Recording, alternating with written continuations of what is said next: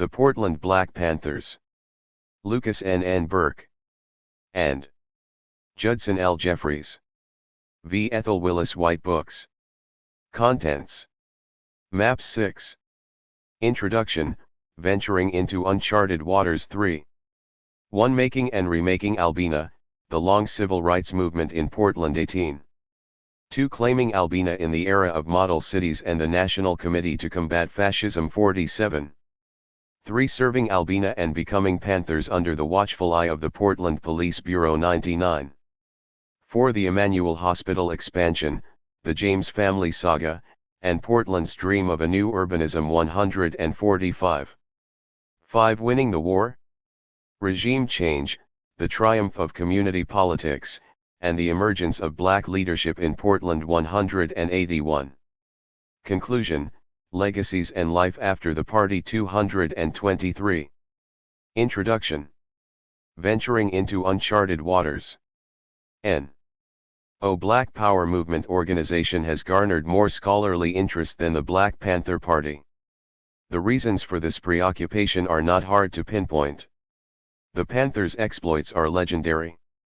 From descending upon the California State House to protest a bill intended to render the group's police patrols impotent to their Hollywood-like standoffs with law enforcement officers that some viewed as suicidal, the Black Panther Party has written a chapter in the annals of American radicalism that ranks with the African Blood Brotherhood and the industrial workers of the world for grit and audace. To ask any student of 1960s history to name a half a dozen Panthers, and among those he or she will undoubtedly rattle off are Eldridge Cleaver, Huey P. Newton, Bobby Seale, Kathleen Cleaver, Fred Hampton, and Elaine Brown.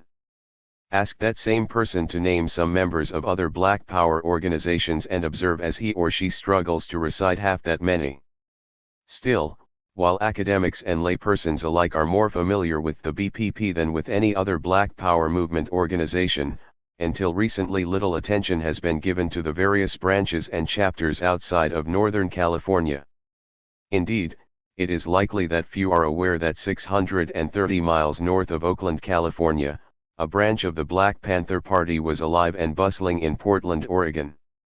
Portland, the county seat of Multnomah County, is the largest city in Oregon and lies at the northern end of the fertile Willamette Valley. It is known for its mild climate and breathtaking scenery in addition to its proximity to both the Pacific Ocean and the Cascade Range. The mountains of the Coast Range rise 20 miles west of the city. Approximately 50 miles to the east stands the picturesque snow-capped Mount Hood. As an inland port city, Portland is a major commercial distribution and shipping center for the Pacific Northwest. A large number of its residents are employed in industries such as textiles, food and timber processing, paper production, chemicals, and aluminum product manufacturing. Portland is not readily associated with civil rights or Black Power.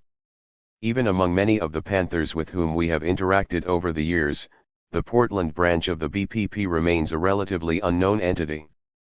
Few are familiar with the dedicated cadre of Panthers that includes Kent and Sandra Ford, Linda Thornton, Percy Hampton, Joyce Radford, and Oscar Johnson, to name a few. Since the Portland branch of the BPP folded 35 years ago, the city has been the subject of numerous books, journal articles, master's theses, and dissertations, yet, in many of them, the Portland branch of the BPP has barely garnered a mention. In recent decades, the City of Roses has been the subject of numerous studies of city planning and urban history by scholars from an array of fields, and has given Portland a unique personality and image.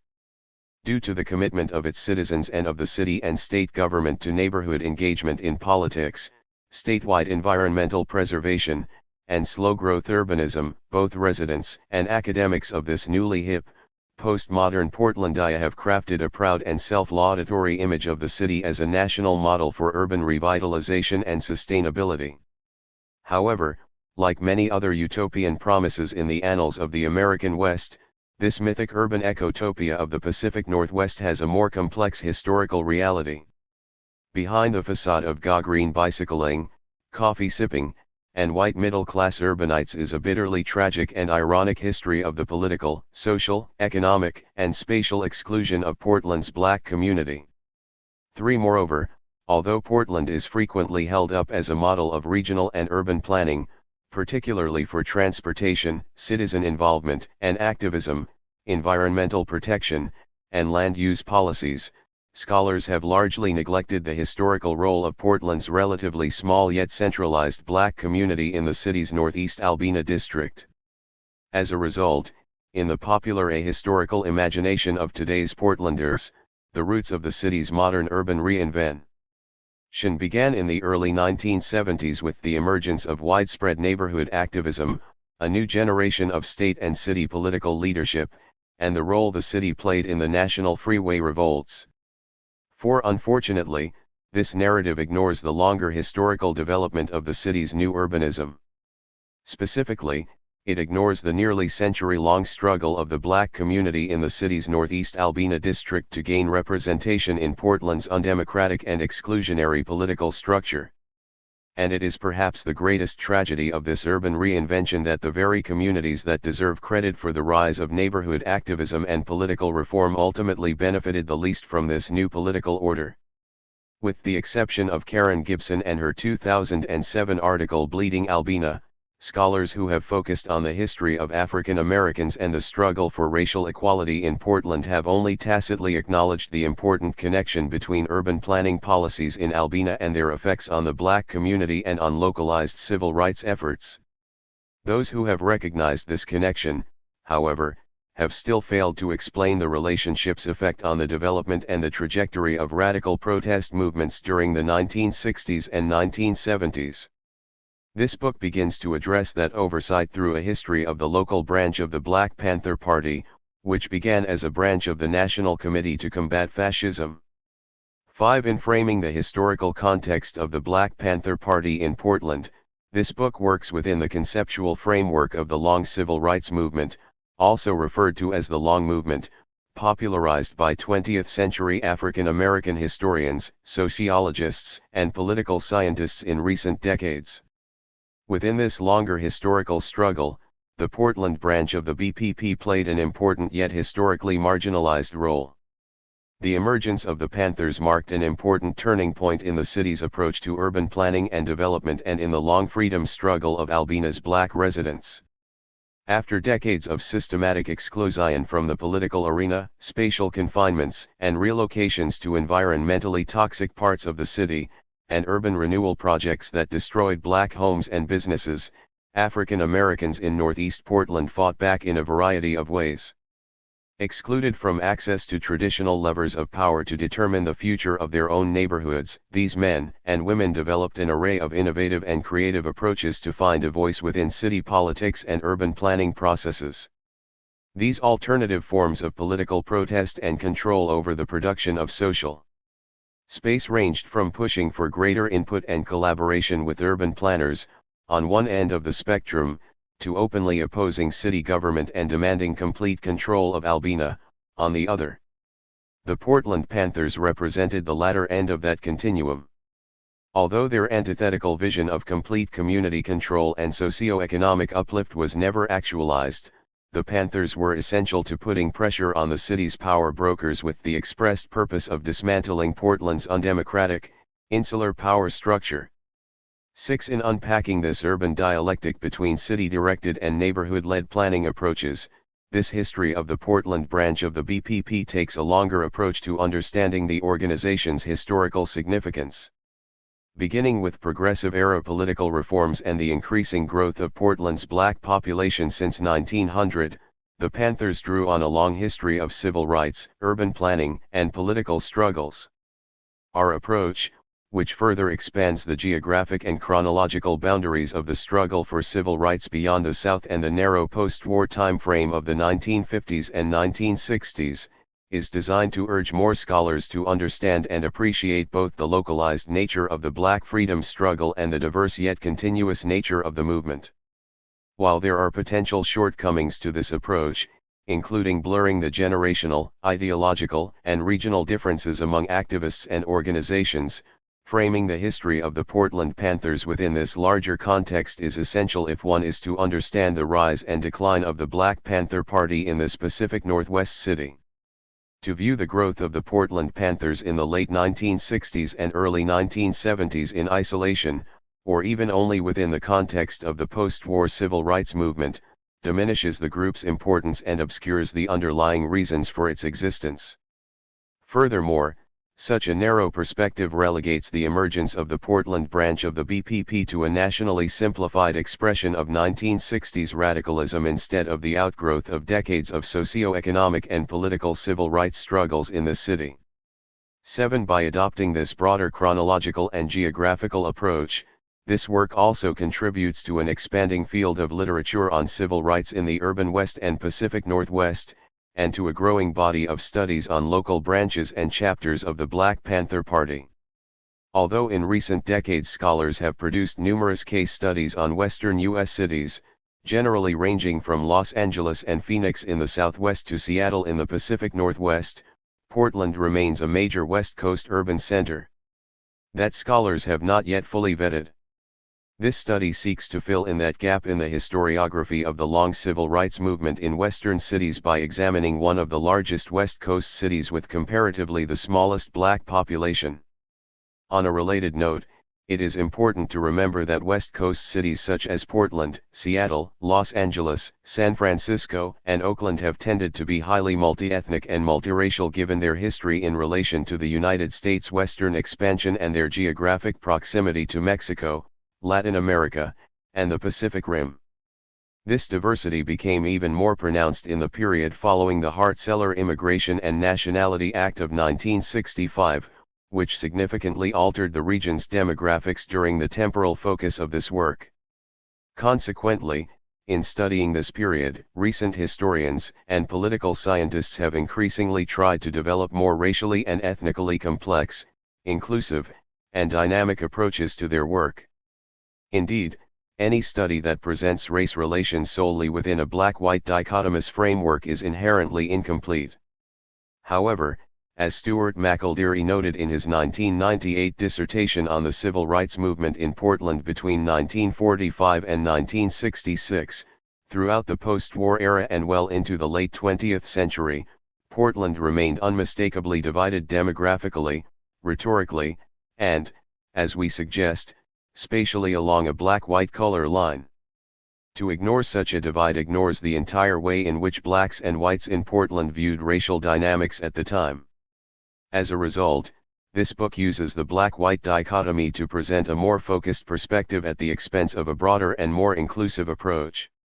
Nevertheless, we encourage readers and other scholars to make further comparisons with other racial and ethnic groups in and around Portland within the same time frame to create a more detailed and holistic understanding of the period. 8. Again, in addition to its contribution to the history of the long civil rights movement, this study also builds on an already rapidly growing and diverse array of localized case studies on the Black Panther Party that have emerged in the past 15 years. Scholars of the late 20th century have had a tendency to view the Black Panther Party through a very narrow lens. They have, for the most part, chosen to focus predominantly on the organization's headquarters in Oakland and on sensational events involving the party, such as the elaborate plots on the part of the FBI to sabotage the Panthers' work, skirmishes with the police, and some of the Panthers' riveting and sometimes inflammatory declarations about the forces that opposed them and conspired to keep poor people consigned to an inferior place in America and abroad. This historically negligent approach has unwittingly contributed to a body of work that has long portrayed the Panthers as gun-brandishing anarchists and unapologetic race-mongers. While the party's image has in fact been forged largely by the histrionics that unfolded in the Bay Area, what many fail to understand is that those goings-on are not representative of the organization generally. To reap the benefits of a more complete portrait of the party, one must interrogate Panther history in national locales. Consequently, it is imperative that scholars expand the arduous task of excavating, documenting, and publishing the history of previously unexamined Panther branches. To date, only New Haven, Connecticut, Milwaukee, Wisconsin, New Orleans, Louisiana, Chicago, Illinois, and Philadelphia, Pennsylvania, have been the subjects of book-length manuscripts concerning the Black Panther Party.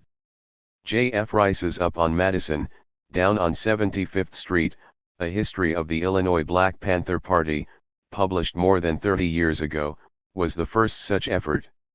Rice's work was timely. That same year, $1.85 million was awarded to plaintiffs in a civil suit brought by the survivors of Peoria Panther leader Mark Clark and Fred Hampton, deputy chairman of the Illinois state chapter of the BPP, who were murdered in a pre-dawn raid on December 4, 1969, by law enforcement officers in Chicago. Nearly 20 years passed before another case study of a Black Panther branch was published, but since then work in this area seems to have picked up, as 3 impressive works on local BPP branches have appeared in the last 7 years. Still, many scholars have chosen to focus their attention on Panther activity in the Bay Area. If other branches and chapters are discussed along the way, they are done so in brief, oftentimes in a disjointed manner, with little connection to the overall history of the organization. 9. Still, over the past several years, a fresh wave of academics, some of whom were barely school age and others who were not yet born during the Panthers' heyday, have uncovered and explored the histories of some of the BPP's reported 40 or so branches and chapters. While these studies have revealed a previously unappreciated diverse yet unified coalition of semi-autonomous units, several important branches have gone unexamined. Most notable among these underexplored branches is the Portland branch of the BPP. There are a few exceptions, however. In Matt Nelson and Bill Nygren's Radicals in the Rose City, Portland's Revolutionaries, 1960 to 1975, an entire chapter is devoted to the Portland branch of the BPP. Similarly, Jules Boykoff and Martha Geese produced an article on media portrayals of the Portland Panthers, and Geese also wrote a short magazine article on the Portland Panthers' dental and medical clinics. Finally, the Portland Panthers are also the subject of a chapter in Paulina Olson's book Portland in the 1960s, Stories from the Counterculture, although, at 7 pages, Olson's discussion of the Panthers is significantly less substantive than that of Nelson and Nygren. Taken together, and shortcomings notwithstanding, these works offer a starting point for understanding the Portland Panthers' history, but the larger social and political history remains untouched and unexamined despite the significant role the organization played in Northeast Portland for more than a decade. This book fills that void. At the same time, this volume makes no claim to being the definitive work on the Portland branch of the Black Panther Party. It is, however, the first in-depth examination of this understudied but important branch of the Black Panther Party. 10. In the following pages, readers will find that, in spite of the branch's relatively short lifespan, the Panthers' presence and work has had a far-reaching impact on the city of Portland generally and on the residents of Albina in particular.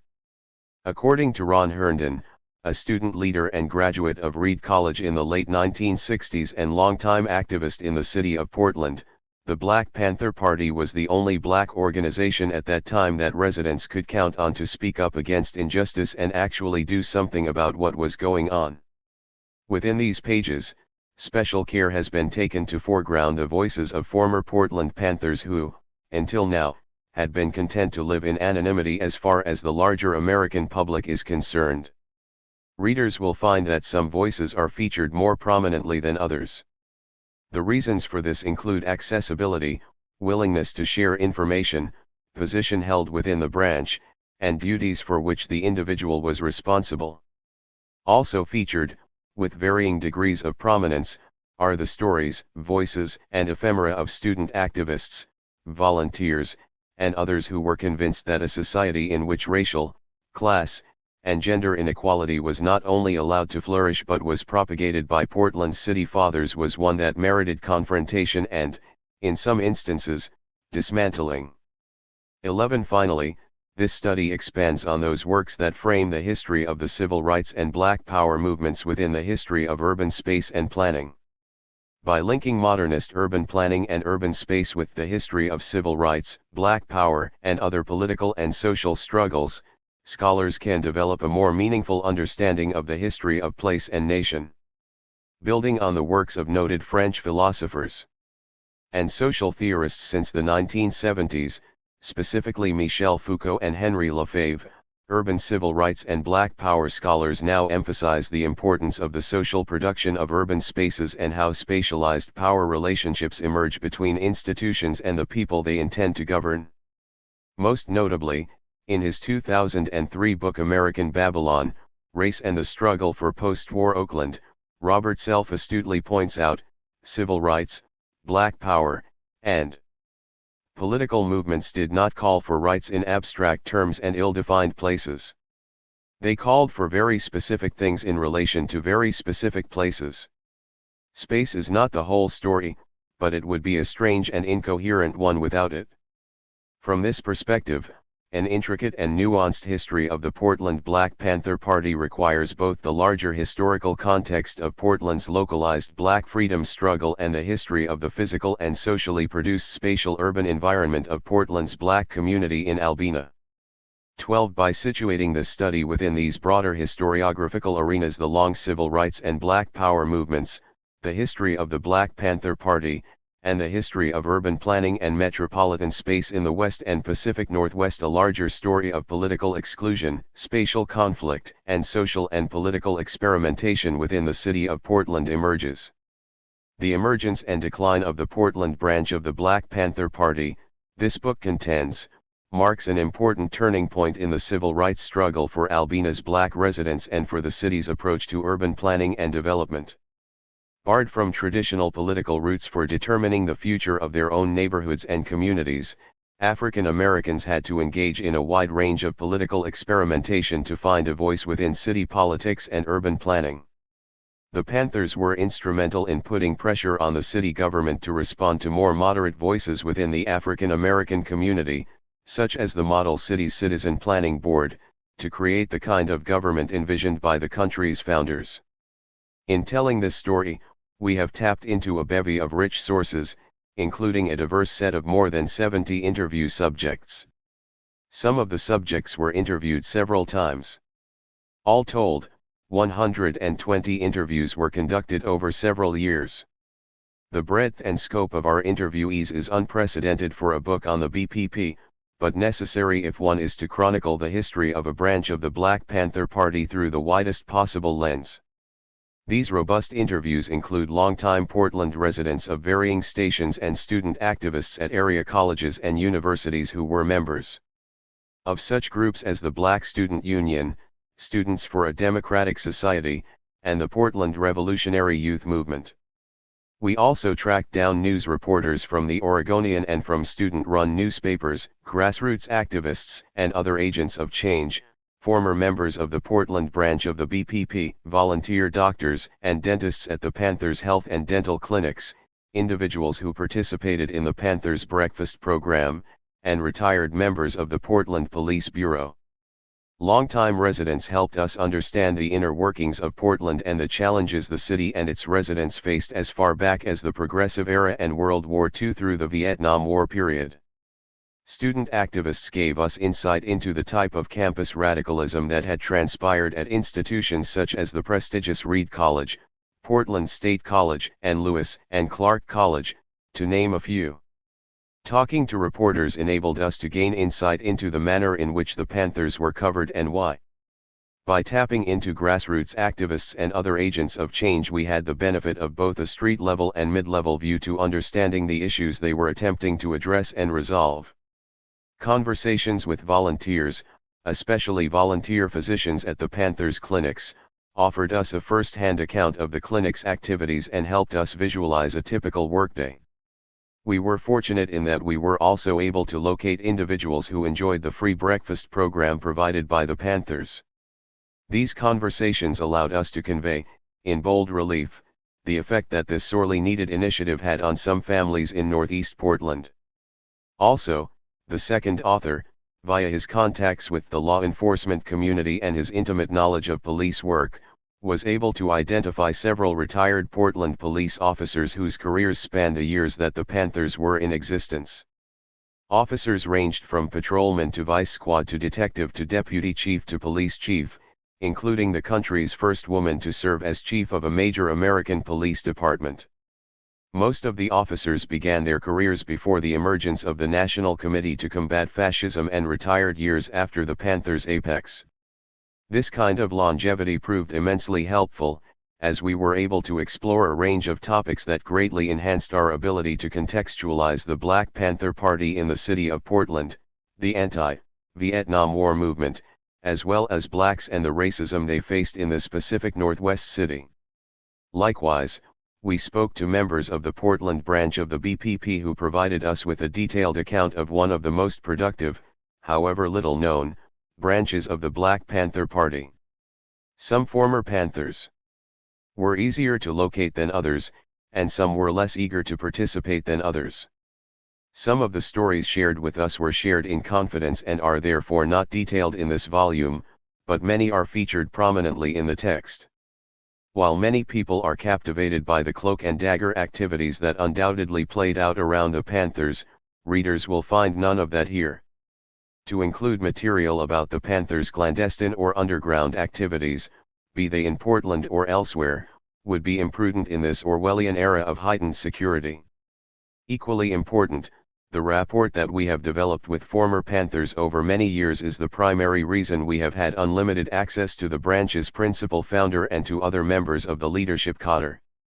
Some of our subjects were consulted on numerous occasions over the course of days, weeks, months, and, in some cases, years. Without this level of cooperation, this book would be inadequate in a number of ways. We have also interspersed relevant quotes throughout the book for the purposes of helping the reader visualize both the characters and the goings-on in Portland.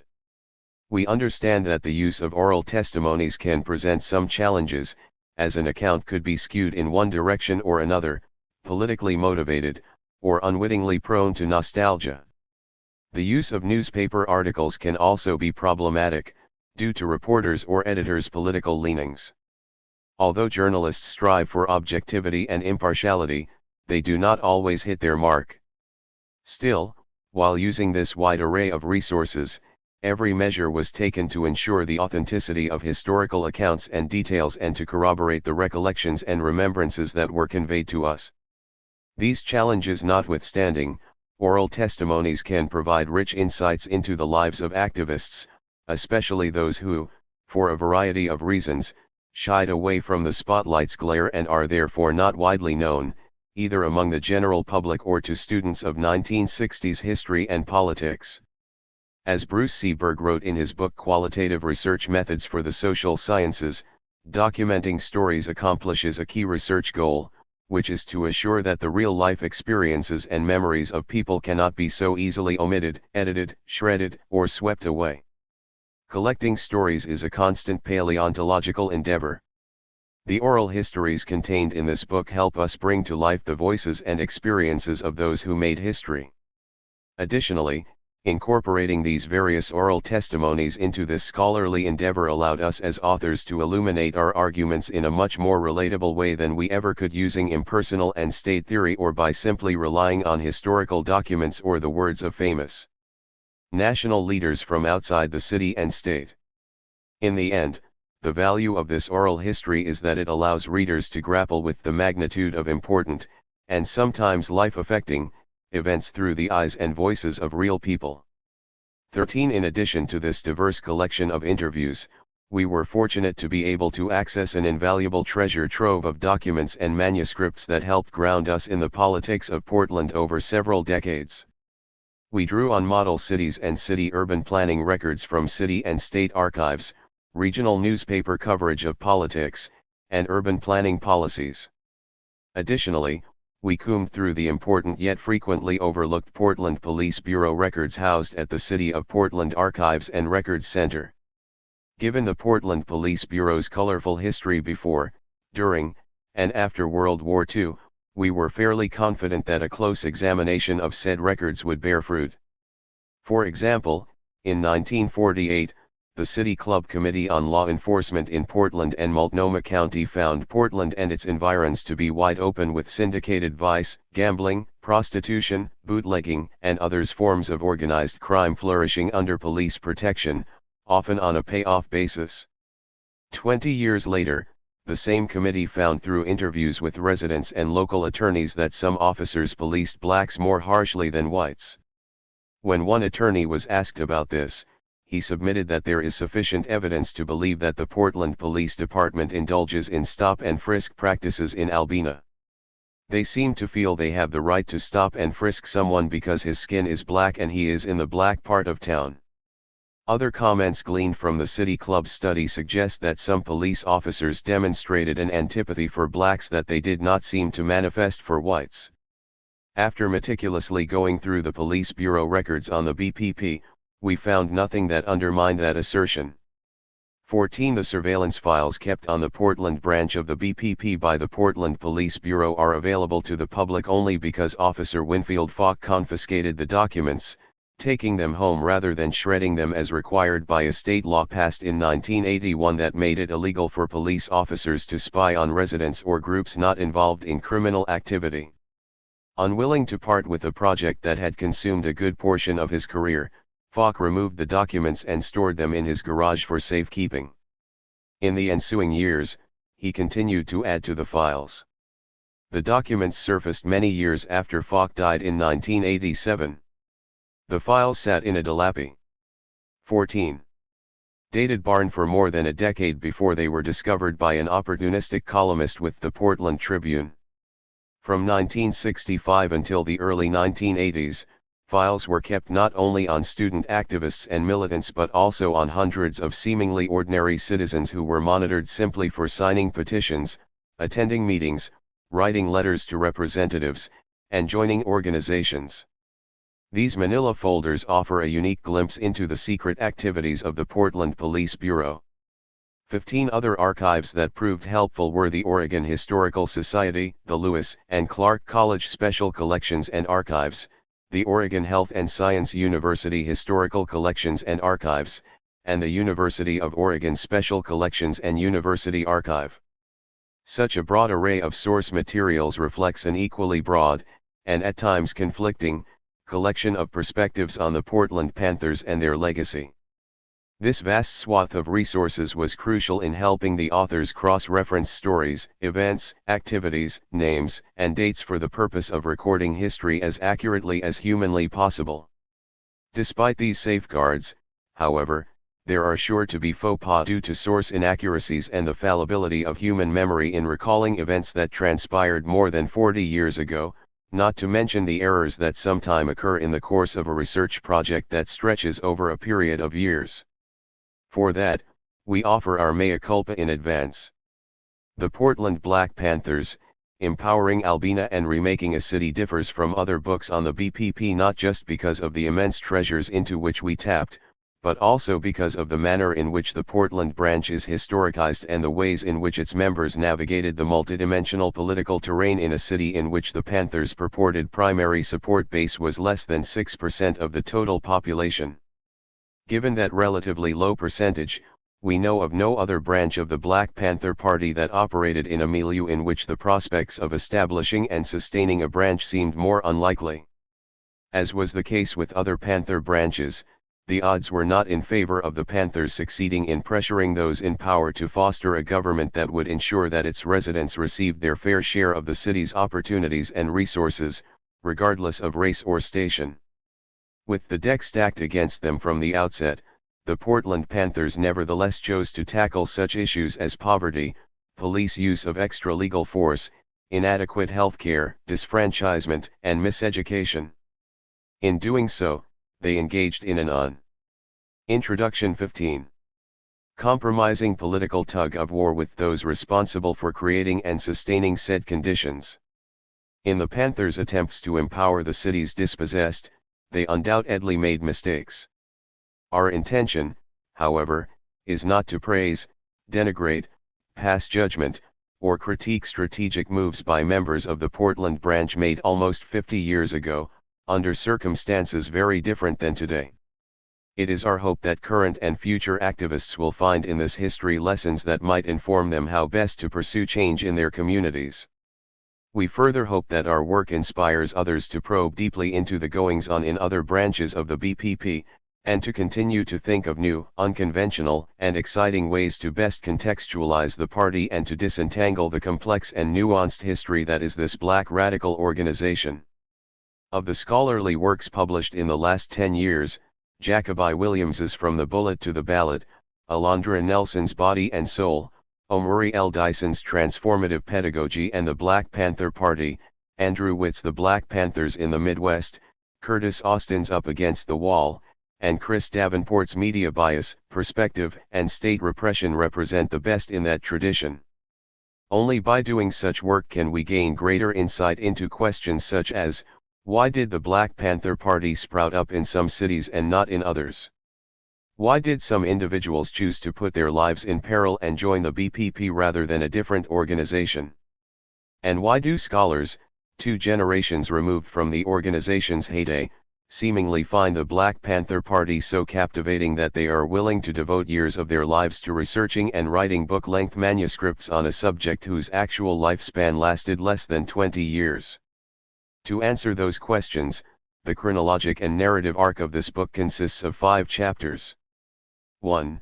Making and Remaking Albina, examines the growth of Portland's African American community in the city's Northeast Albina district and its struggle for racial equality from the early 1900s to the mid-1960s.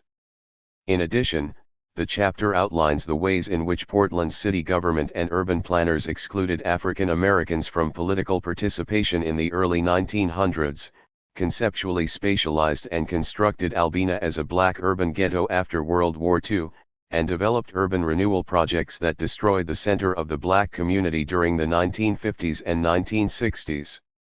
The next 2 chapters detail the origins, development, inner workings, and effects of the Portland Black Panther Party and their community Sir. 16. Bible programs. 2. Claiming Albina in the Era of Model Cities and the National Committee to Combat Fascism, and Chapter 3, Serving Albina and Becoming Panthers Under the Watchful Eye of the Portland Police Bureau, reveal the various tactics that the black community used to fight back against the city's vision of the future of Albina in the late 1960s. In these chapters, we argue that the National Committee to Combat Fascism, which evolved into the Portland Black Panther Party in 1970, emerged as a new form of black political experimentation and as one adversative response to the Portland Development Commission's top-down model cities plan to revitalize the Albina district. On the one hand, the PDC envisioned a reconstruction of Albina rooted in capitalizing on the location and commercial potential of the land, regardless of their plans' effect on the black community's homes and businesses. On the other, the Portland Black Panthers' vision emphasized giving communities complete control over their neighborhoods and promoting community survival programs aimed at socio-economic uplift rather than physical urban renewal. These diametrically opposed conceptions of the future of Albina necessitated a middle path, or political compromise, to ensure peace, tranquility, and stability in Northeast Portland. Chapter 4, The Emmanuel Hospital Expansion, the James Family Saga, and Portland's Dream of a New Urbanism, explores the rise of citizen activism and neighborhood control of the Model Cities program, as well as the political repression of Cheryl James that traumatized a family and a community. While the PDC lost control of the Model Cities program to local citizen boards and planning committees, its continuation with the Emmanuel Hospital renovation and expansion project still leveled a large portion of the black community's homes and businesses. Moreover, combined with the concentrated efforts of local police and the FBI, the PDC's hospital project undercut the Panthers' effectiveness, resulting in the branch's closure in the early 1980s. In the end, however, the PDC's continued dominance in urban planning, much like the Panthers' branch in Portland, was relatively short-lived. Finally, Chapter 5, Winning the War, explores the spread of citizen participation and neighborhood activism throughout Portland in the 1970s, the election of Mayor Neil Goldschmidt and his attempts to reorganize the city's power structure and urban planning apparatus, and the emergence of African American political leadership in Portland and in the state of Oregon.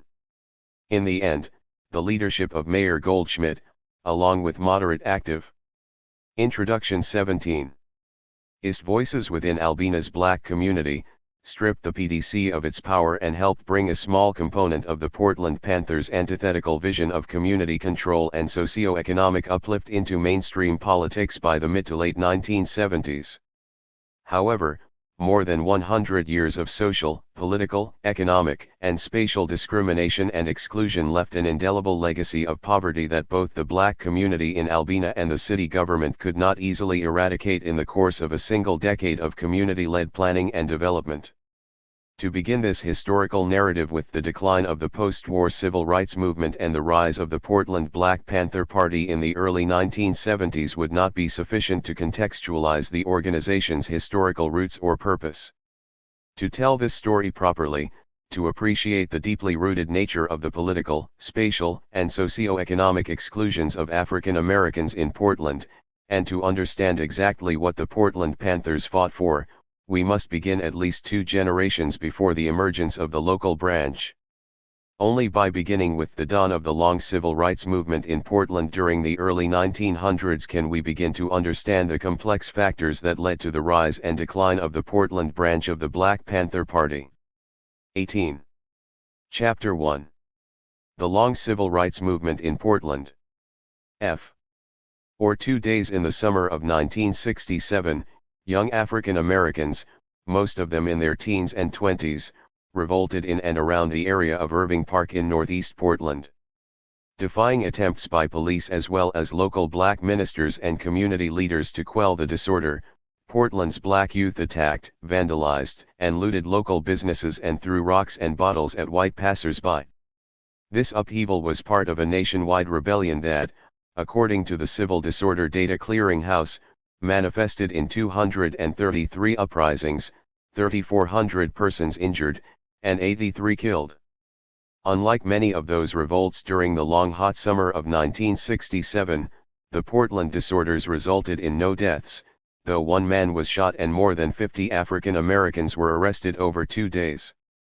Like their contemporaries in Newark, Detroit, Los Angeles, Seattle, Chicago, New York, and other cities, the youth of this generation had grown up in the cradle of the modern American urban crisis.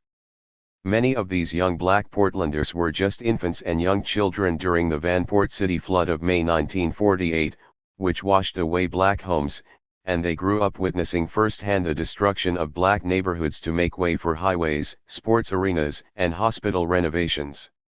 At each turn, white politicians and business leaders in Portland ignored the plight of African Americans and will 19. Ingly destroyed poorer neighborhoods in the name of progress and urban renewal. Throughout the 20th century, and especially in the years following World War II, African Americans gradually achieved legislative victories in their long struggle for civil rights in Oregon. Despite these breakthroughs, Portland, like many other major U.S. metropolitan areas, experienced the worst race revolts in the history of the city during the late 1960s. As city officials and African American community leaders searched for inventive ways to curb the disturbances, many of Portland's citizens were left to wonder why these revolts were happening. Historians of the struggle for civil rights in Portland have been similarly unsuccessful in constructing a fully explanatory narrative of the roots of this rise in radicalism, violence, and discontent. While a wide variety of secondary historical literature exists on civil rights in Oregon, historiography on the subject is fragmented and misleading. To remedy that, this chapter synthesizes research by urban and civil rights historians, examining works on early 20th century, World War II, and post-war civil rights efforts, as well as literature on urban development and renewal, to present a thumbnail sketch of the long civil rights movement in Portland. Placing the Black freedom struggle in this larger historical narrative, the major turn in civil rights during the late 1960s becomes less surprising. Moreover, this approach further emphasizes the problem of presenting the Black freedom struggle in the West and Pacific Northwest and in the broader United States in general in the traditional and limited post-war narrative. Ultimately, this perspective suggests that the turn toward Black power and radicalism was not a deterioration of the mythologized post-war civil rights movement. Instead, such sentiments were the culmination of a century of racial discrimination, political neglect, spatial isolation, and the unresolved socio-economic problems that these policies produced. Between 1900 and the late 1960s, blacks in Portland managed to achieve only the most basic civil rights victories, including the repeal of voting bans and exclusionary language in the state constitution, and the passage of bills providing for public accommodations, fair employment practices, and open housing. However, a century of discrimination, neglect, and community destruction in the name of urban development and renewal had undermined the socio-economic foundation of Portland's African American community. Portland's inherently undemocratic political system, which was ironically grounded in the progressive era values of rooting out political corruption and increasing efficiency in government to make it more responsive to the 21 needs of the people, ultimately ignored the needs of African Americans and created an urban ghetto in the Albina district through the government's unwillingness to pass substantive civil rights legislation and its misguided and destructive post-war urban renewal efforts.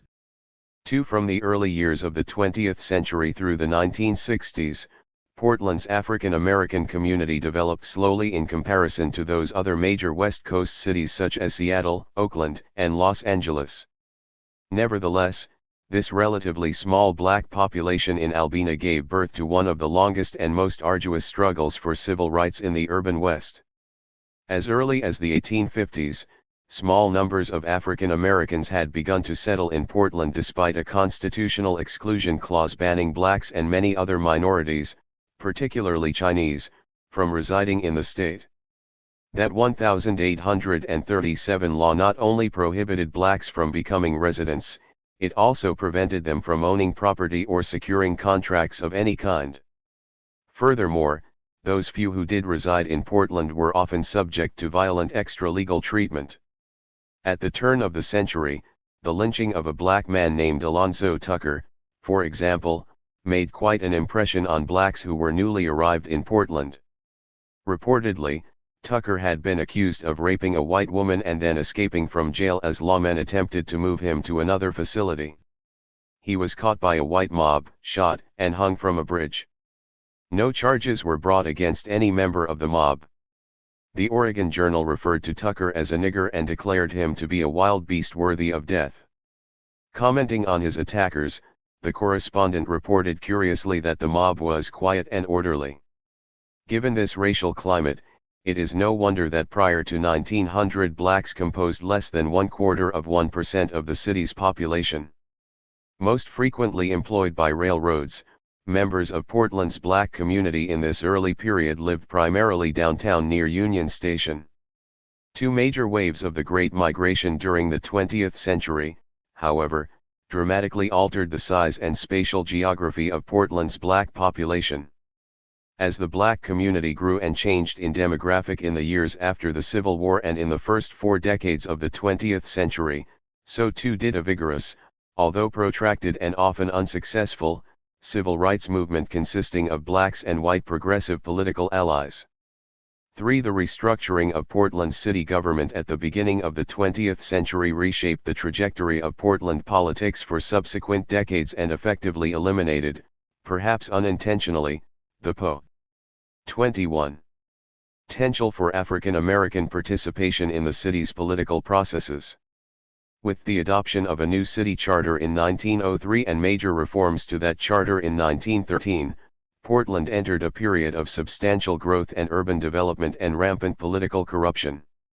Based on progressive ideals and a widespread belief that the mayor needed more authority to improve the social environment of the city, the charter granted Portland's mayor more power than previous mayors had possessed. It eliminated the independently elected city boards and replaced them with a civic commission and an executive board whose members the mayor had the power to appoint and remove. As a result, the mayor exercised a previously unprecedented level of control over many of the city's municipal services. Moreover, while the charter stipulated that residents of the city's various wards could elect 10 of the 15 city council members, the other 5 members were selected through at-large elections. Taken together, these changes diminished local power and representation in favor of greater centralization and efficiency. For by the early 1910s, increasing corruption in the new political system, especially under the leadership of Mayor Joseph Simon, led Portlanders to revise the city's charter in 1913. The charter was revised following a scathing report on corruption in Portland city government published by the New York Bureau of Municipal Research in April 1913. In an effort to eliminate corruption and inefficiency, the city placed new limitations on the power of the mayor, reduced the size of the city council, and replaced the ward-based system of city council representation with an entirely at-large system in which all council members were selected by a citywide popular vote. Although a coalition of political progressives intended for this new system of city governance to reduce competition between neighborhood interests, the new political structure also resulted in the elimination of the voice of minority neighborhoods and communities. According to urban historian Carl Abbott, this change in Portland city politics undermined the indigenous democratic socialism and put government firmly in the hand of the middle class. Despite underlying concerns with the new system, Portlanders defeated two measures to repeal and abolish it in 1917. Without district or ward-based representation, the new structure of Portland politics removed the city's small yet gradually growing black population from the political process and forced them to rely on the support of white progressive leaders in the city government and state legislature to advance civil rights efforts throughout much of the 20th century. 5. 22-1. Because of the nature of Portland politics, African Americans had little success in reforming civil rights issues in the first decades of the 20th century. According to Elizabeth McLagan, a scholar of African American history in Portland, Oregon, progressive in many ways, resisted the necessary legislation which would correct historical inequalities in the treatment of blacks and other minorities. In the absence of a significant black population before 1940 that could legislation, it remained a West Coast ecological paradise with a peculiar resistance to change. In addition to not repealing outdated constitutional restrictions on black settlements that were nullified after the Civil War, the Oregon State Supreme Court established a legal basis for segregation in Oregon movie theaters in the 1906 case of Taylor v. Cohn, which quickly carried over to restaurants and other private businesses. 6. In addition, the Ku Klux Klan, which had experienced a revival across the United States after 1915, triggered by the hugely popular movie The Birth of a Nation, arrived in Portland in 1921. As Klan membership soared to the millions nationally, 35,000 card-carrying members were in Oregon, where there were at least that many sympathizers. Finding the Rose City to be fertile recruiting ground, the KKK formed a large chapter in Portland and held initiation ceremonies on Mount Scott, where large burning crosses could be seen from miles away, making for a terrifying climate not only for the city's black population but for Catholics and Jews as well. The KKK soon spread throughout Oregon, quickly becoming one of the largest social and political organizations in the state. Klan parades were a common sight in Portland. In 1922, KKK-supported candidates won seats on the Multnomah County Commission and 12 of the county's 13 seats in the state legislature. Moreover, unlike California and Washington, which passed laws barring KKK members from wearing hoods or engaging in intimidating behaviors, Oregon allowed the Klan to operate without interference. For example, the Klan assisted a ballot measure that required all children within the state to attend public schools, shutting down the parochial schools run by the Catholic Church. The bill was later ruled unconstitutional by the U.S. Supreme Court in 1925. Still, the KKK became a powerful voice in Oregon electoral politics and served as a major obstacle to the passage of civil rights legislation until the organization's decline in the mid-1920s as a result of internal conflict and political corruption. In his book Sundown Towns, James Loewen echoes Elizabeth McLagan's remarks when he submits that the KKK 23 dominated state politics in Oregon for a time during the 1920s. The most prominent example of this dominance was demonstrated in 1923, when the voters of Oregon unseated Ben Alcott, the KKK's most outspoken critic, and elected KKK member Walter Pierce as governor. 7. Nevertheless, African Americans were not passive victims of segregation and discrimination. They actively pursued civil rights legislation despite their numbers and lack of representation. Through organizations like the short-lived Newport Republican Club, early black Oregonians worked with white progressive allies in the state government to pass new legislation improving access to public accommodations and removing discriminatory language from the state constitution, including outdated exclusion clauses and bans on voting and interracial marriage. However, although the legislature eventually passed amendments to the state constitution regarding exclusion and voting bans, by 1915 the public had on numerous occasions narrowly defeated each measure when brought to a popular vote for ratification. As a result, prior to 1920 and the presence of a sizable black population, the Oregon legislature failed to enact even the most basic civil rights legislation. 8. The migration of African Americans from the rural South to major urban centers in the North and the West during the early decades of the 20th century, commonly known as the Great Migration, dramatically altered the population and the demographics of Portland's black community and laid the foundation for social, economic, and political changes. In the first phase of migration between 1900 and 1920, the geographical center of the black community shifted from the area surrounding the Union Station to the Albina district on the northeastern bank of the Willamette River. Portland's African American population grew slowly in comparison to the populations of other major West Coast cities. During that 20-year period, the African American population in Portland doubled from 775 to 1,556, yet black communities remain the smallest of the three largest minority communities, behind the Chinese and Japanese. Even so, the African American community became the fastest growing non-white community in the city, while the Chinese population declined rapidly from 7,841 to 1,846, and the Japanese population, which transitioned increasingly from wage labor jobs in the city to business ownership and rural farming, grew from 1,189 to 1,715 during the same period. Still, compared with other West Coast cities, the increase in Portland's African American population was relatively small. Los Angeles and Oakland experienced a particularly rapid rise in the black. 24:1. Population. The number of African Americans in Oakland increased from 1,026 to 5,489 over the 2 decades, while Los Angeles' black population exploded from 2,131 to 15,579.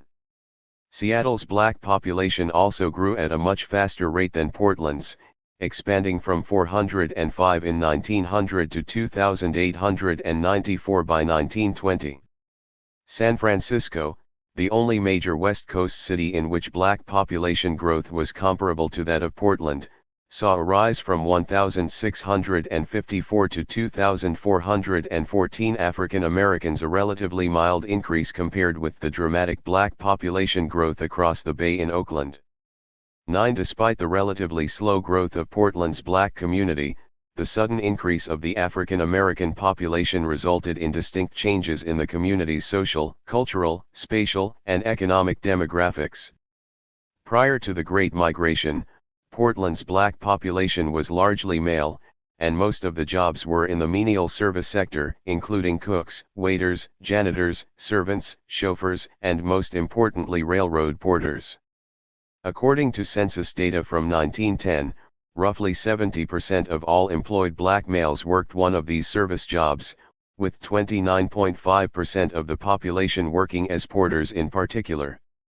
The relatively small population of black women tended to have no occupation, and the few who did worked as domestic servants, cooks, or waitresses. As a result, the majority of Portland's blacks resided in the northern part of downtown, west of the Willamette River, near Union Station and the hotels and restaurants where they worked. 10. Given the black community's relatively small population compared with Asian communities in the early decades of the 20th century, historian William Toll notes that a general though subdued anti-Asian xenophobia at that time allowed for a gradual proletarianization of Portland blacks in service jobs without mass resistance from white Portlanders. By 1920, as the population of African Americans grew, blacks increasingly found jobs as laborers, skilled trade workers, and even business owners and managers, and the percentage of African Americans working as porters dropped to 17.5. Likewise, the number of black women without an occupation fell below 50% for the first time in the census record as more women moved to the city and found work as domestic servants and hairdressers and at various small business jobs within the black community. Regardless of these employment opportunities and the growth of black businesses such as W.D. Allen's Golden West Hotel, located at 707 NW Everett, near downtown, which opened in 1906 and became a major hub for the black community, Toll notes, blacks nevertheless found themselves shunted into traditional 25 service jobs on the fringe of the urban working class. Portland's employers were not willing to admit blacks to higher-paying jobs. And blacks lacked the numbers and power to start banks of their own or to challenge discrimination through the political system. Major advances in employment opportunities for Portland's African Americans did not occur until the latter half of the 20th century.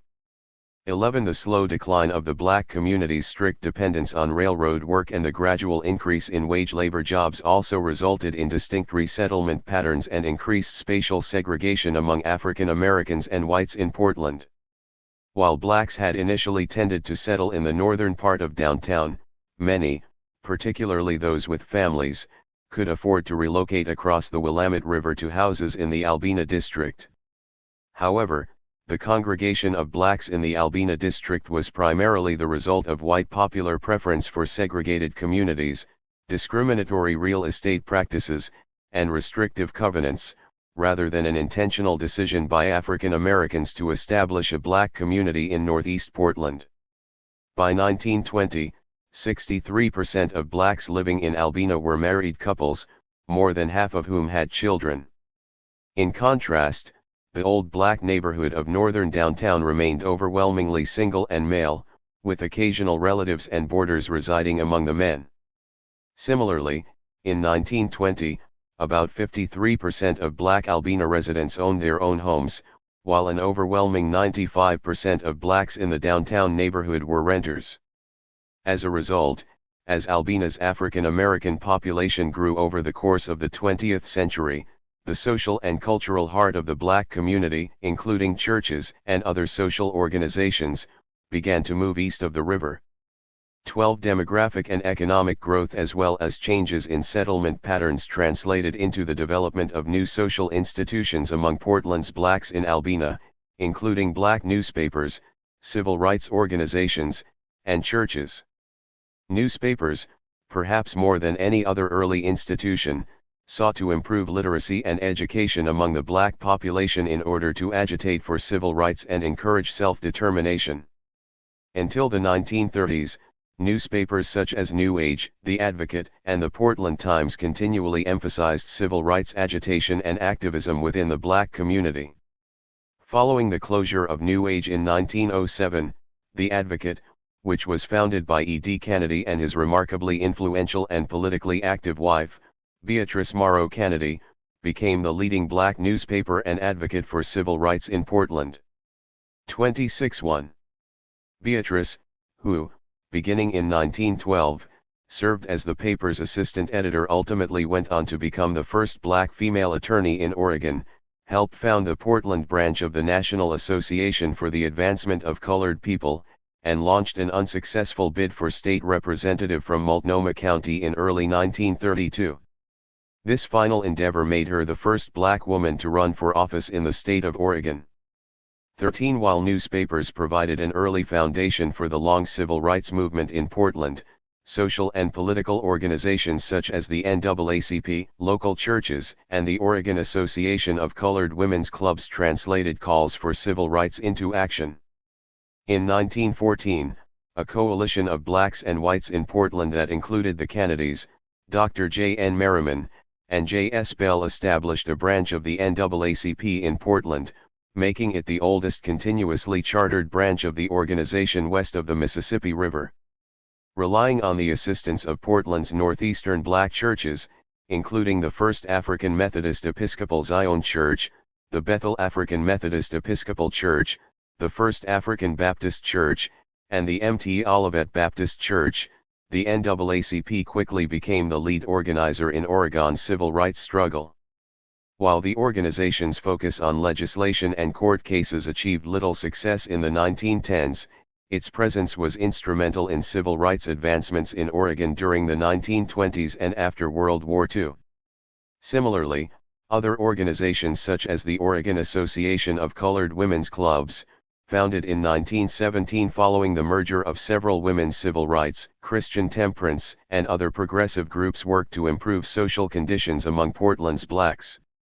In particular, the Oregon Association of Colored Women's Clubs sought to improve women's education and the social, economic, and moral welfare of the community, and to develop black leadership and secure civil rights. Together, these organizations formed the backbone of a rapidly emerging, socially active civil rights movement in Portland.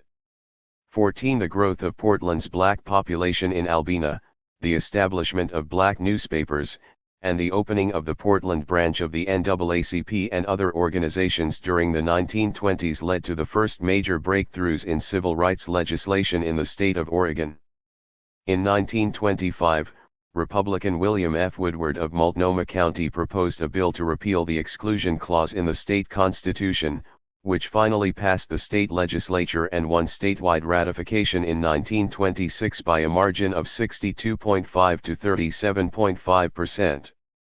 Likewise, in 1927, Salem Representative John Geisey proposed, and 27. The legislature passed an amendment to repeal the voting ban, which the public ratified later that year by a similar margin of 62.4 to 37.6%. However, these measures lack substance, since neither constitutional clause had been enforced in more than 2 decades. Other civil rights measures were less successful. The removal of the ban on interracial marriage continued to meet fierce opposition from state representatives, who voted down the repeal in 1893 and 1917. Clearly, Elizabeth McLagan notes, it was acceptable to modify the state constitution in order to affirm rights guaranteed by the federal constitution, but the legislators of Oregon were not ready to grant additional rights to minorities, including the right to marry whom they pleased. Ultimately, the intermarriage ban remained law until 1951.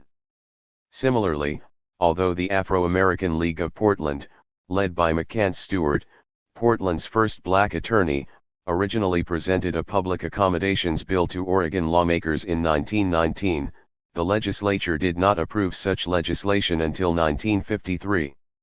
California and Washington, on the other hand, passed similar public accommodations laws in 1905 and 1909, respectively. 15. With the collapse of the stock market in 1929 and the onset of the Great Depression by the early 1930s, economic opportunities for and the growth of the black community in Portland stagnated. Without capital, many black-owned businesses failed during the early 1930s. One such business was the Golden West Hotel, which had not only served as home to some of the railroad's black workers but had also played host to numerous black luminaries of the period such as A. Philip Randolph, founder and president of the Brotherhood of Sleeping Car Porters, and Illinois Congressman Oscar DePriest, and was for the home of many black businesses, large and small. Unemployed blacks struggled to find service jobs, as business owners preferred giving work to unemployed whites.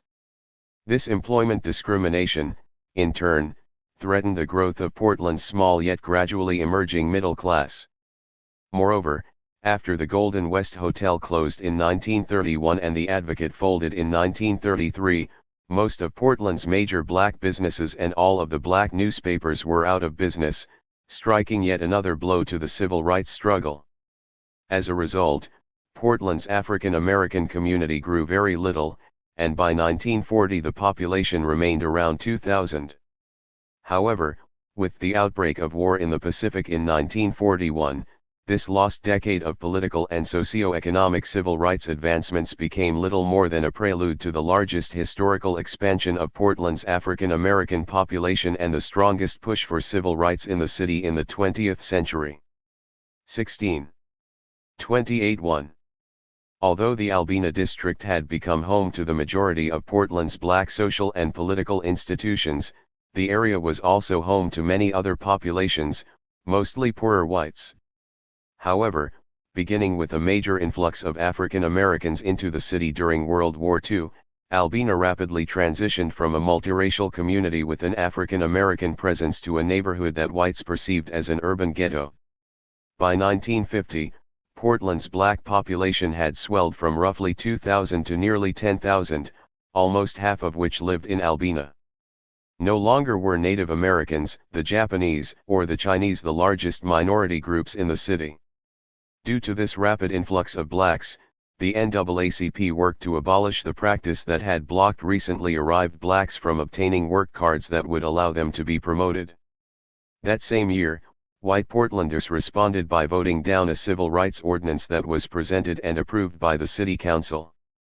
The measure would have guaranteed all races equal use of all public facilities and services. Undaunted, the following year the local NAACP chapter sponsored a fair employment practice law while at the same time quietly but systematically working to dismantle segregation in public places. By 1960, the population of African Americans would stand at roughly 15,637, with 73% of those individuals residing in Albina. During this 20-year period, Portlanders, mostly whites who were uncomfortable with the sudden and rapid growth of the city's black population and the prospect of integration, increasingly reconceived Albina as a black neighborhood.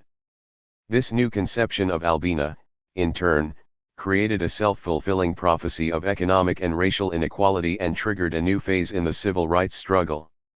The second phase of the Great Migration occurred during World War II and strained social tensions in Portland. The bombing of Pearl Harbor and the United States' entry into the war dramatically increased the presence of wartime industries in Portland and along the Willamette and Columbia rivers. On January 10, 1941, the U.S. Maritime Commission approved the development of the Oregon Shipbuilding Company, to be operated by a consortium of Todd Shipyards Corporation and famed industrialist Henry J. Kaiser. In September of that same year, the Oregon Shipbuilding Company produced the first of 330 Liberty ships and 120 Victory ships. In the city's busy shipyards, Kaiser's construction empire built more than 1,000 ocean-going vessels worth $2.4 billion in U.S. Maritime Commission contracts. Following the passage of the Lend-Lease Act of 1941, Portland also became a key supplier of ships to the Soviet Union. Initially Kaiser founded 29. The Oregon Shipbuilding Company to supply ships to the British, but the United States' entry into the war led to a rapid expansion in facilities and production. By March 1941 Kaiser had bought out the Todd interests and created 2 more yards. The Kaiser Company, Portland, used the site of the city's old airport at Swan Island for the construction of T2 tankers. The Kaiser Company, Vancouver, situated on the northern bank of the Columbia River, built 30 LSTs, 50 cargo ships, and 50 escort carriers. The Oregon Shipbuilding Corporation was fast becoming the country's largest producer of Liberty ships. Since Portland was unable to provide a large enough workforce to fuel Kaiser's ship industry, the industrialist was forced to run help-wanted ads in several of the nation's largest newspapers, and workers from across the country poured into Portland as early as 1942 on 17-car trains called Magic Carpet Specials and the Kaiser Caravan.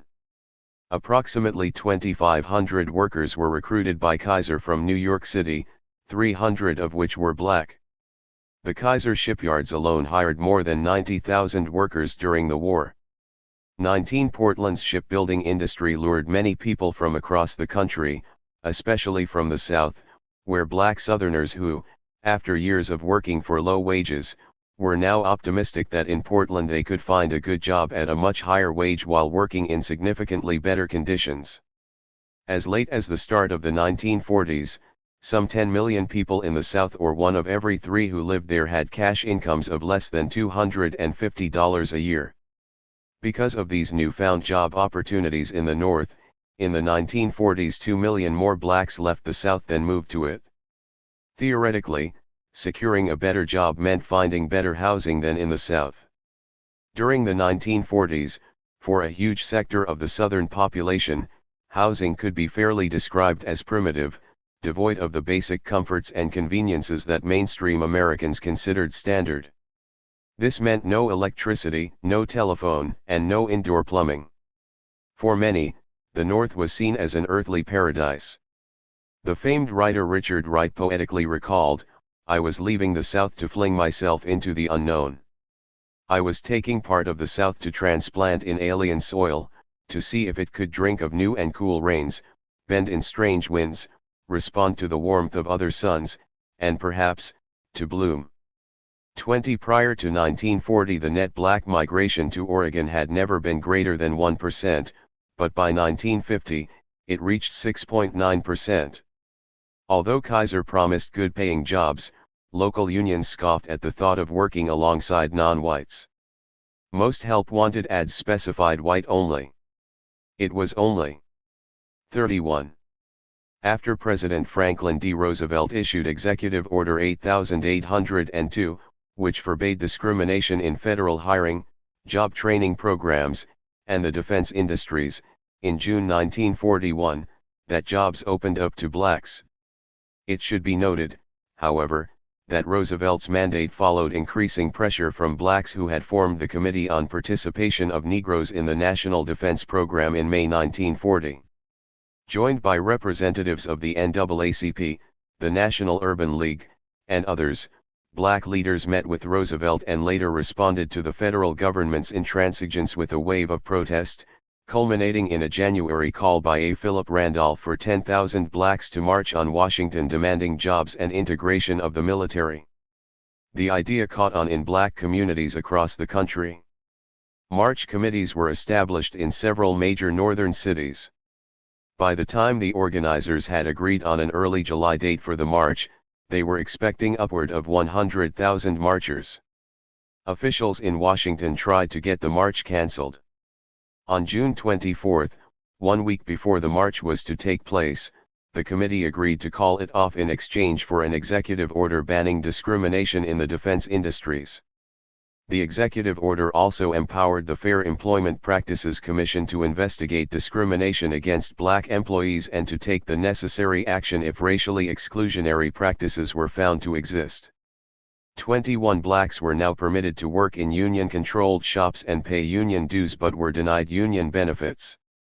Still, for the first time in Portland's history, African Americans found themselves with the opportunity to work in large numbers as industrial laborers rather than as service workers. Because a major migration occurred after the 1940 census and a large number of African American workers left the city before the 1950 census, it is difficult to ascertain how many blacks migrated to Portland over the decade. Many scholars nonetheless estimate that between 20,000 and 25,000 blacks traveled to Portland for employment in wartime industries, and their numbers constituted roughly 25% of the total number of new workers. 22. The first significant obstacles that African American migrants encountered after arriving in Portland was a shortage of housing. There were conflicts over how much housing whites wanted to make available to black migrants. Initially, many blacks continued to move into the Albina district, where Japanese Americans had vacated housing following their deportation and internment in 1942. But such housing was quickly filled, and local whites grew increasingly vocal in their opposition to allowing large 31 numbers of blacks to settle in the city. By September 1942, the Oregonian reported, several thousand Negroes have moved into Portland, taxing the housing facilities of the Albina district, center of the city's colored population. Previous population of the East Side Negro colony ranged from 1,500 to 2,000. But in recent months it has increased to about 5,000. Initially, the Housing Authority of Portland, which had been created in 1941, proposed constructing 4,900 apartment units and a dormitory in Albina. Many of Portland's whites, however, who had long been ambivalent about the relatively small presence of blacks in the city, spoke out forcefully against the permanent integration of new African American migrants and opposed the proposed housing projects in Albina. In particular, white civic leaders and neighborhood organizations relied on racial stereotypes to prevent the construction of new housing projects by suggesting that African Americans were primarily responsible for increasing crime rates in U.S. cities. A group of 500 white Albina residents presented a plan for housing black workers. If it is necessary to bring in large numbers of Negro workers, locate them on the edge of the city, urged the president of the Central East Portland Community Club. It would be much better for all concerned, he continued, if they are allowed to fan out through the city. It soon will be necessary to station a policeman on every corner. Even J.E. Bennett, a former city commissioner, publicly stated that the city should actively discourage large numbers of black workers from migrating into the city. Portland was unprepared for such a massive influx of people. 23 Following Hap's failure to build new housing within Portland by late 1942, Kaiser and Hap worked quickly, quietly, and without the consent of the City Council or the Planning Commission to establish a temporary wartime city.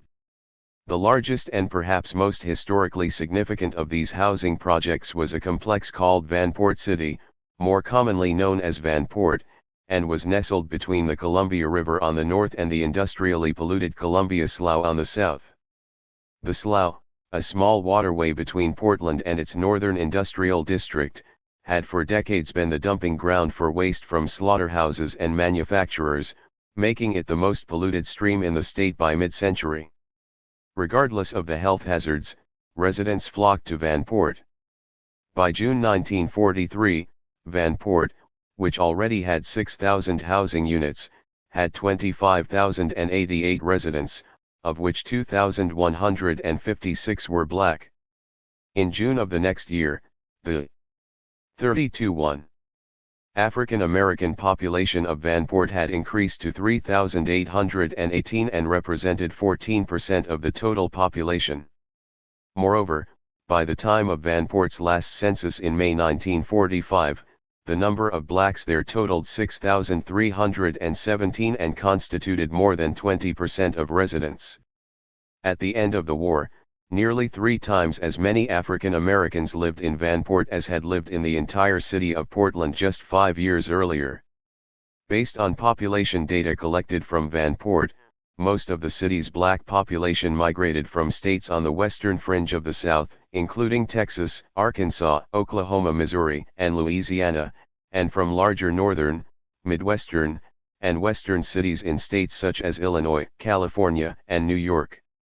As a result, by the end of the war, the black population in Portland and in the state of Oregon was much different in size and demographics than it had been in the 1920s and 1930s.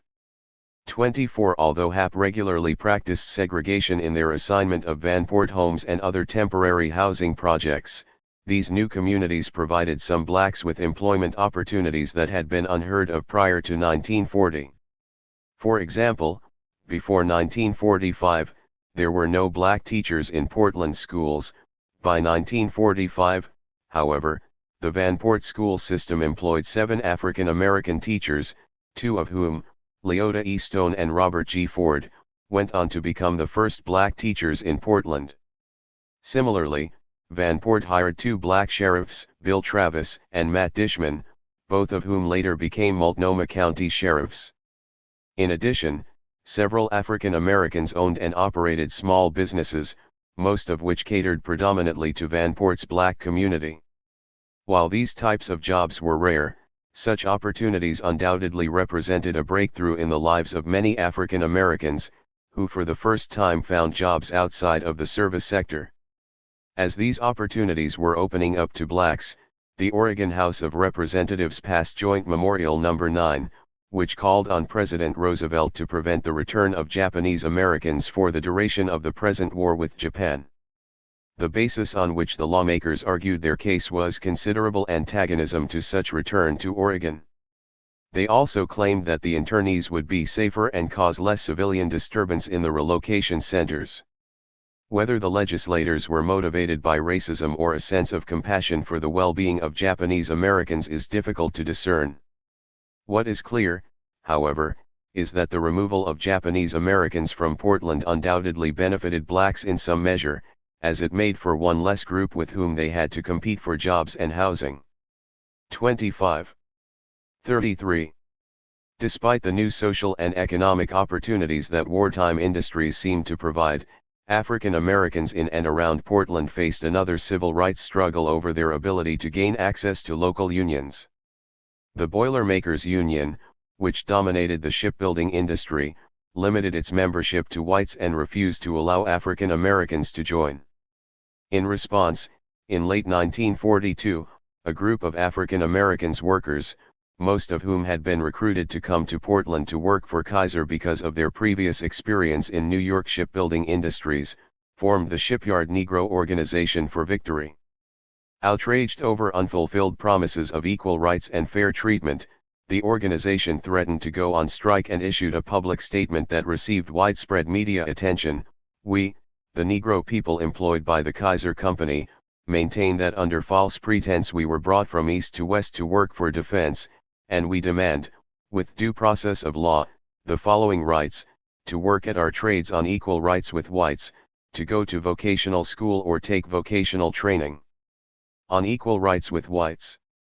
In response, the federal government launched an inquiry into the Boilermakers Union and the Kaiser Company's practices, and demanded substantial reforms.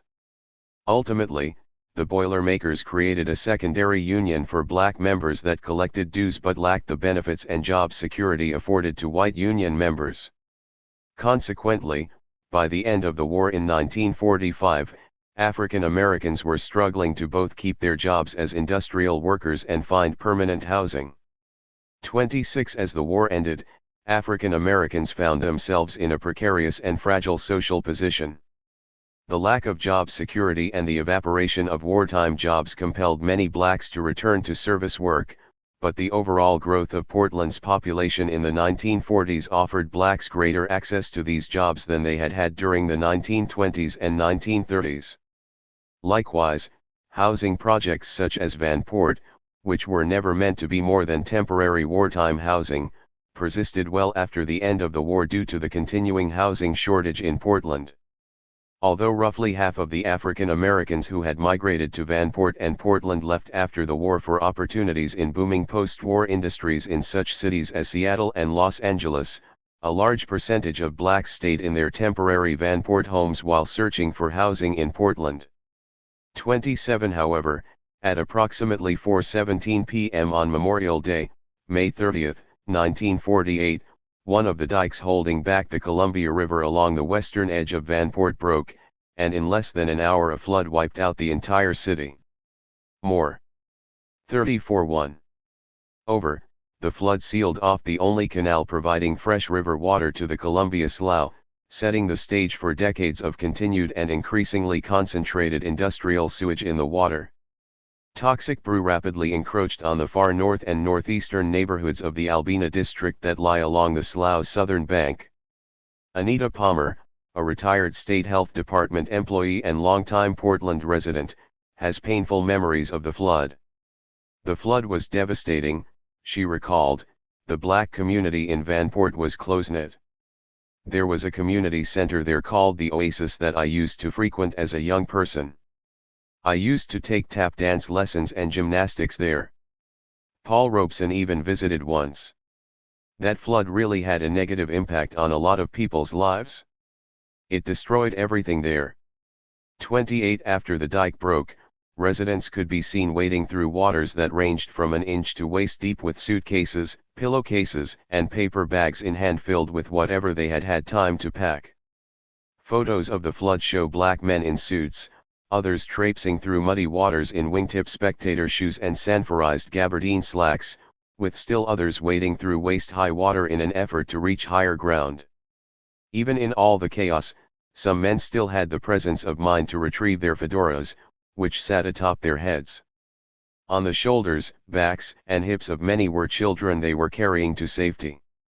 Vanport residents fled to evacuation buses on Denver Avenue that ushered them to local schools for shelter.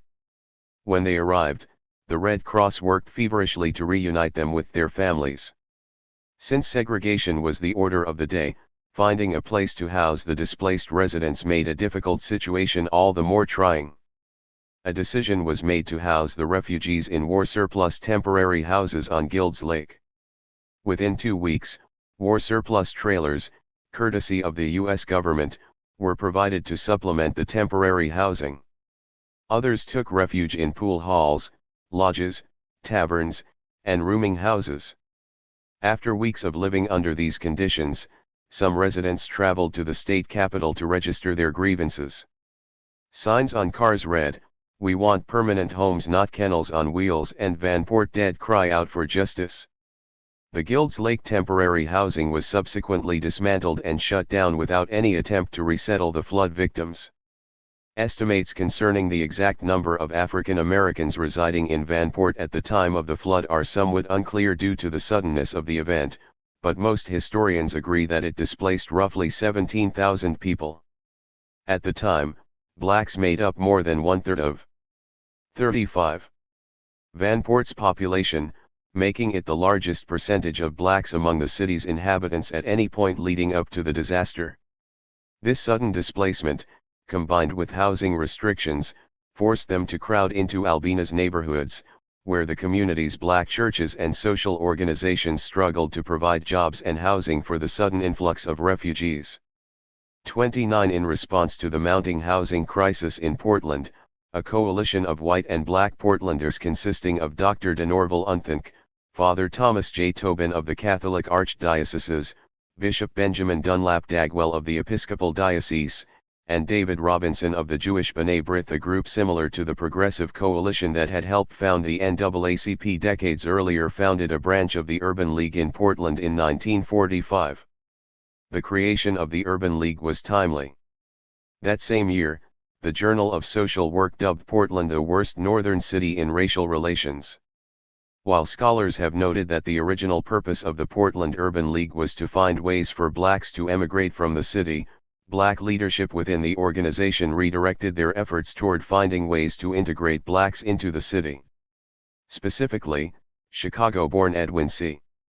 Bill Berry, the Portland Urban League's first executive director, worked to open new job and housing opportunities to Portland blacks for more than a decade until his departure in 1956.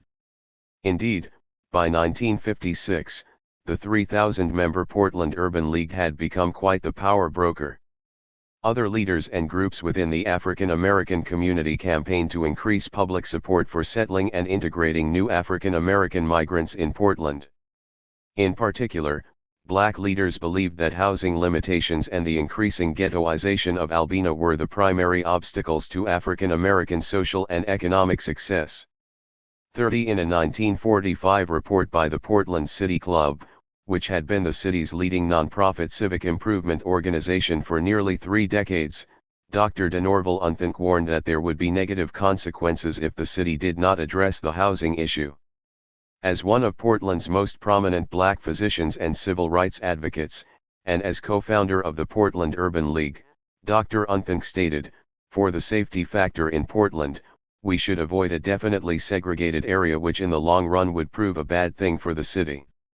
Unfortunately, the migration to Albina following the flood of Vanport in 1948, and white spatialized conceptions of that neighborhood as black, combined to make it a post-war urban ghetto. 36-1. By the late 1940s, the Housing Act of 1949 authorized the construction of 810,000 new units of low-cost housing over a 4-year period. According to the 1950 census, half of Portland's black population resided within the 2 census tracts of Albina. However, in this supposedly black neighborhood, whites still outnumbered non-whites by a ratio of 2 to 1. 31 By 1950, Albina had transformed into a neighborhood that the broader white community conceptualized spatially as a black urban ghetto, a transformation that, like those of many other cities in the United States, was not inevitable. In the conclusion to her 1978 report for Portland State University concerning African Americans in Portland during and after the war, researcher Diane Pancoast placed the onus for the creation of the black ghetto on Portland's white population. Whites, she contended, considered Albina to be a black neighborhood much earlier than blacks did. Moreover, she suggested, it seems clear that whites rather than blacks created Albina, and the blacks have suffered as a result while whites have profited. The recent development of black pride, whatever its merits, has tended to obscure, to some extent, the origins of our ghettos, at least to whites who are looking for an escape from responsibility. As a result, regardless of the successes of half a century of civil rights struggles, Portland's African American community found itself facing devastating socio-economic conditions that were just as bad if not worse than they had been in the past. 32 Despite the problems caused by the ghettoization of Albina, Portland's African American population had reached such a critical mass that community leaders believed that they could launch an effective assault on the underpinnings of racism and prejudice at the core of Portland's social, political, and economic climate. With organizations such as the NAACP and the Urban League, blacks felt that they had the tools to improve their social and economic standing in the city, regardless of their lack of representation within the political process. Unfortunately, over the course of the next 2 decades, city government and urban planners attempted to rebuild the Albina district through costly and destructive urban renewal efforts rather than address the underlying social causes of the economic and racial inequalities that created the ghetto. Once again, African Americans met these misguided policies with resistance. Ultimately, the resulting post-war civil rights movement marked the most important turning point in the century-long struggle. That movement's successes and failures laid the foundation for the next phase of the black freedom struggle and shaped the course of Portland's history for the remainder of the 20th century. 37. Between the early 1950s and the mid-1960s, Portland, along with the rest of the nation, entered a period of rapid civil rights reforms that some scholars classically refer to as the singular civil rights movement. By 1960, the black population of Portland exceeded 15,000 and comprised 4% of the city's permanent population. Henry Stevenson, a military veteran who moved to Portland from Washington, D.C., in November 1960, described the city this way: living in Portland at that time was almost like living in Alabama. Black folk had it rough in Portland. The system, especially the police, had a whole lot of feet on black people's necks. It was nothing for a cop to just shoot a brother. Now this wasn't an everyday occurrence, but when it did happen, there was no consequences. The cops weren't afraid of being reprimanded in any way. It is possible that Stevenson's depiction of black life in Portland is exaggerated, especially in its comparison to Bull Connor's Alabama, but the marginalized position of African Americans in the Rose City is well documented. Consequently, by 1960, for the first time in the city's history, civil rights became a prominent issue in political discourse.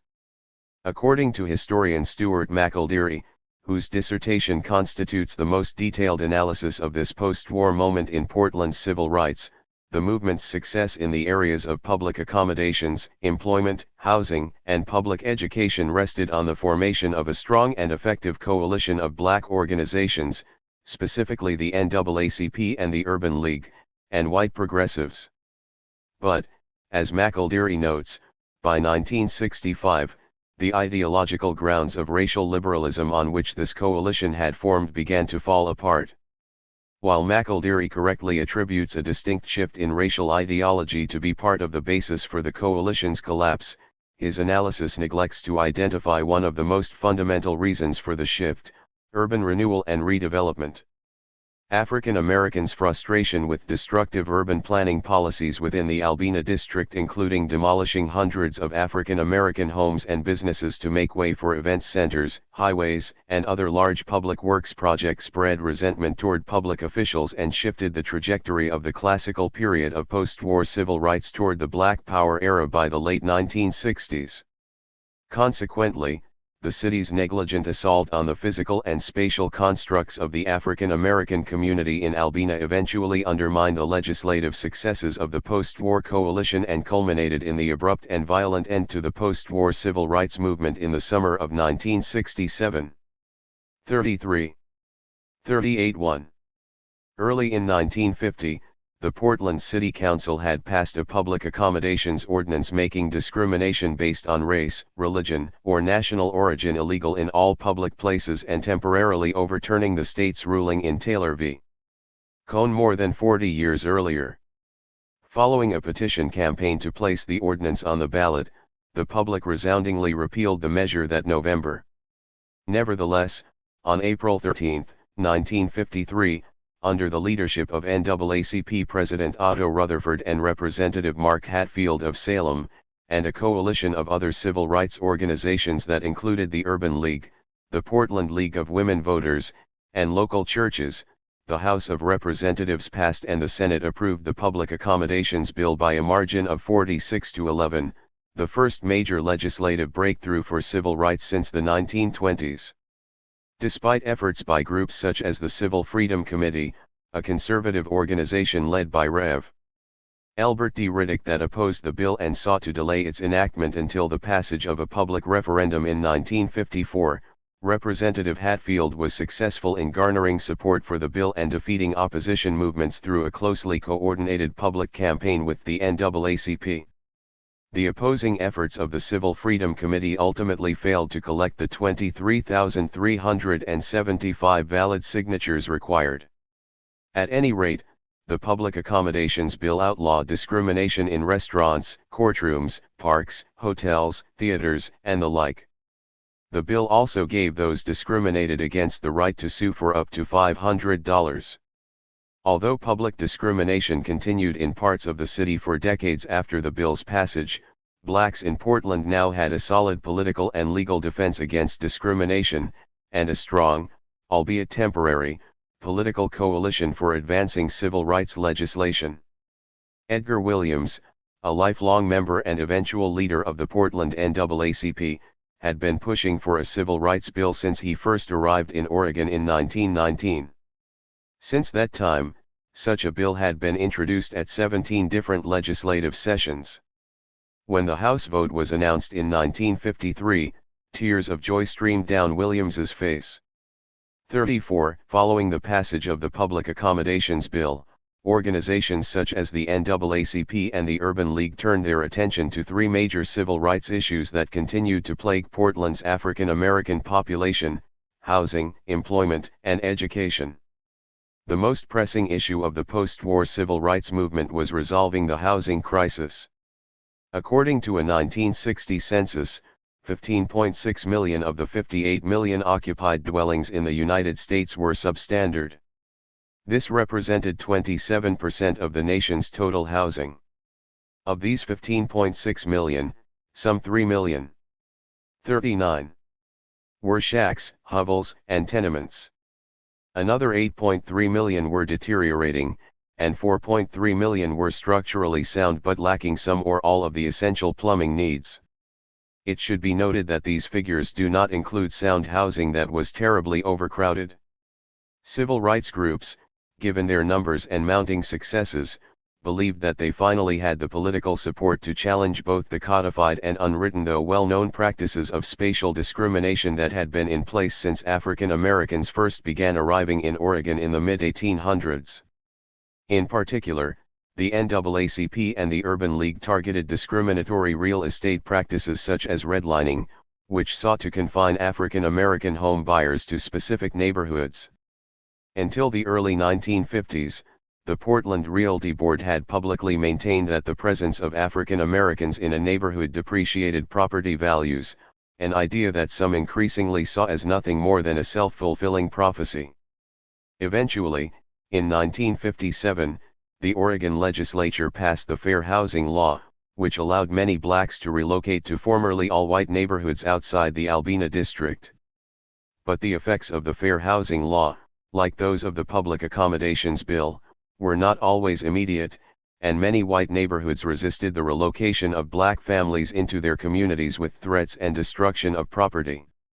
In addition, with the gradual opening up of the suburbs to Portland's black middle class, many African Americans left behind an increasingly impoverished black inner-city population that lacked the social or economic resources to improve their community.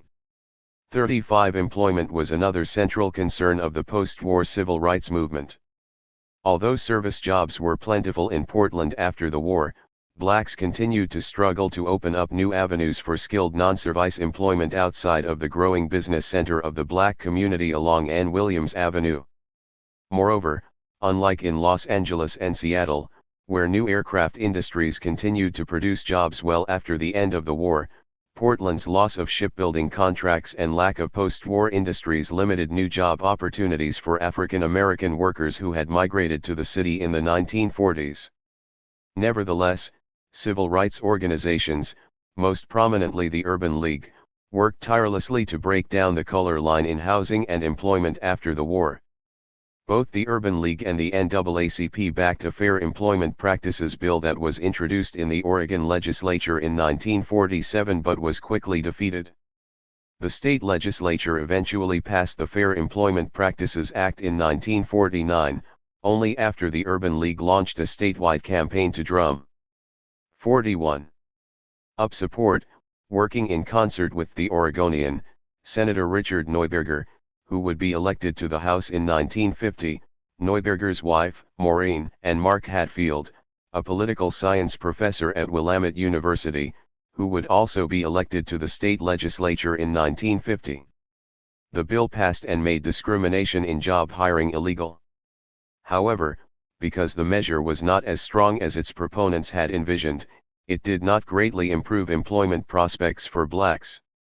Instead of creating an agency to monitor discrimination, the Fair Employment Practices Law channeled all complaints through the State Labor Commissioner's office. Still, some saw the law a major victory. Indeed, by December 1949, the Urban League had placed 300 blacks in jobs, 40 of which were new positions. Less than 5 years later, nearly 1,000 blacks had jobs in commerce, industry, and city, state, and federal departments and agencies. 36 Portland's Urban League, under the leadership of Edwin Bilberry, William Boone, and E. Shelton Shelley Hill, made employment its highest priority during the 1950s. Indeed, blacks' foray into industries that were once closed to them can be attributed to the Urban League's advocacy. During these men's tenure, blacks were hired on as school teachers, school principals, bus drivers, bank officers, and police officers. In 1946, Charles Duke became the city's first black police officer. Some of the more notable success stories included Mark A. Smith, the first African American deputy commissioner for the Oregon Bureau of Labor, William Carr, a member of the Portland Fire Department, Dr. William Couch, a faculty member at Reed College, William Hilliard, a writer for the Oregonian, and several non-custodial employees of Sears and Montgomery Ward. Speaking of the Urban League and its successes, journalist and political activist Julia Rutila noted, "The Urban League had more guts than the NAACP in those days." 37 By the early 1960s, however, the NAACP and the Urban League had developed an increasingly confrontational approach toward the gradualism and tokenism of employment integration, and adopted the practices of public protest and picketing, activities that contradicted the widely held perception that black interest groups limited themselves to such tactics as litigation and lobbying. In November 1961, for instance, under the tenure of Executive Director Hill, the Urban League invited Dr. Martin Luther King, Jr., to speak at its Equal Opportunity Day program at the Portland Civic Auditorium. The program's theme, "Eliminating the Barriers to Equal Opportunity," drew more than 3,500 attendees. King's appearance in Portland was part of a West Coast speaking tour. He spoke eloquently and passionately. 41. Of the successful Freedom Rides, the bus boycott in Montgomery, Alabama, and the lunch counter sit-ins. The Freedom Rides, launched in the spring of 1961, put the race question on America's front burner in a way that it had not been since the early to mid-1950s. The Negro problem was no longer an in-house matter discussed in hushed tones among American citizens but had become a matter of international interest. When the United States showed stiff opposition to China's being allowed to join the United Nations, the Russians took the opportunity to rub the race question, which had hovered over the head of every American since 1619, in Americans' faces. Ambassador Adlai Stevenson had vehemently opposed the admission of the supposedly ruthless Chinese Communist state to the UN in part because of China's treatment of its own citizens. Upon hearing this, Ambassador Valerian Zorin of the Soviet Union quickly responded that if the manner in which citizens of a country are treated is a basis for membership in the UN, then the United States should be voted out of because of its treatment of blacks. 38. By the fall of 1961, more than 70,000 students throughout the South, both black and white, had taken part in sit-ins, and approximately 3,600 had been arrested. In Portland, Dr. Martin Luther King, Jr., encouraged freedom-loving citizens to use creative nonviolent protest to bring about full integration in their city. What's more, King called on President John F. Kennedy to issue an executive order to end discrimination and segregation, just as Abraham Lincoln had done to end slavery. Despite King's reputation among many blacks as the apostle of peace, some whites viewed him as an outside agitator. My publisher M.J. Frey at the Oregonian thought King was a communist and didn't think we should cover the Urban League event, but we did, said reporter Bill Hilliard. Throughout his life, King was constantly mislabeled as a communist despite his anti-communist stance. His rejection of communism stemmed from his religious belief that divine laws set all standards of justice. A Marxist society, King maintained, is based on no divine government, no absolute moral order. As a result, almost anything force, violence, murder, lying is a justifiable means to the millennial end. Nevertheless, the perception that King was a communist, and most certainly a troublemaker, only increased. However, King's visit to Portland left a big imprint, as over the next year the Portland NAACP launched boycotts of Fred Meyer and Sears Roebuck stores for refusing to hire black sales clerks, and of the International Longshore and Warehouse Union for discriminating against African American dock workers. Such 42.1. Confrontations with businesses and institutions that were popular among sympathetic whites marked the first major signs of erosion within the black-white post-war civil rights movement's coalition. Ultimately, while civil rights groups were quick to emphasize their successes in breaking through discriminatory hiring practices, the changes had not come quickly enough to improve the economic livelihoods of members of the black community in Albina. 39. The third concentrated effort of the post-war civil rights movement centered on public education and the integration of Portland schools. Unlike in southern states, where segregation was the result of directly legal segregation, the division between whites and people of color in Portland schools was the result of pre-existing spatial settlement patterns, or de facto segregation, which was the product of legalized housing inequalities. The Supreme Court's 1954 landmark ruling in Brown v. Board of Education therefore had little effect on the composition of Portland's school system. For example, even as late as the 1964-65 school year, 4 elementary schools in northeastern Portland, Boise Elementary, Elliott Elementary, Humboldt Elementary, and Highland Elementary, all had more than 85% black enrollment. As a result, challenging segregation in Portland required breaking down spatial arrangements rather than legal blockades.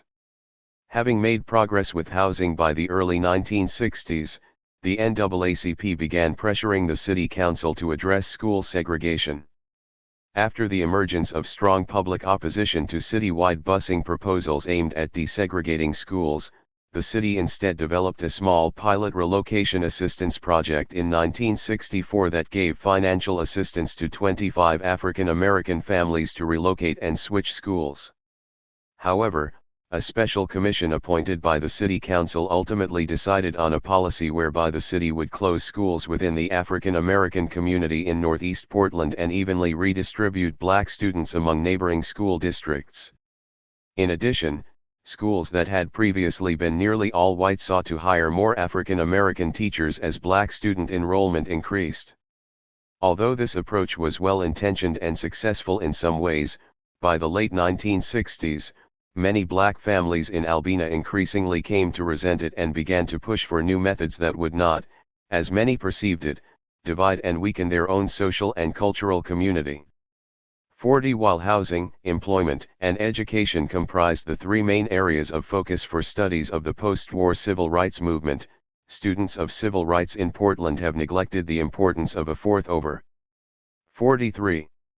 Arching element of the movement, urban renewal and redevelopment. Like many cities in the United States during the 1950s and 1960s, Portland began to adopt urban planning policies that focused on tearing down older, supposedly unsalvageable, neighborhoods to improve urban infrastructure and downtown attractions. Moreover, the City Planning Commission had little or no interest in the voices or opinions of local citizens or neighborhood organizations concerning the construction of their policies. As a result, the city's efforts to remake and thereby revitalize the Albina district through demolition, rezoning, and the construction of new buildings in many ways limited the overall success of all three of the post-war civil rights movement's goals. These policies forced members of the black community to relocate once again while helping create a new generation of resentment and disillusionment within the movement. In particular, the construction of the Memorial Coliseum and Interstate 5, the city's proposed Central Albina Plan, and the Emmanuel Hospital renovations all had devastating effects on the black community of Northeast Portland. 41 The first phase of urban redevelopment in Albina in the late 1950s moved quickly and focused primarily on the construction of the Memorial Coliseum and I-5, both of which the city carved out of the highly concentrated black neighborhoods of Albina. After receiving public support in November 1956 for building a war memorial events center and sports venue, Portland's Planning Commission chose for the building's location the east bank of the Willamette River, across from downtown. The clearance of that area, which contained the densest concentration of African Americans in the Albina district, involved demolishing 476 homes, the majority of which were non-white residences. The project effectively wiped out large portions of the African American community south of Broadway Street and involved the destruction or relocation of many of the area's most important landmarks and institutions, including the medical office of Dr. Denorval Unthank, the Bethlehem Church, and many other black-owned shops and businesses. Similarly, even before the completion of the Memorial Coliseum in 1960, Portland's Planning Commission approved and began additional redevelopment projects in the Albina district, including the construction of I-5. Like the construction of the Memorial Coliseum, the expansion of Highway 99 into I-5 required the demolition and relocation of 125 homes and businesses, including the recently opened new medical offices of Dr. Unthank. The Black Oregon Fraternal Association, and the ever-popular McClendon's Rhythm Room, both of 44-1, which were on Williams Avenue, also fell victim to I-5 construction. In both instances, the displaced black population, which received no assistance from the city government, was forced to relocate to already overcrowded neighborhoods or to go further northeast to the area around Irving Park, where white flight and new housing opportunities gradually expanded the boundaries of the black neighborhood east of Williams Avenue. 42 By the early 1960s, urban renewal and redevelopment projects in Albina had devastating social and economic results, but no project appeared more threatening to African Americans than the city's Central Albina study of 1962. In 1958, an approved amendment to the city charter created the Portland Development Commission, under the leadership of Mayor Terry Schrunk. The amendment gave the new commission almost limitless power to promote industrial expansion and location and acquire such property, real or personal, inside or outside the city, as the commission may find appropriate or convenient in accordance with comprehensive zoning and development plans. In November 1962, the PDC published its Central Albina Study, a report that defined an urban renewal plan for a 3.4 square mile area in Central Albina known as the Elliott neighborhood. Ultimately, the area, which contained 12,844 African Americans and roughly 80% of the city's total black population, was designated as a region in an advanced stage of urban blight that could not be revitalized. In particular, the report concluded, urban renewal, largely clearance, appears to be the only solution to, not only blight that presently exists in Central Albina, but also to avoid the spread of that blight to other surrounding areas. Moreover, the report further emphasized the usefulness of the neighborhood's location for city infrastructure and noted that it was unusually well suited to transportation, distribution, and service industries. 43. If the central Albina plan had been fully implemented, at least one-third of the entire city's black population would have had to relocate. However, following widespread public resistance spearheaded by NAACP President Mayfield K. Webb and the Albina Neighborhood Improvement Committee, whose council was comprised of local black religious leaders, professionals, and neighborhood residents, the PDC backed away from some but not all of its proposed renewal plans in Albina. 1 year prior to the Central Albina study, the PDC had set aside a small 35-block area just north of Fremont for the ANIC-directed Albina Neighborhood Improvement Project. In doing so, the PDC had approved its first redevelopment PROJ. 45. ECT in the area that focused on revitalization rather than demolition. Over the course of 12 years, the ANIP successfully rebuilt dilapidated homes, repaired streets, established a tree planting program, and created a 5-acre park named after Dr. de Norval Unthank. 44. During the early to mid-1960s, both the Albina Neighborhood Council and its Community Council surveyed agencies with the express purpose of crafting a proposal seeking funding from the Office of Economic Opportunity. In October 1964, Albina was selected to receive federal funds from President Lyndon B. Johnson's War on Poverty program. These funds went to founding the Albina Citizens War on Poverty Committee, which led to the creation of a local Head Start program and the Low Income Family Emergency Center. However, despite these early successes and petitions by more than 1,000 Albina residents to expand the project in 1967, the local leaders of the ANIC were unsuccessful in their attempts to push the boundaries of the ANIP south of Fremont Avenue. The PDC's rejection of these efforts resulted in the continuation of the Central Albina Plan and in further clearances and displacements. As a result, by the mid to late 1960s, large portions of Portland's black population had been driven from the lower southeast portion of the Albina district to the north side of Fremont and east toward Irving Park. 45. After 2 decades of frustrating and often devastating relocation and urban renewal projects, the city of Portland's decision to expand Emmanuel Hospital in the mid-1960s marked a turning point in the minds of many African Americans living in Northeast Portland. To expand its facilities to meet the increasing needs of Portland's growing population, under the Central Albina Plan, the city and the PDC granted the hospital, located on the western edge of N. Williams Avenue, 10 blocks surrounding the complex. The hospital then proceeded to demolish another 188 businesses and residences, forcing people to relocate. Repeating the usual pattern, the majority of these shops and homes belonged to African American residents. Among the displaced were the Blessed Martin Day Nursery, a daycare center dating back to World War II, Scotty's Barbecue, and the home of Ina Warren, who later formed the Emmanuel Displaced Persons Association. To make matters worse, federal budget cuts eventually forced an abrupt end to the hospital's expansion and temporarily left the land vacant.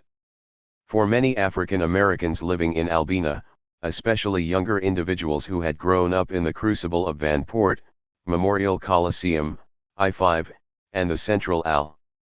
46-1. Bina Plan, the Emmanuel Hospital renovations marked the last straw in a long chain of civil rights and urban renewal abuses. By the end of the 1960s, over just 2 decades, the hospital expansion ultimately displaced more than half of the population of the Albina district's Elliott neighborhood. 46. Despite the passage of state legislation, the Federal Civil Rights Act of 1964, and the Voting Rights Act of 1965, the history of the long civil rights movement in Portland was far from over. By 1967, African Americans had made important, although sometimes minimal, improvements in their long struggle for civil rights. Still, even after the Great Migration of the early 20th century, the rapid influx of African Americans into Portland during World War II, and the post-war civil rights movement, Blacks in Portland lacked district representation in city politics and were forced to rely on a fragile and often ineffective coalition of black civil rights advocates and white progressives to enact reforms.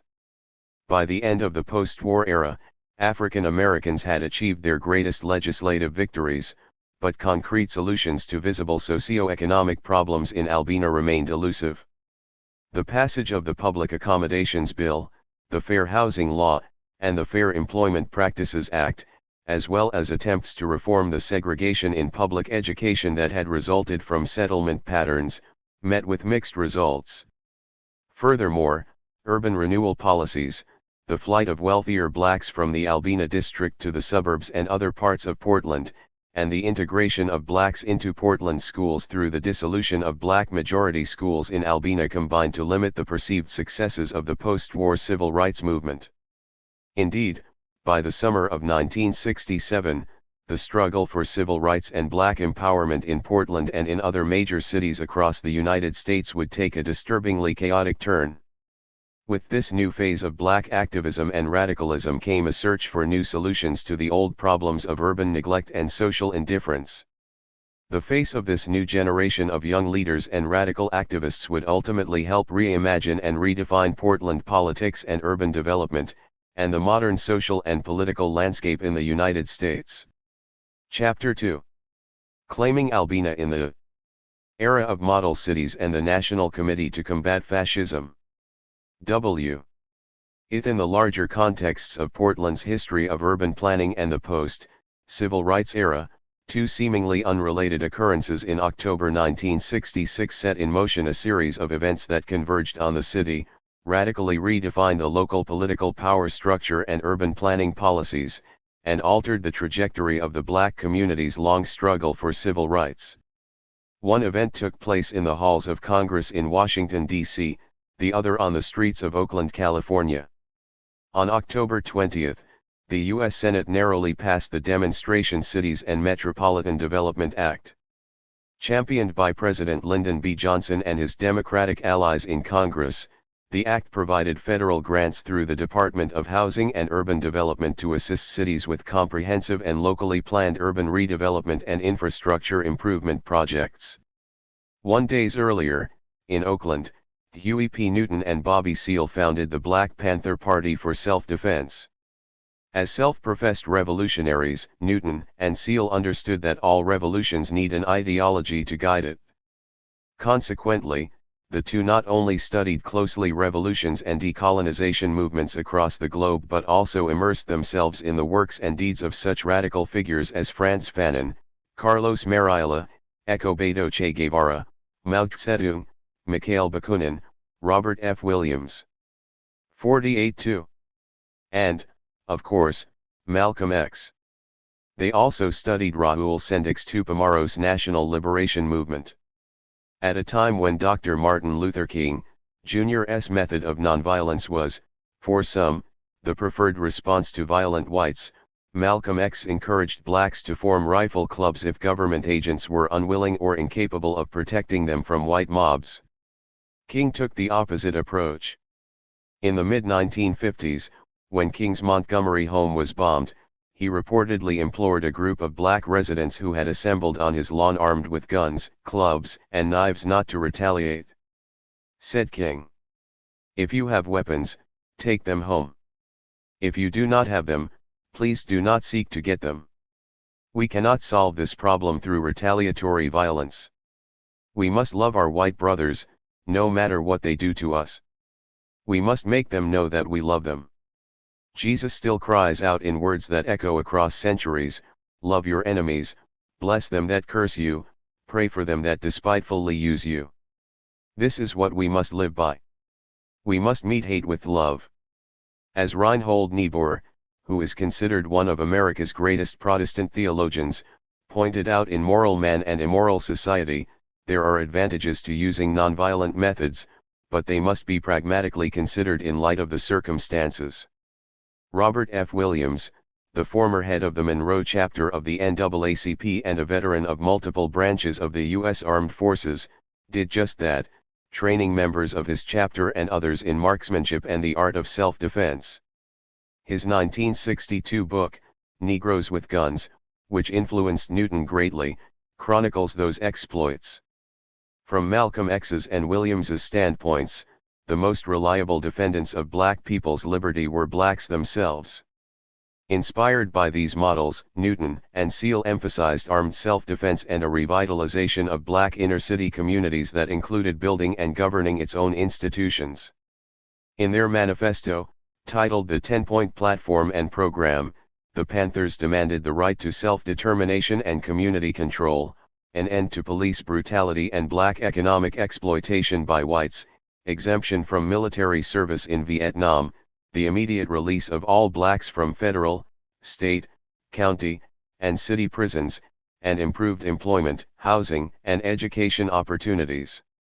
2. Although the founding of the BPP and the passage of the Demonstration Cities and Metropolitan Development Act occurred 3,000 miles. 49. Apart and seemed, at best, only tangentially related, their interconnectedness became apparent by 1969. Under the Act, the stewardship of Mayor Terry Shrunk, a fiscal and social conservative and former sheriff, and Portland Development Commission Chairman Ira Keller, the city developed its Model Cities program. Approached by the PDC as another urban renewal project, this new program once again targeted the Albina district. While the leaders of the Model Cities program made a more concerted effort than city government had in the past to engage Portland's African American community, the PDC initially offered blacks nothing more than token representation in minor planning positions and public forums. As a result, Portland's black community became openly hostile toward the proposed program and viewed it as another instance of the city's destructive urban renewal policies in the region. As African Americans experimented with new and diverse methods of resisting city government and the PDC's redevelopment plans, the PDC lost control of the program. In this increasingly radical atmosphere, the Portland branch of the National Committee to Combat Fascism emerged following the United Front Against Fascism conference in Oakland in July of 1969 as one of several forms of political experimentation in a city that had effectively stifled the black community's political voice. 3. The Model Cities program, as originally envisioned by the PDC, and the Portland NCCF represented two radical and polarized visions of space in Northeast Portland. To the city government and the PDC leadership, Albina was a potentially valuable neighborhood plagued by urban blight, lacking the ability to cure itself, and in need of city planners' redevelopment projects to reach its full potential. To NCCF members, Albina was their community, their land, and they were poised to defend it, no matter the consequences. When the citizens of Portland elected Mayor Shrunk to the first of 4 four-year terms in 1956, they did so based on campaign promises that Shrunk would govern as a self-described moderate progressive with a policy platform of citywide urban renewal. Defeating one-term incumbent Mayor Fred Peterson in both a non-candidate primary and a runoff election later that fall, Shrunk came into office with a strong mandate to consolidate Portland's previously disparate urban planning agencies.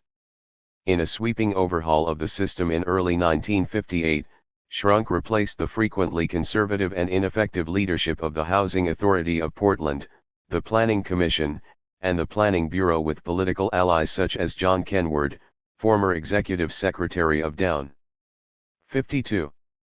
Town Portland, and longtime urban planner Lloyd Keefe.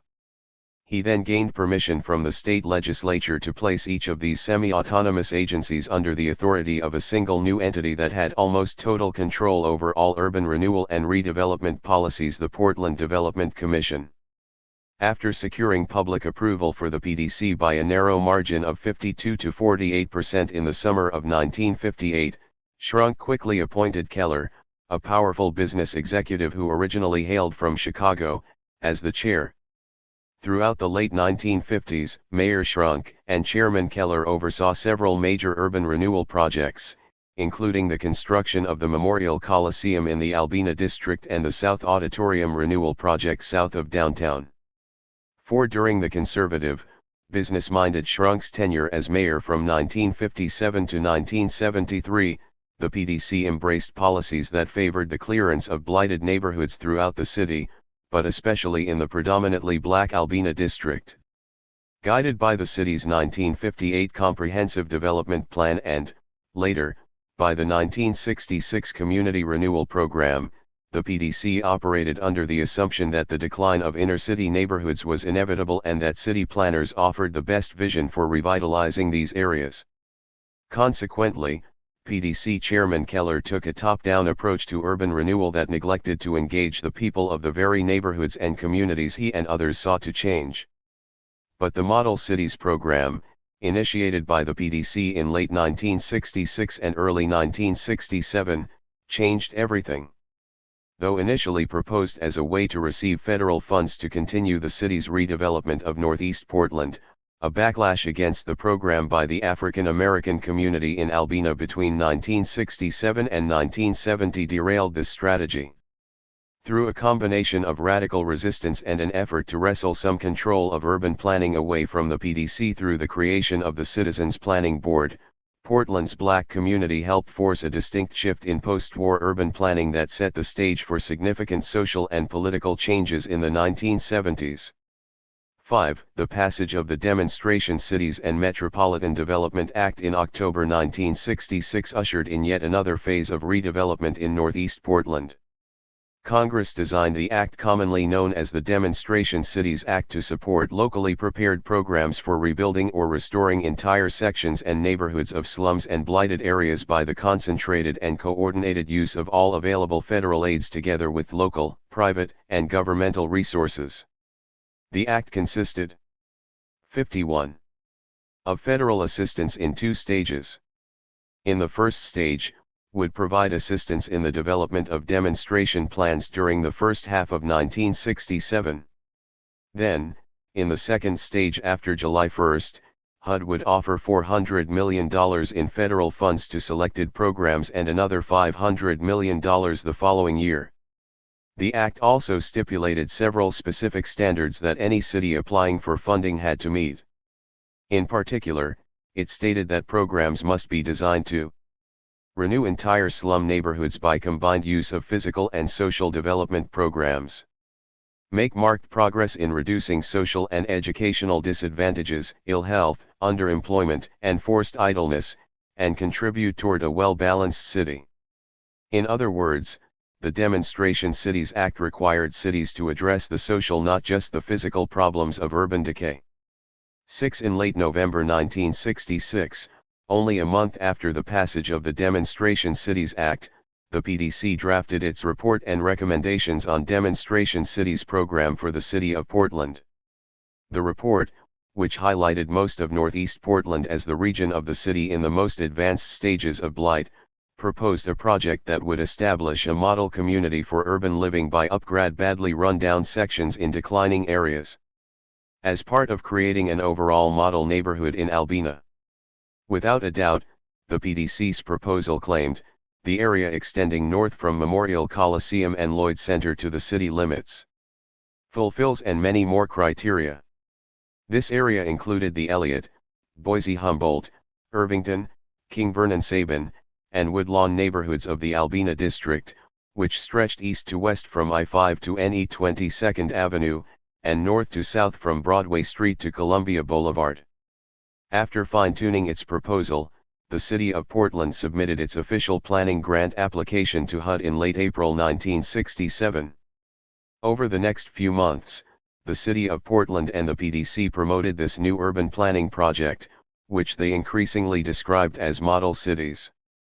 Shortly thereafter, the Oregonian newspaper began publishing a series of articles touting the project's commercial benefits for Northeast Portland.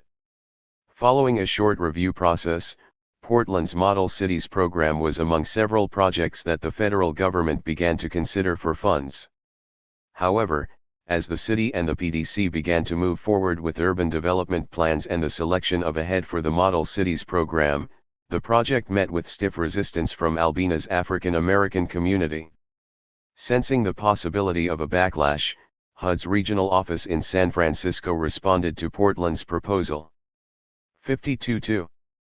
In early July 1967, with concerns about the city's potentially haphazard and precarious implementation of its urban renewal project.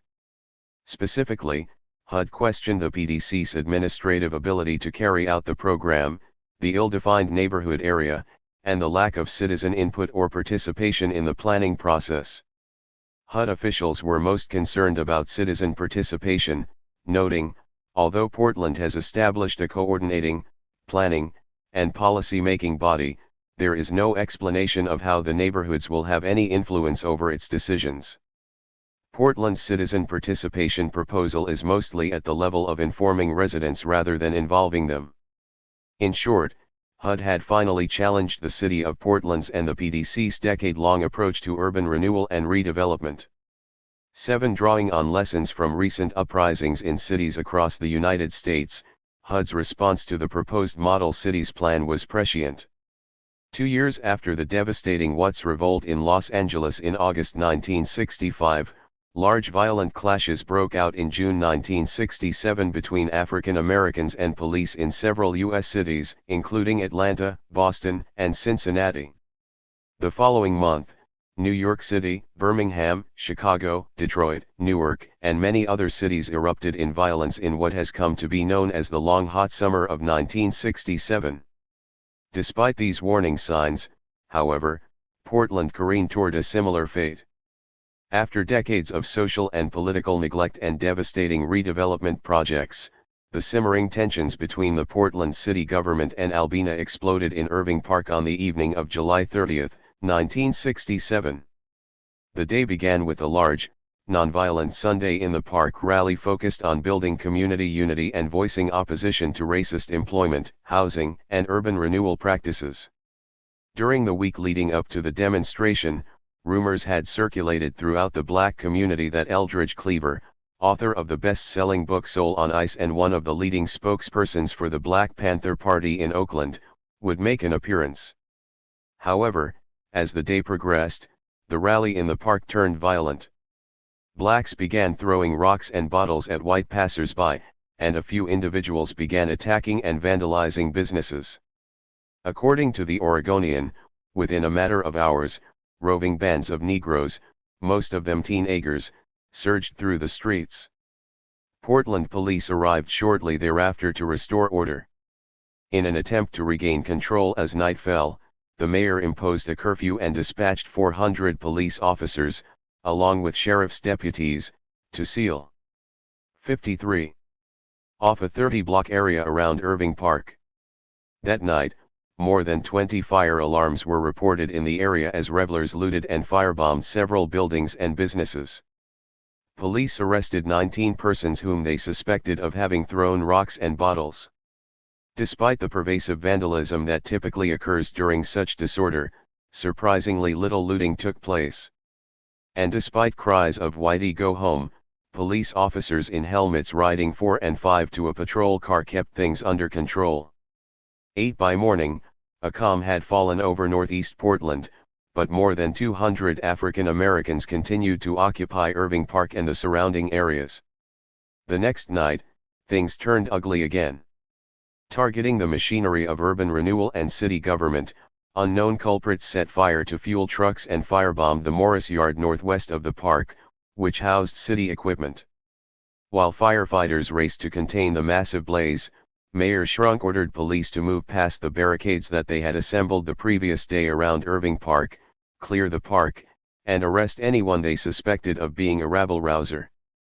In the aftermath of 2 nights of vandalism, fires, and confrontations with law enforcement, the Oregonian reported that police had shot 1 man and arrested almost 100 people, the overwhelming majority of which were black.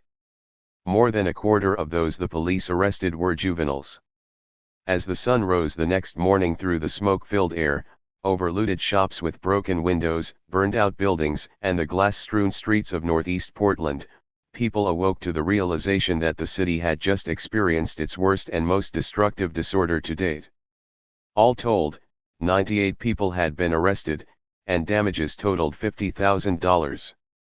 9. Preferring to portray the upheaval as an abnormal occurrence or a fluke, city leadership and the local media framed the incident as the product of outside agitators and emphasized local blacks' firm opposition to violence and black power ideologies. The Oregonian confidently reported that Negroes in the Albina area have failed to buy the Black Power Revolution theory, citing unsupported rumors that blacks from outside of the state, who had come to Portland with the intent to cause a disturbance, were responsible for the chaos. The Rev. John H. Jackson, pastor of Mt. Olivet Baptist Church, was one of several black notables who promulgated this theory. Rev. Jackson urged parents to keep their children away from the rally and said he was positive the disturbances were caused by outside persons. Al Rivers, another longtime Portland resident, averred, "Portland's the best town a Negro can live in on the West Coast. The city could stop this thing in a 54-2 minute by simply driving these outside troublemakers out of town." Portland police, however, were never able to corroborate the outside agitator rumors. Similarly, Republican Governor Tom McCall and Mayor Shrunk were at a loss to explain the violent outburst in Albina, suggesting a possible, but unlikely, connection between the disorders and the failed passage of a school levy in a local election. Ultimately, both the media and elected officials refused to recognize the underlying persistent social problems that had caused the upheaval. When a delegation of area youth sought to gain an audience with Mayor Shrunk to share their concerns and air their grievances, they were rebuffed. Items on the delegation's wish list had included 300 jobs, a new and improved school curricula, and a less invasive police presence in the park and in various sections of Albina. To the dismay of those in attendance, Mayor Shrunk responded by saying that he would not withdraw police from Albina under the present circumstances, and that he was not in a position to provide jobs or influence school curricula. Many felt that the 45-minute meeting with Shrunk was a waste of time. After the meeting, Oregonian reporters tracked down several members of the delegation at their headquarters, the Operation Contact Center on 3928 North Williams Avenue, and solicited their reactions regarding the meeting. Said Beverly Williams, "The 300 jobs we asked for aren't any big deal. Manual labor. Certainly we are qualified to do manual labor. Unemployment among black males in Portland was especially high. A study by the Oregon State Department of Employment revealed that 8.2% of non-white males were generally unemployed, compared with 3.7% of white males. The disparity was even greater among men between the ages of 24 and 35, where 16.6% of non-white men were unemployed, compared to 6.8% of whites. What's more, of 4,188 city employees, only 136 were black. And of the 136, all but 24 were employed in jobs that paid between $194 and $551 per month. Later in the same interview, Williams lamented, "School history books make Negroes look like flunkies. We'd like to see courses that would offer Negroes a better understanding of their heritage." 20-year-old Oliver O'Farrell complained that the police caused tension by hanging around Irving Park on Sunday afternoons. "I think they provoke many of the incidents that happen." O'Farrell summed up area youth's frustration with the meeting when he understandably quipped, "The mayor said he could not get the curriculum improved, but he said he can get a community college for Albina. I don't understand that." 11:55. The Oregonian, in shorter articles, also tacitly acknowledged the neglected socio-economic problems in Albina and noted the growing anger among African American teenagers in response to these conditions, but they buried those articles deep within the newspaper and hesitated to suggest that the uprisings were the direct product of such issues. On the morning after the second day of upheaval, a story that got the main headline on the front page of the Oregonian, page 16, contained a small article on East Shelton Hill and the Portland Urban League's call to create more job opportunities for black youth in Albina that was largely ignored. Likewise, statements by black teens in Albina in the days following the disorder expressing concern that the city's older black leadership won't listen to what we have to say and have lost all contact with people on the street were relegated to page 15 and ignored as well. Ultimately, despite the persistent social concerns of young African Americans in Northeast Portland, the city for the most part simply swept problems of racism and urban renewal under the rug. Turning a blind eye to race prejudice and economic inequality were matters on which Dr. King spent a fair amount of time expounding in the weeks leading up to his death. 12 King wrote in Look magazine, "White America has allowed itself to be indifferent to race prejudice and economic denial. It has treated them as superficial blemishes, but now awakes to the horrifying reality of a potentially fatal disease. The urban outbreaks are a fire bell in the light, clamorously warning that the seams of our entire social order are weakening under strains of neglect." 13 In the wake of the national upheavals of 1967, with the most violent insurrections occurring in Detroit and Newark, the federal government established the report of the National Advisory Commission on Civil Disorders to study the country's racial problems. After much deliberation and analysis, members of the Kerner Commission issued a report recommending that cities end racial isolation, especially in education. But the economic marginalization, social alienation, and institutional racism identified by the Kerner report as the causes of the 1967 disorders continued unabated in Portland and contributed to the frustration felt by many of the city's African Americans. As the summer of 1967 turned to autumn, Black leadership within the Portland community kept up pressure on the PDC to incorporate the Black community's voice in the model city's planning process. During public meetings held by the PDC throughout Albina in late 1967, hundreds of neighborhood residents turned out to call, often heatedly, for the need for citizen participation at all levels of the 56-2 planning process. In particular, African Americans demanded a Black director of the program, offering E. Shelton Hill of the Urban League and Tom Vickers of the NAACP as possible candidates. However, to the surprise and dismay of many, the PDC once again ignored the Black community's voice and instead selected Rev. Paul Schultz, a white Albina minister and head of the Church Community Action Program. Prior to his appointment as director of the Model Cities program, Schultz had been director of community services for the Portland Interfaith Council of Churches, where he helped congregations establish programs to counter racism and to meet the needs of poverty-stricken residents. The Lutheran pastor was believed to be an experienced bridge builder, having well-served congregations in Washington, Oregon, and California. 14 In the days following the appointment of Schultz, Black residents hit the streets with newsletters and flyers attacking the Model Cities program and the PDC. One widely circulated newsletter, the Spirit House Rap, called upon the residents of Albina and Portland to recognize that the Model Cities program is one of those rare historic moments where the problems confronting a people comes into sharp focus. The MCP, unless it is halted now, will follow other urban renewal programs in the city. Like the Memorial Coliseum, where Black people were forced out to build a palace for them and an Emmanuel Hospital addition for them. Likening the Model Cities program to previous urban renewal projects of the post-war era, the newsletter's authors viewed the selection of a white program director as another instance of discrimination or indifference. The newsletter encouraged Black residents to support local Black-owned businesses and to protest at upcoming public Model Cities meetings. Similarly, an anonymous flyer posted around the Portland State College campus called the PDC a small group of self-selected volunteers from the rich friends of City Hall and described PDC Chairman Ira Keller as a millionaire outsider from Chicago. Moreover, the flyer claimed, students, workers and community people must join together, fight back, and win honest power to the people. In light of this sudden and intense backlash against Model Cities and the PDC, Portland's political leadership found itself in the middle of a quickly escalating conflict in Albina.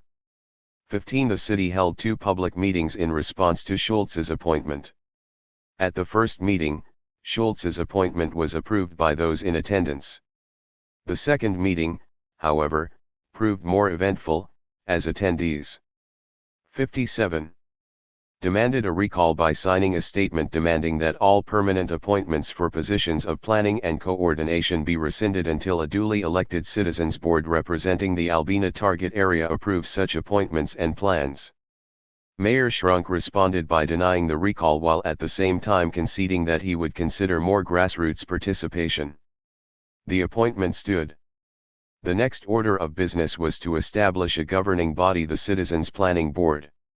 As a compromise between the mayor and community residents, the planning board was given the power to veto decisions made by the mayor and the city council, but was not afforded the power to initiate decisions of any kind. Despite many blacks' disapproval of the choice of Schultz and intense vitriol directed toward the PDC and model cities, Schultz focused the majority of his efforts on making model cities work for all of Albina's residents by bringing the black community's voice into the discussion through the creation of the CPB. At a public meeting with Albina residents on January 4, 1968, Schultz attempted to assuage concerns by constructing a temporary hand-picked advisory committee consisting of local black leadership and involved citizens that included individuals such as Tom Vickers, the chairman of the Urban League Education Committee, and grassroots activists like Tom Wilson, a former member of the Albina Citizens War on Poverty Committee. In addition, Schultz pledged that in March of that same year each neighborhood would have the opportunity to elect local representatives to the board, which would replace the original committee and would assist the director in the creation of model cities programs and policies. On March 2, 1968, nearly 1,800 out of the nearly 30,000 total residents of Albina turned out to elect 2 representatives from each of the 8 neighborhoods to the 16-person board. 9 of the 16 were African American. Mayor Schrunk then appointed 6 whites and 5 African Americans. All told, the board consisted of 5 unemployed women, an African American contractor, a white roofer, 2 white bankers, 2 African American entrepreneurs, 2 African American social workers, an African American deputy sheriff, a white attorney, a white printer, 4 clergy, 3 primary school teachers, a white secondary school administrator in a suburb of Portland, an African American housing director, an African American job placement counselor, and a white assistant commissioner of the Oregon Bureau of Labor. When Kent Ford, the eventual leader of Portland's Black Panthers, was asked why neither he nor any member 58-2 of his cadre attempted to position themselves for an appointment on the board, he responded, "The powers that be weren't going to allow any of us to get on that board." Anyway, Tom Wilson, who was an ally of ours, was already on it, so we had that base covered, as much as you could have it covered. 16 On Wednesday, April 4, the work of the PDC and the Model Cities program was placed on hold when Dr. Martin Luther King, Jr., was assassinated in Memphis, Tennessee, amid his efforts to support striking sanitation workers. In their award-winning book Ghetto Revolts, Joe Fegan and Harlan Hahn note that in the month after King was murdered, no less than 202 disorders occurred in 172 cities, resulting in 27,000 arrests, 3,500 persons injured, and 43 killed. Some whites understood the frustration felt by blacks, who for years had put up with being socially, politically, and economically marginalized but now had to deal with having their leaders snatched from them. 2 days after Dr. King's murder, Eldridge Cleaver wrote an essay titled Requiem for Nonviolence, in which he said that the murder of King marked the final repudiation by white America of any hope of reconciliation with blacks. Not everyone could appreciate the circumstances that, left to simmer over time, eventually boiled over with King's murder. 17 Fortunately for Portland and its residents, the city escaped unscathed, despite the prognostications of a Northwestern University professor who conducted a quantitative study of 85 cities and found that of those, Portland was 21st on the riot list. Of the 14 cities west of the Rocky Mountains, Portland was rated third most likely to experience upheaval. Still, the impact of King's murder on the residents of Portland was not inconsiderable. One of the most visible signs of restlessness occurred at Jefferson High School. Despite having a student body of 2,000 students, 38% of which were African American, the school had only 1 black teacher and 1 black counselor. On Friday, April 6, classes at Jefferson High School were canceled, mainly because students refused to go to class, choosing instead to roam the halls. That morning, fires were set in the school's laboratories, and there were a few skirmishes between students. School officials responded by canceling school for the first 2 days of the following week. When classes resumed, Mayor Shrunk beefed up security by sending in extra police officers. Racial tensions continued to simmer throughout the remainder of the school year, and, as a result, the Portland Public School District considered permanently closing the school. 1859. Portland's black leaders responded to the news of King's death by issuing a renewed commitment to unity in their fight for racial equality. This was evident in a statement offered by Dennis Payne, president of the Black Student Union at Portland Community College. Speaking for the Black United Front, a newly created consortium of 21 black organizations, Payne said, in part, "Last night Martin Luther King, the Black Moses, was assassinated. We must work for the freedoms, the rights, and the justice that our black brother, Martin Luther King died for." Jimmy Bang Bang Walker, editor of the Clarion Defender, a black-owned newspaper, warned against retaliatory violence and, in King-like fashion, urged the African American community to forgive the white race for the unjust things they have done to us in the past and work to fulfill Dr. King's wishes by gaining our just place in society. Many in the African American community were eager to demonstrate their commitment to King's philosophy of nonviolence, and several marches took place over the next several days. On Saturday, April 6, a racially mixed gathering of approximately 500 people participated in a memorial march through downtown Portland. Students at the local colleges and universities held a silent march through the city to honor King. A group of 125 students from Portland State College, Portland Community College, Reed College, the University of Portland, and other neighboring schools marched on Tuesday, April 9. Meanwhile, memorial services took place in numerous churches throughout the city. Portland's public schools and all Catholic schools were closed, as were many businesses throughout Albina. The largest memorial service occurred on Sunday, April 7, at the Vancouver Avenue First Baptist Church. More than 1,000 residents were in attendance, including a number of well-known dignitaries. Governor Tom McCall was one of them. 19 As the shock of King's assassination began to dissipate, PDC and Model Cities work resumed. Throughout the summer of 1968, the CPB sent out weekly mailers across Albina to announce public working committees on topics ranging from housing and physical planning to health, environment, education, and public safety. On the one-year anniversary of the 1967 uprising, the CPB held a Model Cities rally in Irving Park to encourage citizen participation in the construction of education and neighborhood development plans. As the residents of Albina increasingly found a voice in the CPB and its working committees, Schultz happily reported to the Oregonian that the Model Cities program was finally engaging with Portland's black community and creating a new generation of black leadership within the city's government and urban apparatus. 2062. Although, prior to King's death, some African Americans had warmed to the idea of Schultz as director of Model Cities, the call for a black director grew louder from those who had opposed the appointment in the first place, and so, despite his increasing favorability among some blacks, Schultz announced his resignation as director in October. In a departing interview with the Oregonian, he reaffirmed the program's growing successes and his continued optimistic vision for the future. In the interview, Schultz maintained that no one had asked him to resign, and added, "I had the technical skills to do what has been done up to now. I don't feel I have the technical skills to put the thing together from here on out." Schultz also expressed confidence that Mayor Shrunk would appoint an African American as the next director of Model Cities and noted, "Never again will key appointments be made without sufficient community advice. Important bridges have been built between the power structure and the community, and I take pride in having been a part of that process." 21 The preoccupation with Model Cities having a black director is indicative of the mood of Black America at that time. On a local level, there was little black representation in Portland at any level of government at that time. There was a dearth of black political representation not only in the city but also across the state. For example, there were no black members of the Oregon State Legislature, either in the 30-member House or the 60-member Senate.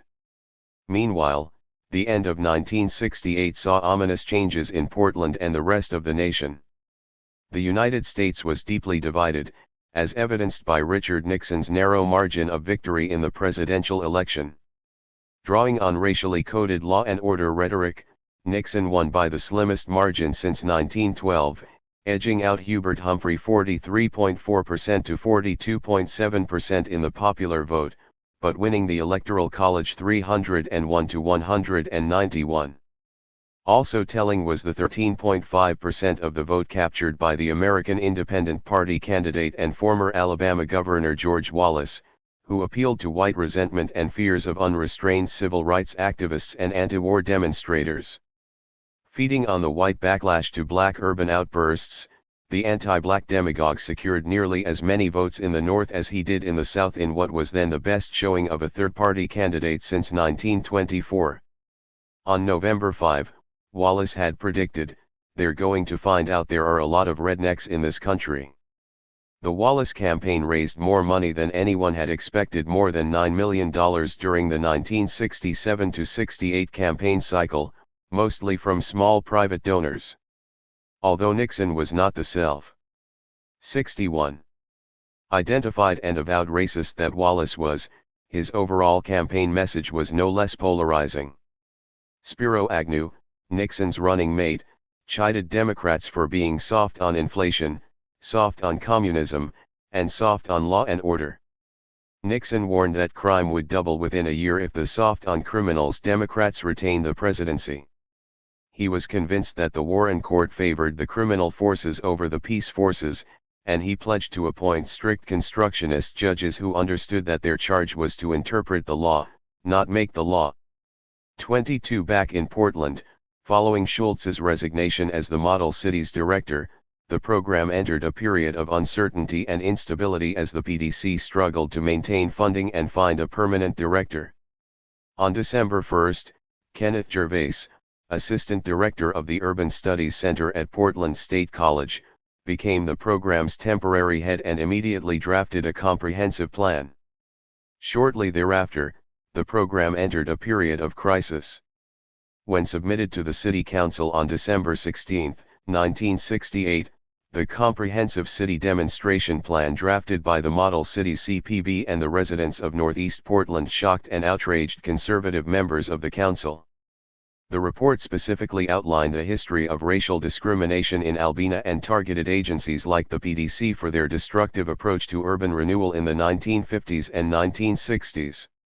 Commissioner Francis Ivansier, who served Mayor Shrunk on the Planning Commission, was particularly appalled with the proposal and edited the document to remove any reference to Albina as a ghetto.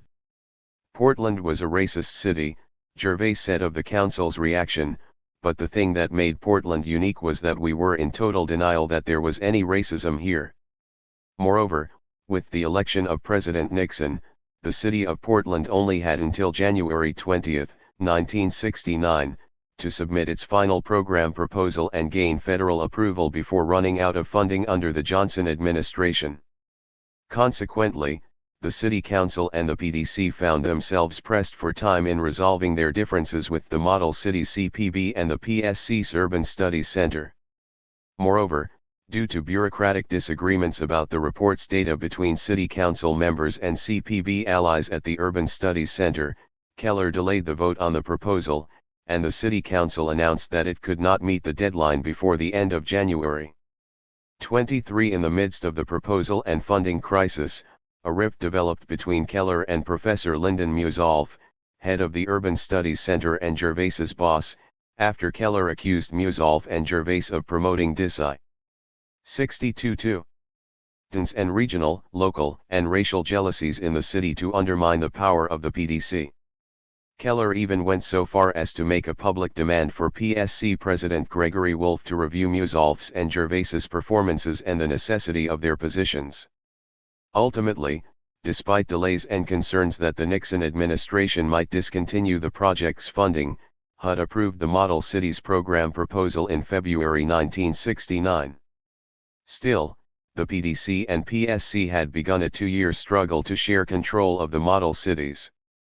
As a result, despite the continued existence of the CPB, which the PDC now viewed as a threat to their control over planning in Northeast Portland, the voices of Albina once again became lost, as the district lacked a local representative to head the program. The PDC's inability to steer the model cities program through a difficult transition or to engage with Albina's black population on a meaningful level heated frustrations to yet another boiling point during the summer of 1969. In the early hours of June 14, violence once again erupted throughout Albina after Portland police arrested large numbers of black teenagers. What began as a few large groups of black youth congregating in isolated areas throughout northeast Portland quickly escalated as police attempted to disperse the groups. In an Oregonian article, George Davis, night manager at Lidio's, is quoted saying that he saw police beat youngsters with their clubs. He went on to state that he was strictly neutral. "I stay out of all this trouble." Capt. William Taylor, commander of the North Precinct, denied Davis's charge, claiming that if there was any brutality practiced, it was against our officers. "I'm sure there were some blows struck by our officers, but they were in self-defense.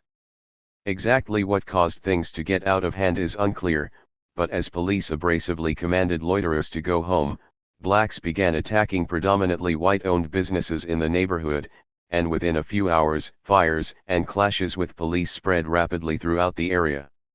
24 for 5 days, scattered pockets of violence and fire engulfed parts of northeast Portland as police struggled to put down insurrectionists. Caught in the crossfire was Jimmy Bang Bang Walker, who was beaten by police officers after he failed to disperse when ordered to do so. During the melee, police officers confiscated his camera and smashed it on the ground. Walker claimed that he was on assignment. Police officers accused Walker of having provoked them by yelling obscenities in their direction. Walker's injuries were serious enough that he had to be hospitalized for several days. 63. He criticized the police for their handling of the situation and for their mistreatment of him. Not long after the incident, much to the chagrin of some residents, huge billboards in support of the Portland Police Bureau appeared throughout the north and northeast sections of the city. The billboards featured a photo of Walker with the words, "We should support the men in blue, because they will always protect you." At one point Portland police withdrew their heavy-handed presence from the neighborhood to see if tempers would cool. As the police backed down, calm slowly returned to the Albina district, with its smoldering and wrecked shops and homes. However, just as tensions appeared to be easing, black resistance to the PDC and model cities took an unexpected turn with the seemingly innocuous arrest of one man during the upheaval. 25 On the muggy evening of Friday, June 13, 1969, shortly before the city became enveloped in disorder, 26-year-old Kent Ford, Tommy Mills, and Percy Hampton were driving south down Union Avenue when a confrontation between police officers and a group of African American youth caught their attention. Curious, Ford stopped his car, walked over to see what was happening, and noticed one of the boys sitting in the back of the police cruiser while the police confronted the others. From what he could gather, the young men had been throwing dice in the Lidio's parking lot. In the heat of the moment, Ford made a bold decision. He flung open the back door of the squad car and told the boy to run home to his mother. "He couldn't have been more than 10 years old," said Ford. As the boy bolted, 2 officers whirled around and attempted to apprehend Ford, at which point a fist fight broke out. By that time, half a dozen police officers had surrounded Ford. After several minutes of struggle, 6 officers maced Ford, placed him in handcuffs, and threw him into the back seat of the cruiser. The cruiser headed south on Union Avenue, and moments later pulled into the McDonald's parking lot, where officers got out of their vehicle and started conversing. By then there were anywhere from 15 to 20 officers on the scene. One of them spotted Ford chewing something and yelled out, "He's swallowing something." The same officer then yanked open the door and another officer dragged Ford out by his feet, causing him to hit his head on the asphalt. One officer then stuck his finger in Ford's mouth to ascertain what he was chewing. Ford bit down on the officer's finger, causing him to jump up and down and yelp, "He's got my finger! He's got my finger!" Ford then quickly consumed the marijuana that he had in his possession, knowing that it would only have given the police another criminal count. 64-2. With which to charge him. Outraged by his defiance, the officers proceeded to beat Ford as he lay on the ground. The officers then hauled Ford, bloodied and subdued, to the police station downtown, where they charged him with rioting and attempt to incite a riot. 26 Dave Dawson, co-owner of the House of Sounds record store, originally bailed Ford out on Saturday morning, June 14. Over the course of the next 24 hours, Dawson and Ford plotted their next move. They decided to contact Vern Summers, the Assistant Human Relations Director for the City of Portland. Ford recalls, "We figured he could help us. So we went to Vern's house on Sunday morning and knocked on his door and asked to speak to him. He graciously invited us in, and we sat down in the living room. We told him what happened. I showed him my bruises, how the police tore my shirt and leather jacket, and ripped my pants. My face was all red from the mace they used on me. Summers blurted out, 'They must have thought you were a Black Panther or something,' to which I responded, 'Whether I am a Black Panther or not, they had no right to do me like this.' Summers listened and then said, 'I'll look into it.' A week went by without a response, then 2 weeks, no response, then we contacted him again a month later, no response. By then we realized that Summers wasn't going to do anything to help. Looking back on the whole situation, my biggest mistake of all," said Ford jokingly, "was letting go of that cop's finger. When I let go, they all pounced on me." Rance Spruill, director of the CCAP, said, "I remember the incident. I happened to be walking through the neighborhood, and I saw Kent standing in the parking lot of McDonald's with handcuffs on. Then 2 officers, one on each side, picked him up off the ground and tossed him in the back seat of the police car and drove off." 27 Upon arrest, Ford was hit with the charge of riot but was later acquitted in Multnomah County Circuit Court in February 1970. Testimony during the one-day trial benefited Ford and his lawyer. The point on which U.S. District Court Judge Alfred T. Goodwin focused was whether handcuffs were placed on Ford before leaving the scene of arrest or in transit. After listening to the testimony of someone whom he believed to be a disinterested bystander, Judge Goodwin ruled that Mr. Ford was handcuffed at the time he was dragged out of the car. In light of this finding, the judge submitted that there was then no valid excuse for applying force and violence to him after. 65. He was under control. I find that officers Ronald Heggie and Lt. Lawrence Brown violated the plaintiff's rights and that he is entitled to some damages. While Judge Goodwin recognized that Ford's injuries were minor, he nevertheless awarded him $1,000 in damages for indignities suffered. He added another $5,000 punitive damages because it is time the community realizes that the police are not free to inflict punishment. 28 weeks earlier, on January 25, 1970, Ford and his supporters held a mock trial foreshadowing his acquittal. The People's Court, as it was called, was held at the Albina Arts Center at 14 Northeast Killingsworth Street, and it garnered the attention of the alternative press, the Willamette Bridge, which printed a notice for the mock trial in its January 16 to 22 issue. According to a police intelligence report, there were approximately 150 people in attendance, 1/3 black and 2/3 RDS white. R.L. Anderson, another local activist who was known for having a flair for the dramatic, arrived draped in a long, flowing robe and served as the judge and master of ceremonies. Nick Chavio, Ford's attorney of record, did not participate, choosing instead to sit among the audience and observe the proceedings. During the 90-minute affair, several attendees proffered verbal testimony of abrasive encounters with police officers, while others submitted depositions of varying kinds. Among the individuals who testified were Percy Hampton and John Deweyhart, both of whom had been right in the thick of it that fateful June evening. It was proposed that a petition should be circulated demanding the removal of certain police officers, including officers Traversy, McNabb, Stan Harmon, Clyde Harmon, Cox, and Kanzler from the Albina area. Kent Ford remembers being struck by the seriousness with which people took this exercise. The people who attended this were not treating it lightly. Based on the prosecutor's lack of evidence, the evening culminated in Ford's acquittal. After the verdict was read, attendees partook of a delicious meal of barbecue chicken and potato salad prepared by a local culinary wizard by the name of Robert Bob Frost.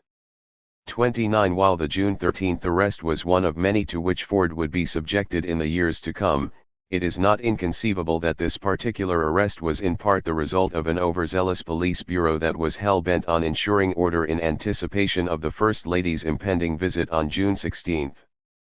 Over the course of the two-day visit, Pat Nixon and her daughter, Julie Eisenhower, toured various parts of Portland, one of which was Albina, to get a sense of the volunteer efforts in which people were involved. It is possible that the police sweep in the part of town where Ford was arrested was 66-2. Part of a plan by the city fathers to put the best possible face on their fair city in anticipation of their distinguished guests. It should be noted, however, that Ford was not unknown to the police prior to the night of June 13, 1969. 2 years earlier, two Portland police officers who were investigating a break-in in a building in which Ford lived felt compelled, after meeting him, to draft a report on him titled Possible Subversive Subject. Ford remembers that day well. "I had an apartment at 23 NE San Rafael back then, and there was a break-in. One of my upstairs neighbors called the police after we realized that someone had forced open a basement window. The officers knocked on the door. I answered it, and after a minute or so of conversation I invited them in. Once they were in the apartment their demeanor changed. Back then I had a lot of books and photos of various figures posted on my walls. I had framed photos of Malcolm X and Dr. King on the wall. There was also a picture of a bombing in Vietnam on the wall over my desk with a caption that read, 'Will this ever end?' I told them that I was missing $1,000, but they seemed more interested in the materials I had laying around than in investigating the burglary. We had a conversation that lasted no more than 5 minutes. I never did see them write anything down. Then they left, no we'll be in touch, no nothing." In the report, the officers noted 2 large poster-size pictures of Ho Chi Minh, presidents of Vietnam, and the other of Mao, the premier of Community China, and numerous pamphlets and literature, which appeared to be concerning black power, and this sort of thing. The officers also pointed out that Ford had many books scattered about his apartment, one of which was titled White Man Beware. This report suggests that the officers believed Ford to be someone on whom a close eye should be kept. 30. Kent Ford was born in Maringouin, Louisiana in 1943, the oldest of 4 children. When Ford was an infant, the family moved to Detroit and stayed there until he was 7 years old.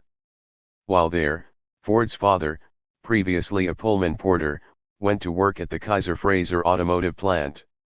Several years later, Ford's parents split up. Ford and his siblings went with their mother back to Iberville Parish in Louisiana, where Ford had been born. His father remained in Detroit. In the mid-1950s, Ford's mother remarried and moved her children to California, finally putting down stakes in South Richmond, where Ford's stepfather, an Army veteran, found work at the Mayor 67. Land Naval Shipyard in Vallejo, California. After spending his freshman year at El Cerrito High School, Ford transferred, along with his younger sister, to Harry L's High School. In high school, Ford picked up a job selling candy door-to-door, a job he kept from 1958 to 1961. There were 24 boxes of candy in a case. Donnelly Mints, Butterfingers, Baby Ruths, stuff like that, Ford recalls. I could sell a case of candy in about an hour and a half. I'd start at 4 p.m. and get off at 7 p.m. I met all kinds of people. With an income of $40 to $50 a week, Ford was earning more than some adults. Much of the money Ford earned went toward clothing and other items for his siblings, and after helping out with bills as well, he had little left for himself. Consequently, by the time Ford graduated in 1961 he had not saved much. 31 weeks after graduating from high school, Ford received a ticket for driving 15 miles over the speed limit and spent 3 days in jail. He had just turned 18. Following this incident, he chose to leave the Bay Area and move to Portland in search of better job opportunities. After being in Portland for 3 months, Ford moved back to South Richmond. 2 months later, believing that Seattle was a good market for selling candy, Ford moved to the state of Washington. Over the next 18 months Ford canvassed the city with a crew consisting of a dozen teenagers, selling candy door-to-door. In the summer of 1962, Ford left Seattle and headed to Arizona, but no sooner had he rented an apartment than he was on the go again. Ford said, "I left Arizona for 2 reasons. First, racism in Arizona was too much. Whites in Phoenix and Scottsdale made whites in the South look like school kids, especially whites in North Phoenix. Phoenix's African American population numbered just 25,119 in 1960 and comprised a mere 3.8% of the metropolitan area. The overwhelming majority of blacks, moreover, were concentrated in racially homogeneous neighborhoods south of downtown, away from the more affluent white neighborhoods. The second reason Ford left," he said, "was that I would start selling candy in the morning, but because it was so hot, by the afternoon the remaining candy would melt in the boxes. It was just too hot there." 32 Ford returned to Seattle, which proved to be a lucrative market for a door-to-door salesman. "I pulled in about $500 a week, that was good money back then. This time I stayed in Seattle for about a year," said Ford. "Everything was going well until word circulated that this Kent Ford guy was raking in good money. Then all of a sudden people started coming out of the woodwork and setting up their own free market enter. 68 too. Prizes and that saturated the market," he recalled. 33 Rather than compete with this new crop of entrepreneurs, Ford returned to Portland. In many ways, the pastures were no greener in Portland than they were in the Bay Area or anywhere else for that matter. In Portland, blacks were subjugated not only economically but politically and socially, and the police played a key role in black people's plight. Over the next few years, Ford would continue in his enterprising ways by selling candy door-to-door. His fortunes turned when he was hired on full-time as a computer operator for a Safeway distribution center in Clackamas, a suburb of Portland. A computer data processing course at a local business school prepared Ford for the position. "I worked for Safeway from 1966 to 1968, said Ford. "I worked the graveyard shift. When I got off, I went home, took a nap, ate, and got ready to go sell candy." Ford continued selling candy because it supplemented his income, but he enjoyed his position as a computer operator. Still, Ford had greater aspirations. He wanted something bigger and better, he just didn't know what. "Initially I had hopes of going to college." Reverend Booker T. Anderson, head pastor at Easter Hill Methodist Church, the church I attended in California as a youth, had graduated from the University of the Pacific, and he wanted me to go there as well. He also thought I should take up the ministry. He would take me, along with several other guys, to conferences and football games at the University of the Pacific. I ended up being offered an academic scholarship, but didn't accept it because I had to find work to support the family. Since I was the oldest child, it was sort of expected that I would help support the family. 34. In the ensuing years, Ford made several trips to the Bay Area to visit his mother, who by then had moved to Emeryville, yet he had not come across the Black Panther Party. "I had heard bits and pieces about this new group called the Black Panther Party, but that's about it," said Ford. It was not until a caseworker for the state of Oregon brought Ford's attention to an article in the New York Times Magazine about the Panthers' 1967 protest in Sacramento that he began to put all the pieces together. "I saw the photo of the Panthers standing on the steps of the Capitol and I was astonished," said Ford. "2 of the guys in the photo were guys I went to high school with. Also, I still had friends and relatives back in the Bay Area. When I spoke to them, I learned that after the protest, the party was the talk of the town. 69. When I went back to my apartment, I couldn't get the party out of my mind. It was all I could think about. The image of black men and women in black leather jackets, carrying guns in defense of black people's right to arm themselves, prompted Ford to think long and hard about the movement and about his role in it. 35. The previous year Ford had met two men who claimed to be members of the Student Nonviolent Coordinating Committee and had participated in civil rights work in the South. Ford started hanging around them, thinking that he might perhaps join them if they were doing something for the people. After interacting with them a half dozen times at something called the Black Impact Meetings, 36. A gathering of supposed change agents who convened at a warehouse down on Williams Avenue. I realized that they weren't for me. They would try to get people in the power structure to meet with them. One of the people who came to the meetings was Shag Thomas, an African American and well-known professional wrestler. Of the folk who came to the meetings, the only one who was serious was Shag. When he took a stance, he stood by it. I didn't see this from the others. All they wanted to do was sit around and philosophize all day. They were all talk and no action, so I knew they weren't for me, so I quit hanging with them. 37. The more Ford learned of the Black Panther Party, the more he began to think that he might have found what he was looking for. Ford shared his preoccupation with Tommy Mills, an Army veteran who had done 2 tours in Vietnam. Awarded the Silver Star for gallantry as a tank gunner, as well as the Air Medal with 3 oak leaf clusters, Mills was a decorated veteran who had been in Vietnam when the Viet Cong attacked the Pleiku Air Base on February 6, 1965, an attack that left 8 Americans dead and 128 wounded, and prompted the United States to launch Operation Flaming Dart against North Vietnam in retaliation. Mills's discharge from the Army could not have been timelier. By the time he met Ford, the number of American troops sent to Vietnam had surged from 200,000 in 1966 to nearly 500,000 in 1967. By 1967, there were 3,384,000 men and women in the U.S. military. Of that number, approximately 10%, or 303,000, were black. Given the rate at which black males were being drafted into the military, finding willing and able bodies for Ford's plan to open a branch of the BPP would not be easy. 72. Ford met Mills in 1966 at the Theme Tavern, an establishment on Union Avenue owned by a black beatnik, where one could find socially conscious blacks debating the issues of the day. According to Ford, Tommy liked to go there to play chess. He and I hit it off immediately.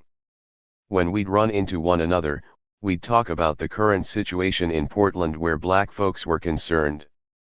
Ford and Mills became fast friends, hanging out more frequently and going to the Reed College bookstore, the Sportsman Barber Shop, and the House of Sounds, where they listened to recordings of Malcolm X's speeches.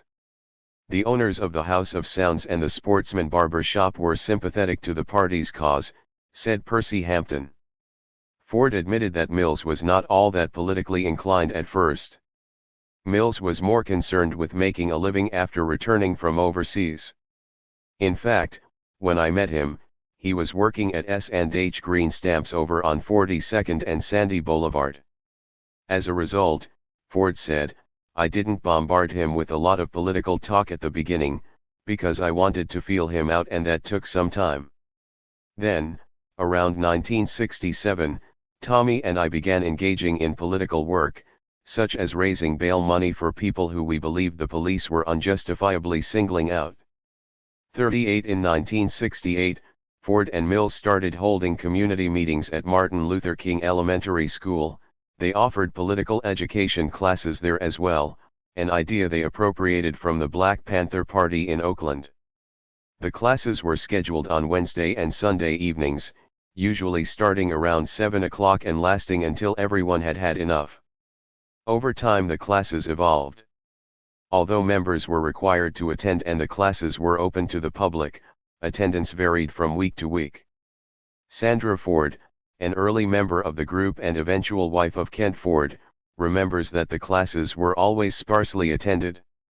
Kent Ford, on the other hand, recalls the classes being well attended during the early years, but by the mid-1970s attendance started to suffer. Sometimes people would come from as far away as Salem, Oregon, to attend the classes. Each week's topic of discussion depended on what was going on at the time, both locally and nationally. Said Sandra Ford, subjects varied from local concerns to world concerns, history of various revolutionary movements around the world, and historical figures. A constant throughout was the use of some of the more popular books within left-wing circles. Among the most frequently used texts and documents were the autobiography of Malcolm X, Frantz Fanon's The Wretched of the Earth, and Mao Zedong's Red Book. These were considered must-reads within the Black Panther Party. During 71. One session, one attendee and eventual Portland Panther, Tom Venters, became so visibly moved by the reading of The Foolish Old Man Who Removed the Mountains from the selected works of Mao Zedong that he was nearly brought to tears. The fable tells of an old man who lived in northern China. His house faced south, and beyond his door, in all of their grandeur, stood two great peaks, Taihang and Wangguo, obstructing the path ahead. The foolish old man called his sons, and with nothing but a hoe and great determination they began to dig up the two mountains. A wise old man saw them and said derisively, "How silly of you to do this! It is quite impossible for you few to dig up these two huge mountains."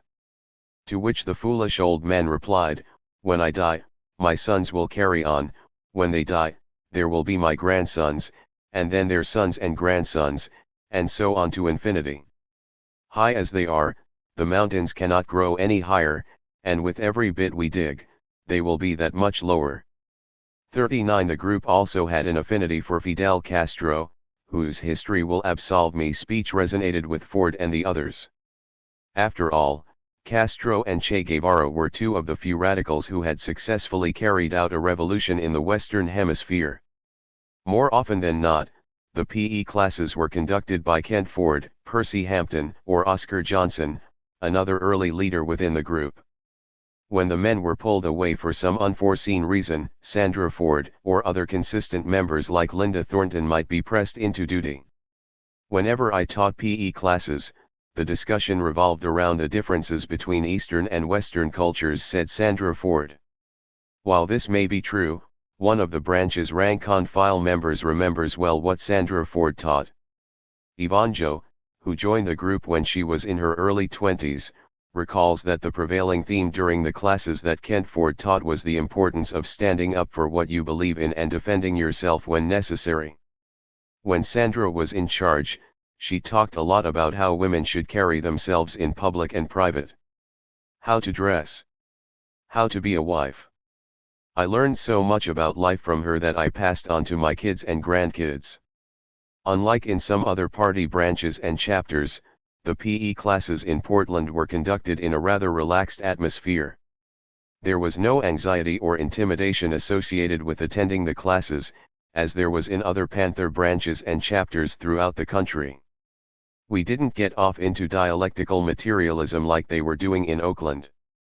That stuff was just too deep for the clientele we were dealing with, said Kent Ford. 40. 72-2. At the Portland classes, there was no pressure to know all the answers, and no use of the Socratic method. Being an active participant in the discussions was voluntary. There were times when some audience members chose to listen and not read or discuss the material. That was okay with us. We just wanted to keep people informed and to help raise their consciousness, said Ford. We believed, as Fidel Castro said, the weapon of today is not guns but consciousness. To keep discussions fresh and lively, instructors might deviate from the standard texts and pore over the Black Panther Party's 10-point platform and program, read from Huey Newton's Executive Mandate No. 1, or discuss issues that were close to home, such as Emmanuel Hospital's encroachment on the black community or police brutality in Northeast Portland. Although politics lay at the center of the PE classes, the sessions were not limited to sharing information. Instead, much of the discourse could be characterized as a search for moral knowledge, a sort of political philosophizing. In other words, the classes were intended not so much to get people to understand how people and governments behave but rather how they themselves ought to behave.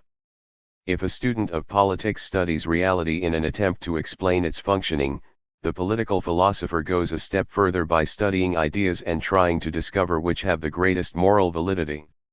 Indeed, psychologist Naim Akbar asserts that inadequate amounts of the proper kinds of knowledge can be injurious to the mind's development. Learning how to think for oneself, therefore, is paramount. As a result, reading was strongly encouraged in the classes as a means of increasing one's knowledge base and developing one's analytical and critical thinking skills. Aaron Dixon, founder of the Seattle chapter of the BPP, remembers when he first approached founding member Bobby Seale about starting a chapter. Seale gave him a list of 25 books and told him that all members were required to read 2 hours a day.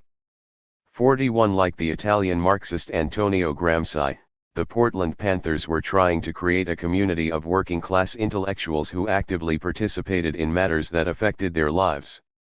Gramsci believed in the innate capacity of all men and women to understand the world and their place in it with an eye toward changing it. In selections from the prison notebooks, Gramsci contended that revolutionaries had to be critical and was clear that the starting point of critical elaboration is the consciousness of what one really is. Those who led PE classes in Portland were the kind of informal educators he had envisioned, people who worked tirelessly in their communities and were fully invested in their neighborhoods.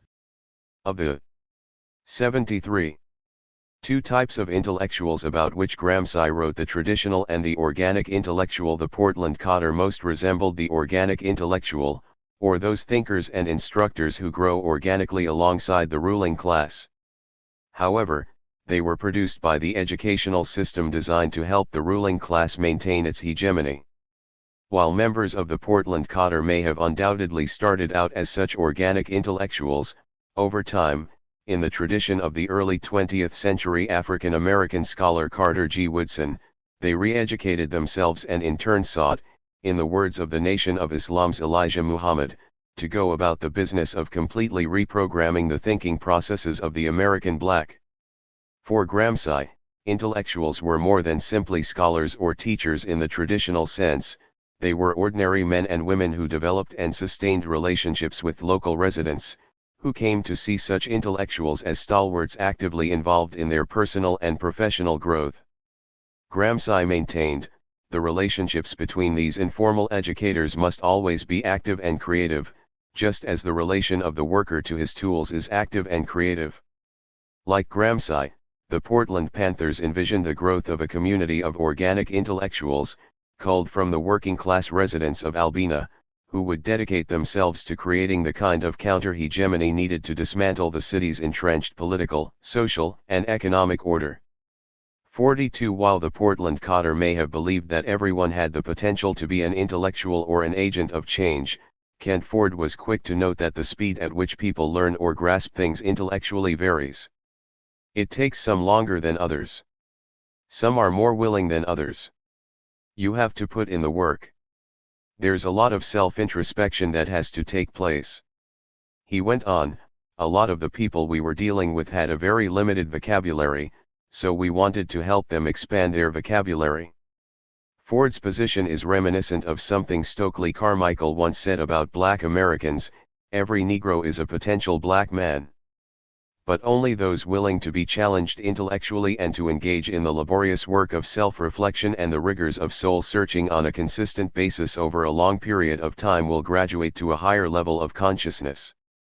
Only those who are committed to this type of hard work and who understand the importance of recognizing on whose shoulders they stand are apt to make the necessary transformation from Negro to black man or from mere being to intellectual. 43. 74-2. It should be noted that for some people, the Panthers' PE classes were an adult version of Reading is Fundamental, the 1966 program that nurtured in kids a love of reading and learning. Kent Ford acknowledges that not everyone who attended the classes could read. There were a few community people who were semi-illiterate. It was especially important that we not only encouraged them to read but in some cases teach them how to read. At the end of the day, however, we could do all the teaching we wanted, but ultimately the person had to put in the work. They couldn't wait until we held PE classes thinking they could learn how to read by just coming to our PE classes. Even after they learned how to read, they had to continue to work on their own if they had any hopes of becoming a serious thinker. Obviously, Ford said, we could aid in helping a person develop and raise their level of social consciousness, but at the end of the day some of the work had to be done by the individual person in solitude. 44 In addition to facilitating personal and professional development, the PE classes were a great way to stimulate interest in what the Portland Cotter was trying to create. Unfortunately, they also elicited the interest of the Portland Police Bureau. Ford received the lion's share of that attention. Once Ford moved to Portland permanently, he kept a relatively clean police record, but starting in the spring of 1968, he was harassed, arrested, or cited by the police on numerous occasions for jaywalking and for minor and not so minor traffic violations, including driving without a license plate light and possession of an unnamed illegal substance. It may be coincidental that Ford's troubles with the police in Portland coincided with his increased political activity. The police were a constant thorn in the side of blacks and those on the left. In 1968, the City Club of Portland issued a paper titled Report on Law Enforcement in the City of Portland that reiterated what many black Portlanders had been saying for years, that the police department was there to keep them in their place, not to protect and serve their interests. In the Albina neighborhood in particular, the harassment and social control of residents were a higher priority for the police bureau than the citizenry's well-being. At that time, blacks comprised more than 60% of the district but only 1% of the police force. The City Club's findings were in no sense revelatory.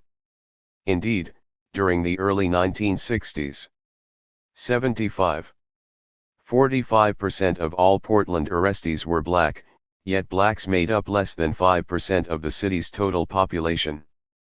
45. Ford and Mills increasingly attended political gatherings and met with radical groups such as Students for a Democratic Society. But a visit from members of the Seattle chapter of the Black Panther Party at Portland State College had as great an effect on Ford's political trajectory as anything up to that point. Ford recalls the sequence of events. Aaron Dixon, head of the Seattle chapter of the Black Panther Party, was invited to speak at Portland State College in the spring of 1968. His brother Elmer was with him. I was hanging out at a house with some Portland State students, some of whom claimed to be followers of Elijah Muhammad. They were planning to form a black student union. I informed them that Aaron Dixon of the Black Panther Party was speaking at the university and I asked if anyone wanted to go hear him speak. The Muslim brothers chafed at the suggestion, but I went anyway. That was my first time hearing a Panther speak in person. I liked what Dixon had to say. Later on, a reception was held for Dixon at the house of two black women school teachers who also happened to be twins. I'll never forget them. It was there that I met Aaron, who encouraged me to start selling the Panther newspaper. Next thing you know, Seattle started sending us the newspaper. Not long after, we opened a NCCF office. At the time, the party stopped accepting new members. They had a moratorium in place, I believe, so party officials urged aspiring Panthers to open up NCCF offices instead. 46. Ford's chronology seems a bit off, as the moratorium to which he refers actually began in January 1969. At that time, the BPP Central Committee moved aggressively to tighten discipline by ridding the party of counter-revolutionaries, informants, and renegades. On January 12, 1969, Bobby Seale issued a statement, "We aren't taking in any new members for the next 3 to 6 months. We are turning inward to tighten security, get rid of agents and provocateurs, and to promote political education among those who have joined the Panthers, but still don't understand what we're all about." 47. Regardless, Dixon's visit to Portland confirmed for Ford what he had really wanted to do all along, Start a Black Panther branch in Portland. I knew we had to step up after Dr. King and Bobby Hutton were killed in April, said Ford. That summer, following John Carlos's and Tommy Smith's iconic Pro. 76-2 test at the Mexico City Olympics, where their clenched fists atop the metal podium thrust Black power into the living rooms of more than 600 million viewers, Ford and Mills secured a facility from which to organize. They moved into a two-story house on the southeast corner of Cook Street and Union Avenue that was occupied by an anti-war outfit called the Resistance.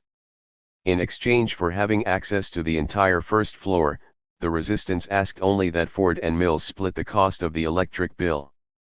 It was a big, old, but beautiful wood frame house with a huge living room and a large front porch. It had hardwood floors.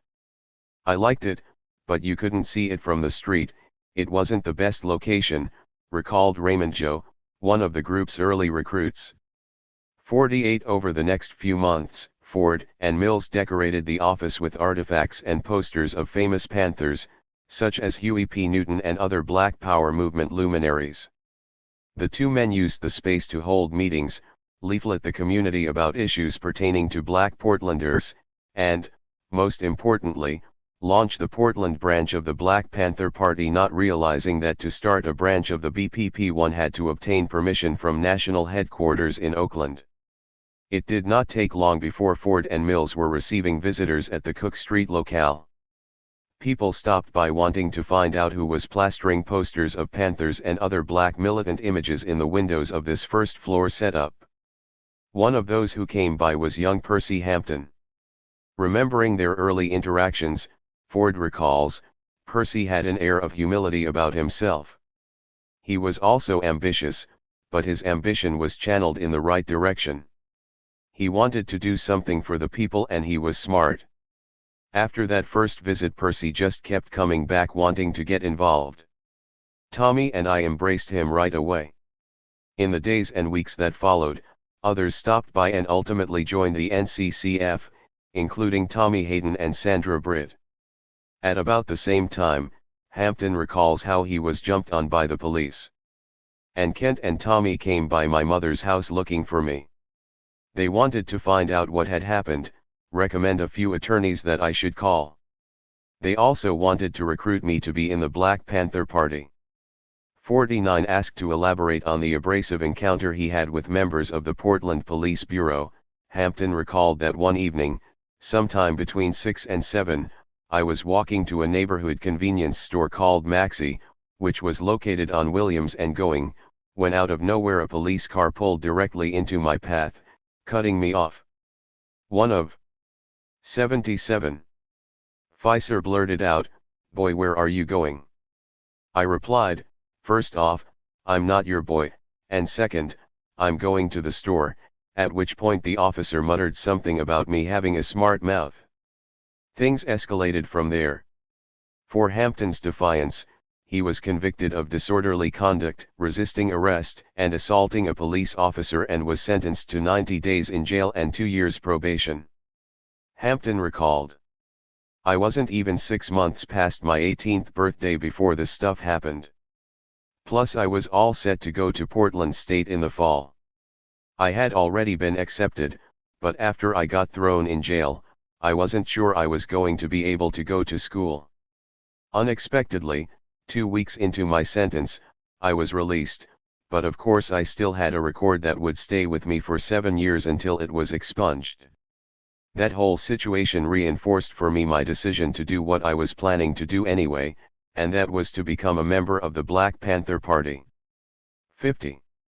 A few months after that incident, the group's early membership began to grow quickly, and Ford and Mills decided to move the operation to a more suitable, spacious, and centrally located building at 3619 Northeast Union Avenue.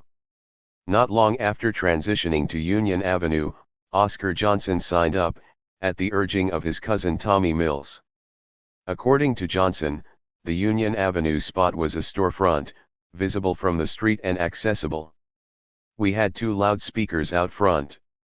We were always playing records of Malcolm's speeches or something like that. The building also had several offices upstairs. It was a nice building.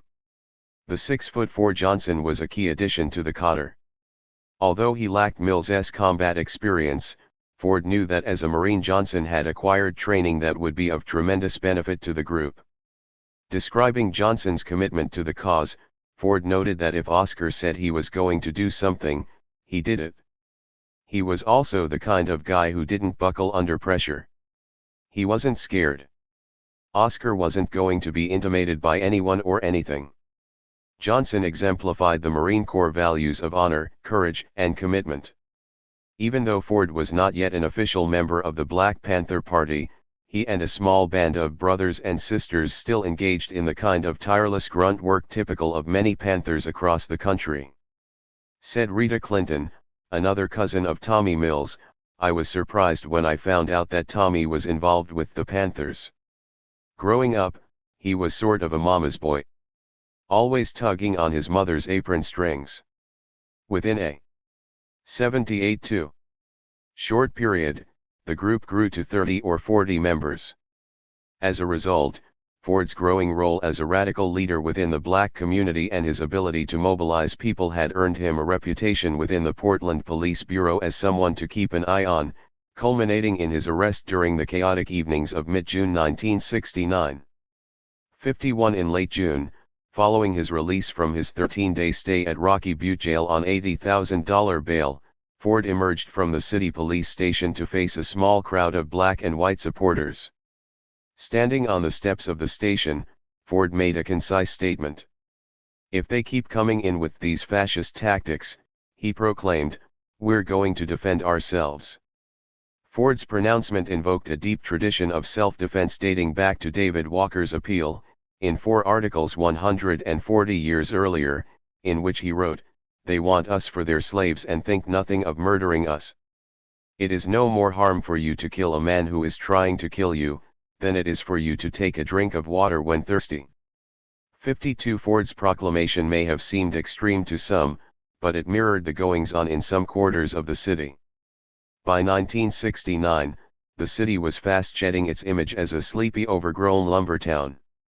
53 In October 1960, the eccentric sociologist C. Wright Mills had written a prophetic essay in which he called attention to a new kind of radicalism, which he dubbed the New Left.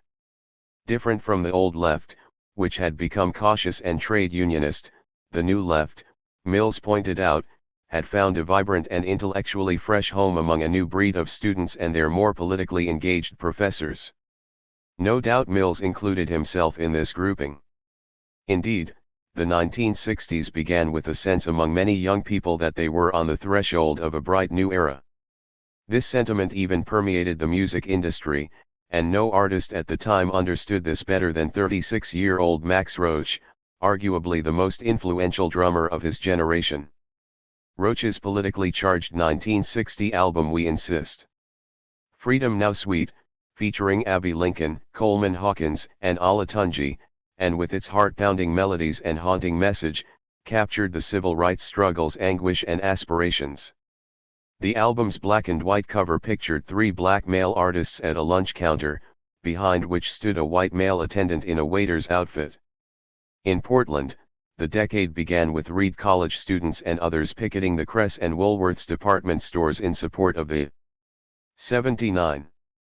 Famous February 1, 1960, Greensboro sit-in at which 4 freshmen from historically black North Carolina A&T College defiantly sat down at a Woolworth's lunch counter and refused to move until they were served. Featured prominently in the demonstrators' discussions, of course, were the writings and examples set by both Dr. Martin Luther King, Jr., and Gandhi, the leader of India's struggle for independence from British rule. The students decided that a protest that integrated the teachings of nonviolence was the best way to proceed. The major principles of a nonviolent strategy were that it was not a method for cowards or for the faint of heart, that it seeks to win the friendship and understanding of its opponent, that the attack is aimed at the forces of evil rather than at the evildoer, that the nonviolent resistor be willing to turn himself or herself into the target of violence but never inflicted, that it is better to love than to hate one's oppressor, and that the universe is on the side of justice and that the nonviolent ideologue have faith in the future. Over the course of a few days, students entered the Woolworths and asked to be served, only to be turned away or ignored altogether. When told to move, they refused. When the manager closed down the counter, they opened their textbooks and began to study. And when the local radio station interrupted its regularly scheduled programming to deliver the news, scores of other students poured into town and joined the demonstration. By the end of the week, students from Bennett, a nearby black women's college, joined in. So did members of the North Carolina A&T football team, after a group of white Confederate flag-waving street toughs showed up to make life difficult for the protesters. When asked by the locals, "Who do you think you are?" the student athletes replied, "We the Union Army." 54 The Greensboro sit-in was a watershed event in the civil rights movement inasmuch as it set the stage for the avalanche of protest activity that would define the decade. By April 1960, lunch counter sit-ins had sprouted up in 54 different southern cities as well as in Ohio, Illinois, and Nevada.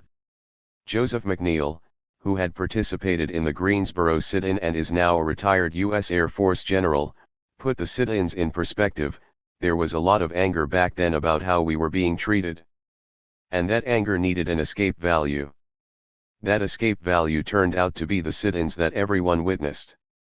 By the end of the academic school year in 1960, young people, both black and white, had sat in libraries, visited all-white beaches and swimming pools, and slept in the lobbies of highfalutin hotels. Not long afterward, lunch counters and other facilities throughout 82. The South began serving blacks even though it was against custom or the law to do so. By October 1961, the matter had reached the U.S. Supreme Court, which ruled in favor of the sit-ins.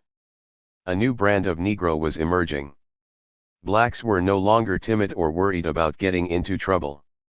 At times, their courage was nothing short of alarming. 55 Several months earlier, on January 20, 1961, a fresh-faced John F. Kennedy had taken the presidential oath of office and promised to lead the country toward a new frontier, one in which Americans would unite to achieve what had once seemed improbable: equal rights for African Americans, the alleviation of widespread and abject poverty at home and abroad, the peaceful neutralization of perceived communist threats, and the manned exploration of space. When, at the emotional high point of his inaugural address, Kennedy made his famous declaration, "Let the word go forth from this time and place, to friend and foe alike, that the torch has been passed to a new generation of Americans.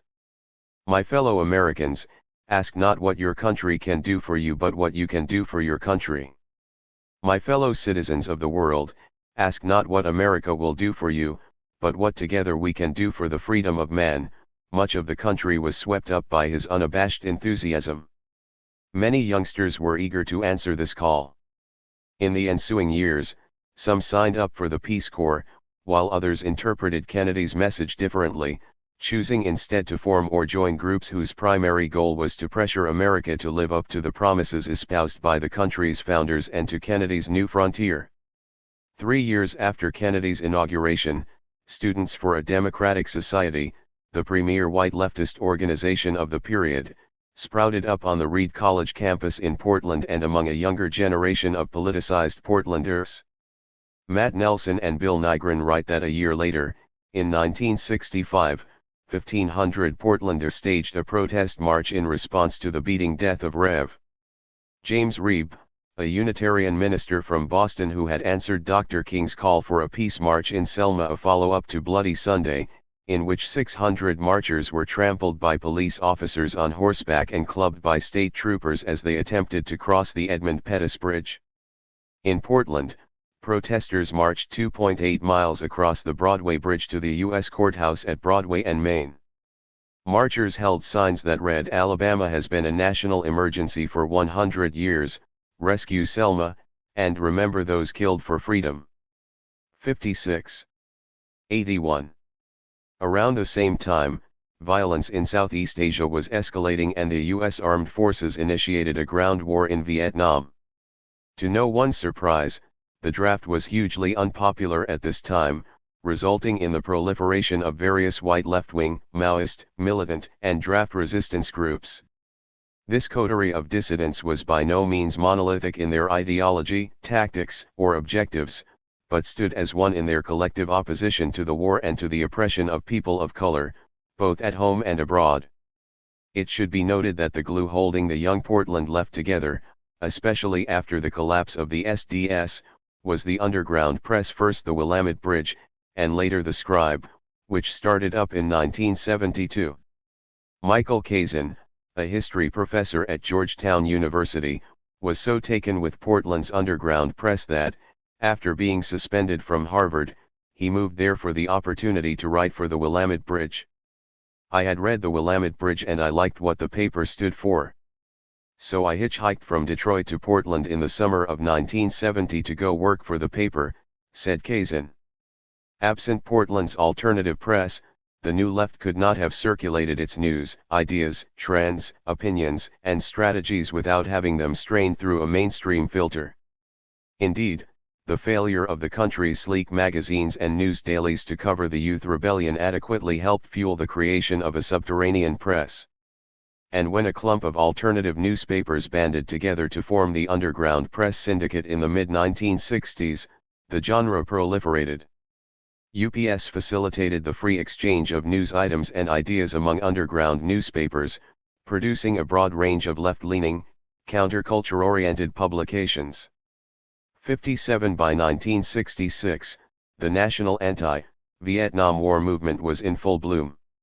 During the previous summer, Dr. King had given his first public speech on the war at a Virginia statewide meeting of Southern Christian Leadership Conference affiliates in Petersburg, Virginia, in July. In the speech he said, "I am certainly as concerned about seeing the defeat of communism as anyone else. But we won't defeat communism by guns or bombs or gases. We shall do it by making democracy work." He called for an immediate end to U.S. military involvement in Southeast Asia and a negotiated settlement even with the Viet Cong. Portland was replete with protesters as nearly 400,000 men were inducted into the military nationwide. In June, the New York Times printed an ad signed by 6,400 academics calling for an end to the war, and veterans and noteworthy politicians began to question President Johnson's handling of the war. Even some of the president's allies. 82-2. In the Senate broke ranks, including Majority Leader Mike Mansfield and Foreign Relations Committee Chairman J. William Fulbright. George M. C. Govern, Eugene McCarthy, and Robert F. Kennedy eventually followed suit. Surprisingly, even Senator Stuart Symington of Missouri, once a proponent of giving the military what it asked for, became an outspoken and effective critic of the war and of military spending. Critics of the war effort could also be found in the business community, which argued that the war was driving the economy into the ground. Groups such as Business Executives Move for Vietnam Peace and the Fund for New Priorities were two such organizations. Given the interconnectedness of politics and war, it was only a matter of time before party loyalty would be pushed aside by business elites in favor of economic considerations. Despite open opposition from these important and influential sectors of the country, President Johnson publicly remained steadfast in his decision to continue with the war. 58 On September 27, 1966, war protesters in Portland, including many students, demonstrated both inside and outside the Sheraton Motor Inn. Inside the hotel, Vice President Hubert Humphrey, in an address to 1,000 supporters, stated that he believed the nation was right in pursuing the painful but necessary war in Vietnam. Holly Hart, then a student at Reed College, recalls the events of that day. Many of the kids and adults who demonstrated in front of the Sheraton wore black to represent the war dead. They laid down so that guests would have to walk over them to enter the hotel. Inside the hotel I yelled out, "Mr. Hubert Humphrey, the war dead indict you for collaborating in their murders. We are the aggressors in Vietnam." Then I poured temper red all over myself and fell to the floor. The Secret Service came and picked me up. I wasn't arrested. Instead I was rushed to the hospital. I played possum. When I arrived, the emergency room staff were worried. They thought I was unconscious. They couldn't get me to come to. At some point I overheard a resident say they were going to transport me to Holiday Park, which was a mental institution. At that point I decided to put an end to the charade. The protest was one of the first major anti-Vietnam War demonstrations in the Pacific Northwest, and it was covered by all three major news networks. As was the case with many anti-war demonstrations, some accused police officers of using extra-legal force when confronting protesters, one of 83, whom was journalist and labor activist Julia Ruutila. A Harris poll taken the following year, in 1967, showed that more than 40% of the American people favored withdrawing from Vietnam. Around this same time, Dr. King emerged as the leading spokesperson of the U.S. peace movement, addressing rallies and proposing concrete details for U.S. disengagement from Vietnam. As part of a nationwide Stop the Draft Week effort that year, 18-year-old Reed student Clayton Axelrod was arrested and roughed up while protesting along with 200 demonstrators at the Oregon Selective Service headquarters in Northeast Portland. Tully Kupferberg and Robert Bashlow's 1966 book 1001 Ways to Beat the Draft was a popular pop culture read among war protesters and draft dodgers in Portland. For those who wished to dodge the draft but were unwilling to take the extreme step of fleeing to Canada, Kupferberg suggested such offbeat tactics as marry your sister, ask what's in it for you, become the publisher of the Little Mao Zedong Library, and grope J. Edgar Hoover. 59 Jim Hauser, a native Ohioan who joined a group called the Society for New Action Politics upon moving to Portland in 1967, remembers that the anti-war demonstrations in Portland were some of the largest on the West Coast. 60 Meanwhile, students at Reed College, following the model set by their brethren at San Francisco State College, formed a black student union of their own, and by 1969 students at Portland State University had done likewise. Naturally, with the founding of black student unions came the push for black studies programs and departments. Fed up with studying a world history that had been whitewashed of any contributions by people of color, black students in particular endeavored to create a curriculum that more accurately reflected their geographic, social, and cultural heritage. If taking over campus buildings and boycotting classes were the only ways students could get administrators to take seriously their demands for a black studies program, so be it. On December 11, 1968, after Reed administrators failed to respond favorably to the Black Student Union's demand for a Black Studies program, the union took over the top floor of Elliott Hall, including the president's office, and called for a general boycott of classes. Linda Howard, a junior from Virginia, remembers standing in the cold morning air while waiting to greet President Victor Rosenblum. She said, "Good morning, President Rosenblum. Your office has been converted to other purposes by the Black Student Union. You are invited to a meeting at noon today in the chapel, where all of the details will be made clear to you. By afternoon, pickets end." 84-2. Demonstrators, mainly white students, were circulating around campus, disrupting classes. Faculty and administrators scrambled to plot their response. In the ensuing days, meetings and negotiations among faculty, students, and administrators were chronicled by the media. On December 18, students surrendered Elliott Hall after a resolution to create a Black Studies program passed by the slim margin of 55 to 53. 3 months later, the program hired William McClendon as its first director. 61 Although radical black student efforts forever altered the educational landscape of higher education by bringing into being a curriculum that was more inclusive and representative of the mosaic that is America, at least one prominent academic and theoretician viewed black student dissidence as an unfortunate development of the Vietnam War era. Said Hannah Arendt, Negro students, the majority of them admitted without academic qualification, organized themselves as an interest group. Their intent was to lower academic standards. Arendt's analysis, if one can call it that, was both shallow and curious. The interest group to which Arendt was referring was, of course, the Black Student Union. Given Arendt's unwillingness to recognize the merits of black student unions, and that their mission was not to lower academic standards but to make universities acknowledge black history as a subject worthy of study, one cannot help but wonder if her position was on some level racially motivated or if it was the result of a generational divide. Indeed, Arendt's observations were in lockstep with those who believed that the 1960s had given rise to a crisis of democracy or an excess of democracy, in which historically passive and marginalized segments of American society began to press for their demands. Clearly the college students Arendt wrote about in the 1970s were more politically rambunctious than those of her era. The founding of Students for a Democratic Society, and the free speech movement, and modern student sit-ins offered a glimpse into the future. No longer willing to tolerate the long-standing business-as-usual approach, students and non-students alike were increasingly asserting themselves in unprecedented ways. Journalist and academic Samuel F. Yates admits that the black togetherness of the 1960s, the newfound blackness, produced a new visibility and a tighter grip on the issues affecting black lives. 62 While much of the anti-establishment resistance was carried out by protesters who happened to be members of a collective or an organization, there were plenty of lone acts of defiance. For example, the June 1969 commencement ceremony at the University of Oregon was interrupted by Ray.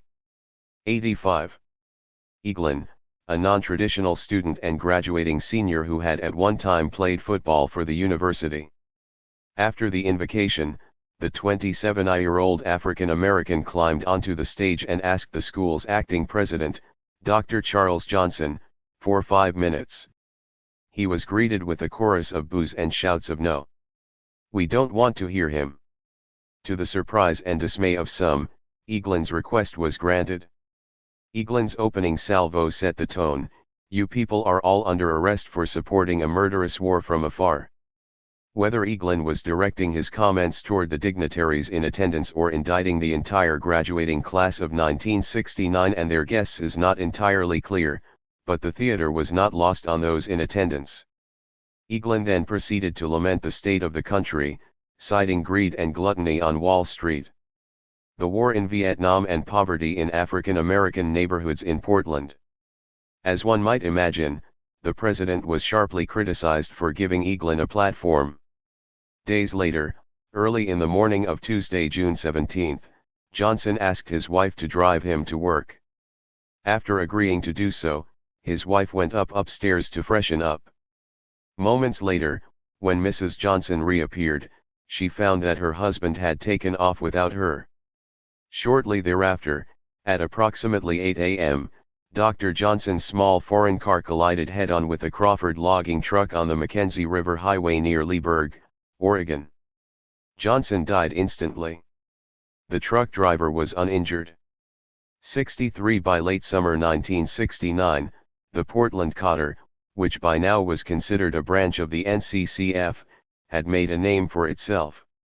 In fact, its members had become so well known that residents outside the leftist community had begun to look to them when problems arose, as was the case when racial strife reared its ugly head at Roosevelt High School in North Portland.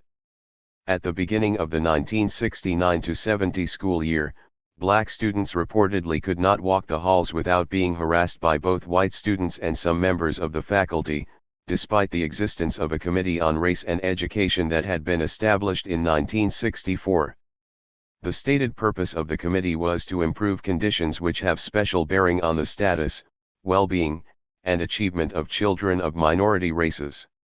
David Morris, who was a freshman at the time, remembers, "It was unsafe for us to go to school. Whites would throw bottles and rocks at us. These white boys were different than the typical white boy, they weren't scared of brothers the way many whites were, plus there were just maybe 50 black students out of 500 students. We were severely outnumbered." Word of the harassment reached Oscar Johnson through a friend who was employed at 86-2. The high school. Johnson relayed the story to Kent Ford, who contacted an administrator to find out what was going on. Ford remembers, "Apparently the staff was unable to address the students' concerns, so the black students contacted us. First thing I did was call the school. I believe I spoke to the vice principal. I asked him what was being done to address the matter, and his response was, "We're looking into it."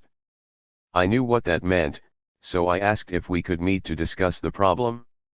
I was surprised when he said that he wouldn't meet with members of the Black Panther Party, that he was, however, willing to meet with more moderate representatives in the area. So I said, "Okay, fine," and hung up. Imagine someone saying something like that. We gave the school a week to remedy the problem. A week went by, and still no change. After the comrades and I talked about it, Sandra, who graduated from Roosevelt, called some of the parents there and they agreed to let us go out there and walk the kids home from school. I remember it like it was yesterday. It was me, Sandra, Oscar, Percy, Tommy Mills, Tommy Hayden, Tom Venters, and Linda Thornton, I think. Members of SDS and the Peace and Freedom Party joined us as well as some neighborhood residents. One Monday morning, we arrived at the steps of the school right before school ended. We instructed the students to line up in 2 rows. We then flanked them on each side and walked them home. The students may have been scared, but they were very disciplined, I'll give them that. Although everything went according to plan, there were some tense moments. On more than one occasion as students were being escorted home, a white mob consisting of students and neighbors, some of whom were adults, formed at nearby Columbia Park. Fortunately for all involved, at the same time, a team of police officers on motorcycles arrived, deterring any thoughts of violence. Once the Panthers got involved, my fear went away. Kent sent in soldiers to protect us. The first day they arrived, they were wearing army fatigues and marching on each side of us. They had us shouting slogans and everything. "I'll never forget that experience," said Morris. 64. According to Sandra Ford, around that same time, a contingent of students and their parents traveled to the state capital, Salem, where they expressed their frustration before members of the state legislature about not being able to start a black student union.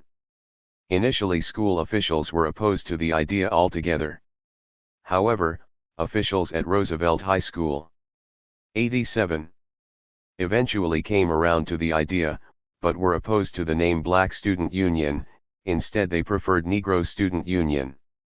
The students and their parents felt they had no other choice but to appeal to the state's lawmakers. Meanwhile, every day for a week the students were provided with their own private security force as they walked from home to school and back. Still, according to some students, little was done to shield them during the school day from the racial epithets hurled their way or from physical violence.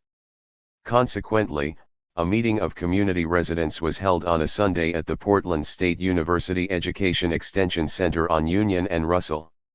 At the meeting, it was decided that the parents would keep their children at home until the administration sufficiently addressed black students' concerns. A vote took place, and it was unanimous. There wasn't even much debate about it, basically everyone agreed that this had to be done, said Ford. The next day, students stayed home. The boycott lasted 2 weeks. In the meantime, Ford recalled, we set up a school at the extension center so that the kids wouldn't fall too behind in their school work. When asked how the group was able to secure the university's extension center for the purposes of educating the youth, Ford recalled the sequence of events. I went to Harold Williams, who headed the extension center. He was hesitant at first, but I convinced him it was for a good cause. He said only the president of the university could authorize this move. The next day I was at a local record store, and in walked Harold. He said we had to go see President Wolf right now. So I got into Harold's car and we drove over to see the president. Once there, he asked us a few questions, one of which was how long will the boycott last, to which I responded, I don't know. Wolf mulled it over for a moment and then gave us the go-ahead. Local businessman Paul Knowles, owner of a restaurant called Geneva's, offered to provide the kids with lunch for as long as the boycott lasted. Every day, the kids were treated to a buffet-style meal. 2 weeks into the boycott, the newly hired superintendent of Portland's public schools, Dr. Robert Blanchard, called the students' parents and invited them and their children to a retreat at Camp Menucha in Corbett, Oregon, at no expense, for the purpose of addressing their concerns in hopes that the students would return to school. At the retreat, the students and their families were afforded the opportunity to air their grievances. Parents' primary concern, 88.2, was the safety and well-being of their children, that they not be subjected to verbal or physical harassment by students or staff members. Additionally, the students believed they had the right to establish a black student union, something to which some school officials and white students had initially objected. The retreat proved successful, and both the parents and the students were satisfied with the outcome. Needless to say, news of the victory reverberated throughout North Portland. 65 few were surprised by the developments at Roosevelt High School. A staff report by the United States Commission on Civil Rights revealed that Portland School District No. 1, to which Roosevelt High School belonged, included 95 elementary schools, 14 high schools, and 16 special education schools. The total student enrollment for the 1968-69 academic year was 77,445, of which only 6,304 were African American. Other groups included 468 Native Americans, 986 Asian Americans, 708 Latinos and whites, who made up 68,979 of the student population. Of the faculty, 104 instructors were African American, 2 Native American, 37 Asian American, 6 Latino, and 3,666 white. Given the striking racial imbalances, one can understand why racial hostilities may have boiled over. The decision to boycott Roosevelt High School was part of a larger effort by Portland's black community to confront injustice head-on. Case in point, in August 1969, some Portland residents decided to confront the long-standing problem, this time by pursuing a litigious course of action. 22-year-old Robert Probosco, along with 13 other complainants, filed a class action lawsuit in U.S. District Court on behalf of more than 20,000 black residents against Mayor Terry Schrunk, the city council, the police chief, and 38 Portland police officers. The suit petitioned the court to put a stop to the systematic harassment of black residents by the Portland Police Bureau.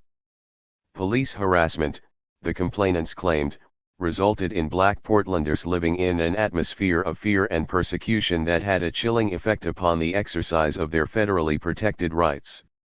A 1968 report compiled by the City Club found widespread distrust among blacks where the police were concerned. Many believed that members of the Portland Bureau policed black residents more harshly than white residents. 66 as classes resumed in the fall, and the anti-Vietnam War movement consumed much of the country, the campuses of Portland State University and Reed College were bustling with resistance efforts and teeming with ideas for unconventional protest tactics. According to one student activist, by the 89 time school started in 1969, the city of Portland was really a hornet's nest of activity. While few would mistake Portland for Berkeley, there was a strong radical presence there, and a burgeoning counterculture. According to Penny Harrington, a police officer who later served as the city's police chief, kids were flocking to Portland from everywhere in the country. Some of them taking up residence in Lair Hill Park, where they would indulge in drugs like LSD and marijuana. If for whatever reason they couldn't or didn't want go to San Francisco or Berkeley, they came to Portland. 67 By late summer of 1970, the NCCF not only continued to grow but received official charter membership from national headquarters, giving birth to the Portland branch of the Black Panther Party. With all that was happening around the country, I knew that we had to kick it up a notch. The struggle that is. Mark and Fred had gotten killed in Chicago, Nixon had gotten elected president. We had to do more, Kent Ford said. Nixon's election had not raised the hopes of America's youth, as Kennedy's had. In fact, on Inauguration Day in January 1969, Of the 10,000 citizens lining the streets of Washington, D.C., roughly a tenth were protesters, who pelted Nixon's limousine with beer cans, rocks, and balloons filled with red ink, while shouting anti-war epithets such as "4 more years of death."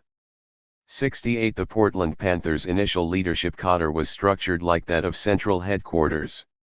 Whereas some heads of Panther branches and chapters preferred the title Deputy Minister of Defense or Defense Captain, Ford simply took on the title of Captain.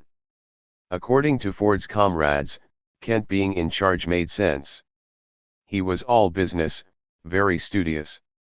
He thought things through, and he was very disciplined.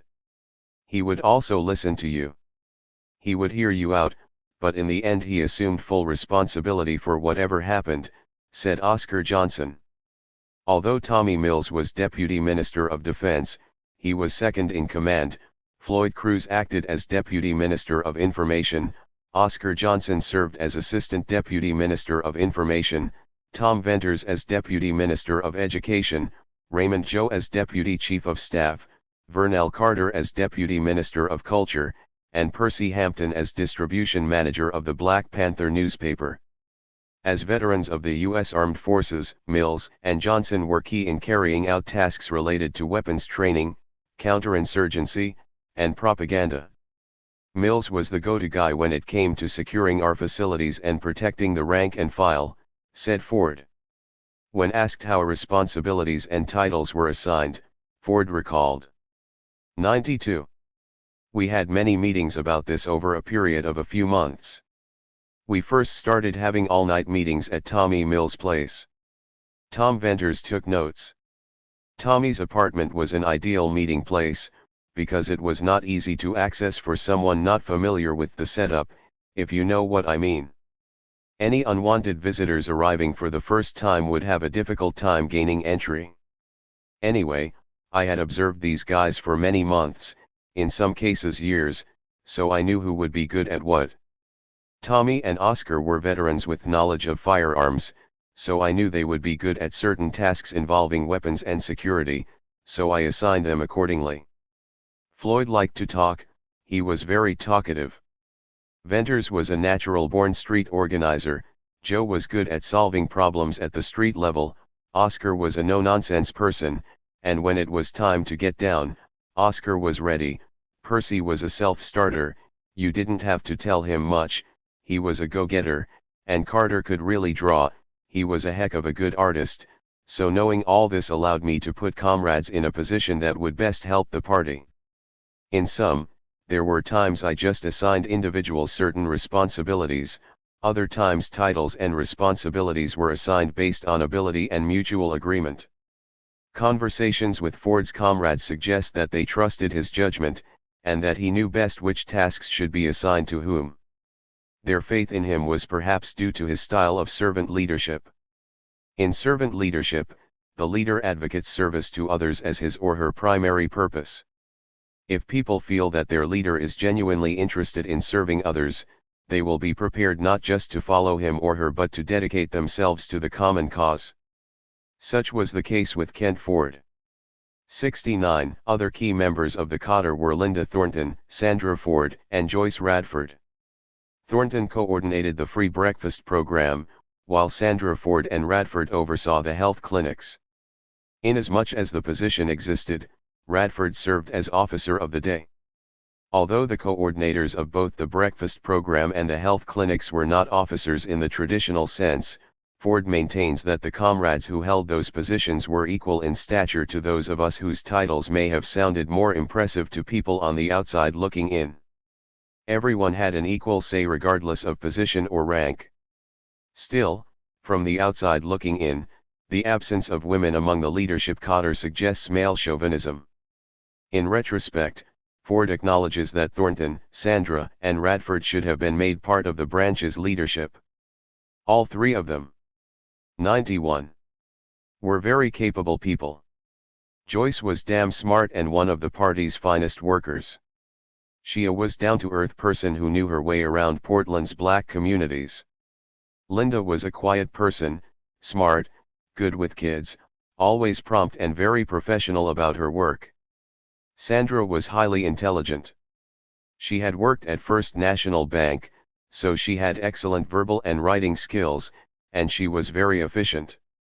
With her manner and training, she was the perfect person to be the face of the health and dental clinics.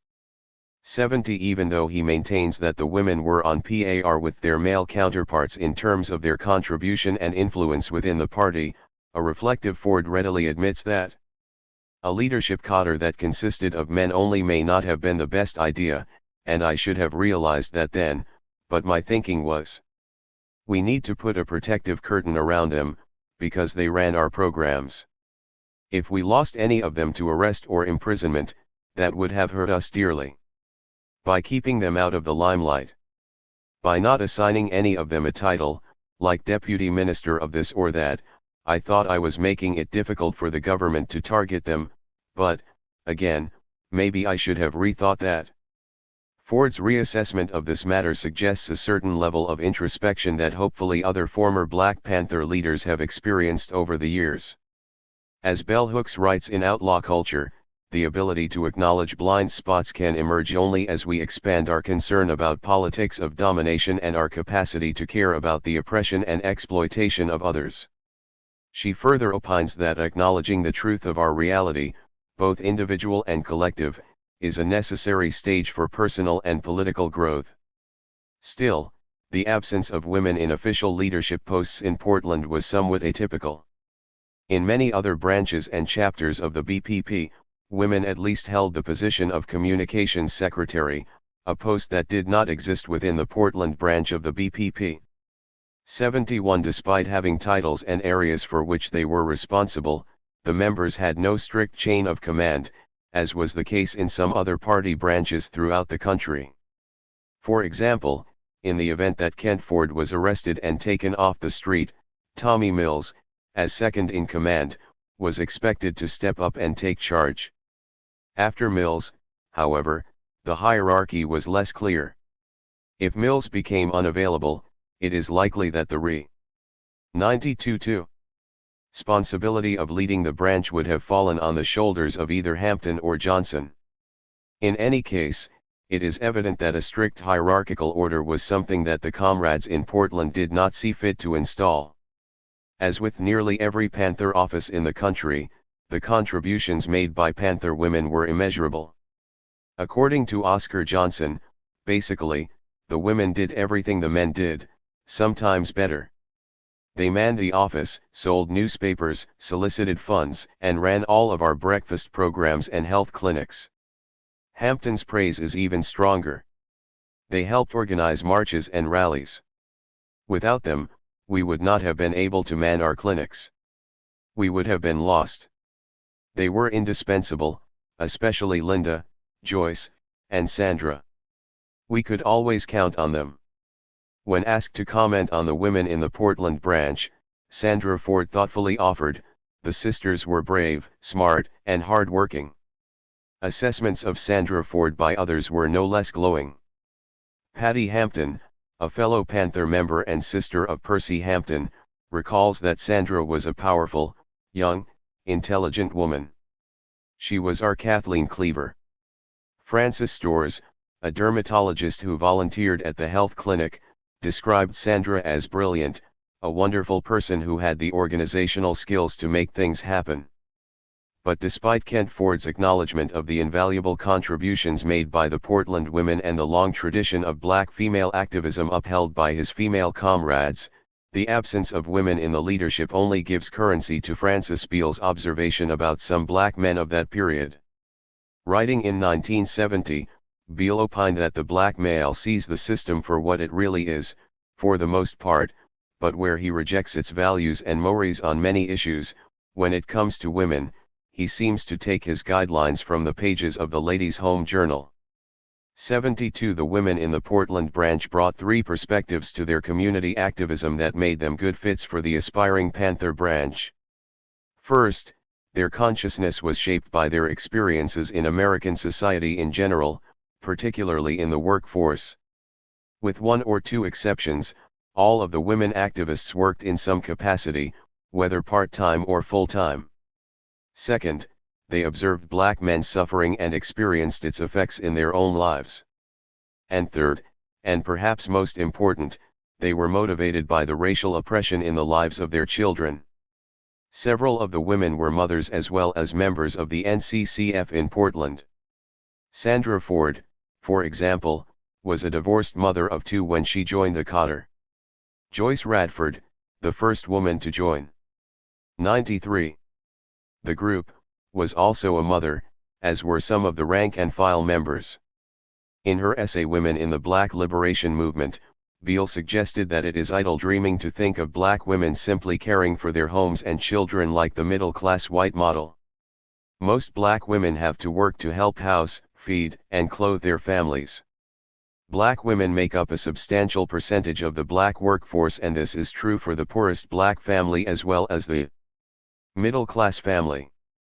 The experiences that the Portland women picked up as mothers, such as coordinating schedules, managing personalities, multitasking, nurturing, and navigating conflict resolution, were skills on which they drew heavily as members of the Portland NCCF and later as members of the Portland branch of the BPP. 73. Over the years, many male Panthers in various parts of the country have acknowledged the pivotal role played by Panther women. Moreover, the importance of Black Panther women in what many consider the Black Power movement's most preeminent organization is well documented, albeit only recently. No one has highlighted the importance of fully incorporating women into the struggle for black liberation than Frantz Fanon, who maintained, must guard against the danger of perpetuating the feudal tradition which holds sacred the superiority of the masculine element over the feminine. Fanon's words are poignant, but for many Panther men this was more easily said than done, no matter how good one's intentions. I assure you, said Kent Ford, the woman question was not something that was a problem for us. The women did everything everyone did. They even took target practices right alongside the men. 74. Working alongside the leadership was a corps of dedicated rank-and-file Panthers that included Patty Carter, Jeffrey Lynn Washington Fikes, Fern Parker, Willie James Brown, R.V. Poston, Tommy Hayden, Darlene Fisher, Melina Jones, Shayla Brown, Charles Moore, Claude Hawkins, Linda Miller, and Freddie Whitlow. Sandra Ford characterized the rank-and-file Cotter as a smart, high-energy, resourceful, tough, street-smart group of young men and women. Among those who stand out in Ford's mind are Fisher and Parker. Said Ford, Fern was tough, brave, outspoken, and stubborn, but she was dedicated and a hard worker. About Fisher, Ford said, she was amazing. A brave soul, really, really smart. Outgoing, but had a temper. Darlene was a hard worker too. Ford's descriptions mirror those of Cotters in West Coast locales such as Seattle, Sacramento, Los Angeles, and the Bay Area. 75. 94-2. With the exception of Kent Ford, Floyd Cruz, Tom Venters, and perhaps a few others, the leadership Cotter and the rank and file were largely native Portlanders, many of whom had graduated from Thomas Jefferson High School in North Portland. As was the case with some other Panther branches or aspiring Panther branches, the principal organizer of the Portland Cotter, Kent Ford, was not raised in Portland. In this regard, Portland was atypical. An examination of Panther and NCCF's branches throughout the country reveals that many of them were founded by men and women who grew up in that particular city. 76. Conversations with former Portland Panthers and their allies suggest that the men and women worked well alongside one another. This is not to say that issues did not arise along the way they did, but misogynistic and chauvinistic behavior displayed by men in some other branches and chapters did not play out in any discernible way in Portland. For example, one Panther from the Seattle chapter shared that during one of his visits to the organization's central headquarters in California in 1969, one high-ranking Panther made lewd comments to his wife, who had accompanied him on the trip. The offending Panther talked of how he intended to bed her and what he desired to do with her. Another Panther admits that there were a few Panthers who used their status as Panther warriors as a way of getting close to women, Panther or otherwise. Still others had no qualms about impregnating 1 or 2 women under the subterfuge of providing soldiers for the revolution or replenishing the black race, which some believed to be the victim of a genocidal plot on the part of the U.S. government. This dubious position was not novel. University of Chicago pathologist Dr. Julian Lewis took a similar stance in the mid-1940s when he curiously argued that the survival of the black race in the United States was dependent upon a high birth rate. In his opinion, blacks who condoned birth control were advocating race suicide. There were some Panthers who thought similarly. 77 When asked about the gender dynamics in Portland, Sandra Ford maintained, "We didn't have the kind of problems that the women in Oakland and elsewhere encountered." When Percy Hampton was informed that in Elaine Brown's book A Taste of Power, a black woman's story, Brown, who served as chairman of the BPP from 1974 until 1977, had written, "Women in the Black Panther Party were expected to clean up after their men, to have sex with them on demand, and to never question their authority or the decisions they made," Hampton responded, "That didn't happen in Portland. Even if brothers here had tried the stuff that went down in Oakland. 95. The sisters in Portland weren't going to have that. We had sisters in the party who would scrap with a dude. I remember one time a sister had to be pulled off of a brother because of something he did. No. Sisters in Portland wouldn't tolerate the kind of stuff that we heard about in Oakland." A number of factors account for the low level of sexism in the Portland branch, but in the main it can be attributed to the type of young people that formed the branch. 78 The Portland Cotter was a close-knit group despite being of relatively diverse backgrounds. "We supported one another, we helped one another with stuff outside of the party. We were like family," said Sandra Ford. "I agree with Sandra," said Raymond Joe. "We looked out for one another, we didn't always agree with one another. At times we argued, but we were always there for each other regardless." Similarly, Kent Ford said, "Till this day, many of us still keep in touch with one another." 79 Like other branches around the country, the Portland group varied in socio-economic makeup. An examination of the backgrounds of those who held leadership positions, either formally or informally, for example, reveals that nearly all were high school graduates, and a few were first-generation college students. Several attended college either before joining the NCCF or being members of the branch, but none graduated during those years. All joined the aspiring Panther branch while in their late teens or early 20s, with the exception of Kent Ford, Tom Venters, Tommy Mills, Oscar Johnson, and Floyd Cruz, and Joyce Radford, Linda Thornton, and Sandra Ford, who were in their mid to late 20s. Mills, Johnson, and Cruz were all in their late 20s at the time the Portland branch was formed. Venters, a married veteran of the U.S. Air Force, was the oldest of them all at 32 years of age. 80 Most were raised in two-parent households at some point in their lives. Some of the parents were part of the Great Migration of blacks who fled the South in search of better job opportunities and to escape the sweltering climate of racial injustice. For example, Percy Hampton's father hailed from Arkansas and initially worked in the Kaiser shipyards, while Sandra Ford's mom was raised in Louisiana. The households in which these former activists grew up ranged from low income to middle class. Willie James Brown, one of the Cotter's rank-and-file members, was reared under extremely trying circumstances, for a time bouncing from one foster home to another. Raymond Joe, whose biological father died when he was 5 years old, re. 96 2. Members that his stepfather, an Arkansas native, could not read or write, signed his name with an X. Joe's mother and stepfather divorced after 2 years of marriage, leaving Joe without the strong father figure that characterized Hampton's and Mills's upbringings. These two men were raised in stable households. A product of the public school system, Mills came from a loving two-parent household. His mother worked at the Pendleton Woolen Mills, and his father retired after a long career with Amtrak. After working in the shipyards, Percy Hampton's father worked in construction for many years, while his mother worked at Kaiser Permanente as a social worker. Said Hampton, "My parents owned rental property. My father always bought a Cadillac.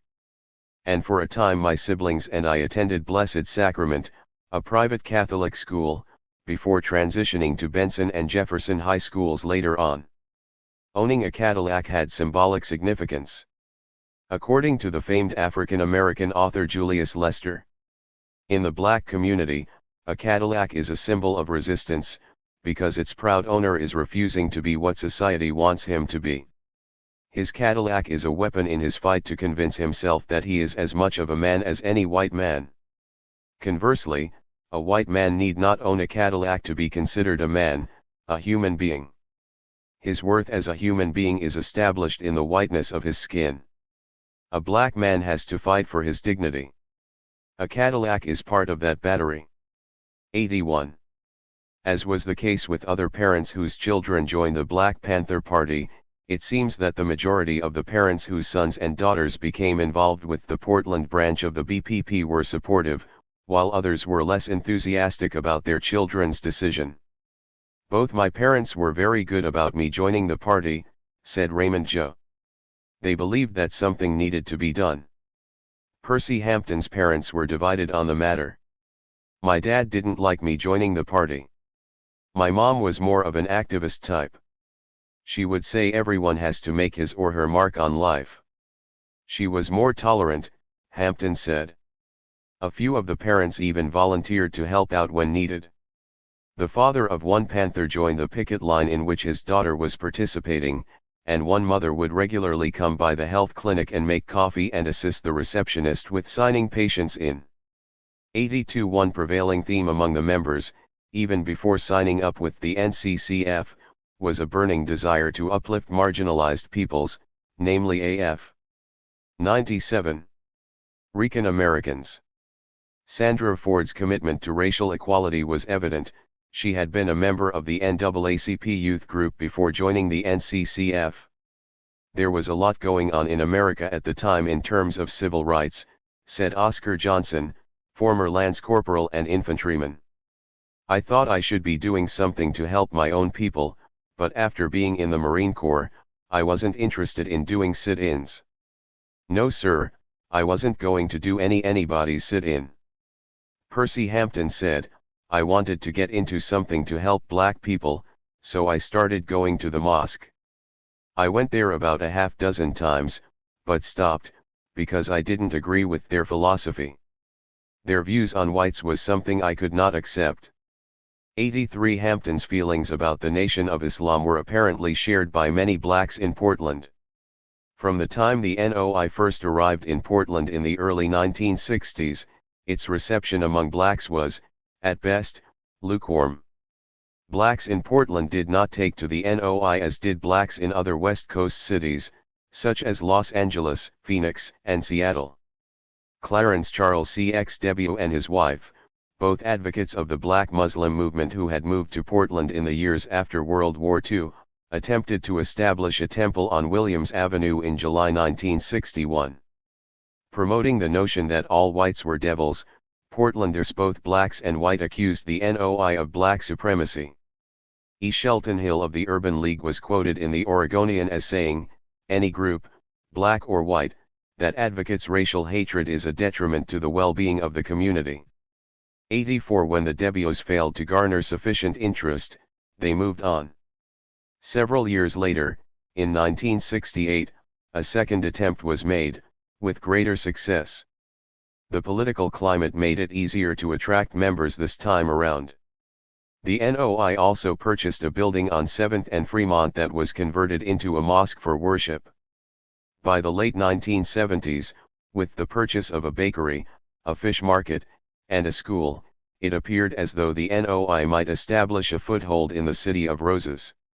Still, like Hampton, to many blacks in Portland, the Nation of Islam's strict code of conduct, dietary restrictions, and unconventional racial philosophy was too much to bear. Between October 1966 and the early months of 1970, much changed in Portland. Bookended by two disorders in the summers of 1967 and 1969, Portland. From the streets, schools, and businesses of Albina to the offices of urban planners and politicians found itself in the midst of a growing civil war for space and place. Out of this moment of transformation and uncertainty, a common commitment to help strengthen their community led. 98-2. This diverse group of young African American men and women, led by Kent Ford, Tommy Mills, and others, to coalesce into the Portland NCCF. As the NCCF laid their claim on Albina, they did so with a purposefully optimistic and grassroots vision of what their community ought to look like and of how they might better serve it, not with the reactionary or violent zealotry that was popularly caricatured. By pursuing that positive vision of community survival and socio-economic uplift, these early members of Portland's NCCF quickly earned their status as official Black Panthers by the summer of 1970. 99. Chapter 3. Serving Albina and Becoming. Panthers under the watchful eye of the Portland Police Bureau. P. Portland's National Committee to Combat Fascism coalesced in direct response to issues facing Albina's residents, and within the framework of the Black Panthers' National 10-Point Platform and Program. The soon-to-be Portland Panthers established neighborhood programs, such as medical clinics and a free children's breakfast program, and mounted a radical and unyielding confrontational resistance to police brutality. However, due to an odd set of circumstances, the Portland Cadre operated with a distinct level of autonomy.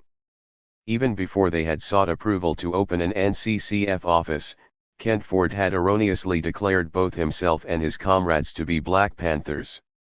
Since they were not officially an office of the NCCF or a branch of the BPP, they did not come under the supervision of the Panthers headquarters, hence there was no one to whom the Portland Cadre was compelled to answer. Moreover, following the arrest and imprisonment of Huey Newton in 1967, leadership within the national headquarters was in a state of flux as it grappled with creating a coherent national vision for the organization. During this period, NCCF branches, chapters, and offices around the country continued to work with the Black Panther Party's national headquarters, but they often focused on local issues rather than the national platform.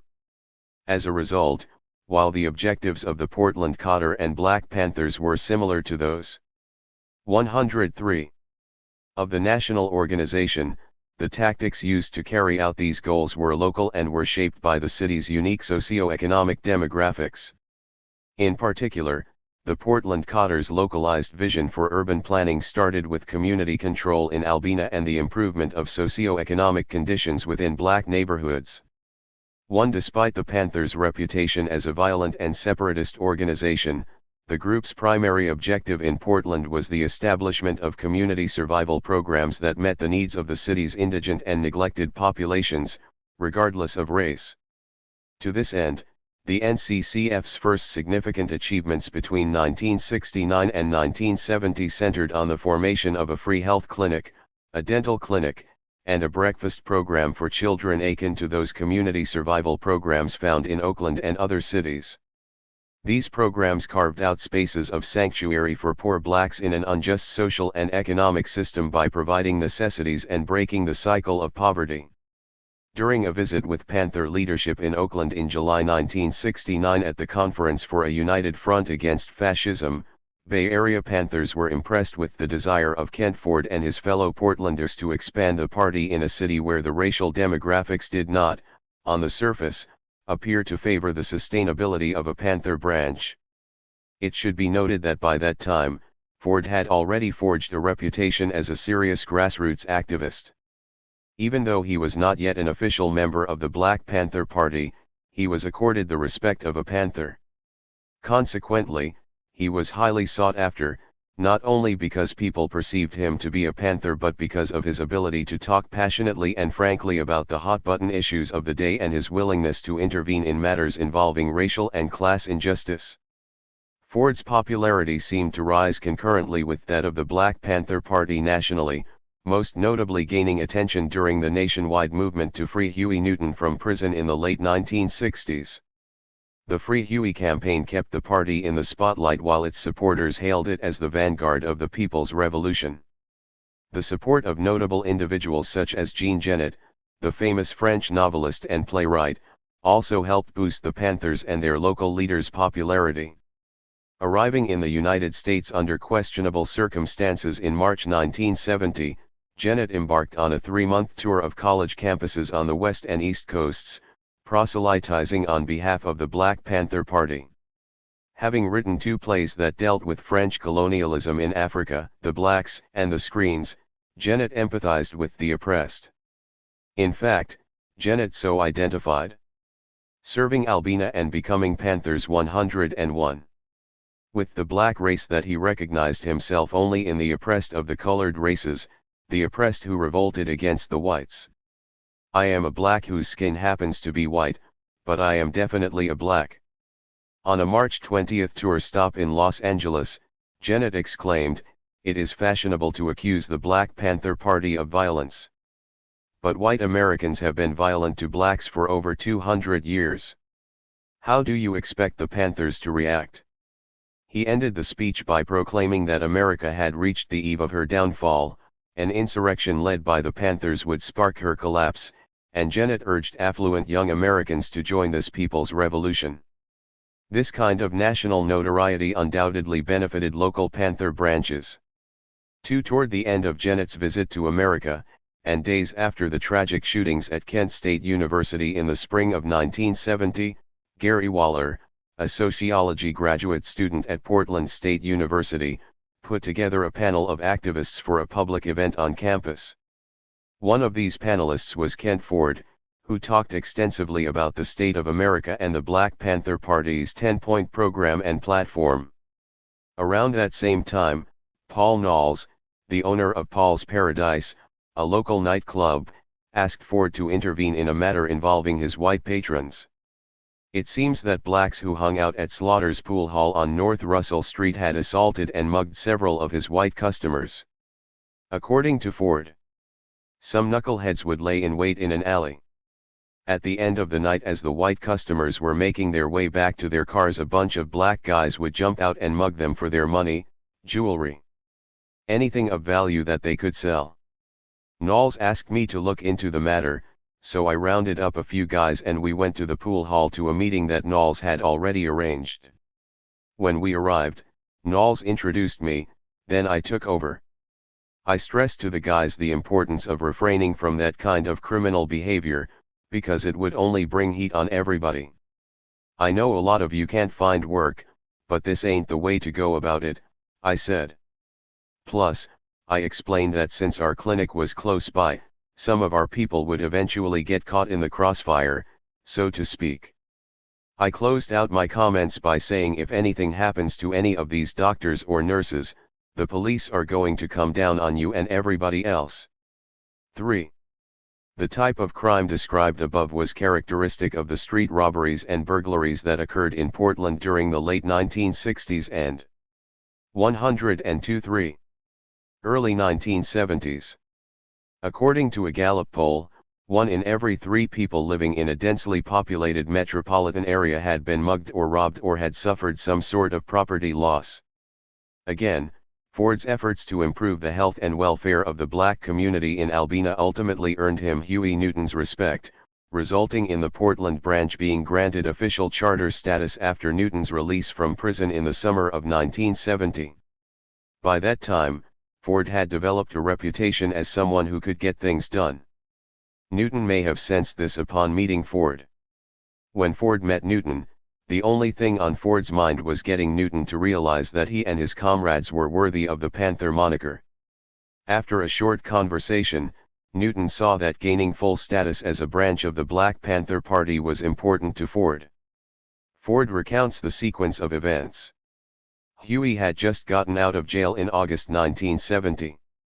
I was in Oakland at the time. One Saturday afternoon I, along with several other comrades, were at the Peralta Street office lifting weights. Huey was there. We all took turns spotting one another. After we finished lifting and putting away the weights, Huey comes over and introduces himself, like I don't know who he is. Then I say, "My name is Kent Ford and I'm from Portland, Oregon." A short exchange took place. And Huey asked, "You guys have any buildings?" I say, yeah, we have 3 buildings. Something then said to me that this was a golden opportunity to bring up something that the comrades and I had been talking about for a while. So I said, hey, Huey, the comrades in Portland aren't enthusiastic about this NCCF stuff. We want to be full-fledged Panthers. Huey just stood there listening, never said a word. Moments later, we all went inside, and Huey started in on one of his long intellectual diatribes about politics and the system. We formed a semicircle around him and just listened. 10 days later, I'm back in Portland. By that time, I receive a letter from the Central Committee, and it's signed by Huey authorizing us as an official branch of the Black Panther Party. Ford's zeal for securing full Panther status was understandable. After all, the Portland Cotter had already established several community programs, and they were known throughout the city for their work in Albina. For the first officially sanctioned Panther branch in Oregon, however, was in the college town of Eugene. From Ford's point of view, Eugene's serving Albina and becoming Panthers 103. Demographics made the prospects of building and sustaining an effective branch extremely unlikely. But if Eugene could get a branch, said Ford, we should be able to as well. Located 90 miles south of Portland, Eugene is the home of the University of Oregon, which is the area's largest employer. The city was even wider than Portland and considerably smaller. Furthermore, the town's black population was inconsiderable. The Eugene branch of the BPP, founded on the University of Oregon campus by brothers Howard and Tommy Anderson, relied on the university's student body for support. The branch's support by the larger Eugene community was tenuous. Chuck Armsbury, a leader and founder of the Patriot Party in Eugene and Portland and a doctoral candidate in sociology at the University of Oregon at that time, commented, local blacks in Eugene weren't accustomed to hearing black power rhetoric, so the Panthers were a tough sell. Despite these challenges, however, the Eugene Panthers were able to put together a breakfast program and a liberation school, but the branch was short-lived and closed its doors in 1970 after a series of run-ins with the police. Initially the Eugene branch had reported to central headquarters in California, but then a decision was made to have the Seattle chapter oversee it. It just made more sense for us to oversee the branch. It was more practical, but doing so turned out to be a hassle. There was always something going on there. We kept having to go down there to straighten stuff out. Eventually we just shut the branch down, said Aaron Dixon, captain of the Seattle chapter. Even before the Portland Cotter was permitted to call itself a NCCF branch, Ford and his comrades had established several programs for which the Black Panther Party was nationally known. Bobby Seale introduced the Serve the People programs in the fall of 1968, ordering all branches and chapters to establish free breakfast programs and the like. Several months later, in March 1969, Seale identified 4 initiatives around which the BPP would organize: the free breakfast program, the petition campaign for community control of police, the establishment of free health clinics, and the Black Liberation Schools. The Serve the People programs were renamed Community Survival Programs in 1971, survival pending revolution, not something to replace revolution or challenge the power relations demanding radical action, but an activity that strengthens us for the coming fight, a lifeboat or raft leading us safely to shore. 6. In his book Survival Pending Revolution, Paul Alkbulan, professor of history at historically black Virginia State University and a former Black Panther, has an interesting take. 104.3. On the community survival programs. Alkbulan writes that, while the community programs addressed real needs, objectively speaking, they were more important to the existence of the party as an organization than they were to the survival of the black community. Survival programs were originally instituted not only to serve the people but also to improve the party's image in the black community. If this is true, then the strategy proved immensely helpful not only to the organizers in Portland but to other budding and aspiring Panthers around the country who might have incurred their fair share of skepticism from local residents whose knowledge of the BPP came largely from media reports or hearsay out of the Bay Area. Without the Serve the People programs, earning the trust and respect of the community would have been no small feat. 7 Panther critics who viewed such programs as reformist and questioned the Panthers' revolutionary fervor were answered by the Panthers' Minister of Defense, Huey Newton himself, when he opined, "Reforms are all right. Reforms are good as long as they don't put up an obstacle to your final revolutionary goal." In keeping with this position, Ford and other early members of the Portland NCCF, including Tommy Mills, Sandra Ford, Percy and Patty Hampton, Floyd Cruz, Oscar Johnson, and Linda Thornton, initiated a free clothing giveaway for their first formal community initiative in Portland. The circumstances under which this initiative was launched can only be described as fortuitous. Ford recalls how the program materialized. The parents of an NCCF member owned a second-hand store on Union Avenue and Beach. After many years, the parents decided they wanted to get out of that business, so the mother contacted the party and offered to donate all the merchandise. We gladly accepted her offer. We also took over the lease for the building. I think the rent was no more than $100 a month, maybe less. When we acquired both the building and the clothes, we had a ready-made free clothing giveaway program. The clothing giveaway was short-lived, however. According to Sandra Ford, I don't think it lasted more than a year. We didn't know anything about the second-hand clothing business. We didn't have the connections in that industry to bring in the volume that the previous owner did. Every once in a while someone would donate something, but this didn't happen with any regularity. Once we gave away the clothes, we weren't able to replenish the shelves. When we gave away everything, the free clothing giveaway came to an end. Between 1969 and 1970, the Portland NCCF created 3 additional important community survival programs. One of the needs that the Panthers serving Albina and becoming Panthers 105 addressed was the lack of nourishment for children. The first free breakfast for children program was created in 1969 at St. Augustine's Episcopal Church in Oakland. Huey P. Newton believed that everyone had a right to eat, and to eat as much as they liked. Rights are a special kind of freedom, however, because they must be accorded to all persons equally. If some people are allowed access to food and others are not, then food is a privilege and not a right. In theory, the chief characteristic of a right in a democracy is its equalitarian basis. Indeed, having access to food is a part of being a citizen, particularly in America, the richest nation on earth. For a democracy to function properly, Aristotle maintained, measures should be taken which will give lasting prosperity.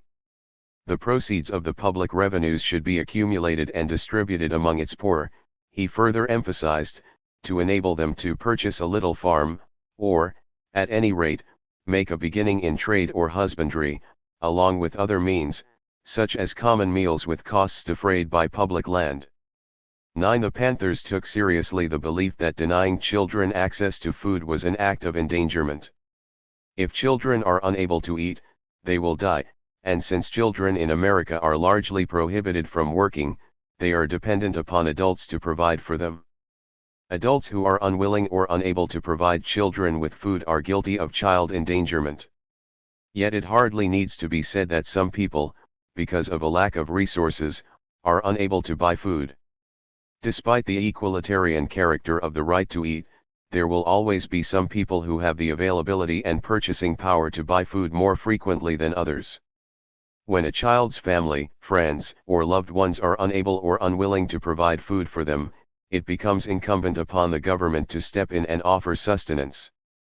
John Locke, one of the most important thinkers on government and liberty, insisted that people are sovereign and that a government has a moral obligation to serve and protect the lives of its citizens. Using Locke's and Aristotle's logic as a point of departure, it is paramount to ensure that children, the most vulnerable citizens, have enough to eat. Until activists such as the Panthers made an issue out of school kids who left home in the mornings on an empty stomach, providing school-age children with a healthy breakfast was a responsibility with which the United States government did not concern itself. Simply put, by not providing the most vulnerable segment of society with food, life's most basic necessity, the government was committing an egregious act of violence against the most defenseless sector of the American populace. 106.3. Even though they were not yet card-carrying members of the Black Panther Party, NCCF members in Portland worked diligently in the fall of 1969 to establish a free breakfast program for school kids. The government had money to fight a war thousands and thousands of miles away. And send astronauts to the moon, Kent Ford said, but ensuring that kids received a well-balanced meal before heading off to school was not a priority. So the Panthers made it a priority. In 1967, the U.S. government spent a mere $600,000 on breakfast programs nationwide. But as more and more Panther branches started their own free breakfast programs, government-sponsored breakfast initiatives proliferated. By 1972, government-sponsored breakfast programs were feeding more than 1 million children of the approximately 5 million who qualified for such aid.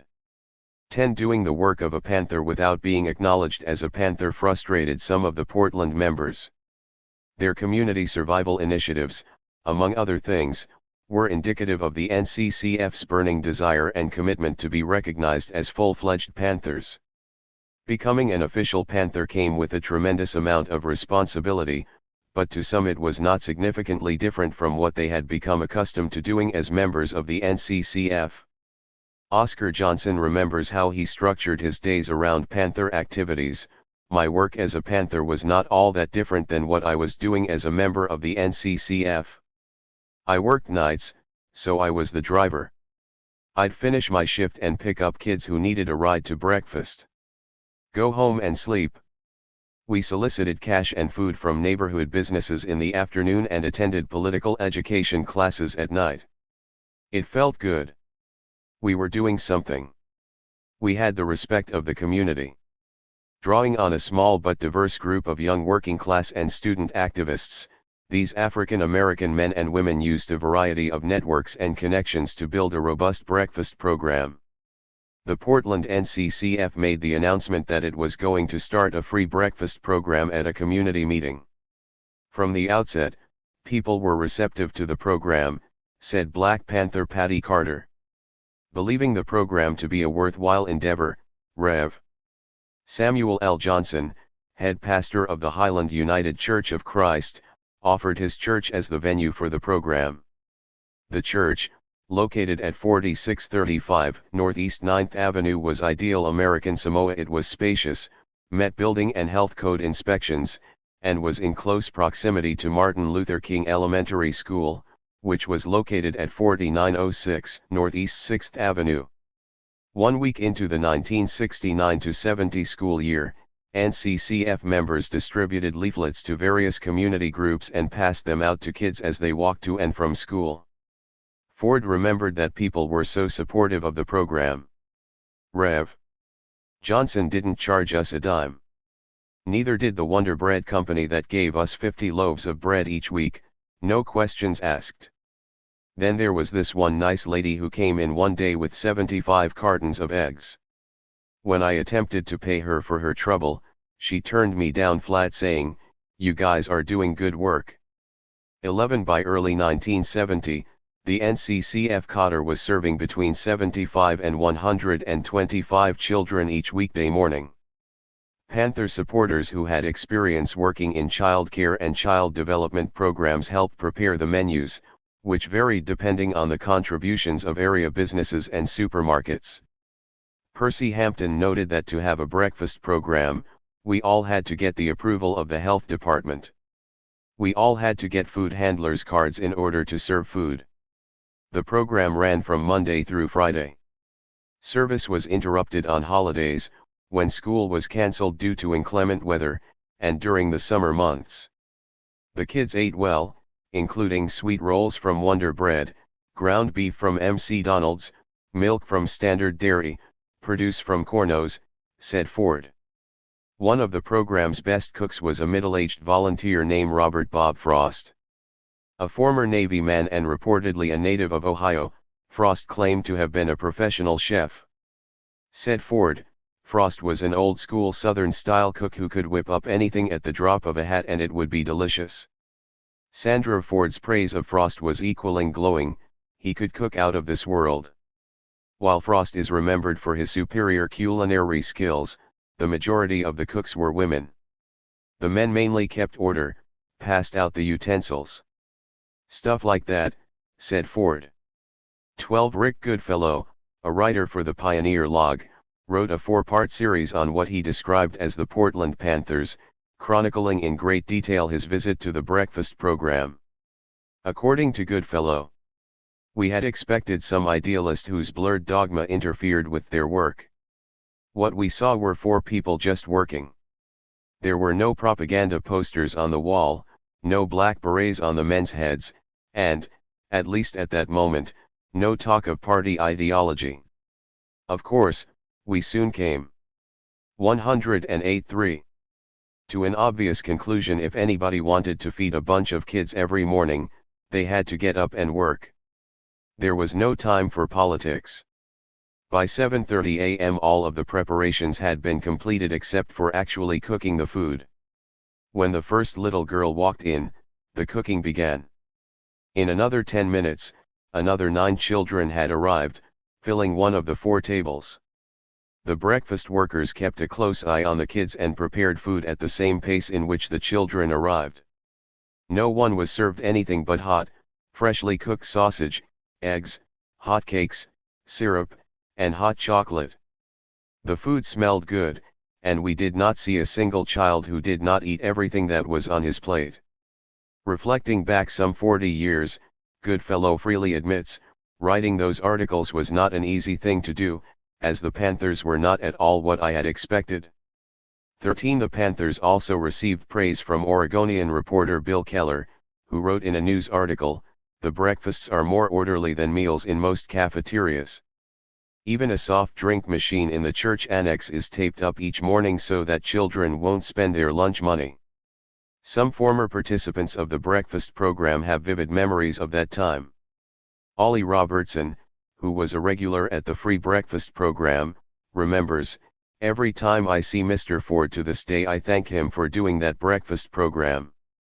When asked what she remembered about the free breakfast program, Kim Green, who is now in her mid-50s, said, "I remember being happy whenever I went there."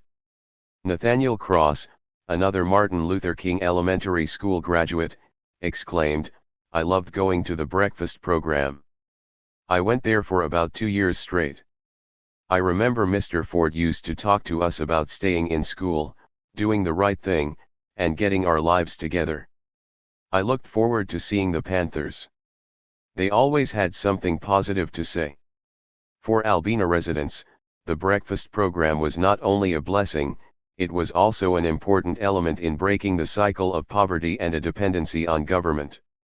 Brochures distributed by the NCCF pointed to the circular logic of poverty. They tell us, "You're hungry because you're poor. You're poor because you haven't got the best jobs. You can't get the best jobs because you're uneducated, and you're uneducated because you didn't learn in school because you weren't interested." And every time the teacher mentioned 5 apples or 6 bananas, your stomach growled. How can a person learn about remainders and quotients when his mind is concentrating on a very real and concrete problem? 14. Serving Albina and becoming Panthers 109. From the perspective of NCCF members and many blacks in Albina, children whose parents could not afford basic foodstuffs were stuck in a vicious cycle of poverty. Linda Thornton, who spent much of her time working in the breakfast program, said, "This program was much needed. A lot of the kids at the breakfast program were from broken homes. They were going to school hungry. Poverty was one of the greatest obstacles facing the African American community, and it stood in the way of any hope of meaningful social or economic progress. Therefore, addressing poverty was an essential step toward other neighborhood improvements." According to Portland Panther Vernell Carter, the breakfast program showed the city what we could do it on our own. As the need for a wide range of services became clearer to members of the NCCF, additional programs were created that benefited thousands of Portlanders throughout the 1970s. Still, of all the programs offered by the NCCF, the breakfast program is the one that residents seem to remember most fondly. Daryl Thomas, now 57, remembers vividly the Panthers' free breakfast program. "I was attending Martin Luther King Jr. Elementary School at the time, and a bunch of us from school would walk over to the Highland United Church of Christ and eat breakfast. This was in 1969. The Panthers fed us well. We would have pancakes or waffles, juice and milk. Eggs mixed with sausage was a staple. The Panthers also served potatoes. The Panthers had a saying: if a kid is hungry, he isn't thinking about learning, he's thinking about his stomach growling." The Panthers fed everyone a hearty breakfast. Like Thomas, Teddy Sanders also had fond memories of the breakfast program. He said, "I ate at the breakfast program religiously. All of my friends did too. We would knock on each other's door and holler, 'Let's go get some breakfast.' More kids ate at the Black Panther breakfast program than at the school. We had to pay to eat breakfast at my school. Not only that, but the breakfast served at the school wasn't very healthy. They served some type of yellow cornmeal-looking mush with one little carton of milk. I will never forget that. The school's breakfast didn't compare to what the Panthers gave us. The Panthers program wasn't a good program, it was an excellent program." 15. 110.3.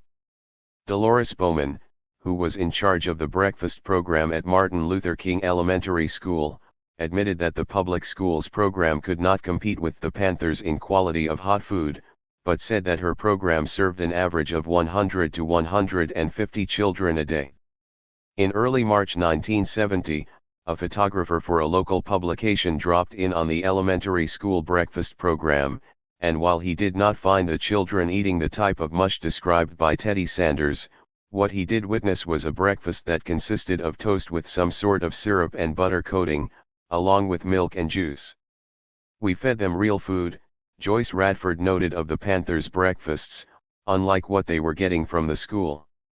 When asked why more children attended the school's breakfast program despite the fact that the Panthers' breakfast was more appealing, Bowman speculated that the answer probably lay with parental reaction to some of the films and literature associated with the Panthers' breakfast program. "But," she said, "if it was just a matter of the kind of food served, I'd eat with the Panthers." Although the program was a hit in the community, Ford noted that it only lasted for 4 years. In November 1971, Bill D. White, principal of Martin Luther King Elementary School, said in an interview by Oregonian reporter Bill Keller, "The Panthers express something that many of the people here feel.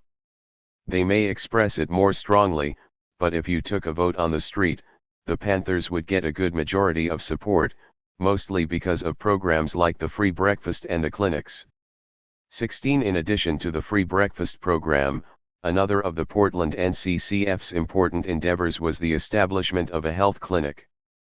In the spring of 1970, Bobby Seale ordered that all BPP chapters and branches set up free and accessible health care facilities.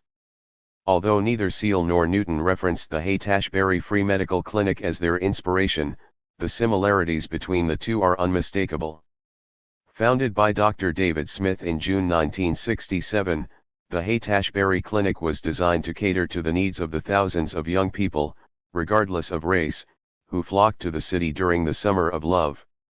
The discrepancy between the quality of health care given to blacks and whites was well known, as was blacks' limited access to health care facilities, hospitals, clinics, and the like. Historically, when blacks took ill, they were relegated to all-black wards or turned away from white hospitals even in cases of an emergency. In 1963, the Supreme Court ruled in Simpkins v. Moses Cone Hospital that the separate but equal doctrine was unconstitutional in the health field. Despite this edict, in the following years, many blacks were still being turned away from white Serving Albina and becoming Panthers 111. Hospitals, placed in segregated wings, or treated poorly by the physicians who begrudgingly gave them treatment. The aspiring Panthers recognized that the medical needs of blacks were more acute, complicated, and neglected than those of other Americans, yet despite this greater need for care, blacks were less likely than others to get it. Dr. Martin Luther King, Jr., put it best when he said, "Injustice in health is the most shocking and most inhuman." The aspiring Panthers hoped to fulfill this need with a health clinic. In early 1969, they began assembling a health clinic in a small building on the northeast corner of North Vancouver and Russell Street. 17 In June 1969, Don Hamerquist, a white former member of the local Communist Party who had organized the fundraising for Ford's bail, approached the Portland NCCF captain with the name of an individual who could help, John Moscow. A graduate of Reed College and a writer and ad manager for the Willamette Bridge during the late 1960s, Moscow, along with Robert Spindle, now a doctor in New York City, co-founded the Health Research Action Project in the spring of 1969. HealthRap specialized in research on the Portland healthcare system and in bringing to people's attention the ways in which hospitals and the healthcare system were complicit in the oppression of poor people.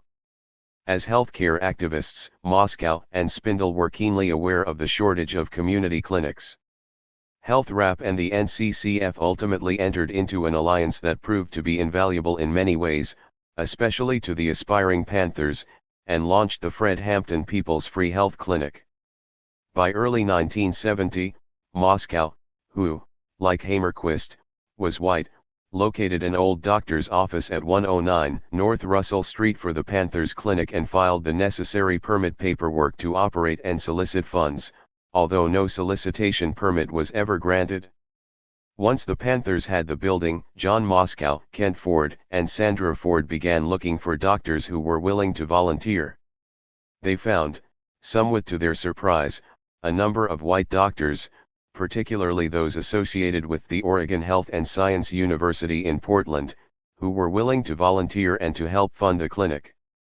As a result, the Panthers were able to open their health clinic in 1970, which they decided to name after Fred Hampton, the 21-year-old deputy chairman of the Illinois state chapter of the BPP whom police had shot and killed while he slept in his bed during a raid a few months earlier on December 4, 1969. Ivanjo, who served as a receptionist for the clinic at one point, said, "We were a lifesaver for a lot of people. All kinds of people walked through the doors, blacks, whites, even Latinos. But not everyone who came in for treatment. 112.3 was poor." Sandra Ford recalls about recruiting physicians, "We got a lot more no's than we did yes, but we persevered." Volunteer physicians to whom we have spoken remember how dedicated Sandra was to making the health clinic a success. She spent countless hours checking schedules, cleaning up, making sure the volunteers were where they were supposed to be, checking in patients, and assisting the male doctors with female patients. 18 One of the clinic's first volunteers was George Barton, a neurosurgeon and 1957 graduate of the University of Oregon Medical School. Barton received an unexpected call one day from Sandra Ford, who asked him to volunteer at the clinic. When he asked how she had gotten his name, she responded that she had consulted a directory of physicians, and since his surname began with the letter B, he was one of the first on the list. Barton turned out to be a good fit. He said, "I was glad that Sandra contacted me, because I missed out on the civil rights movement. My family and I were in Africa at the time. I always felt bad about that." Barton had worked in Tunisia while serving in the Peace Corps from 1966 to 1968. After that, he had volunteered with Outside In, a neighborhood clinic founded in 1968 in Portland's West Side as a response to the city's purported drug epidemic. Recalling his experience at Outside In, Barton said, "The clinic was supposedly founded to care for the indigent, but the folk there seemed to be more concerned with treating rich kids and hippies. After a while I got sick of that and left." Barton's experience at the Fred Hampton Clinic, however, was in keeping with his larger concerns and interests. "The Panthers clinic was more my style," said Barton. "I think I volunteered there 1 day a week for 2 years. I used to ride my bicycle over to the clinic." Frances Storrs, a dermatologist and the first woman faculty member to get tenure at the University of Oregon Medical School, volunteered at the clinic for 3 years. "I had always worked in free clinics, so working at the Panthers clinic was not new for me. Although the clinic was in a rough part of town, I never had any problems. I met wonderful people." 19 One of the clinic's more famous volunteer physicians was Lendon Smith, a pediatrician and television personality known as the Children's Doctor. Smith reportedly volunteered at the clinic for 5 years. One Saturday a month Smith conducted a well baby clinic.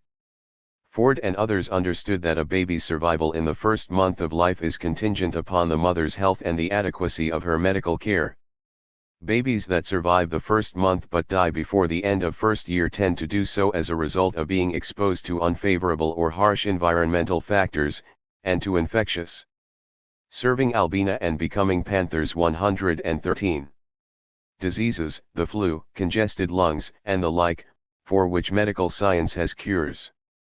A well baby clinic was a welcome addition to the Fred Hampton People's Free Health Clinic. Smith boasted impressive credentials.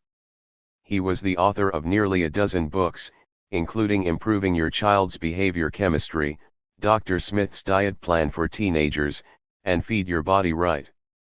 And long before it was in vogue, Smith preached that nutrition plays a major role in behavior and that nutritional strategies are helpful in preventing a wide variety of diseases and conditions. Throughout the 1970s, Smith's ideas were widely promoted on his own syndicated TV show and via hundreds of guest appearances on such programs as The Tonight Show with Johnny Carson and The Phil Donahue Show. Vicky Nakashima, a clinic volunteer and community agent for John Adams High School who took her son to the clinic, notes, "Dr. Smith was a remarkable individual. He had such commitment to the residents of North and Northeast Portland." 20 Throughout the late 1960s and the 1970s, the clinic, housed in a nondescript but suitable storefront with a large glass plate window that read Fred Hampton's People's Free Health Clinic in black stencil, became an integral part of Albina's black community. It was particularly appreciated by those who needed medical treatment but lacked health insurance, or those who may have been insured but dreaded the hassle of being peppered with question after question, filling out mountains of paperwork, or simply having to endure a long wait to see a physician. Said a white production planner whose work was suffering due to severe back pain, "At the county hospital they told me it would be 30 days before I could get somebody to look at my back. Here I don't have to wait." Some patients face the possibility of being turned away from a hospital due to a lack of insurance. "A lot of people in Portland couldn't afford health care," said Black Panther Raymond Joe. Dr. Barton remembers, "We didn't turn anyone away, regardless of their financial situation. It didn't matter if they didn't have health insurance, we still treated them." In addition to being uninsured, some patients were without transportation. On many occasions, the Panthers provided rides to patients who did not live within walking distance. When they themselves were unable to give patients a lift to and from the clinic, the Panthers relied on the benevolence of the Rose City Cab Company, a black-owned establishment with whom they had an arrangement. Naturally, however, there were times when the Panthers were unable to provide transportation due to a lack of manpower or last-minute notices, or because of the hectic schedules that many of them maintained. Kent Ford laid out his daily routine. 114.3. Even though the clinic did not open until 7 in the evening, I would get there somewhere between 9 o'clock and 10 a.m. to get everything ready for that night. I would straighten up, mop the floors, take and return phone calls. Stuff like that. I would also call the volunteers to make sure everyone was on the same page with regard to that day's schedule. I would finish up what I needed to do by 3 p.m. and hit the streets, trying to sell as many newspapers as I could. 30 minutes before the clinic was scheduled to close for the night, I would pop back in to make sure everything went smoothly and to see all of our volunteers off safely. 21. In 1972 Newton and Elaine Brown revised the BPP's 10-point platform and program and called for completely free healthcare for all black and oppressed people. The Portland branch had as comprehensive a health clinic as any branch or chapter within the Black Panther Party. Not only was it centrally located, but the volunteer physicians were some of the most lauded in their fields of specialty. The clinic operated with more than 20 volunteer physicians from across Portland, all of whom, with the exception of pathologist Dr. Bill Davis, were white, and a team of volunteer nurses and medical students. At the time, Davis was the laboratory director at Emmanuel Hospital. Said Sandra Ford, each evening, the clinic required a staff of 8 people, 2 doctors, 2 nurses, 2 clerical aides, and 2 lab technicians. Paul Hull, a cardiologist who volunteered at the clinic once a week, said, "I saw between 25 and 35 patients per night. Most of them had colds, flus, bladder infections, sprains, and bruises. The usual stuff." The clinic, open every weeknight from 7 to 10 p.m., served roughly 25 to 50 patients and helped anyone who sought medical assistance, regardless of skin color. Although, as Hull pointed out, many of those who walked through the clinic's front door were afflicted with minor illnesses, there were among the clientele a fair number of drug addicts and prostitutes, many of whom sought treatment for sexually transmitted diseases. According to Kent Ford, the clinic was popular among that group, because they knew they could come in and get treated without having to be put through any changes. It did not take long before word about the clinic spread throughout the city. Said one student reporter who toured the Panthers clinic for a 4-part series, the facilities were clean and functional. The medicine storage areas could never be mistaken for a pharmacy, but the range of drugs on hand was surprisingly varied. When the clinic closed at 10 o'clock, serving Albina and becoming Panthers 115 p.m., Panthers escorted doctors and other volunteers to their cars past bustling taverns and other after-hours joints. 22 Over the years the clinic became one of Albina's most talked about grassroots community efforts and even attracted some notable visitors. One evening in the early 1970s, longtime Oregon politician Wayne Morse stopped by the health clinic while stumping on the campaign trail for the U.S. Senate and marveled at what he saw. Morse is perhaps best remembered for being one of only 2 senators who voted against the Gulf of Tonkin resolution years earlier, which had authorized the escalation of the Vietnam War following what remain historically suspicious and controversial skirmishes between North Vietnamese and American forces. Kent Ford remembers Morse's visit, recalling, "Morse and his chauffeur arrived soon after we opened up for the evening. We gave him and his chauffeur a tour of the clinic, and they couldn't stop raving about it. The more I downplayed it, the more they praised us. I remember Morse's chauffeur saying, 'You guys are really to be commended for the way you all went after those doctors.'" Morse was not the only curious notable to visit the clinic, but he was the only elected official or former elected official to do so. Within 2 years, the clinic would be the subject of more than one featured news story in the city's mainstream newspapers and alternative press. 23 The Fred Hampton People's Free Health Clinic, like many other Panther health clinics across the United States, also worked to raise awareness of specific environmental and hereditary medical conditions affecting African Americans, notably high blood pressure and sickle cell anemia, an illness that disproportionately affects blacks.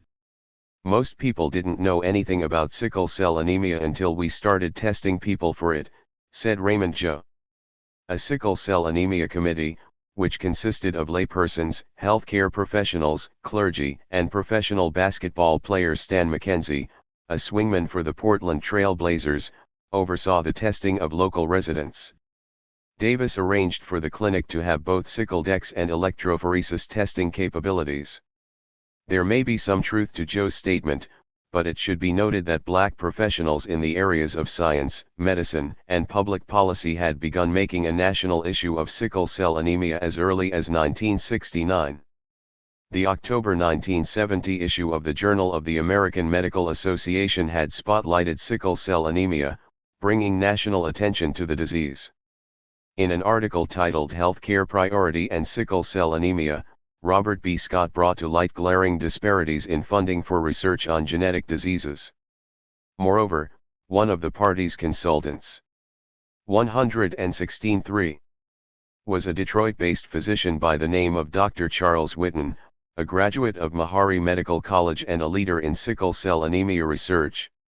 Whitten's credentials included being the principal founder of the Sickle Cell Detection and Information Center in 1971. He created color-coded Whitten dice to educate couples about the genetic risks of having children with sickle cell disease. Additionally, Whitten helped develop the National Association for Sickle Cell Anemia Disease. By the spring of 1972, President Richard Nixon signed the National Sickle Cell Anemia Control Act. Given the national discussion surrounding this affliction and the media coverage that so often accompanies such matters, it is improbable that most people were unaware of the disease. It is likely, however, that few people were as knowledgeable about the condition as those who administered testing. At the time, the disease affected one black birth in 500 but had received little attention from the white medical and scientific community. 24 testing kids for lead poisoning was also high on the Panthers' list of priorities. In the first half of the 20th century, lead paint was used extensively throughout the United States and was not banned for residential use until the late 1970s. Portland, an old seaport town, was comprised of a lot of old housing stock. In the United States, over 40% of homes built between 1940 and 1959, and more than 65% of homes built prior to 1940 contained hazards due to lead paint. In Portland specifically, 60% of the population within the city limits in 1970 lived in housing built before World War II.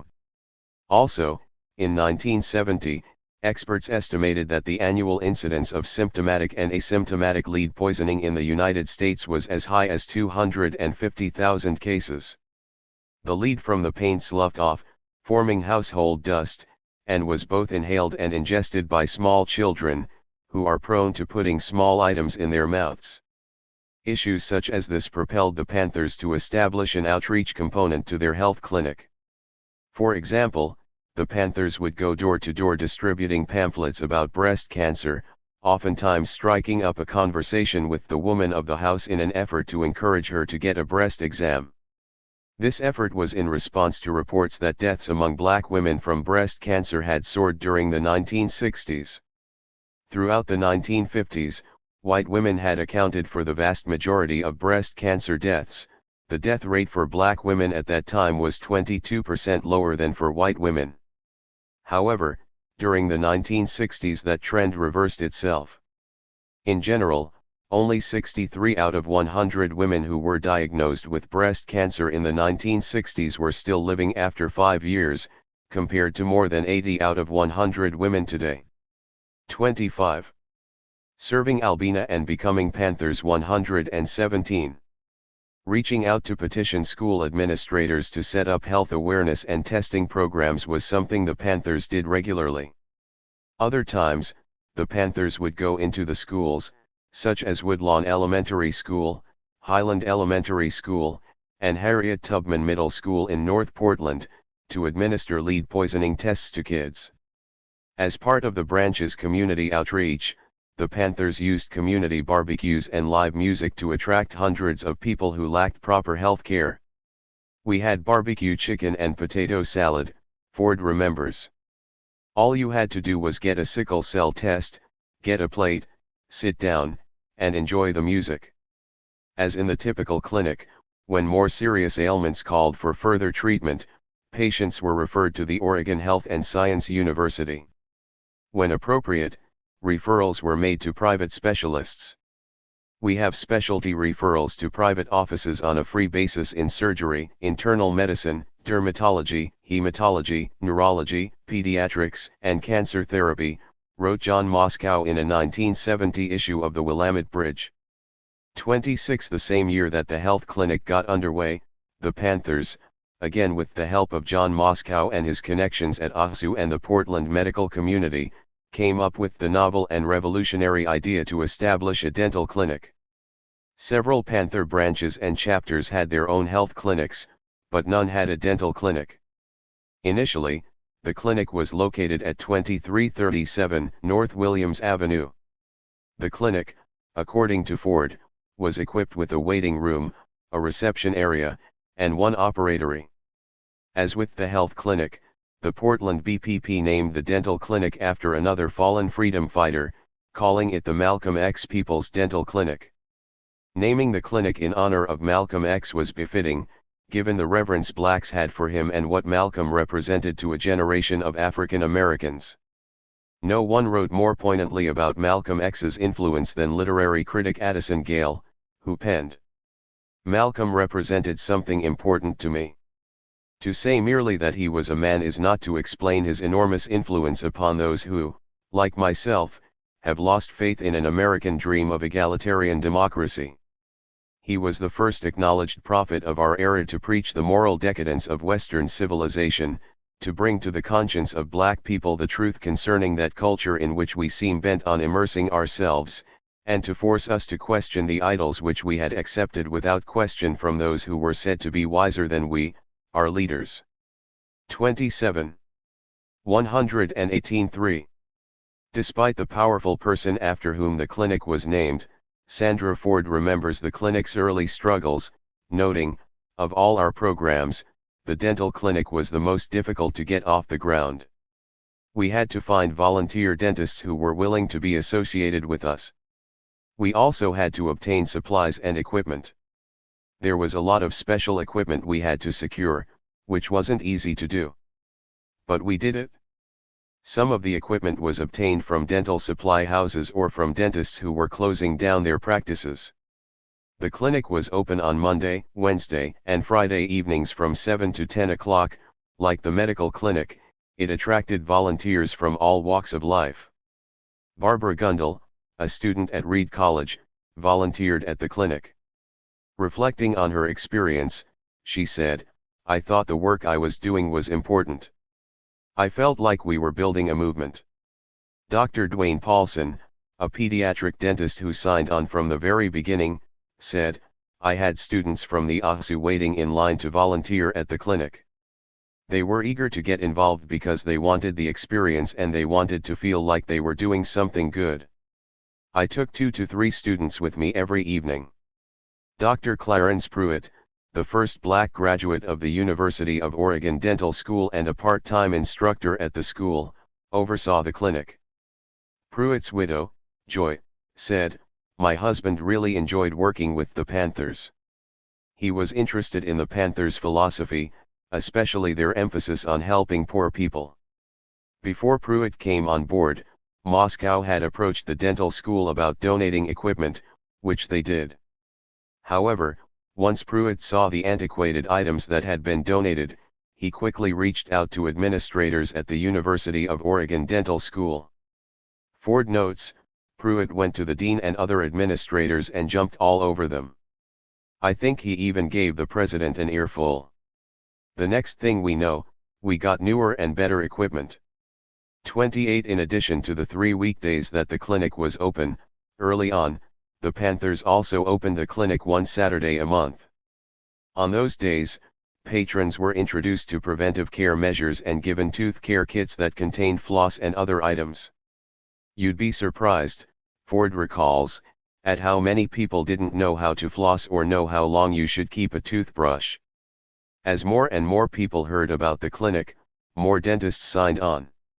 Moscow even convinced Dr. Gary Morrell, a white general practitioner dentist and head of community outreach for the Multnomah County Dental Association, to volunteer his time, expertise, and tools in establishing the clinic. Morrell recalls that his assistant, serving Albina and becoming Panthers 119, came down to the clinic and sterilized all of the hand instruments. Morrell volunteered at the clinic for 5 or 6 years. "Volunteering at the Panthers Dental Clinic was a very rewarding experience," he said.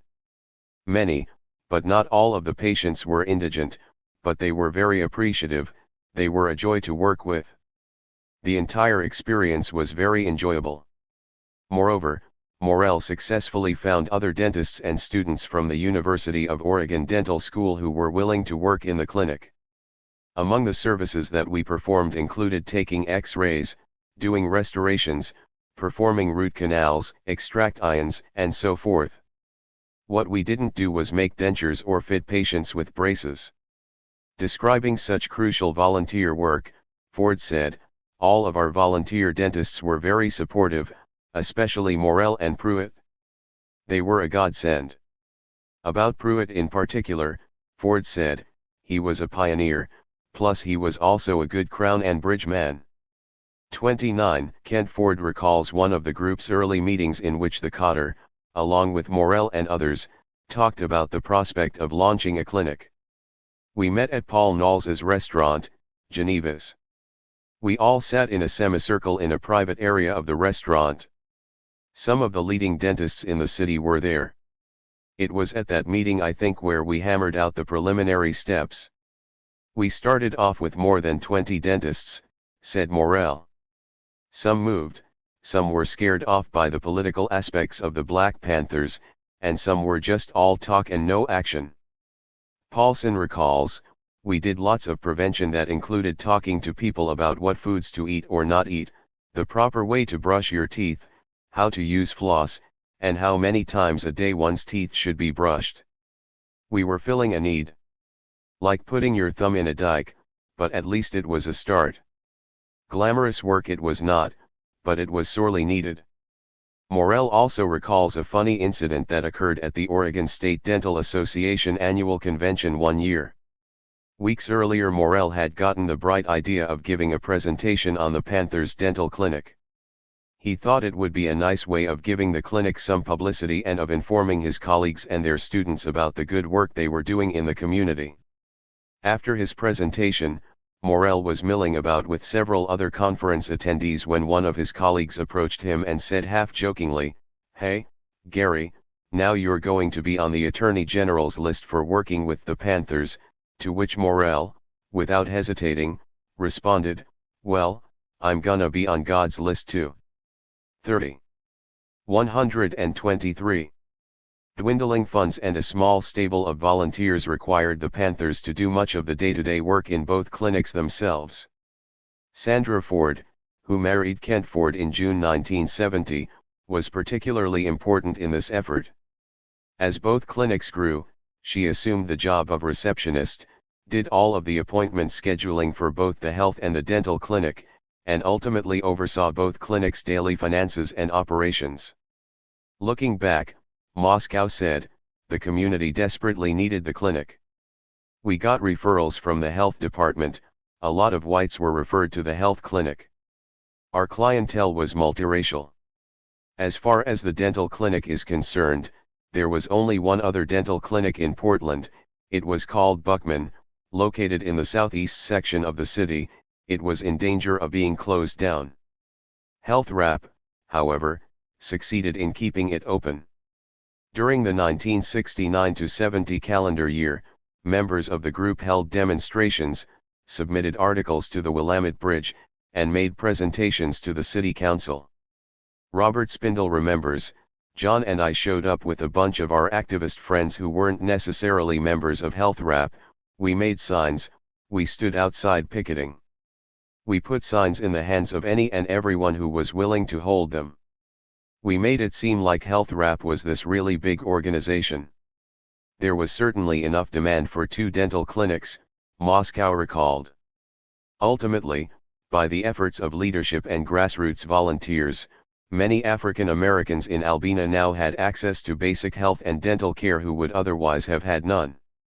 31. Although these programs clearly helped fill the previously neglected needs of Albina's black residents by providing spaces of social relief and community empowerment, they required financial and material support from the people and businesses of Northeast Portland. The Portland Black Panther Party derived much of its income from selling the Black Panther newspaper at 25 cents a copy. The paper was well received in Portland's radical circles.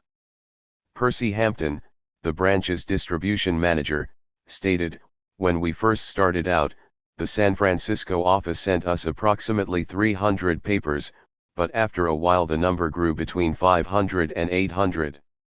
The papers arrived via United Airlines on Wednesdays, and by Thursday morning we were dropping them off all over Northeast Portland.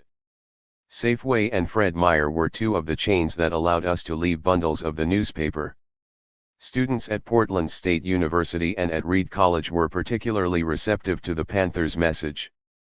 Hampton noted, PSC was a serving Albina and becoming Panthers 121 happening place, full of activity. The Brown Berets, SDS, and Communists were all there. White radicals were good customers. 32 The newspaper's appeal to white radicals was evident at the Vortex I concert in the summer of 1970. Although not billed as such, Vortex I was to Portland what Woodstock was to upstate New York and the Altamont Speedway Free Festival was to San Francisco, but without the inclement weather that saddled the former, or the violence that plagued the latter, or the musical star power of either. Vortex I, which, ironically, was a government-sponsored effort to avoid a possible violent clash between anti-war activists and attendees of the American Legion National Convention in Portland, attracted thousands of young people, mostly whites, to the 800-acre MC Ivor State Park located less than 30 miles southeast of Portland.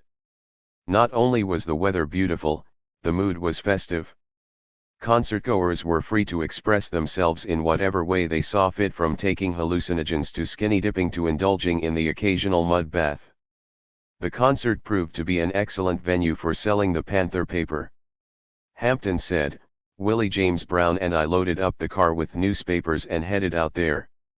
There were so many people there, I had to park my car a good ways away from where the actual festival was being held and walk the rest of the way.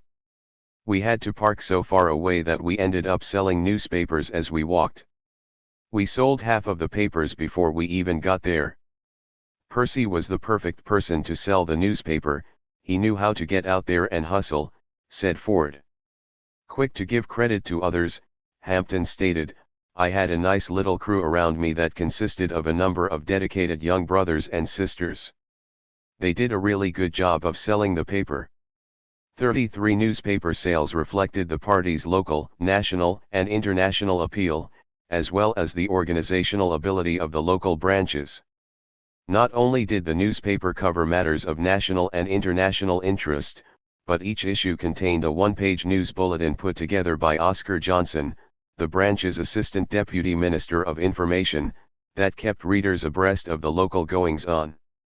The Panthers viewed their newspaper as the voice of the masses. Many of the other 225 black-oriented national newspapers, as far as the Panthers were concerned, were out of touch with the daily realities of the average citizen, especially young African Americans and black radicals. Most of the papers were owned by elderly men who had not changed their periodicals since launching their publications years earlier. Many of them could no longer be counted. 122.3. On to address racism. Moreover, many were tied to the Democrat and Republican parties, which made it difficult for them to challenge such issues as war, the environment, and poverty. Writing in 1974, Baxter Smith lamented that a few black newspapers contained information on all aspects of racist oppression, but that the majority remained wedded to the past and to the dream of assimilation into the colonial world. 34 Above all, the Panther newspaper was relevant, timely, and dogged in its protest of injustices toward oppressed peoples of the world. The Panthers used profits from newspaper sales to help defray the costs of some of their community survival programs. Richard's Cigar Store and the campuses of Portland State College and Portland Community College were three locations where the newspaper also sold well. Friday and Saturday nights were good for newspaper sales, Ford remembered. We'd stand in front of the liquor stores, and the papers would sell like hotcakes. We had a lot of success selling papers in front of the state liquor store on Union Avenue. Sometimes brothers from the Nation of Islam would be out there as well selling Muhammad Speaks. We would easily outsell them 2-1. Not everyone was receptive to the party's paper, however. Percy Hampton said, Jefferson High School was one of several high schools that wanted to avoid having any material like the Panther paper in their school. I guess administrators there thought it might inflame students or something. 35 Even at the paper's peak, with a distribution of 800 newspapers per week, earnings were nowhere near enough to cover operating costs, especially since half of the proceeds were sent to the Bay Area's national office. As a result, the Panthers were forced to solicit donations from businesses and local residents, all while knowing that their failure to do so might spell the end of their community survival programs. According to Vernell Carter, the 88-cent store would sometimes give us cash, as would a Chrysler and Plymouth dealership, both of which were located on Union Avenue. There were also times when donations came from unexpected sources. For example, in the early 1970s, the Reed College chapter of Students for a Democratic Society came up with an idea to help support the Panthers' free breakfast program. According to historian and former Portland resident Maurice E. Sermon, members of the chapter agreed to forego a number of meals on their meal plan, and the college would in turn donate that money to the Panthers' free breakfast program. Although the overwhelming majority of donations came from whites, such as the weekly sum of $100 provided by the owner of a local pizza parlor, there were some Afri serving Albina and becoming Panthers 123 Ken Americans who provided the Panthers with a consistent cash flow. Don Van, owner of Van and Van Funeral Home, gave us $50 a week, said Ford, and Dr. Walter Reynolds as well as Paul Knowles, a local business owner, would slip us between $100 and $150 per month. Without us even asking. Sometimes the money would be delivered to us, but mostly I would send someone to pick it up. 36 In addition to receiving support from the volunteer doctors and dentists who worked in the clinics, the Portland Panthers, often led by Linda Thornton, visited countless businesses in Albina with the hopes of raising funds and supplies. Thornton, who worked primarily on the breakfast program, usually approached businesses during midday with a group of Panthers in tow to request support from owners and managers. Ford recalls that there was a nearby dairy where we would get cartons of milk and orange juice.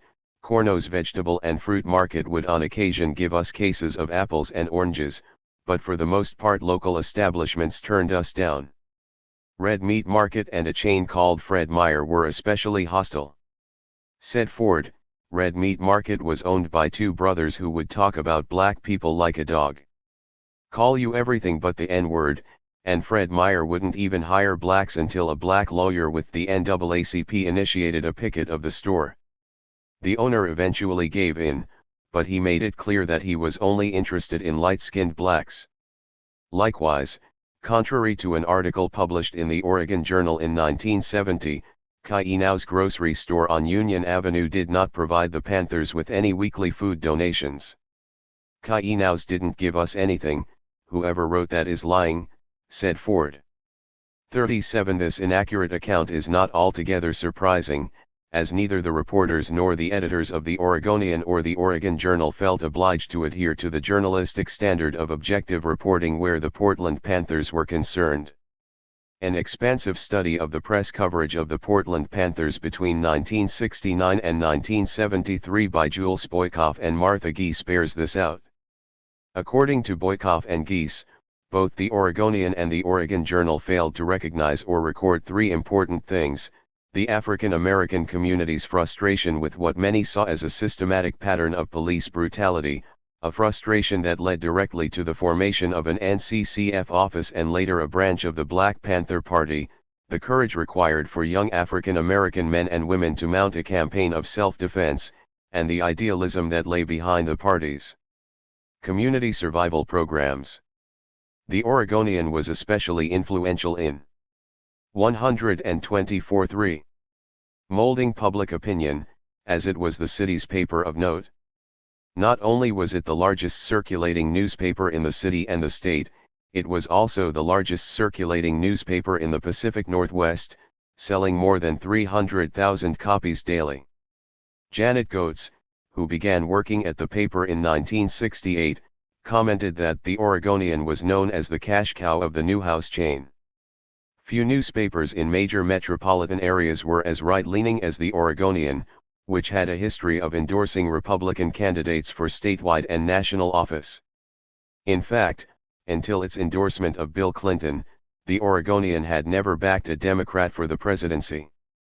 38 Fortunately for the Panthers, writers for the Willamette Bridge and, later, the Scribe countered the unfavorable framing of the group by the city's two major newspapers. Although the Willamette Bridge was an underground leftist paper, its circulation and notoriety in Portland and the surrounding area were not inconsiderable. According to Michael Wells, one of the newspaper's founders, by the summer of 1969 we were selling 15,000 copies a week.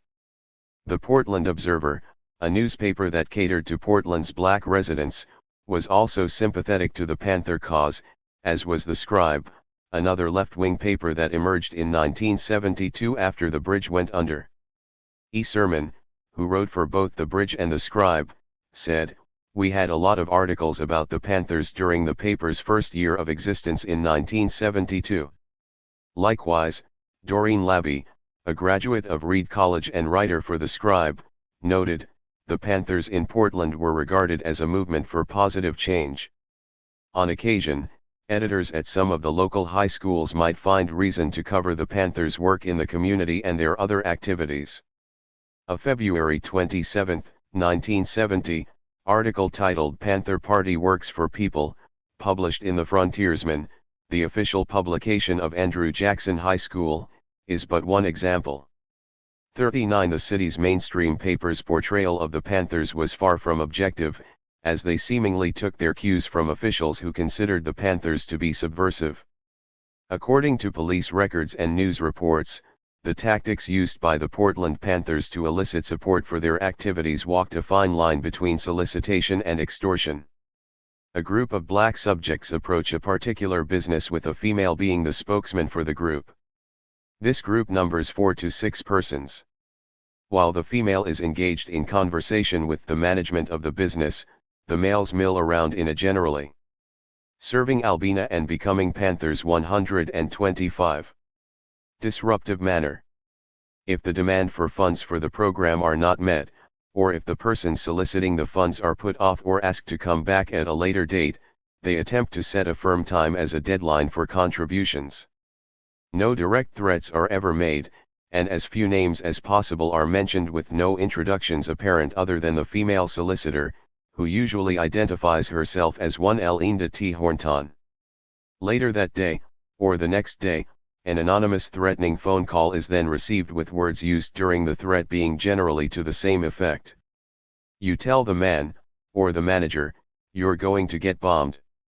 Kent Ford admitted that oftentimes one of the Panther women would take the lead in a solicitation while the men stayed in the background. Linda was the ideal pitch person, as she was small in stature and could be soft-spoken when she wanted to be, said Ford. Ford, however, emphatically denied the accusation that either he or other members deliberately tried to intimidate merchants into making a food or monetary donation. Ford did admit that there were a few instances when he heard that Tommy Mills, a serious, no-nonsense guy, might have been a bit too assertive when inquiring about donations. On those occasions, I would be sure to ask Tommy to tone it down, but other than those rare instances, the party did not make it its business to menace local business owners. Moreover, according to Ford, oftentimes we wouldn't even mention that we were Black Panthers, because we knew the image that many people had of Black Panthers because of what they heard or saw on TV about Panthers in Oakland. 40 Still, if Tommy Mills was abrasive at times, as Ford suggests, he was not alone in employing tactics that may have teetered on harassment. The police kept close records on which businesses were and were not willing to provide support to the Panthers. In the case of those who offered money or food, the police verified that the businesses were not being forcibly coerced. If businesses were giving aid willingly, then the police pressed them to withdraw their support. And if that didn't work, police officers would resort to sending incendiary information in hopes of swaying businesses against the Panthers. For example, police officials made copies of a New York Times article charging black nationalists with anti-Zionism and sent them anonymously to Portland Jewish leaders. Materials critical of the Black Panther Party's objectives were also sent to establishment black leaders throughout Portland. Moreover, the police worked with the Public Solicitation Commission in late 1970 to prohibit the Panthers from obtaining a solicitation for 126.3 MIT over technicalities involving the address of the local headquarters and their submission of paperwork. 41 In an Oregonian article titled "Panthers Fail to Seek Permit to Solicit Funds," the impression is given that city officials went to great lengths to accommodate the Panthers' request for a permit. According to the article, after receiving inquiries from various parties as to whether or not the Panthers had been granted a permit to solicit funds, the city's Bureau on Revenue and Treasury decided to take the mountain to Mohammed. Among the attempts made to furnish the Panthers with the proper paperwork was sending an official to a North Vancouver address, supposedly the Panthers' headquarters, to place the form in the hand of someone at the address, and later sending a certified letter to explain that if the solicitation ordinance was violated, a $500 fine or 6-month jail sentence would be imposed. The letter went unclaimed. Later in the piece, the writer mentioned that the diligent City Bureau discovered a new address for the Panther headquarters and issued an invitation to appear at the Wednesday meeting to no avail. The Public Solicitation Commission recommended to the City Council that the Panthers' application be denied. When several former Panthers were asked about these developments, none could recall any attempts by the Public Solicitation Commission to reach out to them. Ford stated, "Clearly I remember applying for a permit. I, along with several other Panthers, lined up about a dozen character witnesses to go downtown and vouch for us before the Portland City Council. Testifying on our behalf was a number of well-respected doctors, professionals, and other people, both black and white. The whole thing probably lasted 90 minutes.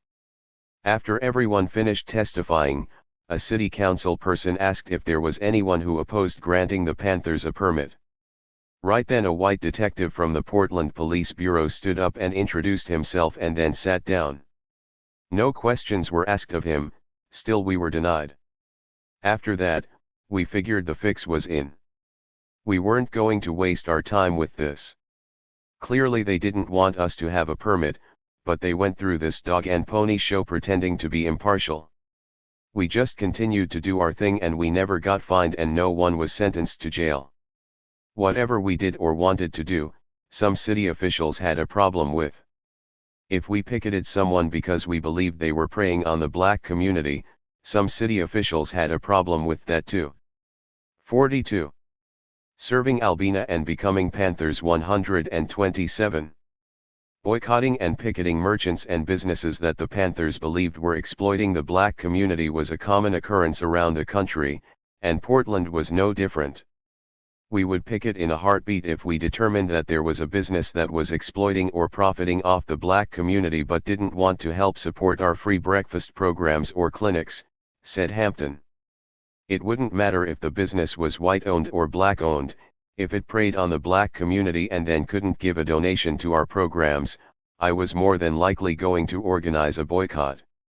In fact, I picketed so much that I would sometimes find myself in trouble with certain members of the branch's leadership who thought I was going overboard with the picketing and demonstrating. 43. The Portland Panthers' most prominent clash with a local business resulted in a boycott of a McDonald's franchise at 3510 NE Union Avenue in the summer of 1970.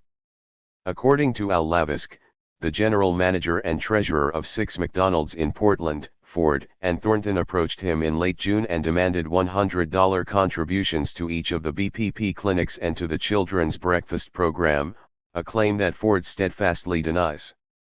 Ford explained, "Initially we approached him and invited him down to see our health and dental clinics. He accepted and jumped in his car and followed us. When we arrived, Linda and I gave him a tour of the facilities. It was midday, if I remember correctly. And the visit was pleasant. We never mentioned anything about money, we just said that we'd appreciate any support he could give.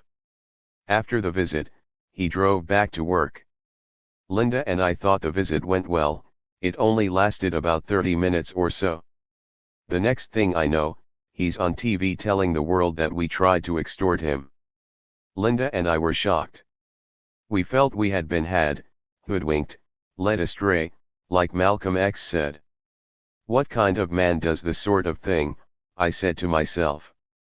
There he is sitting at a table jawing about how we tried to extort him.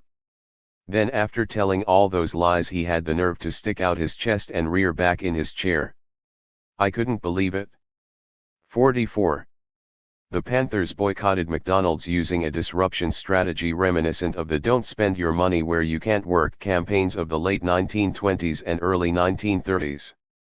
To address the problem of white-owned businesses in black communities that would not hire black employees, in 1933. 128-3. In Washington, D.C., Belford v. Lawson, John A. Davis, Sr. and M. Franklin Thorne founded the New Negro Alliance. The NNA employed the then radical "don't buy where you can't work" approach. The same tactic had been used earlier by activists in Chicago with slightly different wording. Don't spend your money where you can't work. This tactic was so successful that the campaign sparked a larger boycott of Woolworth stores in the Windy City. In New York, boycott protests led by the Venerable Rev. Adam Clayton Powell, Jr., later a congressman, added 10,000 jobs for blacks in just 4 years. The Panthers likewise put the boycott to good use. In their book Poor People's Movements, Why They Succeed, How They Fail, Francis Fox Piven and Richard Cloward write about the value of disruption by dissident groups and poor people. Since the poor have few resources for regular political influence, their ability to create social change depends on the disruptive power of tactics such as militant boycotts, sit-ins, traffic tie-ups, and rent strikes. Protest movements, Piven and Cloward explain, gain real leverage only by causing commotion among bureaucrats, excitement in the media, dismay among influential segments of the community, and strain for political leaders. 45. Before launching into a boycott of McDonald's, Ford and his comrades researched the company and say that they uncovered a dearth of blacks in supervisory positions within the McDonald's Corporation. In early August a boycott went into effect, for the company's lack of support for the community survival programs and for a supposed national pattern of racially discriminatory hiring practices. At that time, McDonald's was America's most popular fast food establishment, and the national chain was on the verge of becoming a multinational corporation. It had a store in each of the 50 states, and in more than 1,000 locations, including Canada, Puerto Rico, and the Virgin Islands. Also, by 1970, McDonald's had sold its 5 billionth hamburger. The Panthers believed that Lavisk was in a position to proffer support. 46. For approximately 1 month, the Panthers picketed the establishment from noon to 8 p.m. on weekdays, and from noon to 10 p.m. on weekends. Retired police officer Jeff Barker remembers the boycott. What the Panthers asked for exactly I do not know, but, according to the manager, the Panthers asked for money, and the manager claimed that he would give them food, but not money. On August 14, Judge Philip J. Roth issued an injunction against the BPP to halt the picketing after reports of damage to personal property and anonymous threats of violence against the business. The Serving Albina and Becoming Panthers 129. Panthers ignored the injunction and continued to picket. Within the week, a process server showed up at the picket line with subpoenas in hand. In the meantime, Roth had to leave town to deal with a personal matter before he could be informed that his ruling violated a 1968 U.S. Supreme Court edict that provides that restraining orders pertaining to matters of free speech cannot be granted without the benefit of public hearing. The Panthers' attorneys Nick Chavio, Joe Moorhead, Ross Brown, and Charlie Merton later appeared before Circuit Judge Robert E. Jones with Lavisk's attorneys and contested the order.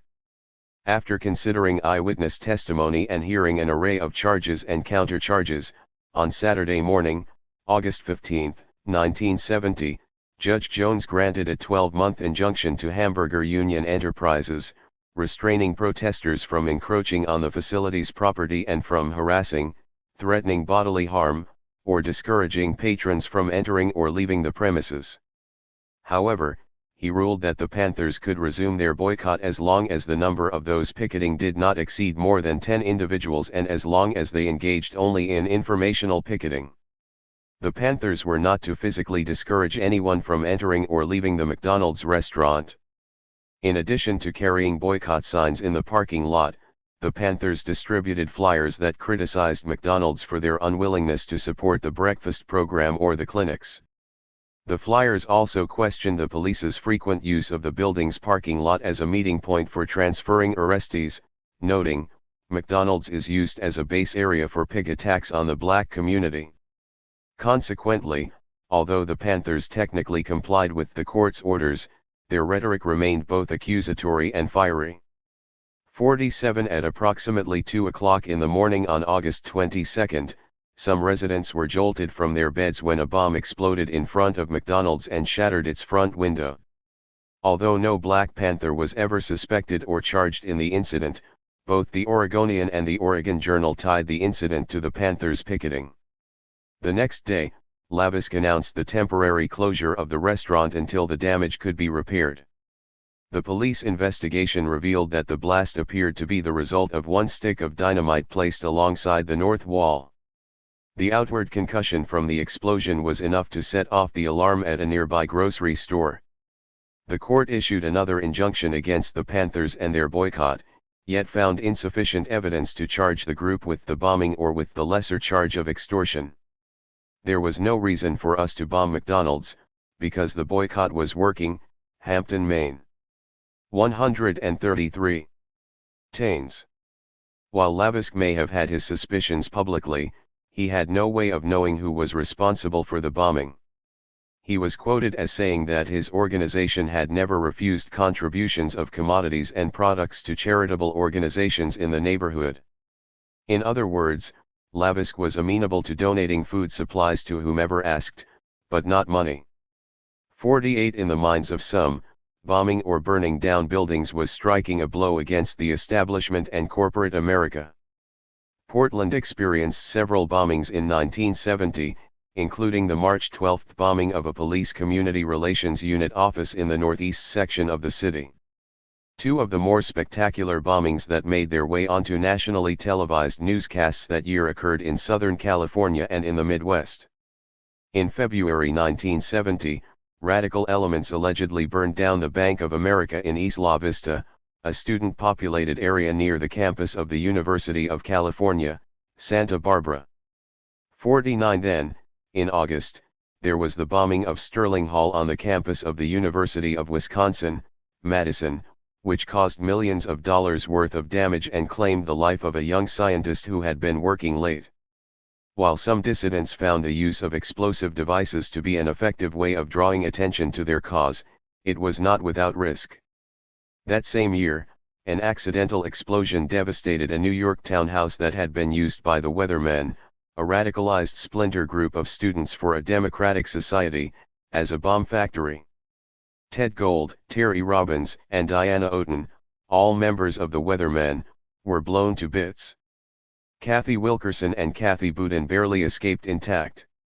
A month after the Panthers began picketing McDonald's, Lavisk sent word to Kent Ford via Herman Plummer, the head of the neighborhood service center, that he wanted to talk. "I was at a red light when Herman Plummer pulled up alongside me, rolled down his window, and hollered, 'Hey Kent, Lavisk told me to tell you that he wants to talk,' said Ford." 1 week later, the two men met in the conference room at the neighborhood service center. At the meeting were Lavisk and his wife, and across the table sat Kent and Sandra Ford, along with the 250-pound Jeff Fikes. The meeting got off to an inauspicious start, as the first thing out of Lavisk's mouth was, "I'm not going to donate any money."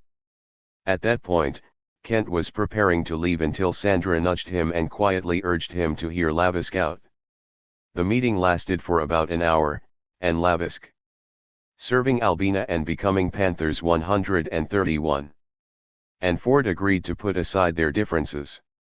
Lavisk agreed to provide the Panthers breakfast program with 50 pounds of meat and 500 paper cups every week. According to Kent Ford, there were no more problems after that. I was surprised that things went so smoothly given Lavisk's previous position. The meat would come in on Monday like clockwork, and we'd pick it up by 10 a.m. that day. A year later I asked Lavisk if we could use his parking lot to do sickle cell anemia testing, and he said yes. He even gave me, without me asking, between 1,000 and 1,500 gift cards. We used the gift cards to entice people to get tested for sickle cell anemia. 50. Not surprisingly, during the negotiations little was made of the dearth of blacks in supervisory positions, suggesting that it was not the Panthers' primary concern. Lavisk's unwillingness to contribute to the Panthers is what concerned them most. The lack of blacks in managerial roles was a public relations issue the Panthers shrewdly used to galvanize support for the boycott. The result was a substantial contribution of foodstuffs and supplies to the breakfast program, but little changed in terms of blacks in supervisory positions.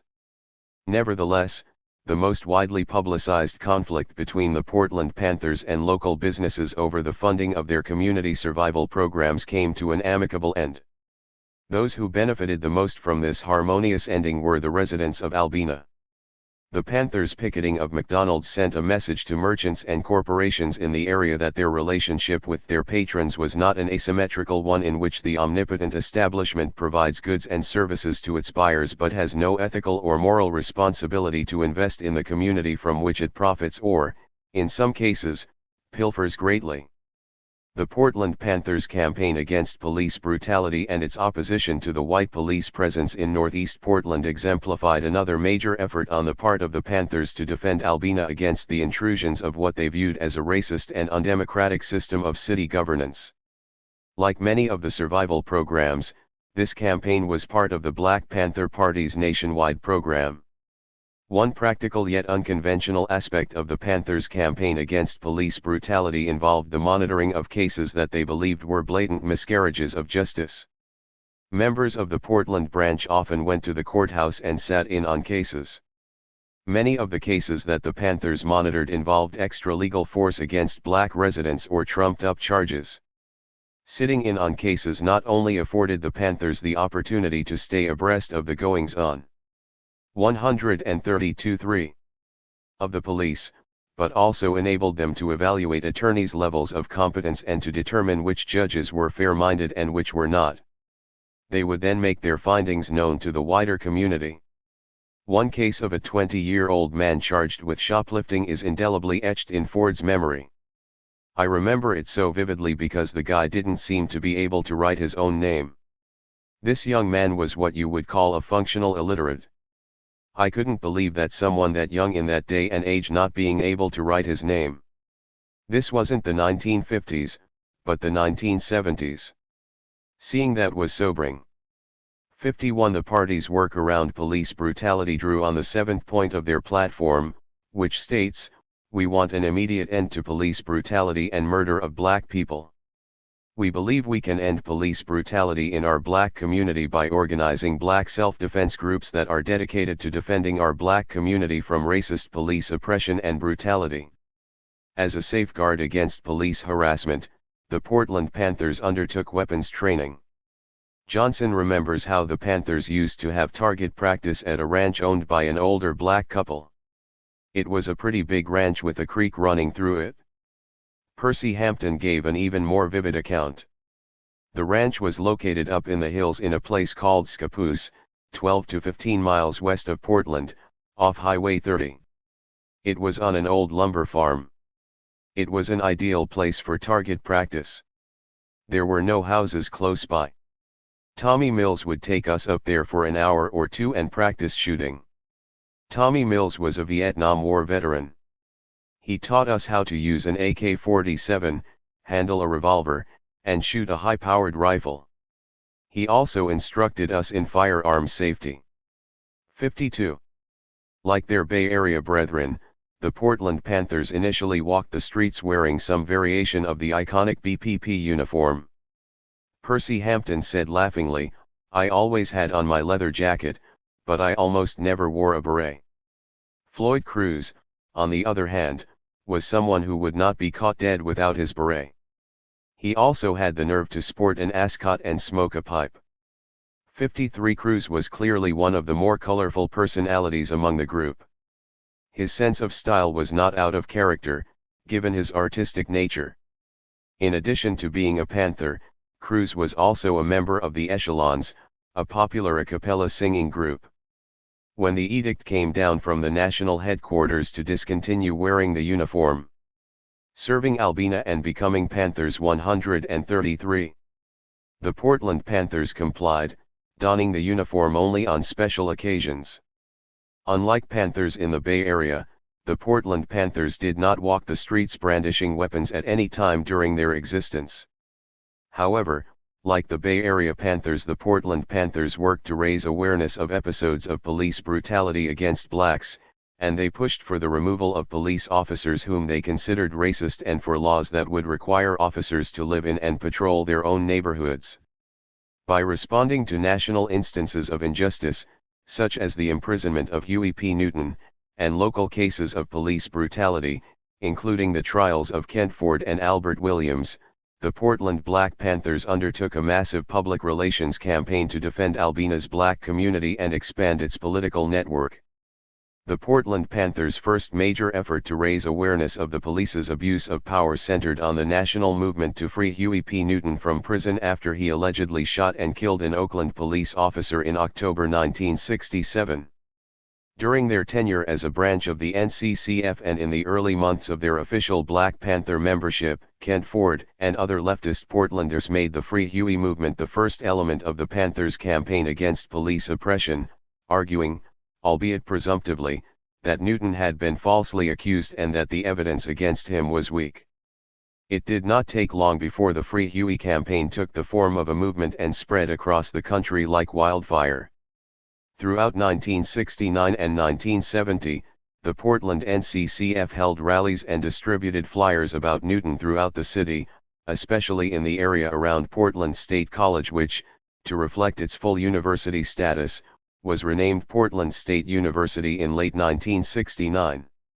On May 1, 1969, the NCCF, PSU's Black Student Union, the Portland branch of SDS, and other groups held a rally as a part of a nationwide Free Huey Day in cities across the United States. Flyers distributed at the demonstration listed the BPP's platform and described Newton as a political prisoner of the racist power structure of this country. The symbol of the movement for liberation. To offset the cost of Newton's defense, the Portland Cotter helped with a moderately successful fundraiser that featured a lecture by Charles Gary at Lewis and Clark College. The event was held on a Saturday night to maximize attendance, and faculty and students from the city's various colleges and universities were indeed turned out in high numbers. A reception was also held in Gary's honor that evening at the home of Dr. Morris M. O'Malbin, a highly re. 134 guard radiologist known for his liberal politics. For effect, NCCF members dressed in full Panther regalia, despite the fact that the group had yet to be granted full Black Panther status. 54 The NCCF's willingness to not only make the Huey Newton trial a priority but also to help drum up support for Newton's defense in Portland speaks to the good working relationship that existed between the Portland Cotter and the organization's headquarters. On occasion, the national headquarters would lend its support to the Portland Cotter. For example, after the Portland Panthers established their health clinic, Dr. Tolbert Small, national chairman of the Black Panther Party's Sickle Cell Anemia Project, and Doc Satchel, deputy minister of health for the Illinois chapter of the BPP, were dispatched to Portland to start up the branch's sickle cell anemia component. As the distribution manager, Hampton remembered having a good relationship with Oakland and San Francisco. For instance, I was in constant contact with Sam Napier. Sometimes we would talk 2 to 3 times a week.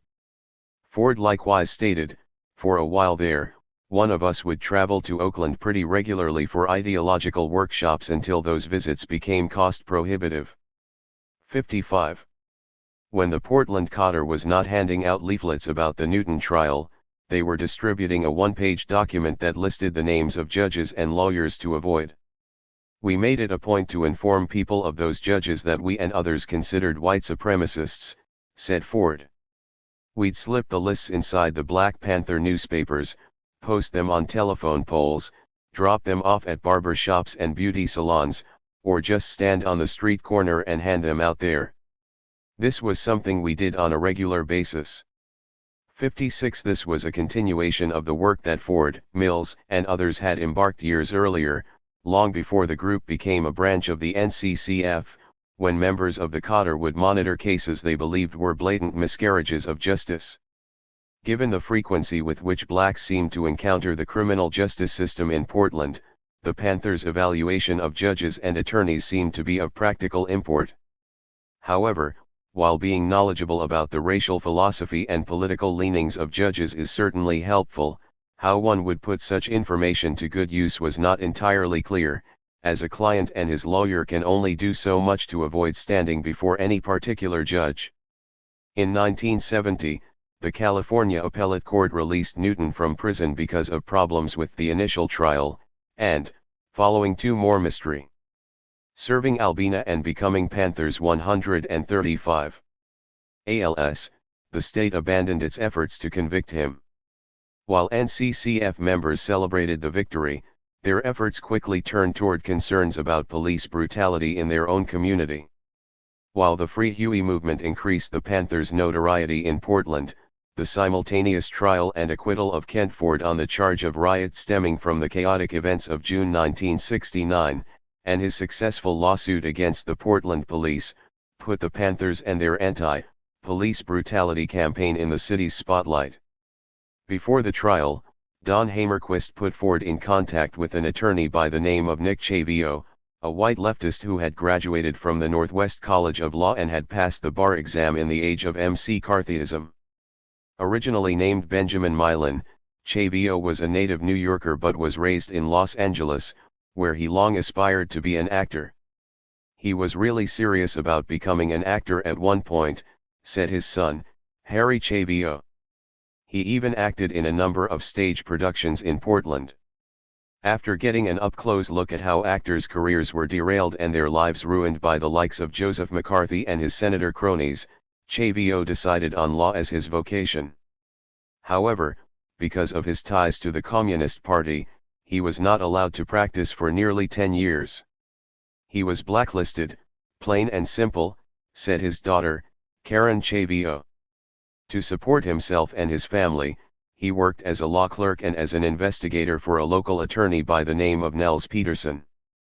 But once allowed to practice law, he became the go-to attorney for activist-minded Portlanders. There were other attorneys who represented activists, but Nick was the best in Portland, said David Horowitz, a longtime history professor at Portland State University.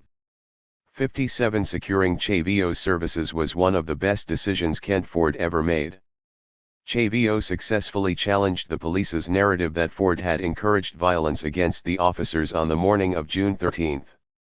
In early February 1970, following Ford's 10-day trial, a jury acquitted Ford of the trumped-up charge of riot. A week after the trial, Sandra Ford received a surprise call at the NCCF headquarters. According to Kent Ford, the foreman of the jury called and said to Sandra, "Not all white people hate you all." Because the police had beaten Ford after they arrested and handcuffed him, Chavio then filed a civil suit against the Portland Police Bureau. Police retaliated by stepping up their pursuit of Ford and his comrades, including a second arrest of Ford on Sunday, June 17, 1970, near N. Williams Avenue and San Rafael Street at 8:18 p.m., when police charged him with disorderly conduct by abusive language after he yelled at 136 police officers, including an African American whom Ford allegedly called a nigger pig. Tony Newman, the African American officer, and his fellow officer Michael Chase said that Ford had directed obscenities at them as well. Ford claims that he responded to the officers that way only after Newman had insinuated that Ford had a hand in setting the fire that destroyed Grandma's Cookie Co., located on 1806 North Williams Avenue. "That was a nice job you did on Grandma's cookies," Newman said, according to Ford. Ford's retort was what Herbert Marcuse called a form of linguistic rebellion, wherein the methodical use of obscenities in the political language of the radicals is the elemental act of giving a new name to men and things, obliterating the false and hypocritical name which the renamed figures proudly bear in and for the system. 58 Ford's bail was set at $1,000, an exorbitant amount that caught the attention of the press. Reporters wondered if it was the highest bail ever set for such an offense.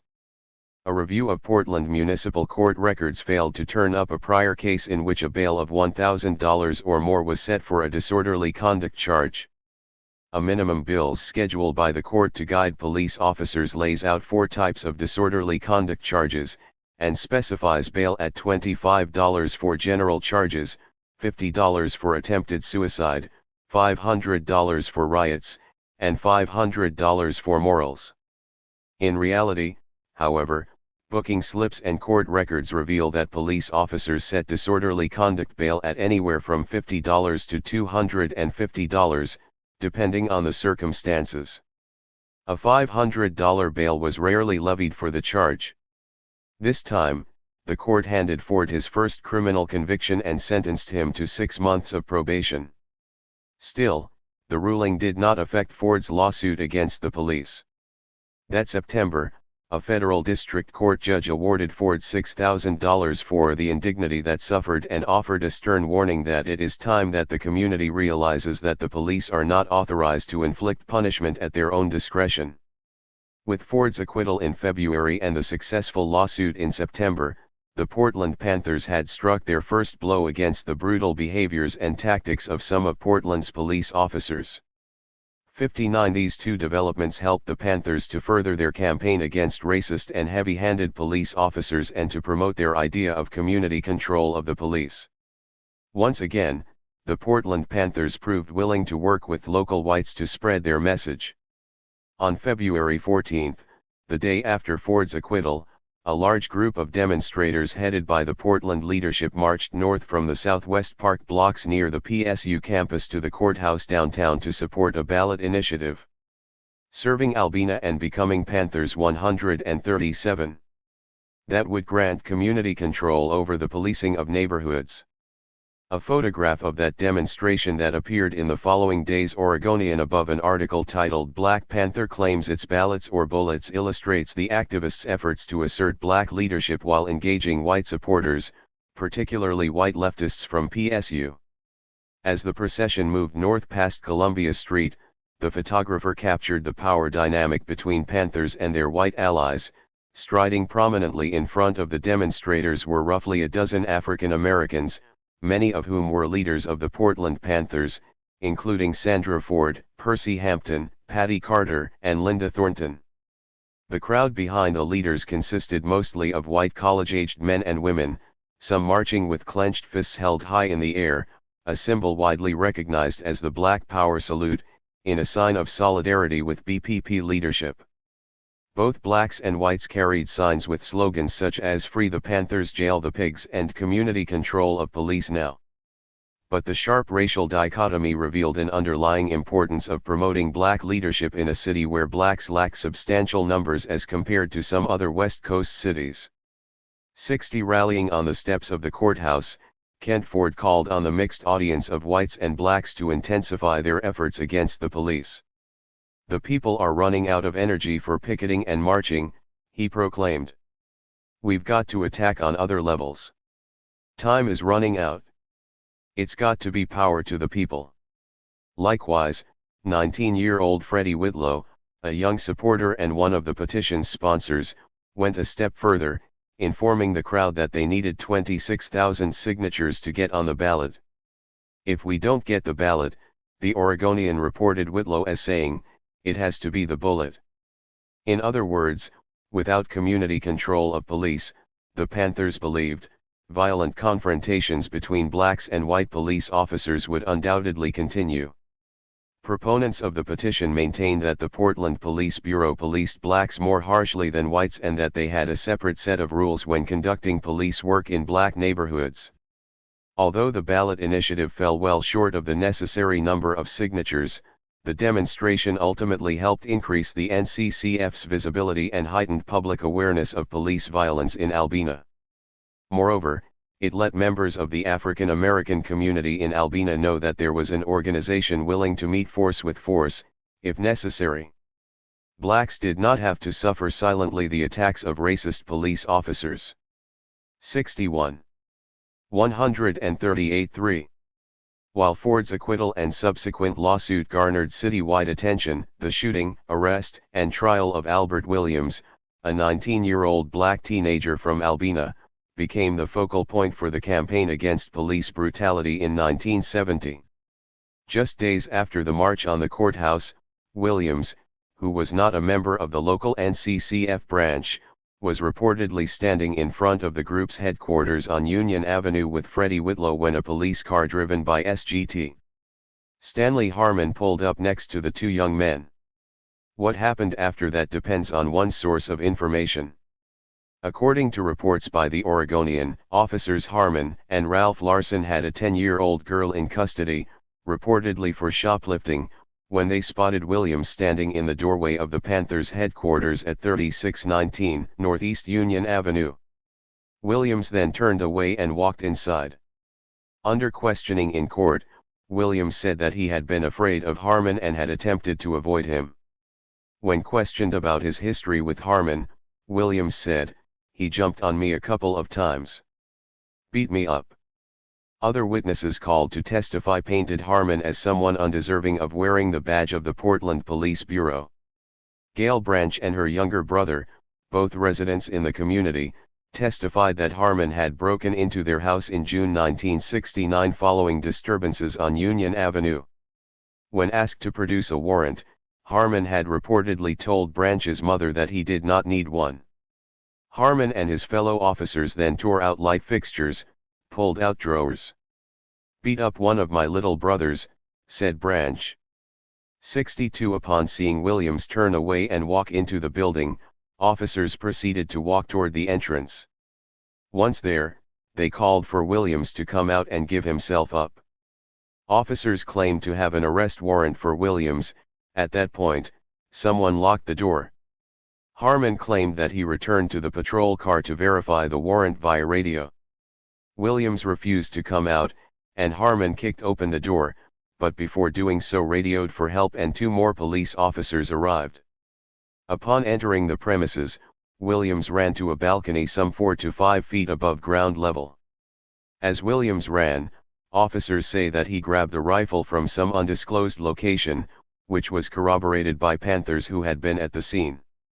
According to the Panthers, Williams overpowered Joyce Radford, who was at the front desk, and made his way upstairs, where he gained possession of the weapon. Officers also claim that Williams yelled that he was going to kill them, a claim that the Panthers neither confirmed nor denied. A brief. Serving Albina and becoming Panthers 139. But tense standoff ensued. Harmon maintains that he and Larson holstered their weapons and tried to convince Williams to surrender. Police officials say that Williams discharged the weapon at the officers, with the slug landing in the room ceiling. Eyewitnesses, primarily NCCF members, claimed that, despite reports to the contrary, the weapon that Williams held was never fired. Albert never fired the rifle, Joyce Radford maintains. "I know that because I had cleaned the rifle that day, and I still had the bullets in my pocket." Likewise, Willie James Brown, a witness for the defense, testified that the rifle wasn't fired because I had my hand on it. Others recall Joyce Radford eventually convincing Williams to put down the weapon. Officer Nate Griffin, an African American officer who was on the scene, maintained, Williams definitely fired the weapon. "I was the cover car for Harmon and Larson, meaning that when Harmon called for backup, I was the first car on the scene. Obviously Harmon and Larson were in the primary vehicle. In fact, when Williams fired off a shot, I tore up my pants when I hit the ground." At any rate, for reasons that were unclear, Harmon leapt onto a desk, a report that he verified, drew his firearm, and, according to news reports, fired 2 shots. One of the shots hit Williams in his right arm, and the other hit him in the lower abdominal area, leaving him in critical condition. 63. Given the charges and countercharges that are typically associated with police-Panther interactions, even the number of shots fired by Harmon is in dispute. Despite some media reports, the Panthers remember Harmon firing just one shot, not two. Whatever the case, Williams was then transported by patrol car to Oregon Health and Science University, rather than Emmanuel Hospital, which was just a few blocks away.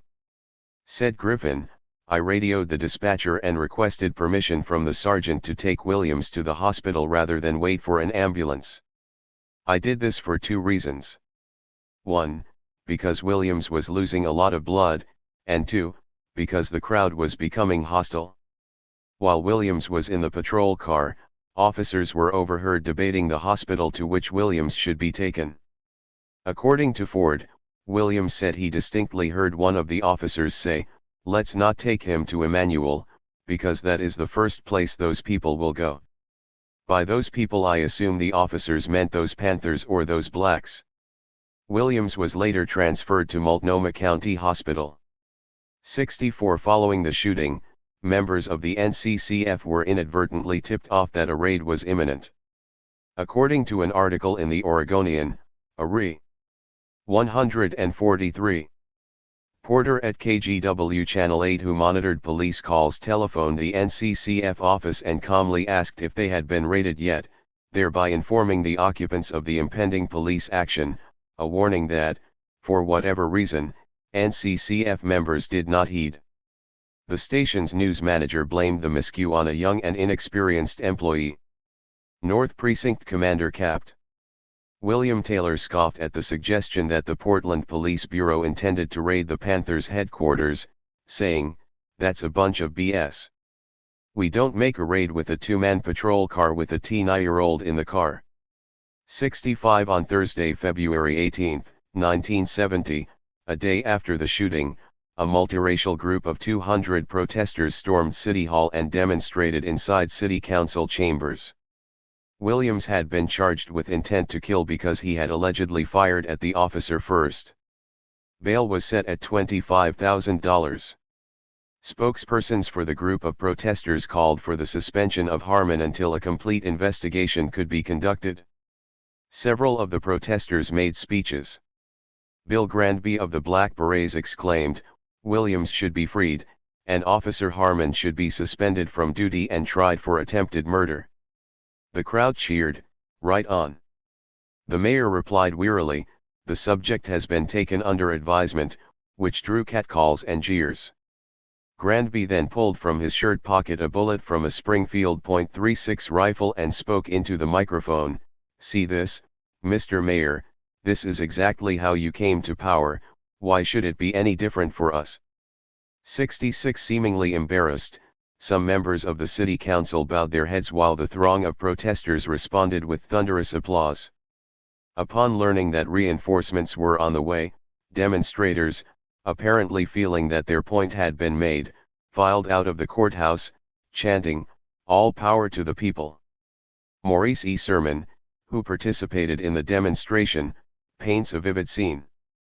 "I remember when we left, we walked out between a phalanx of police officers, 2 rows on either side of us, lining and stretched along the hall leading out to the street, and it was very tense. We were boisterous and defiant, and they were silent and hostile. Violence was in the air. I can't help thinking that there was a connection between the mood that day and the events a month or so later in May when the Portland Tac Squad attacked nonviolent student demonstrations in park blocks and sent a number of them to the hospital, in the midst of the national student strike that followed the killings at Kent State University. Serving Albina and becoming Panthers 141. The demonstration lasted approximately 40 minutes.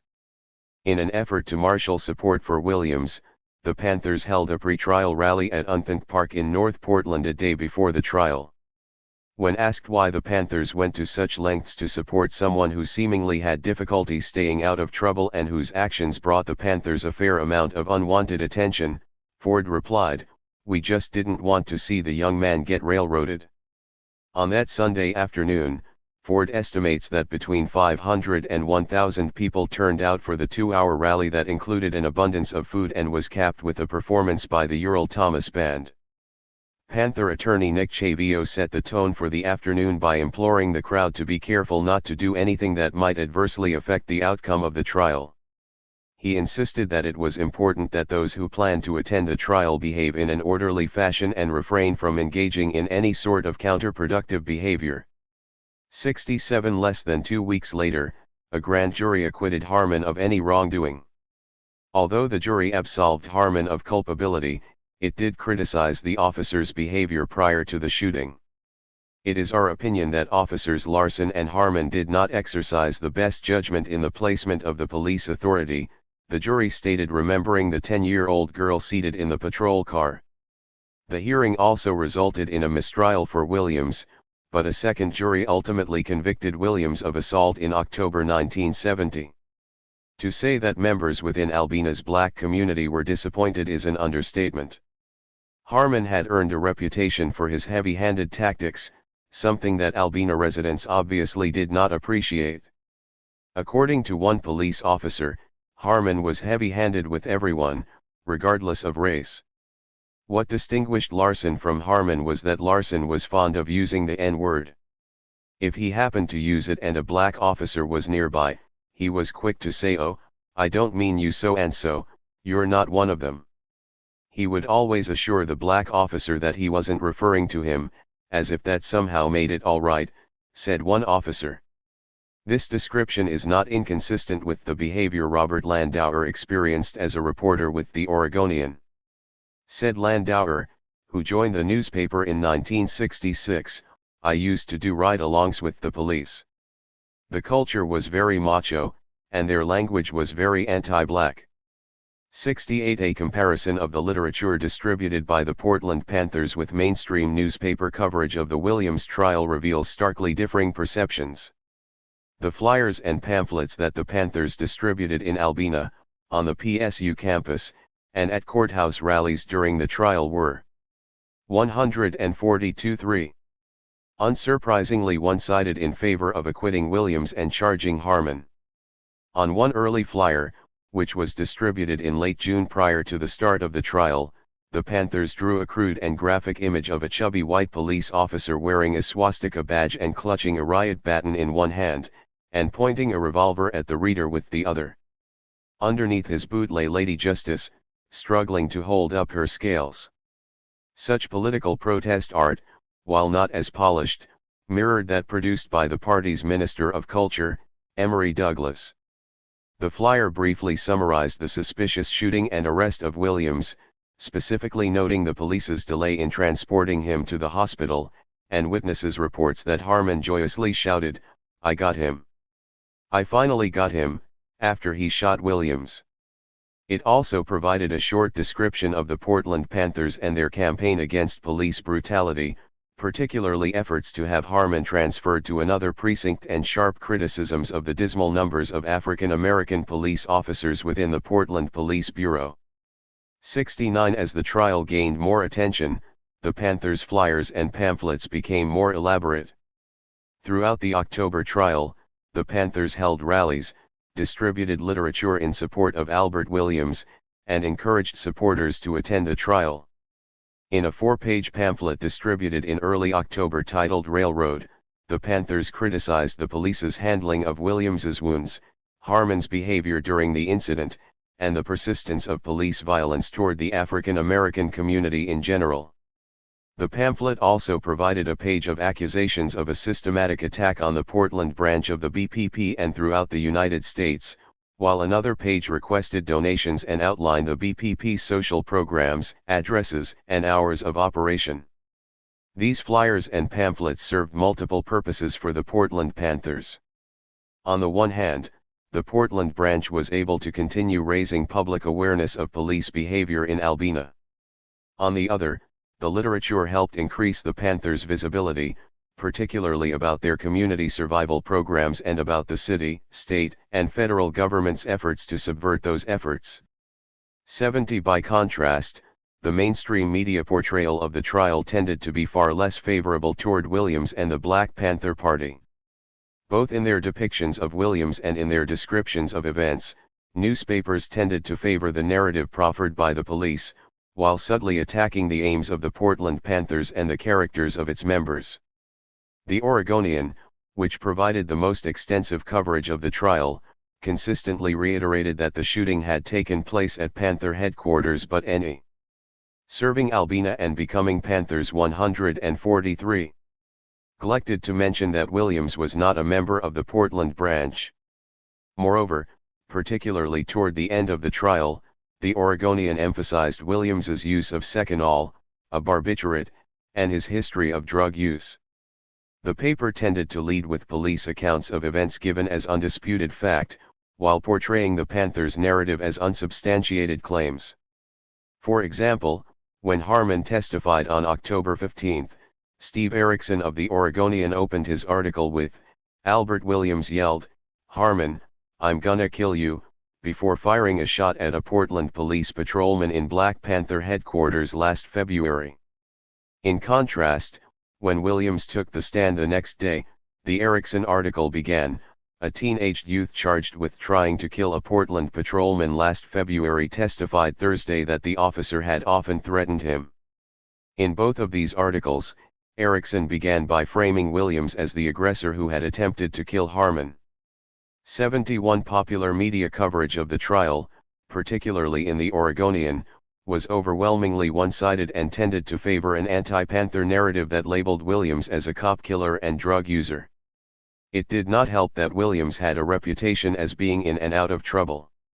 According to Hampton, he had served time in prison before the incident at our office, and he was always coming around the office, talking about how we should be out there offing someone.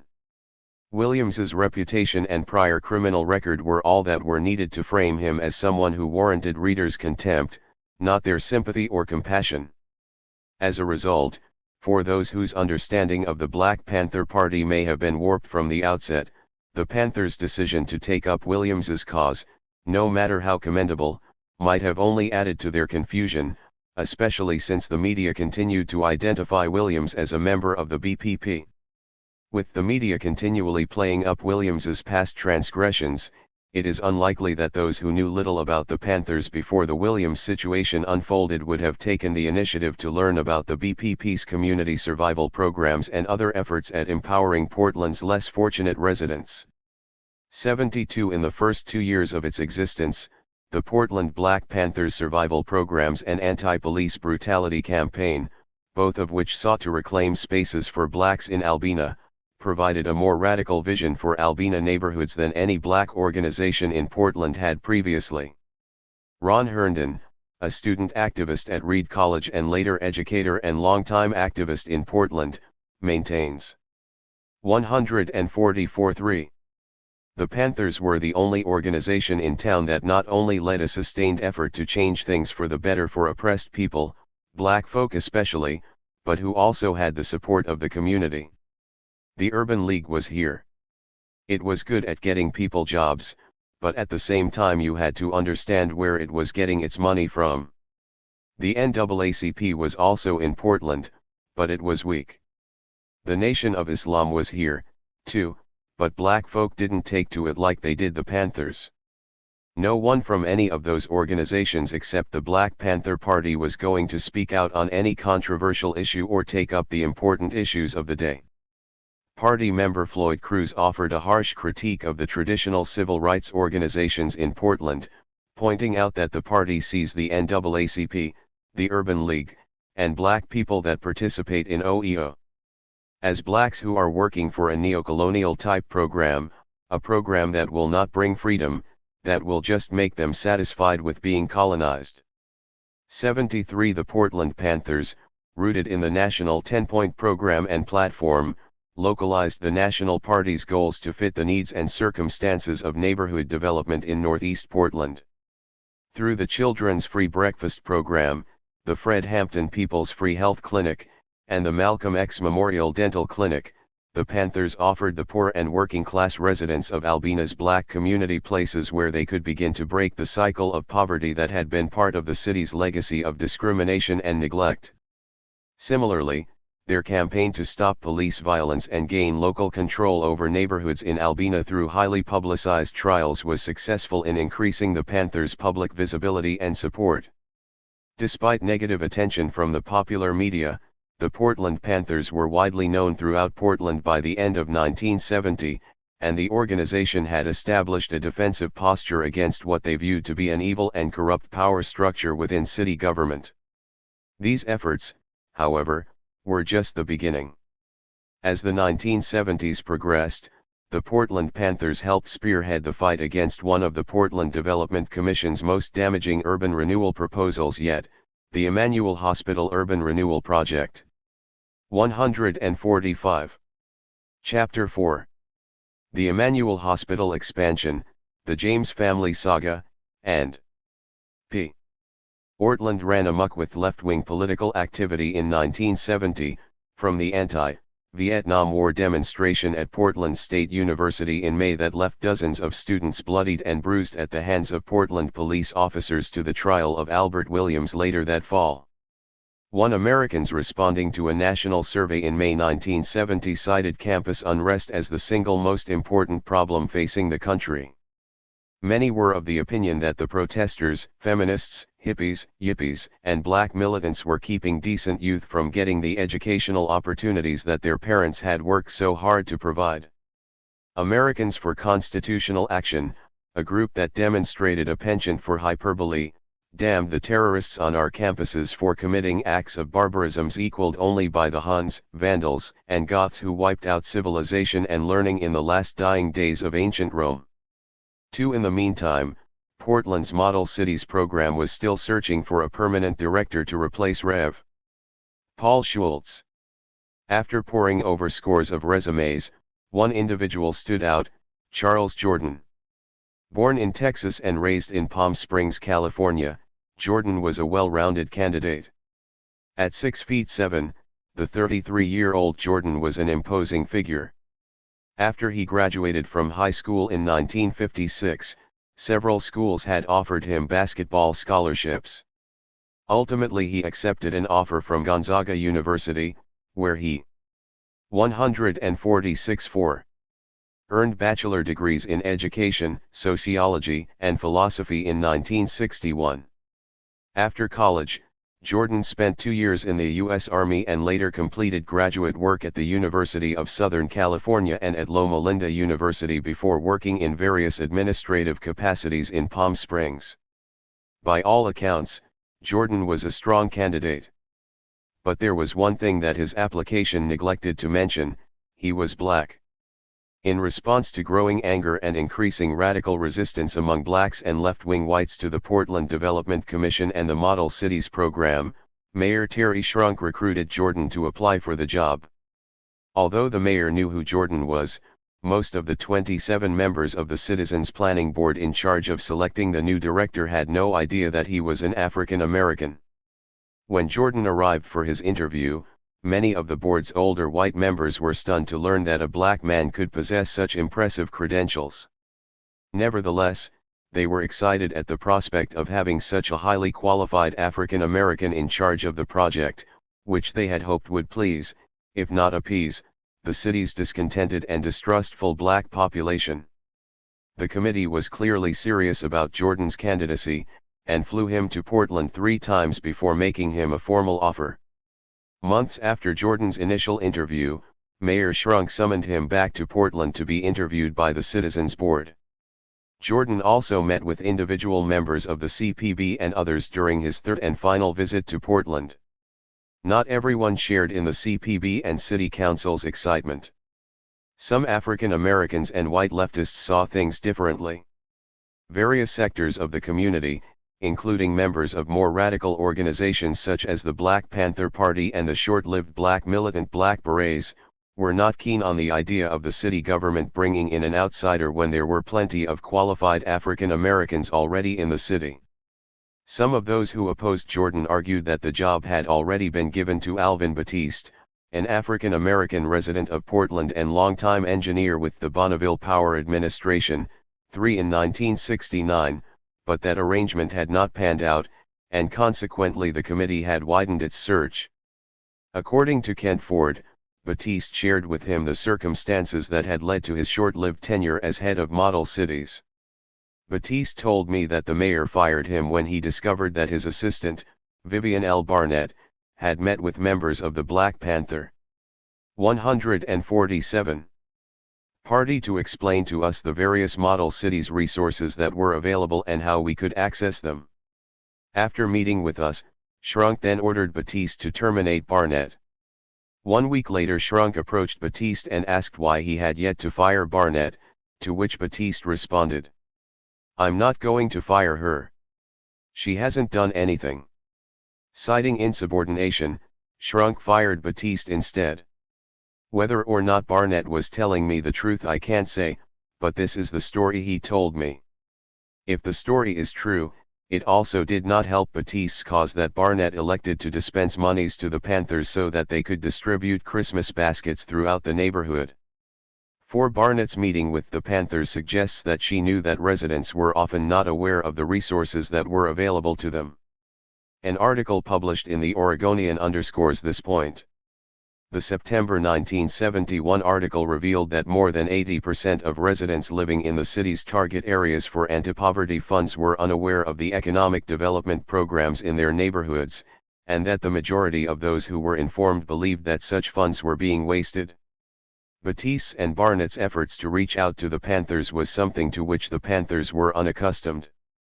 None of those blacks involved in those poverty programs or involved in dispensing any of those funds ever reached out to us that I know of, said Raymond Joe. I can't think of any time, he continued, where Charles Jordan or anyone from his office reached out to us, but that didn't surprise us, because we never expected them to in the first place. 5 Just before Jordan's final interview with the CPB, the Black Berets founded by R.L. Anderson, a large, stern-faced man with a penchant for confrontation, challenged Jordan on his way to the interview and made it clear that locals were not just looking for a man with a black face to head the program. Instead, they wanted someone who would defend the interests of their community. Following the interview, after Jordan had left the room and the board had closed the doors to discuss his candidacy, Anderson and his small group kicked in the door, shouted at the board, and expressed their dissatisfaction with the selection process. Anderson demanded that the board hire someone who already lived in Portland. Frightened, several of the board members fled the room. According to a report by the Portland Bureau of Planning, a few of the members were so terrified that they had escaped through windows, and the Black Berets left the building frustrated. 148-4. And angry. Anderson became such an irritant to board members that from then on police officers would, under any flimsy pretext, stop and detain him on the day that Model Cities meetings were scheduled so that business could be conducted uninterrupted.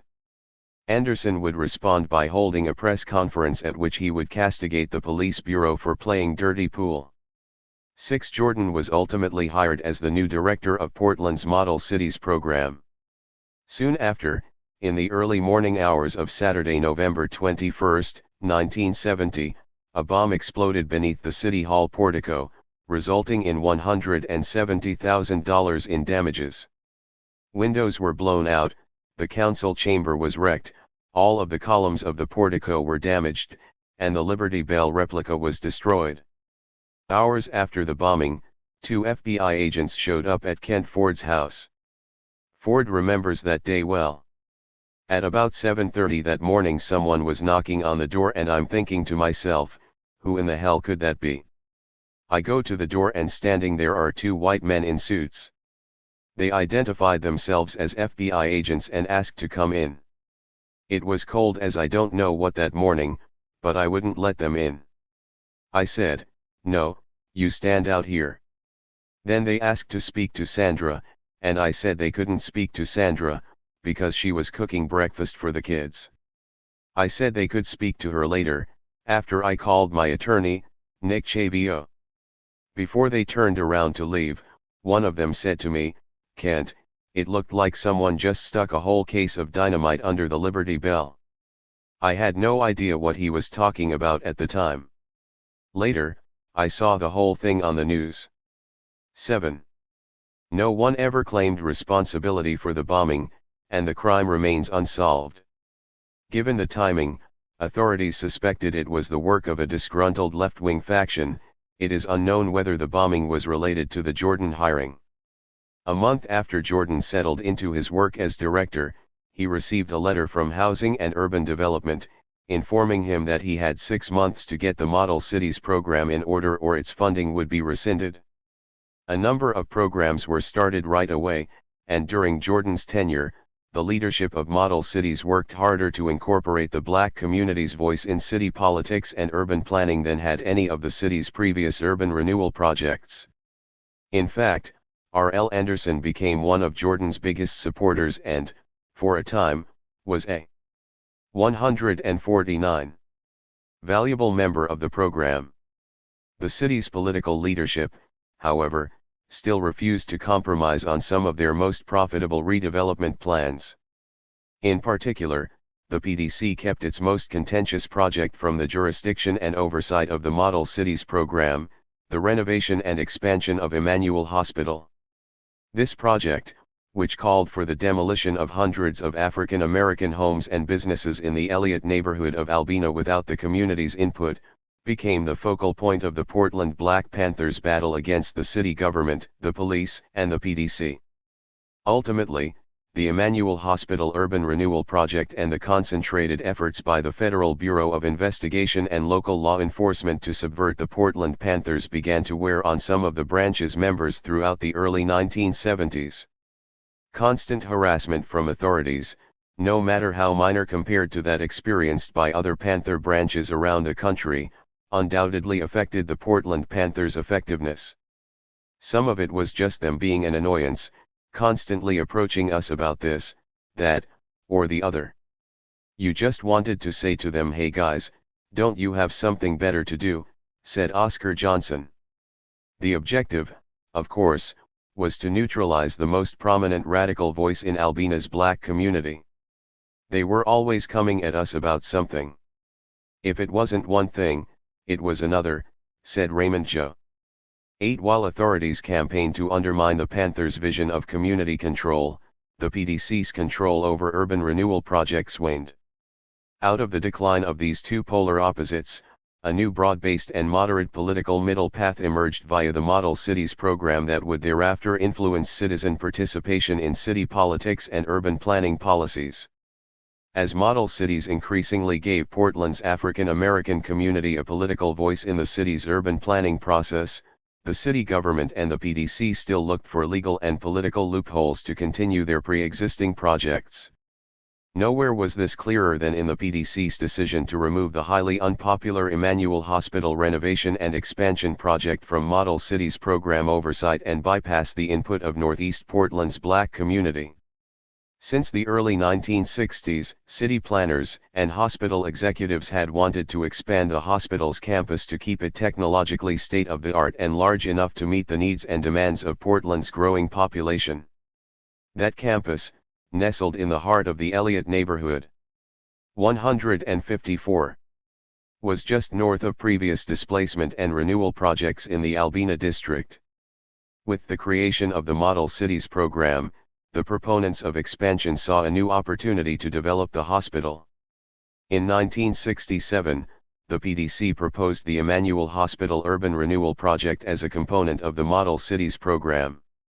Early in the summer of 1968, the CPB approved the project on the condition that Emmanuel Hospital and the PDC compensate displaced individuals for their property. Over the next 2 years, the hospital completed a new medical building and an extended care facility, and had plans for further expansions, including a large lecture hall, a senior citizen residence, employee apartments, a laundry facility, and additional parking. By the time Charles Jordan arrived in late 1970, the project was already well underway. Shortly after becoming director of the Model Cities program, however, Jordan received a letter from HUD officials informing him that they would terminate funding for Model Cities unless the program demonstrated a clear direction with regard to planning and resolved internal conflicts with the PDC, including a dispute over whether or not to continue the Emmanuel Hospital expansion.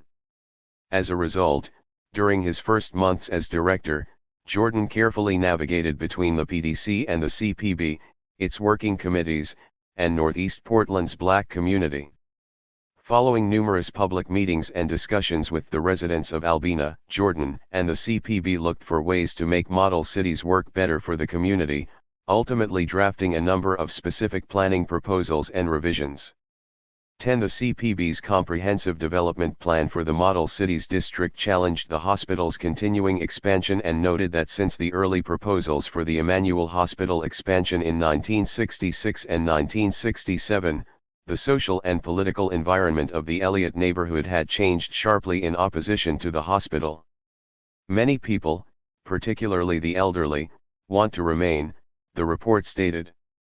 Rehabilitation and rebuilding of the Elliott neighborhood for residential purposes is consistent with the broad community goal of improving the variety and quality of housing opportunities. 11. Consequently, Jordan, the CPB, and residents of the Elliott neighborhood and Northeast Portland encouraged the PDC to significantly alter or abandon the hospital renovation. The PDC, however, had invested too much in the Emmanuel Hospital project to abort the initiative. To avoid having the project scrapped altogether, the PDC quietly removed the Emmanuel Hospital Urban Renewal Project from the Model Cities program during a sparsely attended and unpublicized SES. 151. Zion of the CPB, effectively taking the project out of the control of the CPB and the black community. Nonetheless, the CPB, with the cooperation of several organizations, including the Emmanuel Displaced Persons Association, managed to pressure the PDC and Emmanuel Hospital to work closely with residents of the Elliott neighborhood. In April 1971, the CPB signed an agreement with the PDC, Emmanuel Hospital, and other local social organizations to address problems stemming from the displacement of residents, including increased poverty and homelessness. Still, the city of Portland undercompensated or simply denied benefits to save city and federal funds, which further inflamed tensions between the city government and the Northeast neighborhoods. 12. Despite the continuation of the Emmanuel Hospital Urban Renewal Project, during Jordan's 2-year tenure the Model Cities program was productive and ultimately beneficial for many of Albina's neighborhoods. With the CPB's formation of the Neighborhood Development Plan under Jordan's guidance in 1970, the citizens of Northeast Portland completed numerous neighborhood improvement projects. Through the use of Model Cities federal loans and grants, city workers and local citizens planted more than 600 trees, expanded local parks by 7 acres, improved 5 miles of substandard roads, and rehabilitated nearly 2,000 housing units particularly in the area around Emmanuel Hospital in order to accommodate displaced residents. In addition, each of the 8 neighborhoods developed their own specific policy plans for community revitalization and planning through the NDP, although the city government and the PDC never adopted any of these plans. 13. As Jordan and the CPB backed away from the PDC-dominated vision for model cities in the early 1970s and increased their focus on community revitalization, some black radicals gradually became more open to the program's community-led efforts. However, these individuals' integration into the fold came neither easily nor with the approval of the city or federal government. R.L. Anderson, one of the city's best-known black radicals, seemed poised to take advantage of these newfound opportunities and effect change from within the system. Anderson surprised everyone when he won a position on the Albina Citizens Together Board, a federally financed community action agency, in 1970, and was elected as the board's representative to the Portland Metropolitan Steering Committee within the year.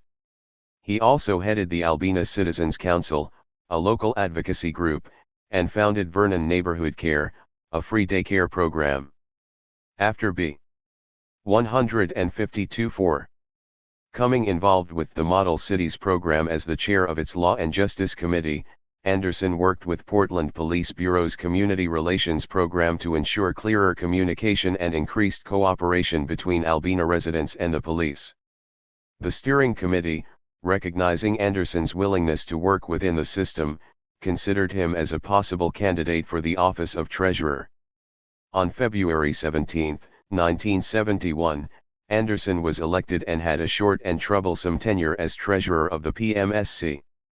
14. The PMSC, which had been established by the Office of Economic Opportunity in the late 1960s as a part of President Lyndon B. Johnson's War on Poverty. 15. Acted as the OEO's policy formation and implementation body for Portland. In 1964, Congress had passed the Economic Opportunity Act, which authorized $1 billion to retrain poor residents. This new measure was comprised of a number of different programs. The Job Corps established centers to train residents in basic and advanced skills and established neighborhood programs. The community action programs envisioned expanding low-income residents' active participation in the decision-making process and equipping young people with marketable skills. Other programs included rural loans, small business development centers, and volunteers in service to America. Head Start was created under the direction of R. Sargent Shriver to enhance low-income preschoolers' learning skills so that they could start elementary school on an equal footing with their peers. 16. One of the more controversial components of the new Economic Opportunity Act were Shriver's community action programs, which were designed to place greater control in the hands of the residents for whom the programs were intended. The primary objective of the programs was to empower poor neighborhoods and involve them in the policy-making apparatus by giving community residents key administrative and bureaucratic posts. 17. While some praised the Johnson administration's war on poverty, not everyone supported it. Bayard Rustin, the behind-the-scenes organizer of the March on Washington and the former director of the Civil Rights Department of the Fellowship of Reconciliation, went public with his opposition to Shriver's programs. In a November 15, 1964, Washington Post article, Rustin averred, "Shriver is immoral when he claims he can give our youths vocational training in his work camps. All he wants to do is get our boys off the streets. We must not allow our sons to be picked up and hauled off to remote concentration camps." What Rustin was doing, of course, was warning civil. 153. Rights and community activists against being co-opted by politicians and bureaucrats intent on stifling dissent. But members of the PMSC embraced Shriver's mission. The organization's articles of incorporation stated that one of the committee's main purposes was to act as a community action group for the Portland metropolitan area through which the local and state organizations and the Office of Economic Opportunity should work. The PMSC, then, was to help in eliminating the paradox of poverty by offering to everyone the opportunities of education and training, decent work, and living with dignity. 18. Shortly after he joined the PMSC, the irascible R.L. Anderson became a major source of controversy. Anderson had been the leader of the Black Berets, and the local media, in particular the Oregonian and the Oregon Journal, portrayed him as a black militant. Some viewed him as an opportunist. Moreover, Anderson's criminal record, which included arrests and convictions for assault with a deadly weapon and illegal possession of a firearm, as well as a long list of other charges, caused problems. Most importantly, the OEO required that all members of the committee secure surety bonding in the amount of $25,000, but their regular bonding company refused to back Anderson because of his criminal exploits. Thomas H. Mercer, regional director of the OEO in Seattle, threatened to withhold $6.2 million of federal funds from the PMSC if Anderson could not secure bonding by April 5, 1971. 19. Both the Oregonian and the Oregon Journal covered the story, emphasizing the amount of money involved, and the Portland Police Bureau expanded its investigation of Anderson, keeping surveillance on both his public and private life. Anderson's supporters attempted to counter this negative press by circulating a different narrative. The unsigned document that was disseminated through the community read: "When R.L. Anderson was elected as a representative for Albina and the poor, all allegations that are now being called to the public's attention were well known by the community and state, and the PMSC board. The community, and the state, and the board had confidence in him then, and his community certainly has confidence in him now. Could it be possible that the PMSC board is racist? Could PMSC be practicing racism? Isn't voting a privilege? After exercising your privilege to vote, what or whom gives a few persons the right to crucify the voice of people did? 154-4. This man violate any constitutional laws? If so, read the charges. This is illegal and unconstitutional. Let the voice of the people be heard. All power to the people. Despite the support of Albina's African American community, Anderson was unable to secure the bond, which led him to resign on March 31 to free up federal funds for the PMSC. In the weeks and months to come, Anderson received more bad news. Days after he tendered his resignation, the Supplemental Training Employment Program withheld $14,000 of federal funds from two organizations with which he was affiliated, Vernon Neighborhood Care and the Albina Women's League. 5 months later, in August 1971, an all-white jury found Anderson guilty of possession of a firearm, and Judge Philip J. Roth sentenced him to a 2.5-year prison sentence, effectively taking off the streets one of the African American community's most boisterous advocates of Black power. Meanwhile, while some blacks in Northeast Portland began to engage the city's political leadership and urban planning apparatus through the Model Cities CPB, other radical elements continued to criticize planning projects in Albina and to push for neighborhood programs focused on socio-economic issues. The Black Panthers' public presence served as a constant reminder to the PDC and to the rest of the city government that they could ignore the voice of the black community at their own risk, especially in light of the unrest in the summers of 1967 and 1969. Since the organization's emergence as the NCCF in the late 1960s, the Portland Panthers had continually spoken out against the Model Cities program, which it viewed as yet another example of the city's costly and devastating urban renewal projects in Northeast Portland. Several Panthers had attended early Model Cities meetings and citizens board sessions, handing out literature that railed against the behavior of city officials, the police, and the PDC. One flyer proclaimed that the city had once again disregarded the rights and the will of the people. Likening social, economic, and spatial discrimination in Albina to a slave plantation, the flyer encouraged blacks to refrain from participating in the program, stating, "The people of Albina have no business showing up at these meetings, because when you're on a slave plantation there's only the slaves and the masters and they know who the slaves are." While the majority of Albina's black residents did not share the Panthers' refusal to N. 155. Gauge with Model Cities and eventually moved to follow Jordan's leadership, the persistence of the Panthers revealed continuing feelings of alienation and anger toward the city among some African American residents. As the weeks and months passed, Jordan began to win over some sectors of the African American community, but the PDC's decision to withhold the Emmanuel Hospital Urban Renewal Project from Model Cities gave the Portland Panthers a new high-profile target on which to focus their attacks, the city's undemocratic urban planning process. Shortly after the decision to remove the hospital expansion from the Model Cities program in mid-1971, the Panthers turned their focus toward securing jobs for poor blacks or stopping the project altogether. From their point of view, local blacks should have been among the first hired for any job that was created as a result of the project. In an interview with the Portland Community College Bridge, Ford explained, "I would like to see the people downtown stop trying to make a political thing out of everything. I'd like to see them really come down to the community level, so that are meaningful for the people they should be serving." Ford's comments may have prompted law enforcement officials to increase their surveillance of him. An officer's report from the Portland Police Bureau at that time shows that officers were keeping close tabs on Ford's living arrangements.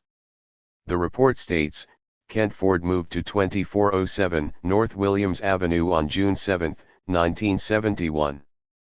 A search of his former house was made by the FBI in which large quantities of ammo was seized. No guns were found. For Ford and other Panthers, the Emmanuel Hospital project represented a continuation of the ideology and policies that had ravaged much of their community since the 1950s. In the midst of the Panthers' campaign to pressure officials at the Emmanuel Hospital to hire a representative number of black residents for its expansion project, a local attorney and supporter of the Panthers asked Kent Ford to look into an assault on an FBI agent by a female student at Thomas Jefferson High School. Not one to say no, Ford agreed to do so, but the Panthers' willingness to get involved in this matter forced them to juggle yet another issue with far-reaching consequences. On January 4, 1971, agents with the Federal Bureau of Investigation went to the James residence on Jarrett Street in North Portland intending to arrest Charles James, Jr., a U.S. Navy Vietnam veteran who was AWOL from the Long Beach Naval Base. Charles, who had been raised in a religious family, had reportedly gone AWOL because he wanted to marry his fiancée, who was expecting their first child. According to Charles's sister, Martha James, the James children, 156-4, had been raised in the church, and Charles wanted to do the right thing and get married. While many believed that Charles was genuine in taking leave to marry his child's mother, the fact that Charles chose to remain in Portland suggests that he was in no hurry to return to the Navy. His decision to go AWOL would have dire consequences. According to a newspaper article, an FBI agent who spotted Charles inside the house called out, "Come on boy, we're taking you." Charles responded, "Don't call me boy." When the agents attempted to handcuff Charles, the family dog, which was in the grasp of a younger brother, pounced on them. After freeing themselves from the dog, one agent grabbed the 14-year-old boy and, while choking him, angrily asked, "Did you sick that dog on me boy?" Upset at the way the agent was manhandling her younger brother, Charles's 17-year-old sister, Cheryl, retrieved a rolling pin from the kitchen and yelled, "Turn my brother loose," before belting the agent over the head. 24 After the agents subdued Charles James, they took him into custody. Less than a half hour later, the agents returned with backup, this time to arrest Cheryl James. In their haste, they mistakenly grabbed Cheryl's sister, Martha James, and threw her to the ground, smashing her face into the floor. Martha recalls the painful memory. "It was awful. I had just gotten home from school. I hadn't had time to put my books down when the next thing I know there are about a half dozen agents at our door. Immediately their attitude was that of intimidation. King, our family dog, a German Shepherd, could sense we were being violated. So he jumped on one or two of the agents. My father wasn't home. They grabbed me and hurt me real bad. They handcuffed me, dragged me out of the house, and took me somewhere. I guess it was the juvenile detention center, where they charged me with resisting arrest. I was traumatized by the whole thing, so much so that I blocked a lot of things out over the years." 25. A close reading of court records presents a slightly different version from the story told by Martha James. According to court proceedings, 4 FBI agents went to the James residence in search of Charles James, Jr. Outside they observed a man answering the description of Charles entering the house with others. The FBI agents then entered the house through the front door, which had been left open by the last person to enter the residence. While an agent did admit to calling James boy, the agents claimed to have 157 been attacked by the James family. According to the prosecuting attorney, one agent was kicked in the groin as he tried to take control of Charles James, Jr. Charles was also said to have kicked the agent who had been floored by the rolling pin in the face. 26 News of the incident spread quickly. According to Martha James, despite the fact that everyone knew about it, there was no wholesale outrage from the African American community. Kent Ford and fellow Panther Jeff Fikes reached out to Cheryl James's parents and recommended that they attend a meeting of the Albina Ministerial Alliance at the Vancouver Baptist Church. Ford remembers, the purpose of the meeting was to marshal support for Cheryl, but it wasn't very productive at all. Too many egos in the room. What was productive, however, was a meeting with Anchess Campbell of the Women's International League for Peace and Freedom. The Portland branch of WILP, a global organization founded by Jane Addams in 1915 committed to organizing women in local communities for the purpose of understanding and addressing the causes of wars and human rights abuses, was instrumental in the James case. Portland's WILP was one of the city's leading opponents of the Vietnam War and one of its greatest proponents of civil rights and nuclear disarmament throughout the late 1960s and 1970s. In its Portland branch newsletters and calls for donations to help Cheryl James, Wilp proudly noted that it had previously contributed to Kent Ford's bail and legal defense in 1969, at a time when many people feared to help a militant black leader. "Thank God there were some sympathetic ears in the white community," said Ford. "We didn't even have any support from the black churches. I guess I shouldn't have been surprised by that because we couldn't get any support from them either." Ford's memory in this case may be a bit too dismissive of the AMA and of church leaders such as Revs. John H. Jackson and Gordon Dickey. The AMA, which represented 35 local churches, met with the James family and publicly supported both Cheryl James and the eventual Cheryl James Defense Committee and Cheryl James Fund, stating in organizational resolutions and in letters to newspapers that summer, "We encourage individuals and church social action commissions to aid the Cheryl James Defense Committee." In fact, N. Chess Campbell of Portland's Wilp and Rev. Jackson of the AMA, in coordination with Charles James, Sr., acted as trustees for the Cheryl James Fund and sent signed letters soliciting donations in late 1971. Nevertheless, prior to the summer of 1971, support for Cheryl James 158.4 was driven by grassroots organizations such as Wilp and the Portland Panthers. 27 At an early brainstorming session with members of Portland's Wilp branch, which several Panthers attended, it was agreed that a number of things needed to be done. First, a press conference would be held to make people aware of the case. Second, a defense committee would be formed to organize a campaign. Third, Cheryl would be bailed out of jail so that she could finish high school. Fourth, leaflets publicizing the case would be designed and distributed throughout the city. Fifth, a rally was proposed to drum up support. Lastly, though perhaps most importantly, they would need to secure the services of a competent lawyer. The press conference was held at the Jameses' home and was covered by KATU2, KGW8, KOIN 6, and KTPV 12, and by local newspapers, including Portland's Alternative Press. Within a week of the press conference, the Portland Wilp bailed out Cheryl James, allowing her to return to school. Shortly thereafter, a group of James's supporters formed the Cheryl James Defense Committee, headed by Campbell, with Arthur Spencer serving as secretary.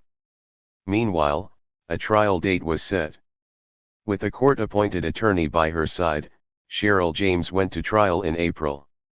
During closing arguments, the prosecutor presented as Exhibit 1 the blood-stained white T-shirt of the FBI agent whom James had clubbed over the head.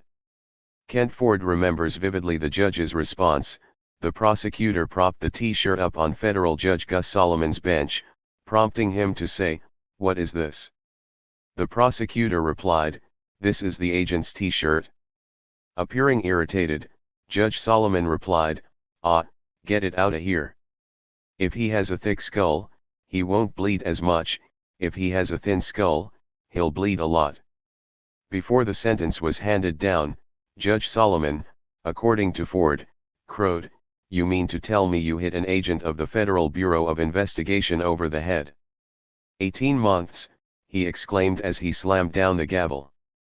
On April 14, 1971, Cheryl James was convicted of assaulting federal officers and sentenced to 18 months at the Terminal Island Federal Correctional Institution in Los Angeles County, California, a low-security federal prison for female inmates.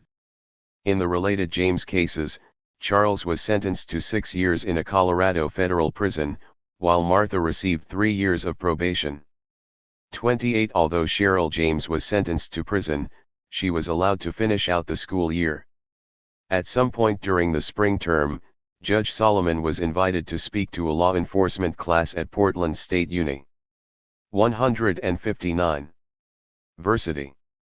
2 days before Solomon's visit, Kent Ford received a telephone call from instructor Gary Waller, informing him of Solomon's impending visit. Immediately Ford and Fikes started calling their supporters, urging them to attend the lecture. 30 supporters, both black and white, showed up. During the question and answer period, a female African American student confronted the judge about Cheryl James. She asked the judge how he could sentence James to 18 months in prison when all she was doing was defending her family. Before the judge could answer, Kent Ford chimed in with, "Judge Solomon, I'm surprised at you. You used to be a labor activist back in the 1930s, and from what I heard, a darn good one at that." Solomon interjected and ordered the federal marshal who had escorted him to campus that afternoon to arrest Kent Ford. As the students looked on, bewildered, Ford shot back, "On what grounds are you going to arrest me? For passing around a petition, for asking you a few questions about the case, for confronting you on this issue?" Solomon again shouted to the marshal to arrest Ford. Ford responded by sticking both his arms out in front of the marshal in anticipation of being handcuffed. But seeing that the marshal was not going to arrest Ford, a frustrated Solomon turned and walked out of the classroom, with the marshal in tow. 29 Cheryl James completed her senior year without incident. On the day of her graduation, her sister recalls seeing the horrified looks on people's faces as they watched agents placing Cheryl in handcuffs moments after she had walked across the stage to receive her diploma. Meanwhile, the Cheryl James Defense Committee plotted its next move. After calling an emergency meeting, the committee followed Ford's advice to secure the services of Nick Chavio as the attorney on appeal. Committee members also circulated a petition, in hopes of getting enough signatures to sway the judge to commute James's sentence. Days later, leaflets were printed outlining the particulars of the case and including a photo of Cheryl. The leaflets were passed out to people on the street, inserted into the Black Panther newspaper, and circulated on local high school and college campuses. In May, Panthers Willie James Brown, R.V. Poston, and Charles Moore, with the help of several others, disseminated another batch of leaflets at Thomas Jefferson High School. Emblazoned in black on the leaflet was "Come see about Cheryl at Unthank Park." The Panthers had decided to hold a rally at the park to mobilize enough support to keep James from being sent to prison. The Panthers were not successful in this attempt, but they were not alone. In June, just days after Cheryl's imprisonment, Portland's Wilp sent a letter to Judge 164. Solomon, arguing that a different perspective regarding the totality of the events surrounding Cheryl's case is now emerging, and asking the judge to vacate Cheryl's sentence in the interests of equal justice for all segments of the population. Then, in early July, the National WILP assembled for its annual convention, which was held, coincidentally, at Marylhurst College in Marylhurst, Oregon. Among the series of resolutions passed by the 200-delegate assembly from around the country, WILP voted overwhelmingly to investigate the assault and to publicly pressure the Portland courts to re-examine the case. 30 With strong support from the Portland Panthers and WILP, over the next several months members of the Cheryl James Defense Committee stepped up their fundraising efforts for the appeal. By September, Cheryl James and her defense committee had the support of numerous organizations, including the AMA, the Methodist Federation of Social Action, the International Longshore and Warehouse Union, the Social Concerns Commission of the Greater Portland Council of Churches, the Portland Federation of Teachers, and many others, from residents of North and Northeast Portland to James's schoolmates. By early 1972, according to the Portland Observer, even the Multnomah County Democratic Convention had unanimously adopted a resolution of commendation and support to the Cheryl James Fund Committee. Tragically, however, during her time in prison in early 1972, James was raped by a guard while working in the prison cafeteria. Not long after, it was learned that James was pregnant. Suffice it to say, her supporters intensified their efforts to secure her release. The James family, which was comprised of both parents and more than 15 children, was devastated. Members of the Cheryl James Defense Committee worked feverishly. Finally, on February 22, 1972, the Ninth Circuit Court of Appeals granted a motion to release James on a bail of $5,000 while her case was on appeal. According to an article in the Scribe, the bail was posted on March 2 and she should be free sometime this week, after being processed through California. However, in late July, Judge Robert Schnack of the Ninth Circuit Court of Appeals rejected Chavio's argument that the Federal Juvenile Delinquency Act, which led a 17-year-old Cheryl to waive a jury trial, unconstitutionally deprived minors of their right to a jury. Schnack's judgment consequently affirmed James's prior conviction. However, in a dissenting opinion, Judge Shirley Hufstedler vehemently disagreed with Judge Schnack and sided with Chavio, arguing, "There is not here any countervailing legitimate interests of the state which justify chilling the Jew."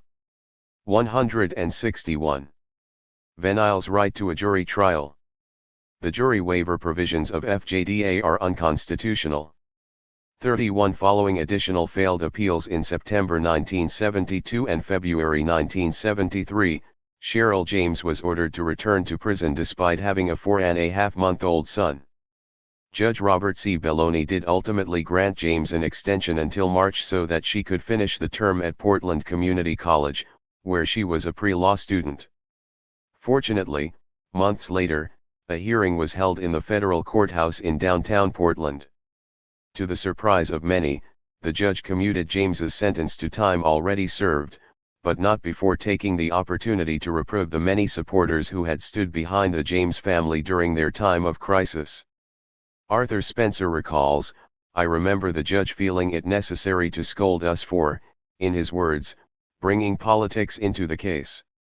Basically suggesting to Mrs. James, who was very religious, that she shouldn't be taken in by us." 32. The Panthers' involvement in the James case not only spread them thin but detracted from the Emmanuel Hospital Initiative, a project to which they had been wholly dedicated until they were pulled into the Cheryl James affair. Once the James case was resolved, the Panthers were faced with having to make up for lost time.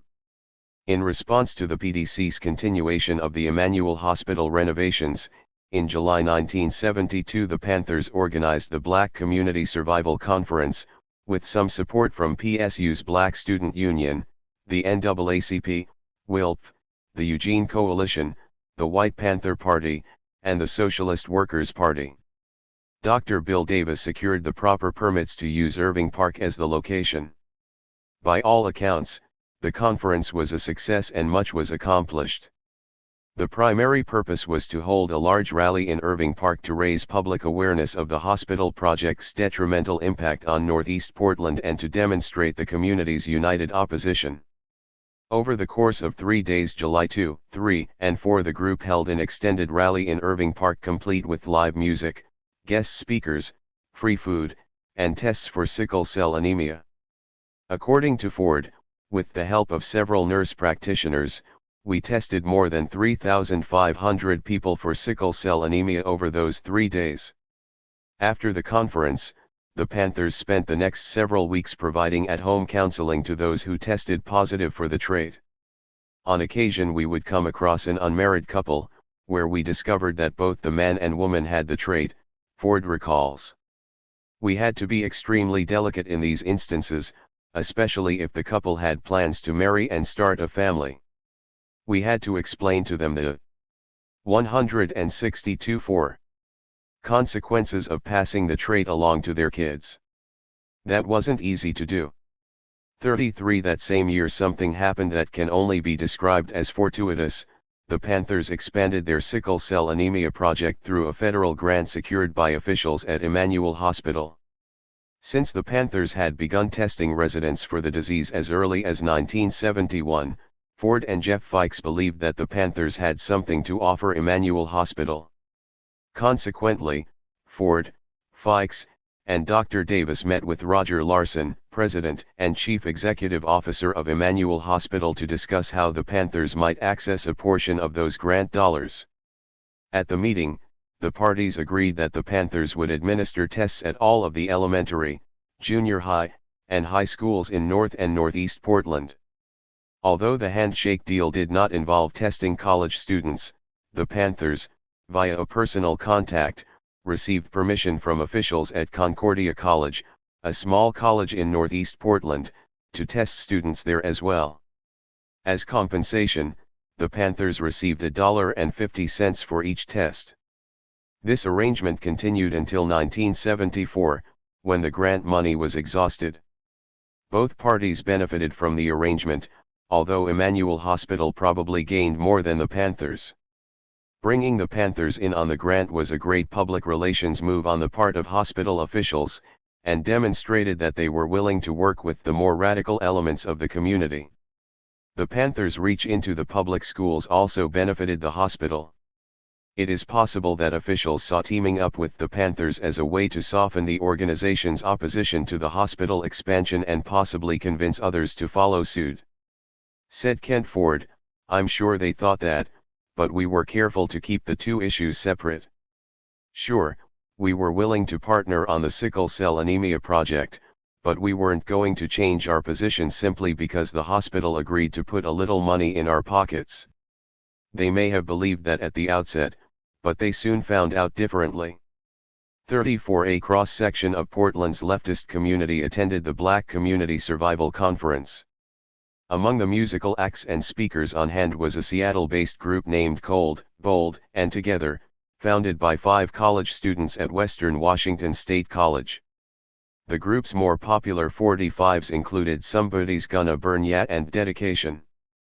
Pleasure, a horn-driven band that often incorporated jazz overtones into its funk and soul foundations, also performed. The band, a group of Port.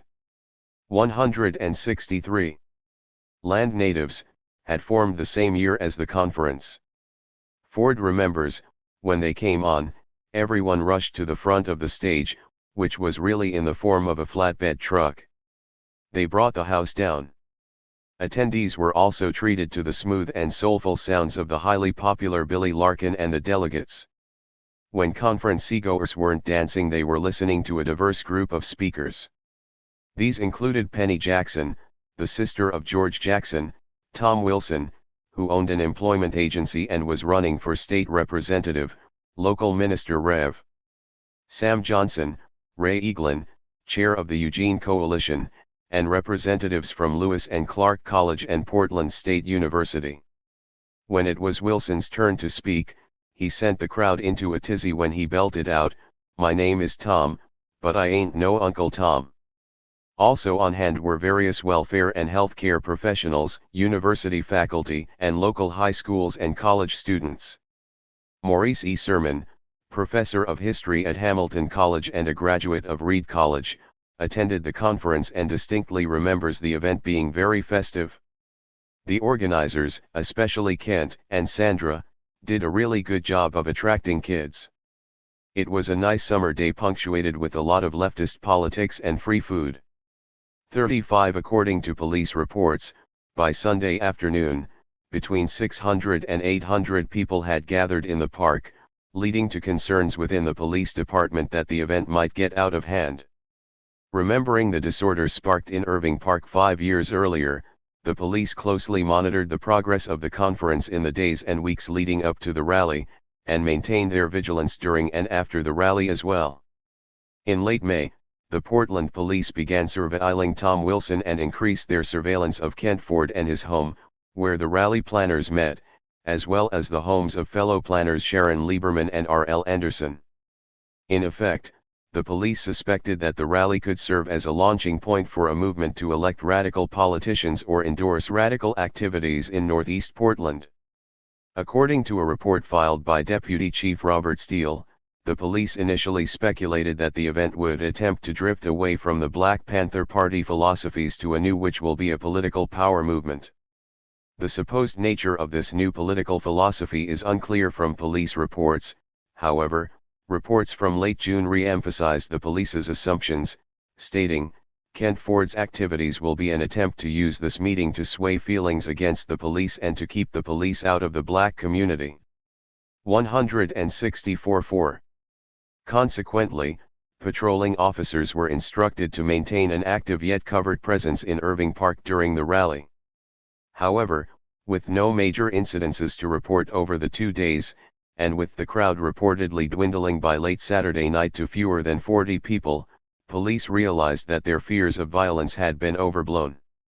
36 A July 3 interoffice memorandum within the Portland Police Bureau shows that City Council member Francis Ivansier had gotten so worked up about the festivities on the second evening that he had paid a visit to Portland's East Precinct at 11:30 p.m. to urge the police to go into the park and clear it out. The organizers of the rally had only been granted a permit with a 10 p.m. deadline.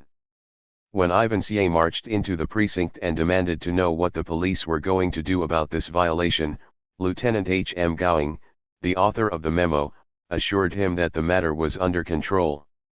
Since no one had broken any laws, no action would be taken against those in attendance. Upon being told this, Ivansier left the precinct, but appeared to be unhappy and said he was going to find a solution to the problem.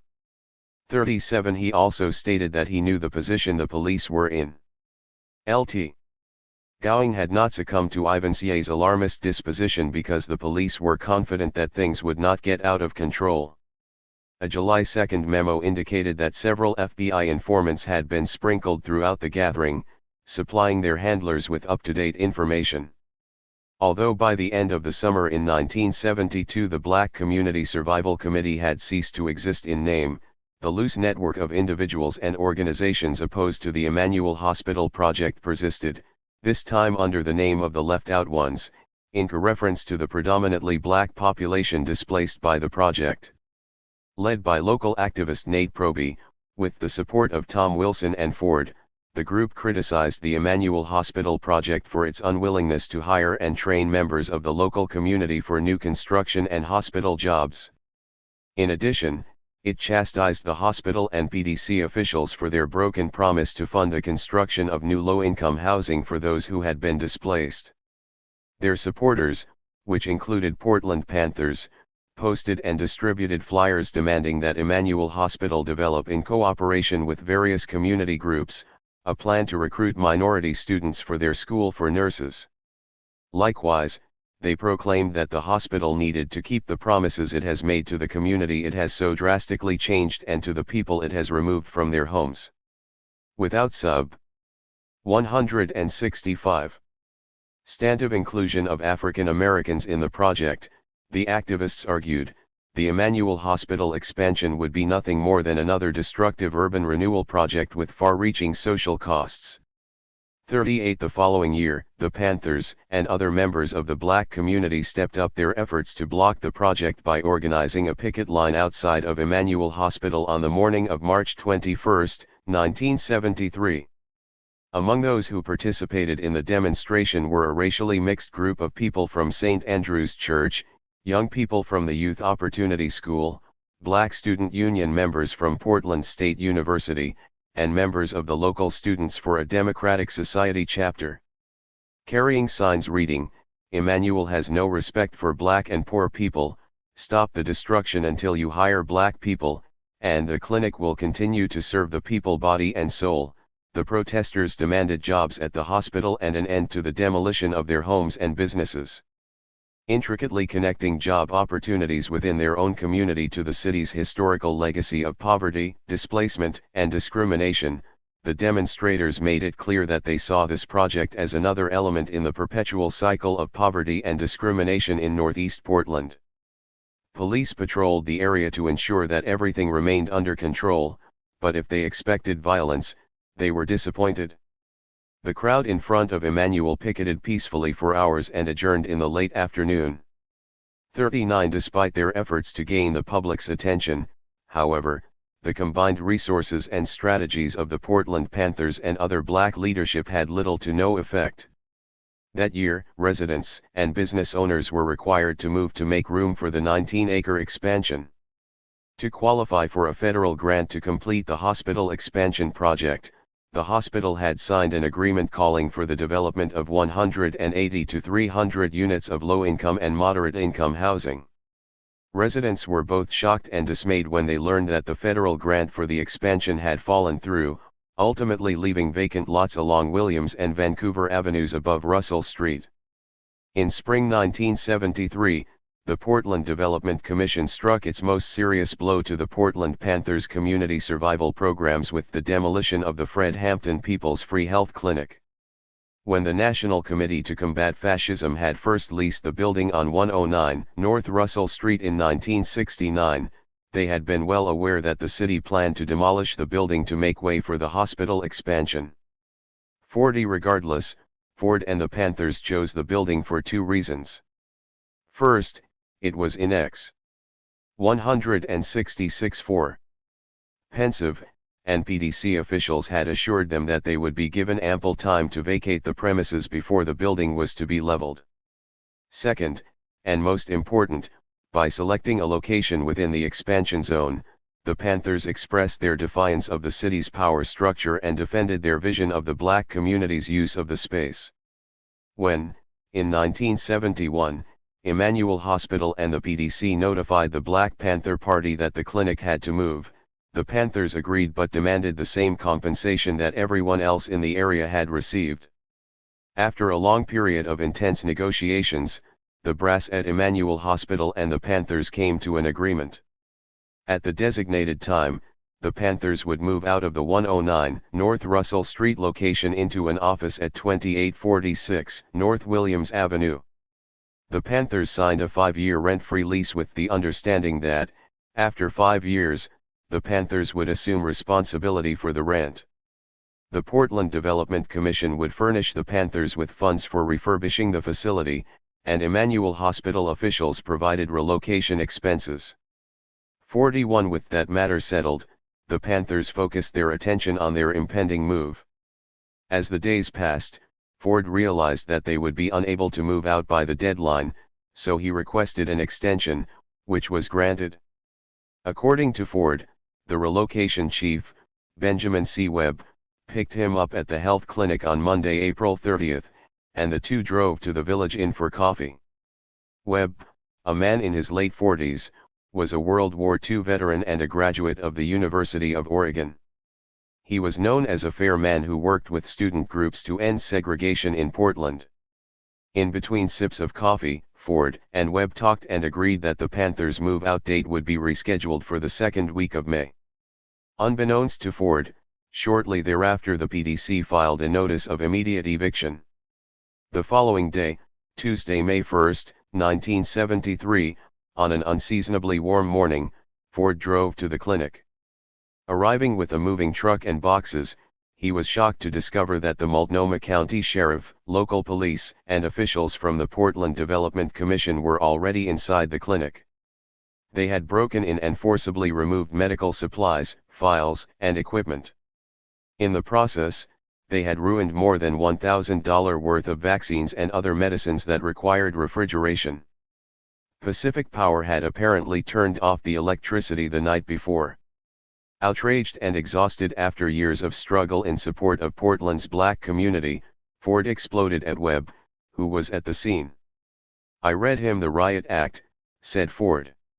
When Ford spotted a Channel 2 news van passing by. 167. Despite being caught up in the heat of the moment, he had the presence of mind to flag it down. "I wanted to make sure that the people of Northeast Portland knew what city officials were doing to their clinic," he said. Ford felt duped and betrayed by the relocation chief, who had promised him that the Panthers would have until the following Monday to vacate the premises. Ford remembers, "The day before we were evicted, the relocation chief and I sat down and had a cup of coffee. We had a very cordial and pleasant conversation. And at that meeting he agreed to allow us until May 7, which was the following Monday." The fact that the relocation chief was African American only added to Ford's disappointment and feeling of betrayal. 42 So, after years of systematic subversion and contests over space in the city's Albina district, Portland had finally evicted the Panthers and continued the expansion of nearby Emmanuel Hospital. Ford and other Panthers, for whom the Emmanuel Hospital project represented a continuation of the ideologies and policies that had destroyed much of their community and contributed to more than a century of social, economic, and spatial discrimination, felt that someone needed to take responsibility for stopping the city's northward encroachment on black neighborhoods. Each building and each block mattered. 43 To make matters worse, the space into which the Panthers were to move their clinic was inadequate.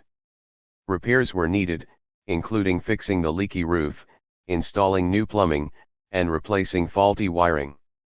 The Panthers quickly realized that, despite PDC's earlier agreement to help cover the costs of renovation, the promise would not be kept. Officials with the PDC claimed that a lack of funding prevented them from making the upgrades. Other city planners claimed that the hospital project had absolutely no money to spare. Feeling that the PDC had lied to them and tricked them, the Panthers posted a notice in the window of the clinic describing the PDC's deception and encouraging the community to protest. "We want Emmanuel to live up to its responsibilities in this community," the flyer demanded. "After all, we do aid Emmanuel in treating people who are unable to pay for medical attention." The Panthers even sought the assistance of the Albina Legal Aid Office, but to no avail. Then, as if things were not bad enough, federal budget cuts eventually forced an abrupt end to the hospital's expansion and left the clinic site vacant. 44 Undaunted, the Panthers moved what was left of the health clinic into the space occupied by the Malcolm X People's Dental Clinic at 2341 North Williams Avenue. Although the Panthers were eventually able to get the clinic up and running, the loss of supplies and equipment made it difficult to 168 immediately pick up where they had left off. It was not until October that the clinic began taking appointments again. The Panthers were determined, however, not to let this setback hinder their ability to provide much-needed care to the poor residents of Northeast Portland. Weeks before the clinic reopened, Doreen Labby of The Scribe contrasted the atmosphere at the Fred Hampton People's Free Health Clinic with that of a traditional doctor's office. Labby wrote, "Everybody's welcome. That's Sandra Ford's message to the Albina community and anyone in Portland who needs medical care and can't afford to pay for it. There's a warm, unofficial, friendly atmosphere in the tiny clinic waiting room with the staff out talking to visitors, calling regulars by name, and making first-timers feel comfortable. Outside through the big front window, the blare of R&B station and the night traffic of cars and people on Williams Avenue is reassuring. It's not like the ritual purgatory of subdued light, plastic plants, and ladies' home journal that prepares you for the vision of your family doctor." 45. Despite working under less than ideal circumstances, the Panthers' volunteer physicians continued treating patients, and the Panthers remained committed to raising awareness of specific environmental and hereditary medical conditions affecting African Americans, namely sickle cell anemia and hypertension. According to Kent Ford, the Panthers had tested approximately 4,000 people for high blood pressure in one weekend in the autumn of the previous year. Given the seemingly high demand for sickle cell anemia testing, the eviction could not have come at a worse time. Incidentally, the dismantling of the Panthers Medical Clinic coincided with the efforts of the FBI and local police to wipe out the Black Panther Party nationally. Using any means necessary, the FBI, under Director J. Edgar Hoover and his successor L. Patrick Gray III, sought to eradicate the BPP through a system of surveillance, infiltration, subversion, and co-optation known as the Counterintelligence Program.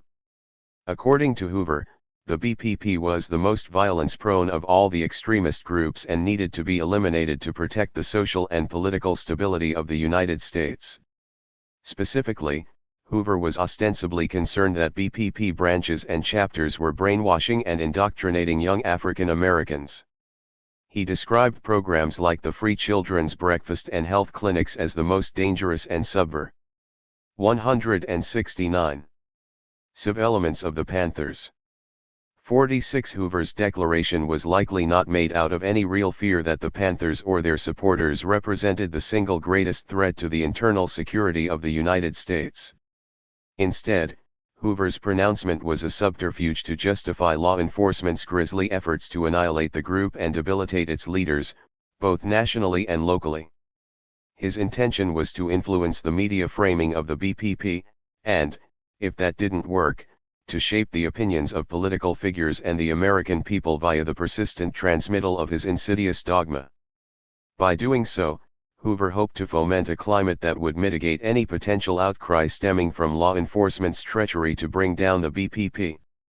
The more successful he was at depicting the Panthers as race-mongering anti-American anarchists, the more likely the American people would find the Panthers deserving of whatever political measures Hoover and other law enforcement agencies took. As director of the FBI, Hoover believed himself to be the nation's top law enforcement officer. As such, he felt entitled to the respect commensurate with such a position. Moreover, like some of his contemporaries, he was of the opinion that blacks were inferior and should stay in their place. Unfortunately, the Panthers defied both of these personal convictions, which helps explain why the BPP, more than any other black organization in the latter half of the 20th century, bore the full brunt of the FBI's counterintelligence program.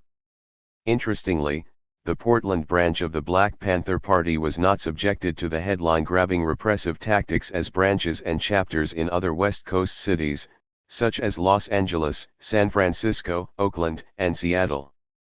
There were no police raids of the offices in Portland, nor were there any shootouts with members of the Portland Police Bureau. Said retired police officer Richard Walker, "The Panthers here were low-key. They were busy feeding kids and stuff like that. So there was no need to raid their offices." Nevertheless, although the Portland branch was small in comparison to some other branches and did not receive the full brunt of the state's wrath, the FBI targeted it just the same.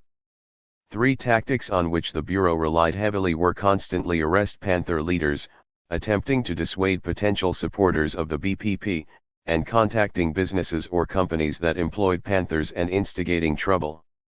For example, in the summer of 1969, Ford was arrested 5 times in 5 days. The charges ranged from trespassing to disorderly conduct to resisting arrest. Also, according to Percy Hampton and Oscar Johnson, the Portland branch was on 174 der constant surveillance. Said Hampton, FBI agents would go door to door and ask my neighbors about me and my activities. Then there were times when I'd look in my rearview mirror and see them following me around town. Johnson recalls an even more bizarre incident. One day an FBI agent called me up and asked me to meet him for lunch. It was comical to me. An FBI agent wanting to have lunch with me. I informed Kent, and he and I went back and forth on the matter. Finally, Kent said, "I'll leave it up to you." I met with the guy at a family restaurant called the Village Inn on 10th Avenue. During lunch, the guy expressed concern about the contents of the Black Panther newspaper, and I'm thinking, he invited me to lunch to talk about the Black Panther newspaper? Finally I asked him, "What do you want from me?" Although he did not come out and directly say that he wanted me to be an informant, that was the gist of what he was saying. I played along at lunch, but of course I wasn't going to give him any information about anything or anyone. Also, little did he know that we had him under surveillance the whole time we were eating lunch. Seated at another table were 2 of our comrades who were there to make sure that this guy didn't pull any funny business.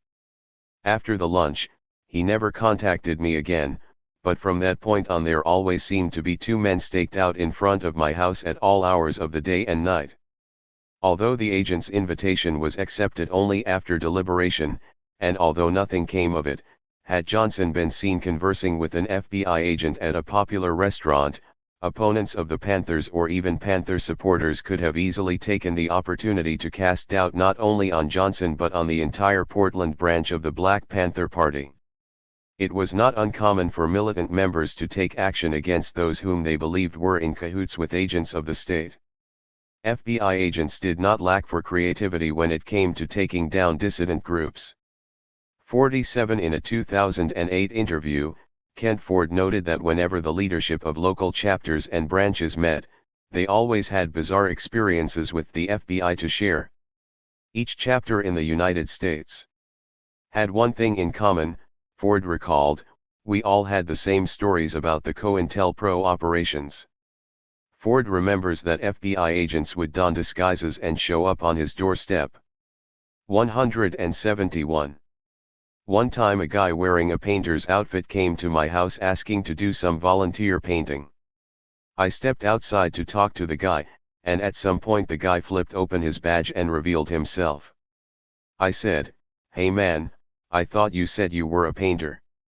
You know you're not supposed to contact me directly. Anything you want to say, you need to contact my lawyer." The guy pointed out that he knew we were strapped for cash and offered me money in exchange for information.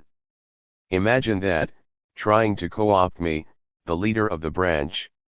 Then, there was this other guy who was constantly snooping around meetings and leftist circles, a red-headed white guy.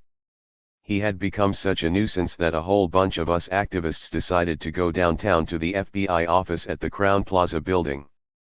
We confronted the guy at the office and demanded that he stop spying on us. We told him we would pursue legal action if he didn't stop what he was doing. 48. In the late 1970s, when many FBI documents and memos on COINTELPRO became public, Bill Keller of the Oregonian revealed the extent of the FBI's actions in Portland. According to Keller, in 1970 and 1971, the FBI sent anonymous letters to Panther volunteers throughout Portland, attempting to dissuade them from volunteering at or providing medical resources to the Panthers clinics, much like Portland police had done in 1969 and 1970 with local businesses that had supported the breakfast program. Among leftist circles, it was also rumored that the FBI attempted to convince the Multnomah County Medical Society to set up rival clinics in Albina to turn people away from the Panthers' health and dental clinics, but these plans never gained any traction. A May 1970 Portland FBI memo reported that an unnamed Portland doctor had informed the Bureau that he was attempting to encourage the Multnomah County Medical Society to set up its own free clinic to put the Panthers' Fred Hampton People's Free Health Clinic out of business. Robert Elsner, who headed the medical society at the time, said he did not recall anyone at the clinic expressing such an idea. "In all the time I was there was never any discussion of the Multnomah Medical Society opening its own clinic," said Elsner. "That would have been a precedent that would have turned off a lot of our members." Elsner noted that the society actively encouraged its members to volunteer at the free clinics and that most members considered the Panthers' militant politics a side issue to helping poor people. But, Elsner added, many doctors later became disenchanted with the clinic as the number of patients dwindled. 172-4. And some were concerned that they were being used to generate publicity for the Panthers. 49. In addition to the FBI's efforts to subvert and co-opt the Panthers clinics, the FBI and the Portland Police Bureau kept detailed files and maintained close surveillance on the Panthers and their activities. A July 2, 1971, officers' report reveals that officers spoke with Rev. Sam Johnson of the Highland United Church of Christ, with F.F. Runyon of Runyon's 88-cent store, and with Al Levisk, general manager of local McDonald's restaurants, about their support of the Panthers programs. If the officers were hoping to hear complaints, they were disappointed. The officer noted in the report that in July Kent Ford had not accepted the usual $75 monthly donation from Runyon, and that Ford had reminded the store owner that the breakfast program did not run during the summer, hence no donation for the breakfast program was necessary. Whenever police officers tired of hearing supportive merchants sing the Panthers' praises for their community efforts, they could always shift their focus back to the Panthers themselves, most notably Kent Ford and Percy Hampton. FBI agents and investigators not only sat outside Ford's and Hampton's homes but approached and sometimes harassed their friends, families, and employers. On occasion, agents even infiltrated Panther meetings. Even group members with no criminal history were targeted for surveillance. Percy Hampton, who, along with his sister, Patty, was one of the Portland Panthers' earliest, youngest, best educated, and most involved members, stated that on multiple occasions two white men in suits and ties had come to his mother's home and asked her, "Do you know that your children are involved in the Black Panther Party? You need to protect them from this, because they're headed in the wrong direction." The officers then attempted to get whatever information about the Portland branch that they could gather from his mother. 50. It is difficult to ascertain the extent to which FBI agents were able to sway members of the black community. As in other cities, there were some who agreed to act as informants, many who kept the Panthers at arm's length, and still more who wanted nothing to do with them.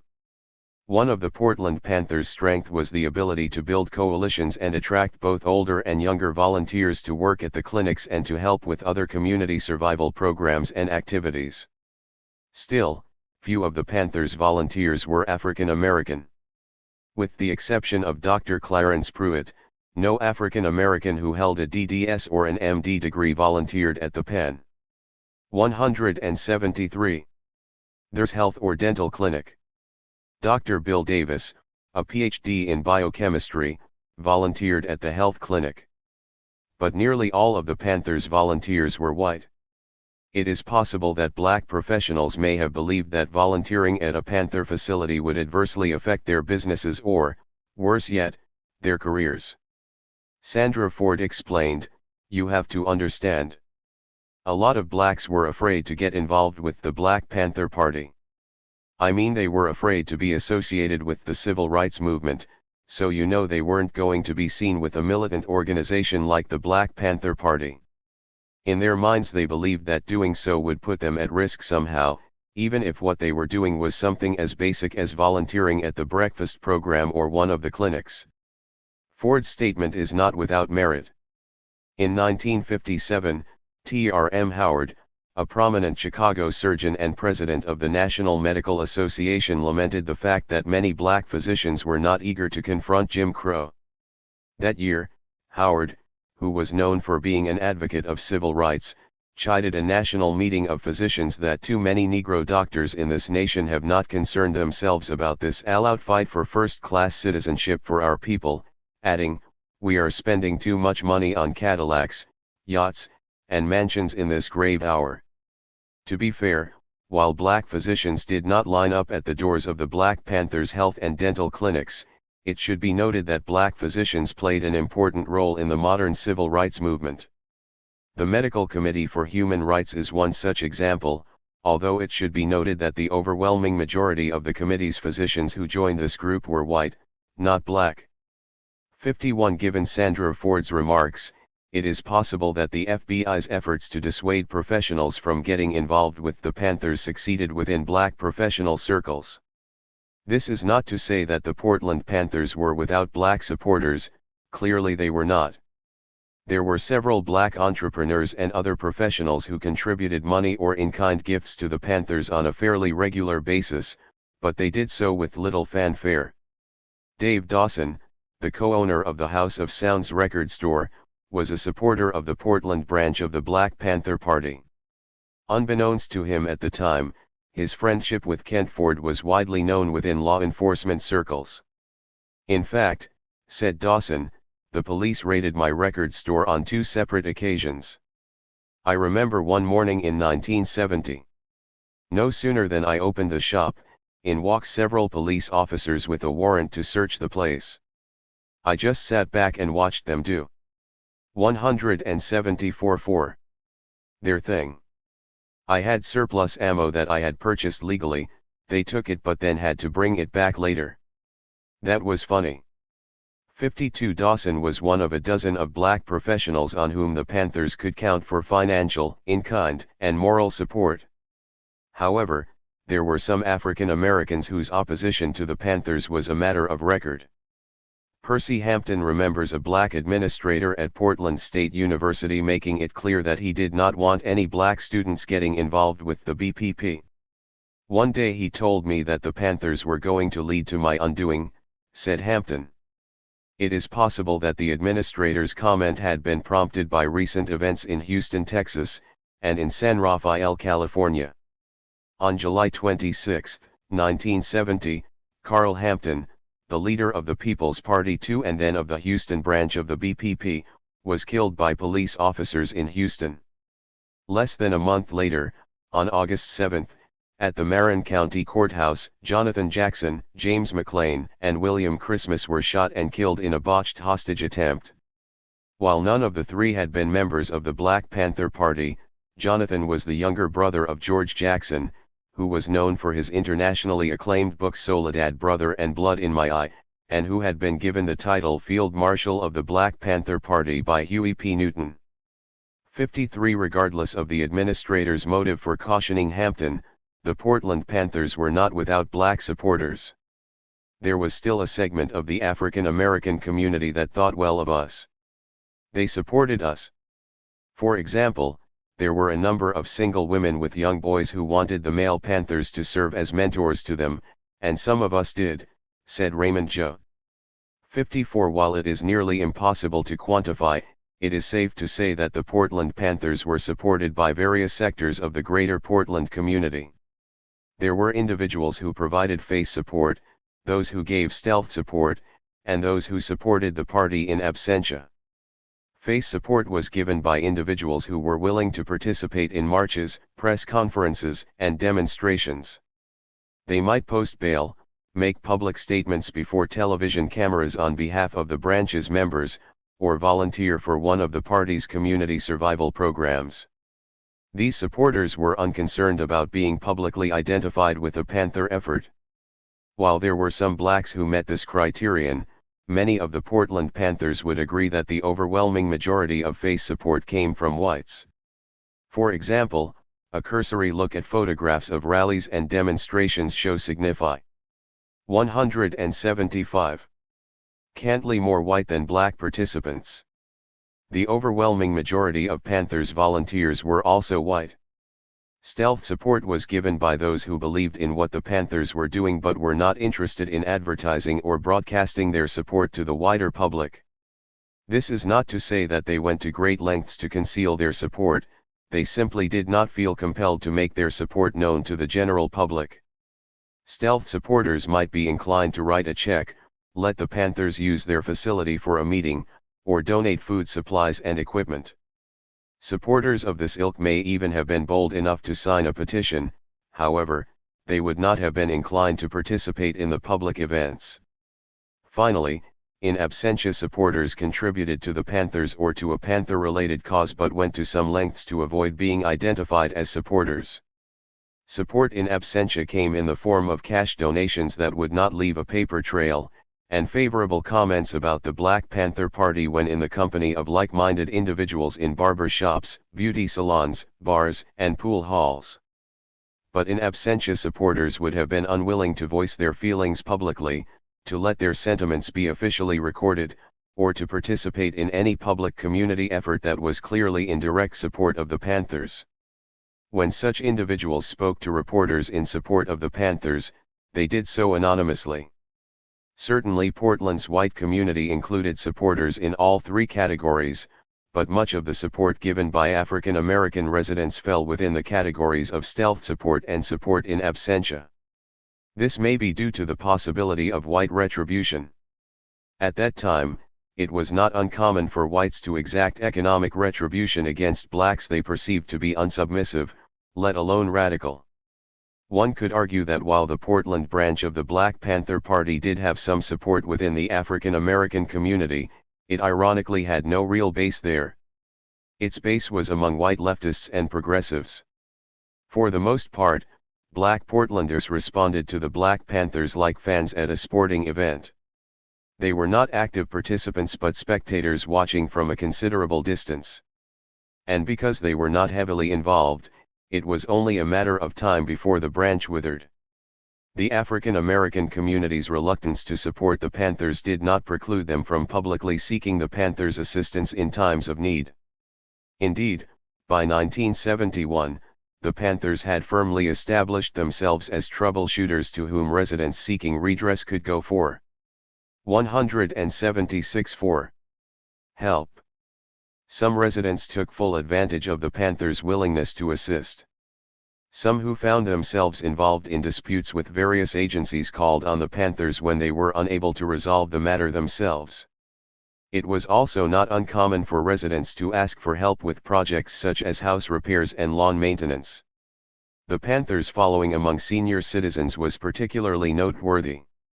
They would call on us to do all types of things, Sandra Ford recalls. Drive them to the store, take them to get their prescriptions filled, take them to the bank. You name it, we did it. They really liked Kent, he had a way with older people, he really connected with them. 55 This reputation for community service did not deter the FBI or the local police from conducting surveillance on the Panthers or from trying to mold public opinion against them. In spying on the Panthers and failing to obey a law that ordered police files destroyed, the Portland Police Bureau violated civil liberties, demonstrated poor management, and wasted resources. The folders of intelligence files made up partly of newspaper clippings, photos, interoffice memos, notepads of surveillance activity, and informant testimony that were found covered in cobwebs and dust in a police officer's garage are more reminiscent of the Keystone Cops than of George Orwell's 1984. However, such comparisons are no consolation when freedoms such as right to privacy are at stake. Oscar Johnson, a former Marine who had no police record, recalled 2 members of the FBI coming to his home to speak with him. Then, one day after returning home from work, he noticed 2 white men in suits sitting in a car outside of his home. Slightly annoyed, the 6'4" Johnson approached the vehicle. According to Johnson, "I knocked on the window and said, 'Hey, you guys want anything?' And the guys just drove off. I wasn't doing anything illegal, I just wanted to help my community." Although Panthers were well aware that they were being spied on, in the spring of 1971, a break-in at an FBI office in Media, Pennsylvania, revealed that American citizens of all stripes had been under COINTELPRO surveillance for years. Classified documents were leaked to newspapers throughout the country, particularly the Washington Post. The Bureau's vast spy network was a startling revelation for many, but for some, it was mere confirmation of what they had always suspected or known. As Ford, Hampton, Johnson, and other members of the organization noted, the daily run-ins with the FBI and the police during the early 1970s interfered with their ability to run the breakfast program, sell newspapers, operate the clinics, go to school, and work at their jobs. 56. 177. Meanwhile, as the Portland Panthers were fighting the Emmanuel Hospital expansion project and the FBI was keeping a close watch on members and supporters, the Panther headquarters in the Bay Area was in a state of flux due to ideological disputes and paranoia brought on by government infiltration, infighting between members and other militant groups, and the murder of several Panthers. On August 21, 1971, Panthers in Portland were stunned upon hearing the news that acclaimed author and political prisoner George Jackson had been gunned down on the grounds of San Quentin State Prison as he was reportedly attempting to escape. News of Jackson's death reverberated across continents. Several Portland Panther women made the 11-hour trip to Oakland, California, where the funeral services were held. That same year, BPP branches and chapters throughout the country began experiencing a drop in membership due to events such as the feud between Huey P. Newton and Eldridge Cleaver that resulted in the murder of at least 2 highly valued members of the organization. 57. The Portland branch of the BPP suffered few defections, but the resultant murders of Robert Webb and Sam Napier, reportedly by loyalists of Newton and Cleaver, respectively, not only had a deleterious effect on morale but left some members scarred. As the distribution manager for the Portland branch, Percy Hampton was in constant contact with Napier. The two talked 2 to 3 times a week and had grown close over the years. "I started losing respect for Oakland once Sam was killed," Hampton recalled. Johnson was floored upon hearing the news that Napier had been murdered. "Sam was a good guy. He was one of the hardest working Panthers I ever knew. Everyone liked Sam, his murder hit everyone like a ton of bricks. That was the worst day of my life as a Panther." The Portland branch was one of the few branches that elected not to take sides during the fracas. "We weren't going to get involved in that feud stuff," said Hampton. "While I may have agreed with some of the things coming out of the East Coast, I wasn't about to take sides. We continued to do in Portland what we had been doing before the feud." Similarly, Ford recalls, "After a while, we even started getting 2 different newspapers, one from Oakland and one from New York, but we sold both. We weren't going to choose one side over the other." The Portland Panthers' decision to stay out of the fray enabled them to avoid many of the pitfalls that hurt some of the other branches. Internal struggles among branch members were not uncommon. 6 months after the deaths of Webb and Napier, tragedy struck again. Sandra Lee, Los Angeles Black Panther Elmer Pratt's significant other, was murdered in Los 178 Angeles. Her body was found in a sleeping bag in a suburban gutter, shot 5 times, once in the stomach. Lee had been pregnant at the time. These murders sent shockwaves throughout the party. When the Central Committee decided to consolidate and move everyone to the Bay Area to work for Bobby Seale's campaign for mayor and Elaine Brown's campaign for city council, most of the organization's prominent branches were shut down, but not the Portland branch. Around that time, the Justice Department estimated that there were only 1,000 registered members of the Black Panther Party nationally, a decrease from roughly 2,000 to 5,000 members in the late 1960s. Some Panthers chose to leave the party rather than move to Oakland, where they would be forced to start a new life in an unfamiliar city. Most of the Portland Panthers did not follow either of those routes. They kept a healthy distance between themselves and the national office. This manifested in the decreased number of visits paid to the Bay Area and in the decreased frequency with which phone calls were placed to the Panthers' headquarters. "I didn't have much to say to anyone in Oakland after all that stuff went down," said Percy Hampton. Likewise, Sandra Ford said, "I never had that close a connection to Oakland anyway, so not being in contact with the headquarters was no big deal to me." 59 The Portland Panthers continued to operate as they had always done, and their core programs continued to flourish. The health and dental clinics continued to take on volunteers. Indeed, by late 1972, the Panthers were called on to help the St. Andrew's Catholic Church establish a clinic of its own. The Health Help Center, as it was called, opened in 1973. Sister Mary Ann Dickey, the clinic's director, worked closely with the Panthers to provide the residents of Northeast Portland with quality health care. Dickey said, "We had a very close working relationship. We sat on each other's boards of director. We shared supplies. If I had a surplus of supplies, I would send items over to Kent. We also shared volunteer labor. We also coordinated our schedules so that when the Panthers clinic was closed, we would be open, and vice versa. This worked out well, since both Kent and I were on shoestring budgets." 60 The Health Help Center relieved the Panthers of some of the burden of caring for Portland's residents, as the Panthers clinic was in high demand. Unfortunately, the courtesy extended to the Health Help Center by the model cities did not apply to the Panthers. According to Ford, the people at model cities were not interested in helping the Panthers. For example, 179. Around the same time that we helped Sister Mary Ann Dickey launch her clinic, Dr. Pruitt went before the board of directors for model cities to solicit funding for our clinic. After hearing Pruitt's proposal, they gave him a standing ovation. "We just knew we were going to get some money, but we didn't. I guess the idea to fund a Panther clinic was nixed at City Hall." 61 In addition to supporting the Health Help Center, the Model Cities Board of Directors awarded a $170,000 grant to the Albina Health Clinic, which opened in September 1973. Between the three clinics, Portland's North and Northeast residents were increasingly well cared for.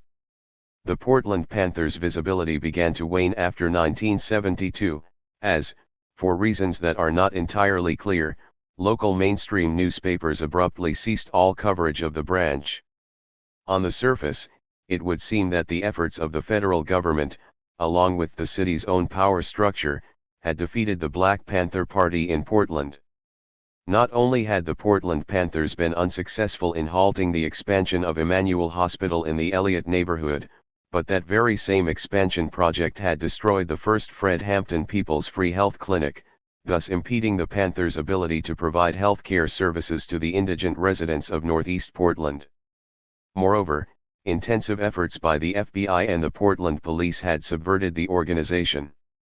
Although the Portland Panthers, unlike their brethren in other parts of the country, did not canvass the city advocating the overthrow of the government, they were certainly anti-capitalists.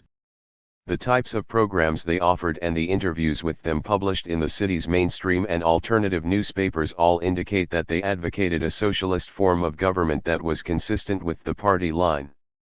Although it was never publicly acknowledged, in many ways the brand of socialism espoused by the Panthers resembled that of Tanzania's first president, Julius K. Nyerere, more than that of Karl Marx or Mao Zedong. Nyerere saw socialism not as being for the benefit of black men, brown men, white men, or yellow men, but for the service of all men. Nyerere's socialism was in service of human equality for all, regardless of race, creed, gender, or station. 62 Although the Portland Panthers did not engage in the kind of theatrics that played out on the streets of other cities, the Portland Police Bureau felt compelled to monitor them closely, if for no other reason than their pro-socialist stance. While the Portland Panthers may have lost the ground war with the FBI, the police, and the PDC, many of the ideas they stood for persisted. Even as the Black Panther Party's size and influence abated, a more 184 powerful alternative that appealed to many Portlanders was growing in its place. Although the Panthers' influence was no longer at its peak, their vision of a community-led approach to politics, urban development, and social programs filtered into every corner of the city, dismantling the city's old political power structure and ushering in the new form of political leadership that has defined Portland for decades. Chapter 5. Regime Change, the Triumph of Community Politics, and the Emergence of Black Leadership in Portland. In 1972 marked a critical point in the history of the Black Panther Party. In January, Huey P. Newton announced the BPP's involvement in a massive voter registration drive in Oakland and Berkeley. 4 months later, Bobby Seale and Elaine Brown declared their intention to run for mayor and the city council, respectively. To lay the groundwork for this shift in political strategy, the Panthers held 2 large-scale events, a 3-day Black Community Survival Conference in March, and a 1-day anti-war African Liberation Voter Registration Survival Conference in June. Both events reportedly attracted more than 10,000 people. One along with musical acts and well-known speakers, the conferences provided attendees with free bags of groceries and free sickle cell anemia tests. According to some accounts of these 2 conferences, the Panthers registered thousands of voters, many of them new voters. Over the next 16 months, the Panthers identified and aggressively campaigned to win several important posts, offices and positions that they believed would enable them to secure for Bay Area residents a more equitable share of the government's bounty. As a precursor to the 1973 mayoral and city council races, in the summer of 1972 the party fielded a slate of 6 candidates for the Berkeley Community Development Council Board of Directors, and 9 candidates for 182-5. The 18 seats on the West Oakland Planning Committee. 4 Panthers were elected to the Board of Directors, and 6 Panthers were elected to the Planning Committee, which was responsible for providing citizens input on how the $4.9 million model city's budget was to be used in providing social services and urban renewal financing in a 3-square-mile area of West Oakland. With the mayoral race on the horizon, the decision had been made to shut down many of the organization's branches and chapters, and party members were ordered to relocate to Oakland in preparation for what was hoped to be a hotly contested victory in the May general election. The Panthers figured that if Warren Widener, a former U.S. Air Force captain and Berkeley city councilman, had gotten elected as the first African American mayor of Berkeley the previous year, why couldn't the charismatic and photogenic Seale do the same in Oakland? When Seale and Brown announced their decision to run for mayor and city council in May at a huge rally in Defremery Park, hovering in the background, figuratively speaking, was a not-so-flattering portrait of the Black Panther Party in the May issue of Jet. On the magazine's cover was a photo of the nattily-dressed Newton seated in a high-back leather chair. In the piece Newton was referred to as the Supreme Servant of the People, a title chosen by the party's Central Committee but one that may have come across as a bit pretentious. Some outsiders viewed the Panthers' move toward electoral politics as a retreat of sorts. Others thought it reformist, failing to understand, as famed Chicago community organizer Saul Alinsky has argued, that revolution cannot be achieved unless it is preceded by reformation. People do not like to step suddenly out of the safe confines of familiar experience. They need a bridge to cross from their own experience into new and foreign territory.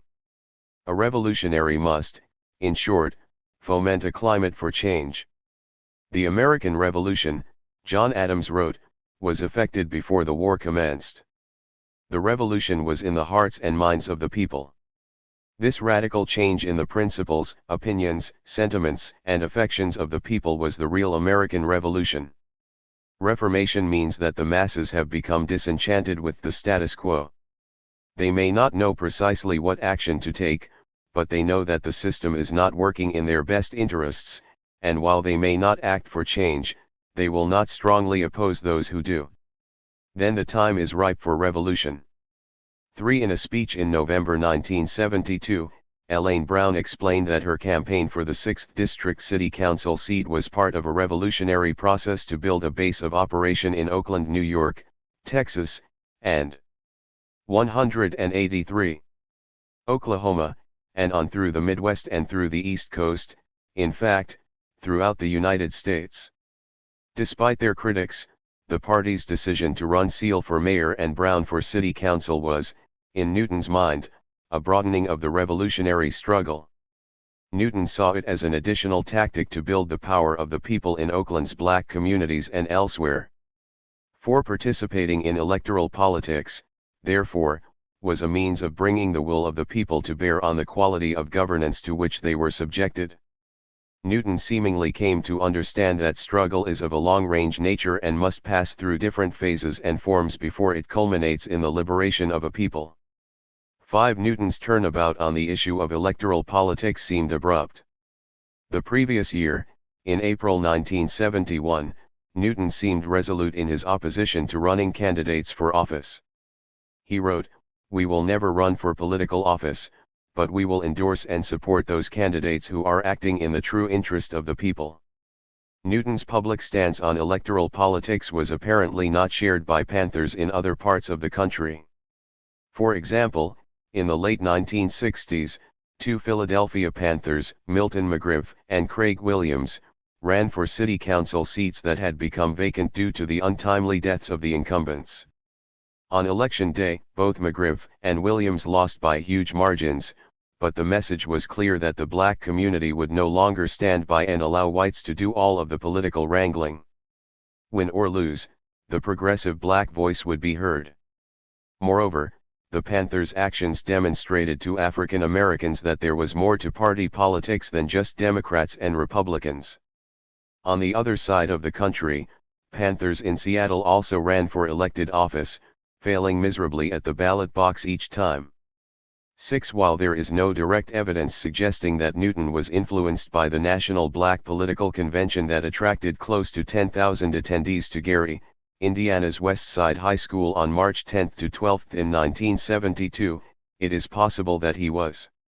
The convention could not have come at a better time. A new movement that critics derisively called the neoconservative movement was emerging and had the unintended consequence of moving the country farther to the right.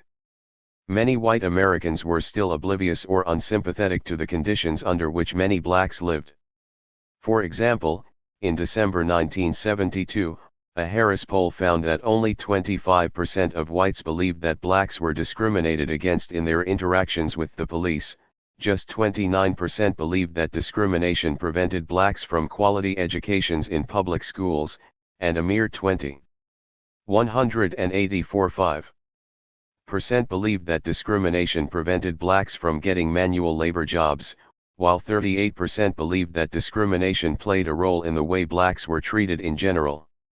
Moreover, there was a sense among some whites that America had done enough for blacks and that it was time to return to the old morality and the old verities of free enterprise and rugged individualism. Nearly 20 years after the landmark Brown v. Board of Education case, the racial enlightenment that many blacks had hoped whites would experience had seemingly yet to take hold. In this climate, a national black political convention seemed like a good idea. The convention's goal was to adopt a national black political agenda that reflected the interests of African Americans to be used as a tool to run and endorse candidates for elected office. Blacks were encouraged to view themselves as an independent, progressive force for change. The resounding re-election of Nixon over Senator George McGovern would stand in the way of that effort, as the Nixon Doctrine sought to repeal those gains made by minorities and women during the revolutionary 1960s. 7 Seal's run for mayor was emblematic of the NBPC's mission and a recognition of Nixon's goal to turn back the clock. Like Richard Hatcher and Carl Stokes, the first 2 blacks to be elected mayor of major cities several years earlier, Seal could expect little to no assistance in the way of campaign funds from the Democratic Party or from any other established party, for that matter. The Seal campaign was on its own. Seal's campaign came 3 years after the historic mayoral victories of Kenneth Gibson in Newark, New Jersey, and James McGee of Dayton, Ohio, and 1 year after Ted Berry was elected the first black mayor of Cincinnati. These national developments, combined with the election of a black mayor in Berkeley, may very well have prompted Newton to reconsider his seemingly staunch position on running candidates for office. On the campaign trail, Seal and Brown looked the part of seasoned candidates despite the fact that both were novices at electoral politics. The gregarious Seal shed his Panther garb in favor of a jacket and tie. On any given day, Oakland residents might see Seal and Brown climb aboard a city bus and hold court to the delight and surprise of the passengers.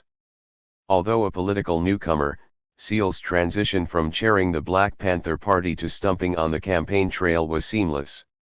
His folksy ways resonated with Oakland voters. The effervescent and articulate Brown was every bit Seal's equal on the campaign trail, glad-handing potential voters and making public appearances throughout the city. Her personality shone through. 185. Brown and Seal made a great team, but both ultimately lost their elections. That same year, residents in Los Angeles, Detroit, and Atlanta elected black mayors for the first time in their cities' histories, raising the total number of black mayors in the United States to 153. Included in that number was the first cohort of black women mayors, Ellen Walker Craig Jones of Obencrest, Ohio, Doris Davis of Compton, California, and Leela Smith Foley of Taft, Oklahoma. 8 Elaine Brown garnered less than a third of the total vote, but Seal mustered enough votes to force incumbent Mayor John Reading into a runoff. About their campaigns, Brown later wrote, "When Bobby Seale and I launched our campaign on the streets of West Oakland, I could see on our constituents' faces something I had never seen on my mother's face. I saw a resurgence of hope. Whatever the outcome of the campaign, that alone gave it worth." 1 could argue that Brown's and Seal's campaigns, which registered thousands of new voters, laid the groundwork for Lionel Wilson's victorious mayoral campaign 4 years later that made him Oakland's first black elected mayor. Portland Panther Raymond Joe remembers that transformative period. "We met and talked about whether or not to shut everything down. Kent gave comrades the option to go or not to go to Oakland. So we all stayed." To some outside the organization, this development appeared to signal a major shift in the Panthers' direction and approach. Many Panthers to whom we have spoken over the years opposed the idea of closing their local offices, believing that doing so would leave a void in black communities throughout the country that would not or could not be readily filled by other groups.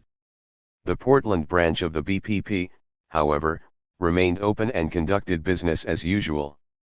By this time the Portland Panthers were focusing much of their energy on maintaining the branch's 3 core programs, the free breakfast program and the health and dental clinics, all of which continued to flourish.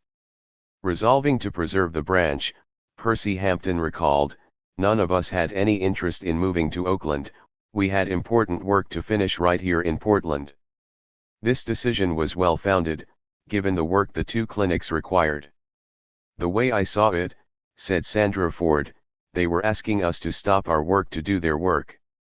We weren't interested in doing that." For the next several years and on into the next decade, the Portland Panthers functioned as they had always done. 10 by 1972 other social, economic, and electoral developments were unfolding in Portland in particular, and in Oregon in general. Many of these 186.5. Opponents suggested that things were changing for the better for blacks. For example, U.S. Department of Commerce statistics indicate that the number of black-owned businesses in the state had increased from 282 in 1969 to 393 by the early 1970s, many of them in Portland. More noteworthy, however, was the election of Commissioner Neil Goldschmidt, a charming 31-year-old white man with a bright, partially gap-toothed smile and a slightly balding head of light curly hair, as mayor on Tuesday, May 23, 1972. With the victory, Goldschmidt became the youngest mayor of a major American city. Said Percy Hampton, "Although we did not come out and publicly endorse Goldschmidt, we were hoping that he'd win. He was better than the alternative." Capturing 57% of the vote in a field of 15 candidates in the primary election, Goldschmidt clinched the election, thus avoiding a head-to-head runoff in the fall. Kent Ford remembers seeing Goldschmidt one day standing at the north entrance of the Fred Meyer store on Killingsworth Street passing out campaign literature and talking to potential voters. Ford, along with Jeff Fikes, walked over to Goldschmidt and said, "Hey, let us do this for you, we know you have more pressing things to do today." So Jeff and I started handing out the material. We stayed until every piece of literature had been placed in the hands of a potential voter. As Goldschmidt's large coalition of supporters assumed, his tenure as Portland's mayor would ultimately mark one of the most important and transformative periods in the city's history. 11. Goldschmidt's ascendancy to the mayor's office was meteoric. Attorney Jim McCandlish of the law firm of Griffin and McCandlish characterized Goldschmidt as a kind of boy wonder politician. After graduating from South Eugene High School in Eugene, Oregon, Goldschmidt traipsed through Europe for a year before returning to enroll at the University of Oregon, where he was elected student body president. 4 years later, in 1963, he graduated with a degree in political science and went on to become an intern for Oregon Senator Maureen Neuberger in Washington, D.C. There, Allard Lowenstein recruited Goldschmidt to do voter registration work during the Freedom Summer campaign in Mississippi. Inspired by Lowenstein's example, Goldschmidt invited Aaron Henry, a Clarksdale pharmacist and the president of the Mississippi chapter of the NAACP, to Eugene, where the two devised a plan to recruit for Freedom Summer by reaching out to students at several neighboring colleges and universities. Not long after, Goldschmidt enrolled at the University of California Berkeley Bold Hall School of Law, where he earned his degree in 1967. After moving to Portland later that year. 187. Goldschmidt went on to work as a legal aid attorney in Albina until his election to the Portland City Council at the age of 28. 12 less than a year into his first term on the council, Goldschmidt decided to throw his hat into the mayoral ring. A lifelong advocate of civil rights and community activism, he quickly emerged at the front of a growing generation of new, young political leadership in Portland. During his almost 7-year tenure as mayor, Goldschmidt, a former lawyer, youth program advocate, and head of the Albina Legal Aid Office that specialized in employment and housing discrimination cases, restructured the city government as he attempted to resolve the issues of neighborhood disinvestment and unrest that had emerged as a result of Portland's political leadership in the 1950s and 1960s. Combined with the previous emergence of black community leadership during model cities in the late 1960s and early 1970s, Goldschmidt's emphasis on opening avenues for community control over planning and development helped the African American communities in Albina direct the future of their neighborhoods. This period also witnessed the emergence of black electoral power at the state and local level, as African Americans became state senators and city council members for the first time in Portland's history. Although political leaders and community activists in the 1970s attempted to address the same legacies of social, political, economic, and spatial discrimination that organizations such as the Black Panther Party had sought to improve, for many blacks a decade of opportunities and advancements did not easily wash away the stain of the long history of inequity and exclusion. Despite the many successes African Americans achieved under Neil Goldschmidt's tenure, the black communities in Northeast Portland continued to be plagued by issues of socio-economic inequality, education, and misguided planning projects, even those carried out under black leadership. In the early 1970s, neighborhood activist organizations began to spring up all over Portland to challenge what historian Carl Abbott described as the Portland Development Commission's ingrained disdain of accountability to the majority of citizens. In many ways, Goldschmidt's political success stemmed from the model city's activism of the late 1960s.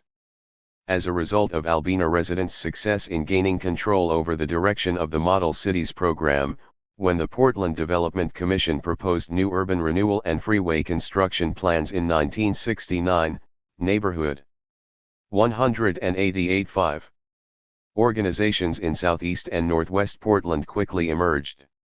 Capitalizing on this rapidly expanding neighborhood movement, Goldschmidt, a former community organizer himself, was able to build a coalition of neighborhood activists throughout the city. As a member of the city council, Goldschmidt pushed for greater influence within Portland's urban planning power structure. Under the leadership of Goldschmidt, first as a city councilman and later as mayor, Portland entered a new era of neighborhood-led urban planning that focused on restructuring the city government's urban planning hierarchy, developing solutions to the city's growing transportation concerns, and reorganizing the city's police bureau. 13 Goldschmidt was elected to the Portland City Council by an overwhelming majority in 1970, to a seat vacated by Mark Buck Grayson. The 1970 City Council primary, which had consisted of 14 candidates, had proved more competitive than the general election. Goldschmidt emerged from the primary having garnered 35,551 votes to Republican Shirley A. Field's 21,437 votes. The general election, however, was a different story. Goldschmidt easily outpaced Field 80,310 votes to 53,615. 14 Upon joining the council on January 1, 1971, Goldschmidt became the youngest person to serve as a city commissioner, and he boldly told members of the media, "I'm not cut from the same mold as some members of the council 10 years ago." During his short tenure on the council, Goldschmidt became a champion of neighborhood activists and an opponent of the PDC's negligent policies. Between 1971 and 1972, Goldschmidt was the only council member to vote against large community-opposed urban renewal projects south of downtown, in southeast Portland along the Willamette River, and in the Buckman and Lair Hill neighborhoods. With his reputation as the voice of community organizing, Goldschmidt pushed for greater influence within Portland's urban planning power structure. In February 1972, after careful lobbying, he successfully convinced Mayor Terry Shrunk to place the Model Cities program under his jurisdiction of human resources and anti-poverty programs to improve coordination, program management, and use of funds. 15 On March 5, 2 weeks after gaining control over Model Cities, Goldschmidt announced his candidacy for mayor of Portland in front of a crowd of more than 800 supporters at the Westminster Presbyterian Church. Declaring that he was willing to speak out, to treat no community problem as too small or insignificant to dignify a personal response, to help citizens to help me do the job they want done, Goldschmidt immediately 189 struck a chord with neighborhood activists who had become increasingly disillusioned with city politics and the PDC's urban planning. Shortly thereafter, Mayor Shrunk, perhaps seeing the writing on the wall, announced that, due to declining health, he would retire at the end of the year rather than seek an unprecedented fifth term as Portland's mayor. Portlanders would elect their first new mayor since 1956. Few blacks lamented the loss of Shrunk, who was considered an old-line politician who believed that blacks should stay in their place. Said Kent Ford, "Shrunk didn't know anything about black folk. The only blacks Shrunk came in contact with were probably those who either worked at the Waverly Country Club or the few who were members of the club." Shrunk's reported old-school sentiments about blacks may have trickled down to members of the police bureau, some of whom were not entirely comfortable with the pace at which the civil rights movement was moving. In a survey of Portland police officers in 1966, 86% believed that the civil rights movement was moving too fast, and more than half believed that racial equality was happening much too fast. Undoubtedly, some police officers across the country felt similarly at that time, but the resistance shown by members of the Portland Police Bureau in the survey is striking. 16 to many, the election of a new mayor meant the possibility of a new vision for Portland, especially in the area of urban planning. The following month, after 15 other Portlanders had declared their candidacy, Shrunk endorsed 61-year-old retired industrialist and favorite of Portland's business community R.W. Dewey's to be his successor. Dewey's boasted impressive credentials. He had been the chief fundraiser in Bob Packwood's winning Senate campaign, past president of the Chamber of Commerce, chairman of President Nixon's Committee on State and Local Government Cooperation, and vice president of ESCO Corporation. He was also known for having helped launch Portland Community College in 1961 as a member of the Portland School Board, where he served 3 terms. Goldschmidt, however, appealed to a rapidly emerging electorate of civic activists. Aggressive advocates of neighborhood needs must have a stronger voice in central planning, which just isn't responsive to them now, Goldschmidt said. On Sunday, May 7, the Oregonian, Portland's foremost news daily, endorsed Goldschmidt for mayor, stating that he was understanding and empathetic with the problems of youth, the poor, the minorities, among whom he worked for several years. Moreover, the newspaper's editors, joining the growing chorus of civic activists through 195 Out Portland, particularly in Albina, noted Goldschmidt's support among local inner-city communities, stating, "Upgrading the neighborhoods and removal of the barriers between people and their governments have priority in Goldschmidt's plans, and he is a planner, both for his city and his future." 17 Reporter Howard Waskow of The Scribe described the contest between Goldschmidt and Dewey's as activist liberalism against establishment conservatism in a tough and well-financed campaign. Despite spending more money than any other candidate, having the support of Portland's business community, and being endorsed by Mayor Shrunk, the right-wing Republican managed to garner only 1/3 of the total votes. In contrast, Goldschmidt, who had spent only $219,597 and had campaigned door-to-door throughout the city, carried his community activist coalition to a comfortable electoral victory and the highest political post in the city. With this win, Goldschmidt, like his colleague Wes Ullman, in Seattle, Washington, became part of a new generation of politicians that was capturing mayoral offices around the country at an age when most political aspirants were busy learning the lay of the land and ingratiating themselves with the city fathers in hopes that their opportunity might one day come. 18 Throughout the mayoral campaign, which lasted nearly a year and a half, Goldschmidt hosted 200 neighborhood coffees. Portlander Ron Buell notes, Goldschmidt could do 3 coffees a night, and his rap changed for everyone. He couldn't say the same thing twice. He talked to ladies in curlers in North Portland. He would listen and absorb, learning about the city, its neighborhoods, its government, and its problems. In addition to winning 460 of the city's 500 precincts, Goldschmidt won a surprisingly near-unanimous victory in downtown and all of the surrounding neighborhoods, including Albina and Greater North and Northeast Portland. With this strong mandate from residents, Goldschmidt embarked on an almost decade-long process of revolutionizing Portland's urban planning power structure and city governance. 19 During his first term as mayor, Goldschmidt focused his attention on a number of issues confronting the city's future, and on 3 areas in particular. First, and most important, Goldschmidt set about reforming the city's high-minded, though often misguided, urban planning apparatus, which had almost entirely excluded the voices of Portland's residents. In particular, he sought a new urban planning hierarchy that would focus on downtown revitalization and start at the grassroots with neighborhood organizations. 191. Second, he addressed Portland's infrastructure and transportation needs in an effort to create a city that was centered less on automobiles and suburbs and more on public transportation and its core These first two goals helped initiate several of the most successful community revolts against proposed freeway construction anywhere in the country. Third, addressing a specific concern among many neighborhoods like Albina, Goldschmidt reformed the Portland Police Bureau to make the organization more accountable to the public and to get it to work more closely with local communities. A fair amount of Goldschmidt's time during his first term was spent reconfiguring the city government's urban planning structure.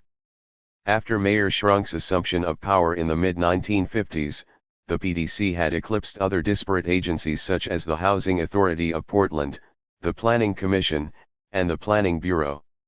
The PDC had dominated the direction and focus of all urban planning in Portland for nearly a decade and a half. Immediately after becoming mayor, however, Goldschmidt reorganized the council's control over planning bureaus and requested the resignation of the leadership of the PDC, the HAP, and the Planning Commission. Then, in April 1973, Goldschmidt laid out a working proposal for a new Office of Planning and Development to oversee all other branches of urban planning. The OPD consolidated and reportioned power among all of the city's existing planning and development branches and lessened the PDC's previously unchecked power. All of these agencies had to have their planning and development plans reviewed and approved by the OPD, which was given the task of making sure plans were compatible with local neighborhood organizations and with general citywide plans. Furthermore, Goldschmidt reorganized the Planning Commission into a Bureau of Planning that had the task of creating urban development plans that the PDC would then carry out. He also carefully stacked both the OPD and the Planning Bureau's leadership with political allies and neighborhood activists that had propelled him into office, thereby effectively limiting the PDC's power from above and from below. Meanwhile, drawing on concerns over increased traffic, air pollution, suburban sprawl, and neighborhood destruction during freeway construction, Goldschmidt proposed improving and expanding public transportation to preserve neighborhoods while also attracting commerce downtown. In theory, he believed that preventing the expansion of freeways would slow the development of Portland's suburbs by inflating housing prices and increasing the necessity of making the city's core more livable. In a June 1973 interview on NBC's Meet the Press with mayors attending the United States Conference of Mayors and panelists from national newspapers, Goldschmidt explained his efforts to revive inner-city housing, businesses, and public transportation, and his unwillingness to expand freeways and suburbs. Attacking Goldschmidt's vision for a less automobile-centered future for Portland, conservative columnist Robert Novak of the Chicago Sun-Times inquired, "Has there been the experience that if you don't build new freeways, the old freeways just get more and more crowded and you can't force the people off the freeways by not building them?" "Yes," Goldschmidt responded, "they will get crowded. Our current freeway system, if we don't build new ones, unless we develop an incentive for people to be on another system and to make it convenient to do so." As incentives, Goldschmidt proposed more affordable public transportation, including a downtown fare-free zone for Portland's TriMet bus system and an expansion of service routes. Moreover, he proposed a gas tax as a source of state revenue and as a disincentive for using automobiles. Though Goldschmidt was frequently challenged by his conservative rivals on the city council, particularly Commissioner Francis Ivansier, his restructuring of the city's urban planning apparatus to include community input and his efforts to take infrastructure and transportation in a radically new direction led to three of the most significant and successful citizen movements in the United States at the time. First, in 1968, Portland created the Southeast Uplift Program, which had initially been proposed by local community members of southeastern neighborhoods based on some of the perceived early citizen-led success of the Model Cities program in Albina. After gaining approval from the city council, however, the PDC once again became the lead planning and policy development branch of the program. Following the lead of African American residents in Northeast Portland, the predominantly white population in the southeast portion of the city quickly organized and applied pressure on the city government and the PDC during the early months of the program to help direct future projects. In particular, in the early 1970s, the planned construction of the Mount Hood Freeway through southeast Portland over the objections of local residents triggered an angry backlash. The proposed 5-mile route, for which the state and the PDC initiated plans in 1955, would have destroyed more than 1,700 homes and apartments in 6 neighborhoods. Responding to objections from the southeast neighborhoods, in 1974 Goldschmidt and the city council voted 4-1 to abandon the proposed highway. Instead, 193. The council diverted the $500 million that had been earmarked for the project for public transportation and the installation of a mass transit light rail line, known as MAX, along the pre-existing I-84 route. When asked if the Panthers viewed the creation of MAX as a good thing, Ford said, "We were a proponent of MAX. We thought it was a good thing to connect all of the Tri-County area. Our only gripe was that black drivers did not benefit from this new development. We thought that black bus drivers with the most seniority should be given first dibs, and that didn't happen." 22 While citizens in Southeast Portland were challenging the Mount Hood Freeway, citizens of Northwest Portland were locked in a similar struggle over the construction of a new interstate route, I-505, the second of the 3 successful citizen movements. Local organizers in the Northwest District Association, which was formed by the PDC in May 1969, quickly followed the lead of model cities and Southeast Uplift organizers and took control of the organization. They spent much of their first 2 years attempting to alter the proposed route along lines that best suited local neighborhoods.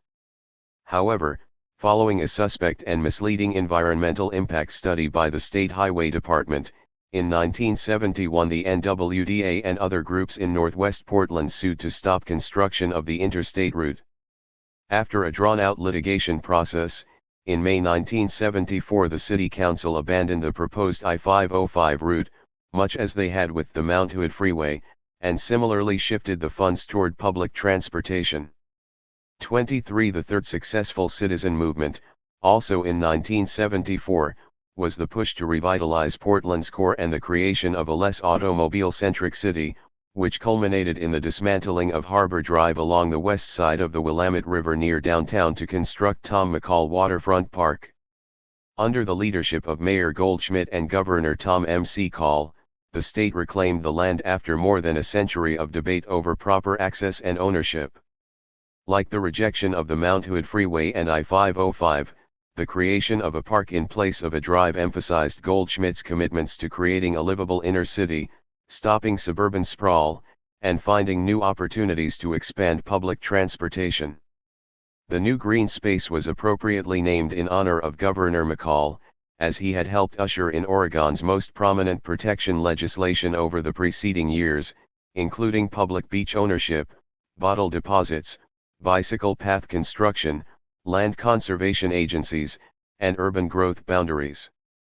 194.5. In 1975, well before the first portion of Tom McCall Waterfront Park was finished in 1978, the Environmental Protection Agency called Portland, perhaps a bit prematurely, the most livable city in America. Meanwhile, unemployment in Portland was soaring, 39,000 people were out of work. The U.S. Department of Labor had put the city on a national critical list, along with New Haven, Connecticut, Youngstown, Ohio, and Wheeling, West Virginia. Yet the most livable sentiment persisted, and Portland's modern reputation as a city with strong community activism, public transportation, and environmental protection grew. 24 As this reputation evolved, the city cultivated an ahistorical origin myth for this new political environment, one that omitted, perhaps deliberately, its black roots. In addition to addressing issues of urban planning, community development, and transportation, Goldschmidt focused on another significant issue that had long been important to many African Americans, especially the Portland Black Panthers, the Portland Police Bureau.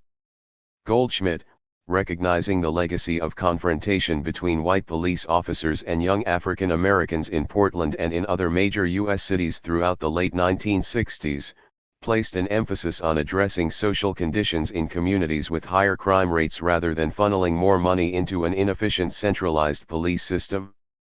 After gaining control of model cities as commissioner in 1972, Goldschmidt was criticized by HUD for the ineffectiveness of the program's police community relations unit. While Goldschmidt defended the overall work of the Model Cities program, he recognized the shortcomings of the program and of the Portland Police Bureau in general, and announced his intentions to make changes within the department. This was welcome news to blacks, especially members of the Portland branch of the BPP, who had long considered the police department an agent of repression rather than an agency to whom they could turn in time of need. In a letter to Goldschmidt, Attorney John Torrance spoke to black people's frustration with what many considered a department that comprised of too many trigger-happy gunmen. It appears that the police department is now shooting at people who are interrupted in the commission of a burglary. We should be reminded that there was a great public outcry when a Clackamas County deputy killed a young man in the course of stealing a turkey. It would be most unfortunate if the Portland police killed a youth while in the course of stealing a portable TV set. Days after Torrance sent his letter, on June 20, a special police report titled "Informant Information" did little to assuage black people's concerns. The 195 document revealed that the police were using an informant who considered himself a peaceful militant to infiltrate the Portland branch of the BPP. The informant told the police that an unnamed group had purchased several boxes of flares that they were going to use at a rally. The purpose is to cause the public to realize that there is black dissent. This will also harass the police and fire bureaus. A short time later, in a report dated June 23, the Bureau's use of an informant specifically infiltrating the BPP is cited. The informant has indicated a desire to provide us with information concerning possible upcoming activities of the local Black Panther group headed by Kent Ford. The report further states that Ford took the informant into his house and showed him a large cache of guns. To this day, Ford maintains that no such thing ever happened. "I never did anything like that. If I did, I would have no trouble admitting it today." 25 Whether or not Goldschmidt was aware of the extent to which the police harassed black residents is unknown. However, one of his more decisive moves during his first year as mayor was to request the resignation of Police Chief Donald McNamara. McNamara had been appointed in 1964 and was serving his second stint as police chief. Goldschmidt initiated a major reorganization in 1972, including dissolving the Police Community Relations Unit in favor of a decentralized self-investigation system that responded to local residents, in the hope that the newly structured department would reduce crime and work closely with the neighborhoods. While these efforts did not result in the community control of the police bureau that the Panthers had long desired, they were a step in the right direction. Although this approach drew criticism from the police department, Bruce Baker, Goldschmidt's newly appointed chief of police, noted that crime progressively decreased throughout the mid-1970s. Between 1974 and 1975 alone, robbery and burglary rates dipped 4%, while automobile theft declined by more than 10%. 26 In the same 1973 interview on NBC's Meet the Press, in which he challenged Goldschmidt's transportation policy, columnist Robert Novak also testily commented on his stance on police. "You not only don't like freeways," Novak snidely remarked, "you don't like too many policemen either. How do you account for your theory that you are going to fight crime by not adding policemen?" In response, Goldschmidt stated that his platform was not against policemen, noted that data collected by the city showed that 60% of burglaries were committed by individuals under the age of 18, and suggested that funds spent on expanding police might be put 196.5 to better use in education or delinquency prevention programs. Ignoring Goldschmidt's response, Novak bluntly responded, "Mayor Goldschmidt, you have a very, very small black population in Portland. Would you perhaps suggest that in cities where there are racial tensions that your ideas about the police not being all that helpful in combating crime might not be as applicable?" Goldschmidt paused momentarily. "I don't think it is a racial issue," Goldschmidt replied coolly. "I feel very strongly that the city of Portland shouldn't be in a position of following the mistakes that other communities have made. I think we can learn some lessons in other communities, and I think we can, by the work we are trying to do now, help some other communities as well." Moderator Bill Monroe, sensing that Novak was about to launch into a lengthy debate with Goldschmidt, turned the focus to another panelist, but the exchange had shown Goldschmidt's firm commitment to creating a social environment and police force that would foster a healthier relationship between city government and local communities. 27 years later, when Richard Walker, former chief of police for Portland, was asked about Goldschmidt's relationship with the police bureau, Walker, while not as harsh as Novak, did note. Goldschmidt did not trust or have a very good relationship with the bureau. For example, when he came in, he proposed a supplemental retirement system that was designed to encourage many high-ranking officers to leave. This was Goldschmidt's way of ridding the bureau of officers who had a long history with the department. Also, when it was time to hire a police chief, he made it clear, to me, at least, that he did not want an internal candidate. He hired Bruce Baker, who had been the police chief of Berkeley, California. At the end of the day, the police bureau is given a mission to carry out, and you would like to think that the commissioners and the mayor would provide the bureau with the necessary resources to fulfill that mission. That wasn't necessarily the case under Mayor Goldschmidt. Walker's contention that Goldschmidt was not wholly supportive of the Portland Police Bureau is not one that Oscar Johnson finds convincing. When told of Walker's comments, Johnson said, "You could have fooled me. They always seemed to be around spying on us or hovering over us for no apparent reason but to irritate us. To let us know they were watching us." "I agree with Oscar," Ford added. "We expected to have to deal with the 197 average police officer, but on some occasions members the police bureau's brass would show up on the scene when it involved us." 28 Ford remembers a particular incident with a plainclothes police officer on January 18, 1974. Ford and others had arrived for a scheduled meeting with a local administrator about whom neighborhood residents had expressed serious concerns.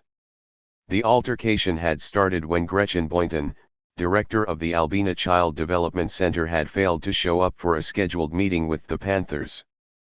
Parents, workers, and community residents had complained about Boynton's dictatorial management style and her inability to connect with the residents of the mostly black Albina community.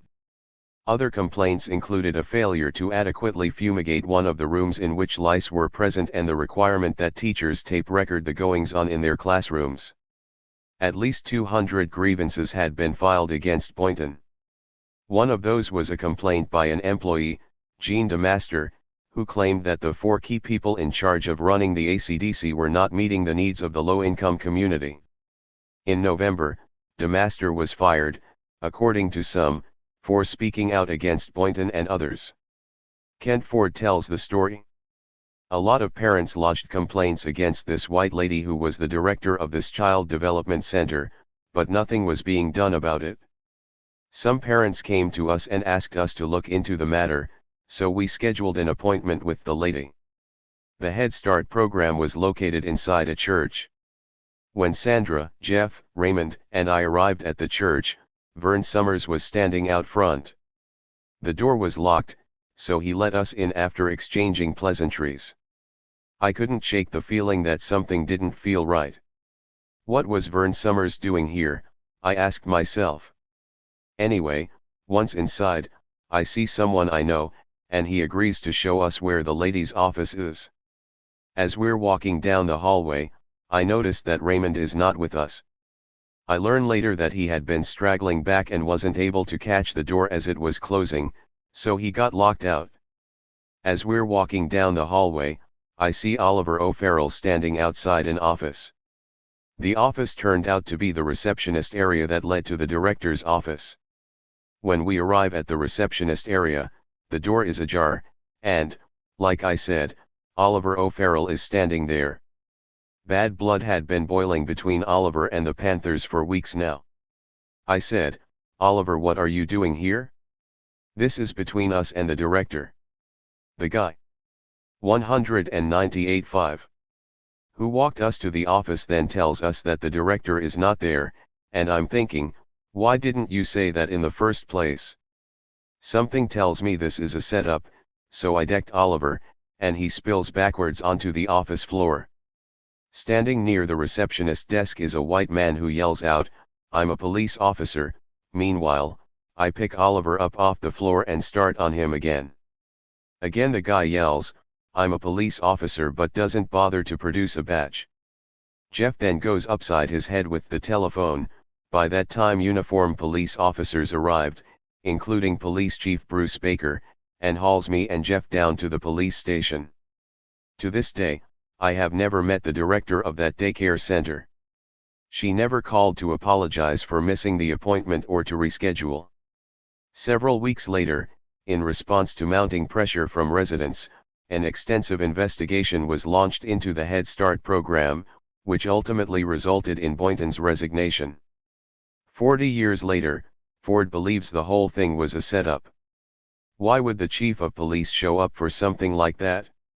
The police chief has better things to do. My instincts told me it was a setup, and till this day I still believe that, he recalls. Ford's suspicions are not far-fetched given the low-level events described above. However, a police chief showing up at a crime scene where one of the victims happened to be a fellow officer is not unprecedented.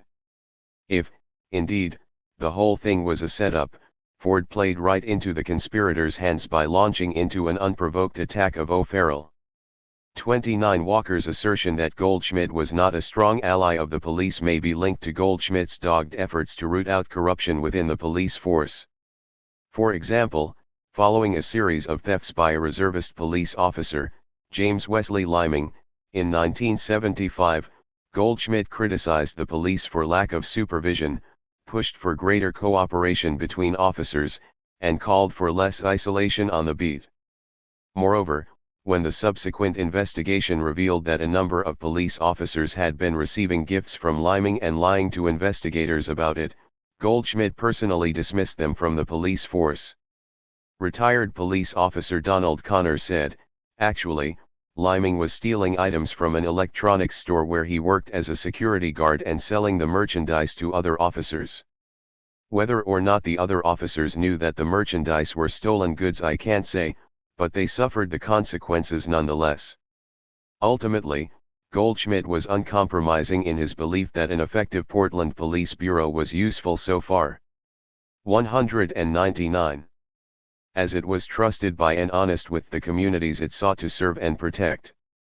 30 Goldschmidt's desire to rid the police bureau of corruption was commendable, but the corruption on which he set his sights were the kind to which his predecessor had turned a blind eye for many years: gambling, prostitution, payoffs, and other such vices.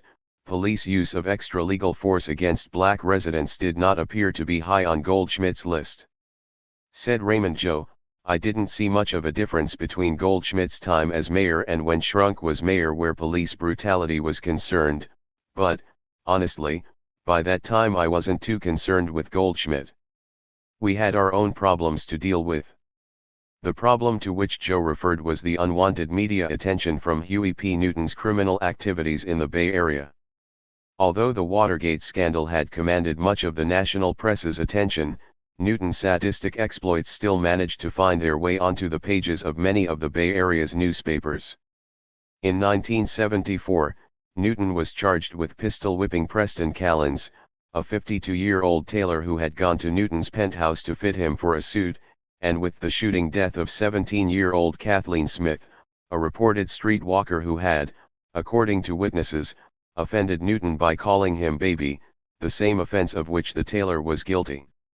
While these crimes had been committed more than 600 miles away, the residual effects were evident in Portland. In the minds of some residents, the Portland Panthers were guilty by association. "The media coverage of these events didn't do us any favors here in Portland," said Kent Ford.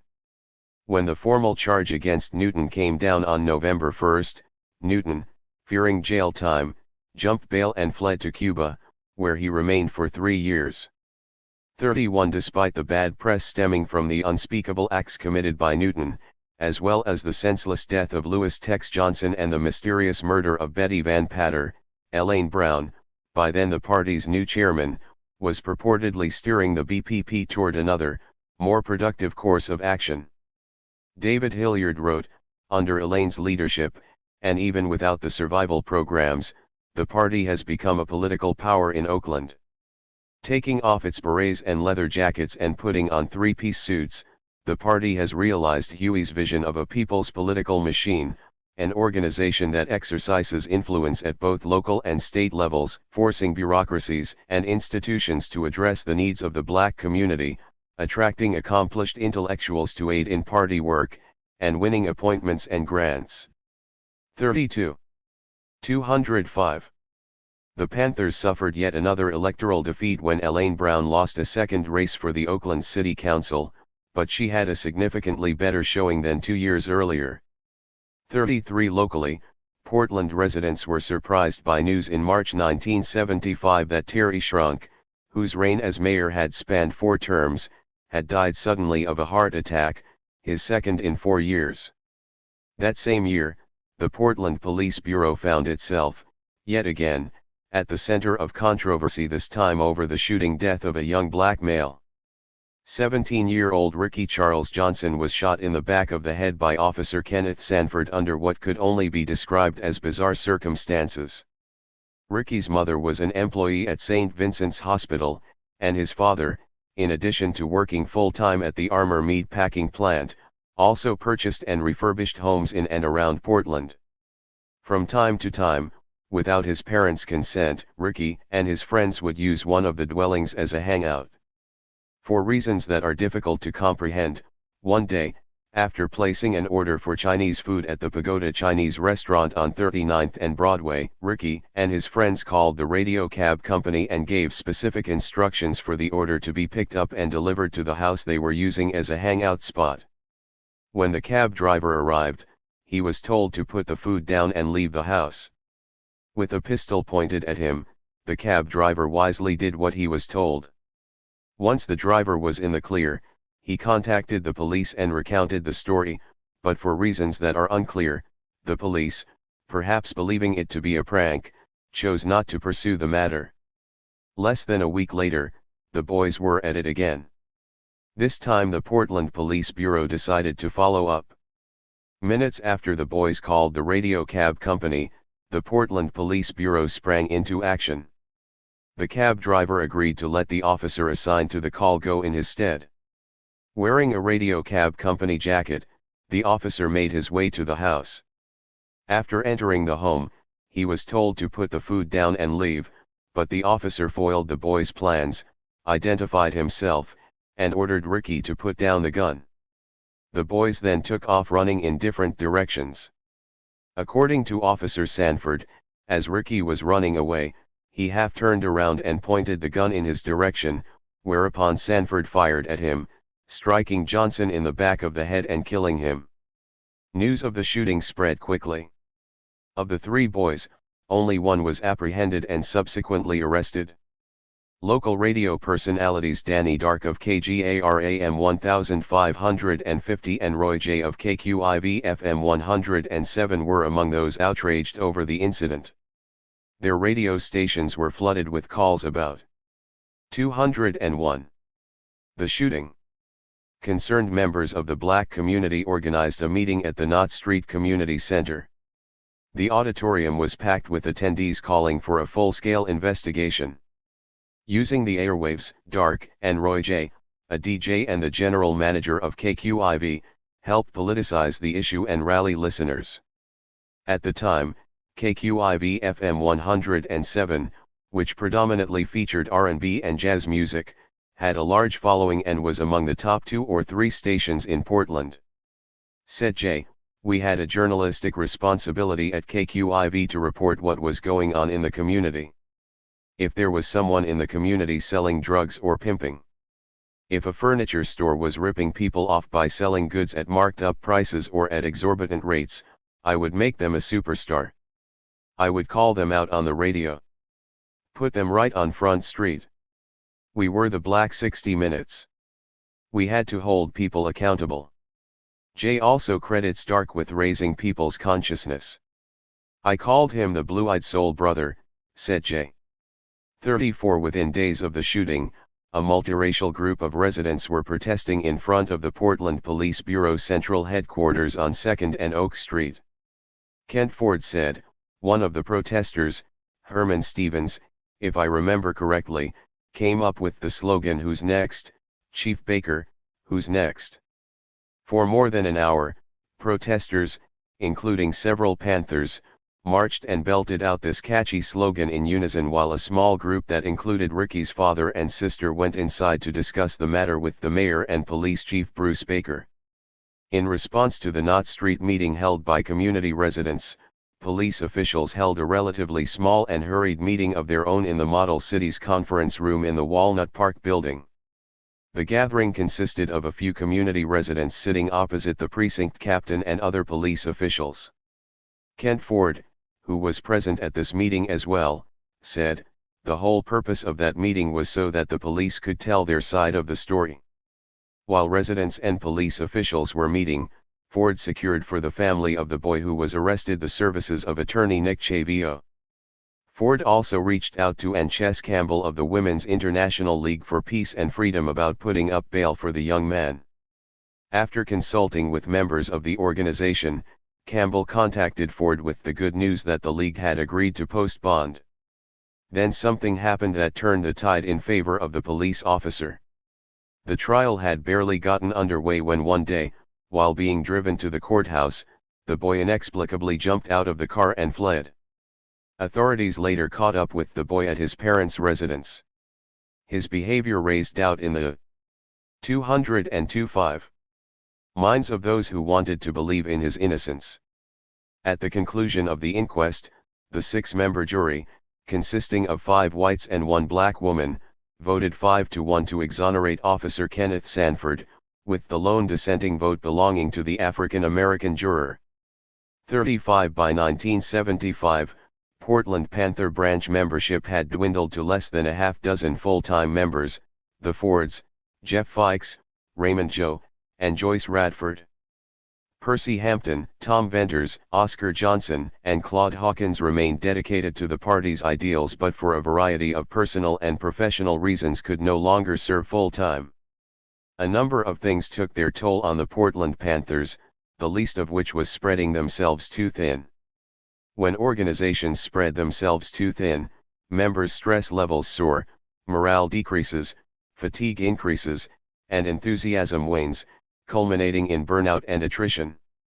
But there were seemingly few high-profile issues with which the Panthers were not involved.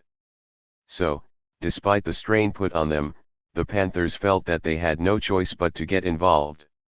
I think the old adage, the only thing necessary for the triumph of evil is for good men to do nothing, is appropriate here, said Kent Ford. 36 dwindling membership within the branch, however, did not keep the Portland Panthers from serving the people of Albina. That year, Dr. Clarence Pruitt paved the way for the Panthers to move the dental clinic into a more spacious facility at 214 N. Russell, which was grander in every conceivable way. At the time, Dr. Pruitt was a consultant at Kaiser Hospital. After the move, Pruitt encouraged Ford to give Dr. Gary Morrell more responsibility by making him the clinic's director. Ford did, and the clinic flourished under Morrell's guidance. We came a long way from those early days. When we first started, I remember using folding chairs, the kind one would put on their lawn or on your porch, remembers Dwayne Paulson. The Panthers occupied the second floor of the building, which had 10 operating stations.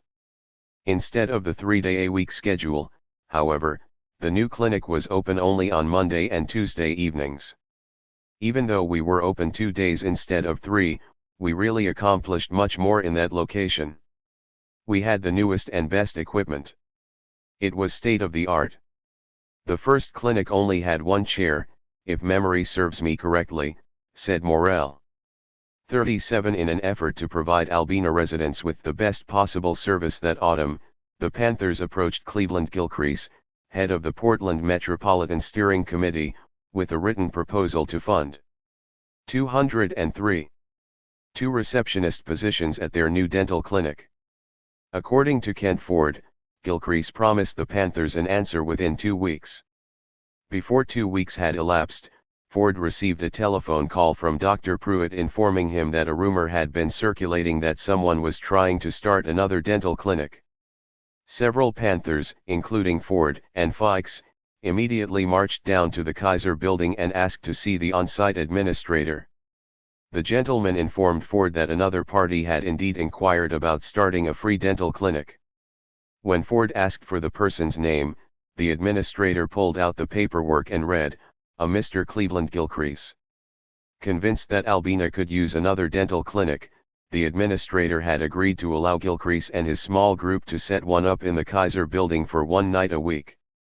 Furious, Ford hurried over to Gilcrease's office to confront him. Unsatisfied with Gilcrease's explanation, Ford and Fikes took the matter up with other members of the branch and decided that a meeting with members of the Kaiser Hospital Board was in order. The Panthers believed that the best way to gain an audience with all of the members was to attend the board's regularly scheduled meeting and ask to be put on the agenda. When it was Ford's turn to speak, he informed the board that the Panthers already had a free dental clinic and that Gilcrease was appropriating their idea to put them out of business. Ford explained that he and others had approached Gilcrease about funding 2 secretarial positions, something that Gilcrease had seemed open-minded about. Rather than fund the positions, however, Gilcrease had decided to launch his own clinic. Board members listened and promised to take Ford's claim seriously. 38 After the board meeting, the Panthers discussed how best to respond to what they believed to be a double cross on Gilcrease's part. They decided to form a picket line in front of the PMSC building on Russell Street. We recruited everyone we knew. We wanted to disrupt their day-to-day activities, said Ford. To the Panthers' surprise, PMSC employees dug in their heels and were determined not to become unglued as a result of the boisterous picketing outside. We had a megaphone and everything. But they were determined not to let our activities bother them, Ford recalled. After 2 weeks of picketing, the Panthers raised the stakes by picketing outside of Gilcrease's home in southwest Portland. The climax occurred on Thanksgiving morning. As we picketed in front of Gilcrease's home, his wife stepped outside and yelled to no one in particular, "Get that trash from in front of my house." Now, here we are serving the community in ways that few organize. 204.5. Shins are. We're doing what's best for the residents of Albina, and this lady is calling us trash, said Ford. 39 A few months later, the PMSC was scheduled to have its annual banquet at the Lloyd Center, with tickets going for $20. Somehow the Panthers were able to identify the business that PMSC had contracted to print the tickets. They learned then that 700 tickets had been printed for the event. Believing that $20 per ticket was more than the average resident could afford, the Panthers came up with an idea. They purchased 1 ticket and took it to a printing shop across town and ordered 700 tickets of their own. To their delight, the copied tickets were exact replicas of the originals. The Panthers, in Robin Hood fashion, distributed all 700 tickets throughout Southeast Portland. On the night of the affair, the organizers and the hotel staff were horrified when they were confronted with hundreds more guests than anticipated. Amused, the Panthers watched as they scrambled to find additional seating. Staff members could barely catch a breather. As soon as one staff person finished waiting on one person, another guest would signal for help. Folks kept them hopping. It was a sight to see, said Ford. Approximately 3 weeks later, in the Portland Metropolitan Steering Committee newsletter, Gilcrease bragged that despite the unexpected turn of events, the affair had been a success. When Ford was asked if the measures taken by the Panthers in relation to the PMSC's banquet had been unethical, he was willing to offer no more than the following: "That depends on where you stand." 40 The 1970s was indeed a mixed bag for the Panthers. 1975 was particularly trying, for, as Ford noted, by late spring, things really started to get tough, right around the fall of Saigon. Around that time a lot of our white anti-Vietnam War supporters started falling by the wayside, said Ford. The year also proved to be a difficult one personally for members of the branch, as they lost Claude Hawkins, who was killed in a gruesome automobile accident. I had known Claude since he was a teenager. He was part of my crew that helped me sell candy. He was a great help as a member of my crew because he was really good at math. At the time of his death, Claude was still developing as a man, still coming into his own, Kent Ford remembered. Although Hawkins's Panther activities had trailed off long before his death, he was still considered a member of the Panther family. He was married to Diane Trigg, Sandra Ford's youngest sister. As Kent Ford fondly recalls, "Our kids loved themselves some Uncle Claude." The loss of human capital, combined with several members' need 205 to secure full-time employment to support themselves and their families, meant that the Panthers were no longer able to maintain the free breakfast program. Moreover, other agencies, including the Portland City School System, taking their cue from the Panthers, began offering the kind of breakfast for which the Panthers were known. 41 Dwindling manpower also forced the Panthers to discontinue one of their most promising endeavors, the busing to prison program. The program had been inspired by events at San Quentin State Prison in 1971, when George Jackson was felled by a guard's bullet, and the havoc that had erupted the following month at Attica Prison in upstate New York, where scores of inmates were slaughtered by the state police and the National Guard after a protest resulted in inmates taking guards hostage. These events prompted the Panthers, who were concerned that prisoners were living a life of isolation, to establish a prison busing program that would take residents to visit their friends and loved ones at the Oregon State Penitentiary and at the Oregon Correctional Institute for Juveniles.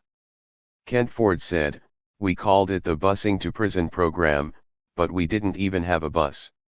That's how scarce resources were. Instead of a bus, we had a Volkswagen van that belonged to the party and a Ford Econoline van that we borrowed from St. Andrew's Church. Every Saturday, and sometimes on Sundays, the Panthers made the hour-long trek from Portland to Salem, where the facilities were located." The program did not last very long, however, as the Panthers were stretched beyond their means. "Making the trip every week just proved too costly and too time-consuming," said Ford. Unlike the national headquarters, the Portland Panthers did not have access to benefactors with deep pockets and, by all accounts, the Portland branch could not depend on the national office for manpower or financial support. According to Percy Hampton, raising funds was always a constant struggle for us. We didn't get anything from Oakland. If they had just paid our light bill or phone bill, that would have helped out a lot in terms of easing our financial burden. Interestingly, the minimal assistance that the Portland branch did receive from headquarters remained constant despite compositional changes to the organization's governing body over the years, regardless of who was running the organization. Funds raised through the Oakland office were not routed to Portland, not even when members needed bail money. 42 In late 1975, Kent Ford took a welcome break from the day-to-day struggles in the Rose City and traveled with a group to China on a 3-week fellowship. The fellowship was through the U.S.-China Friendship Association. 206.5. I applied because I wanted to broaden my horizons. As a member of the party, I had heard so much about China. I wanted to see for myself what it was like, said Ford. Ford left Portland bound for San Francisco on November 2. The group of 22 spent 2 days in a downtown hotel getting acquainted before heading off to Tokyo. From Tokyo, the group flew to Beijing. The trip was not exactly what Ford had expected. I was thinking that the trip would aid in helping me expand my ideology, but what I saw surprised me. They were so far behind the US in the area of technology. Everything was so outdated. On November 28, 1975, Ford returned to Portland refreshed and ready to resume serving the people through the party's community survival programs. 1976 was the country's bicentennial year.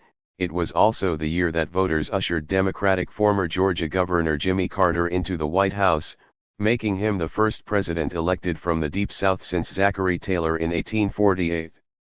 With public trust in government at its lowest since the advent of scientific and professional polling, The Democratic Party presented this little-known born-again evangelical Christian and former naval officer as a moral, competent, and highly religious outsider who possessed the skills needed to clean up the mess left behind by the Watergate scandal. This happened to coincide with the end of Goldschmidt's first term as mayor. Goldschmidt continued to enjoy the support of neighborhood activists, and his successful efforts to revitalize downtown housing and commerce had even won him favor among the wealthier, more conservative neighborhoods that had opposed him in 1972.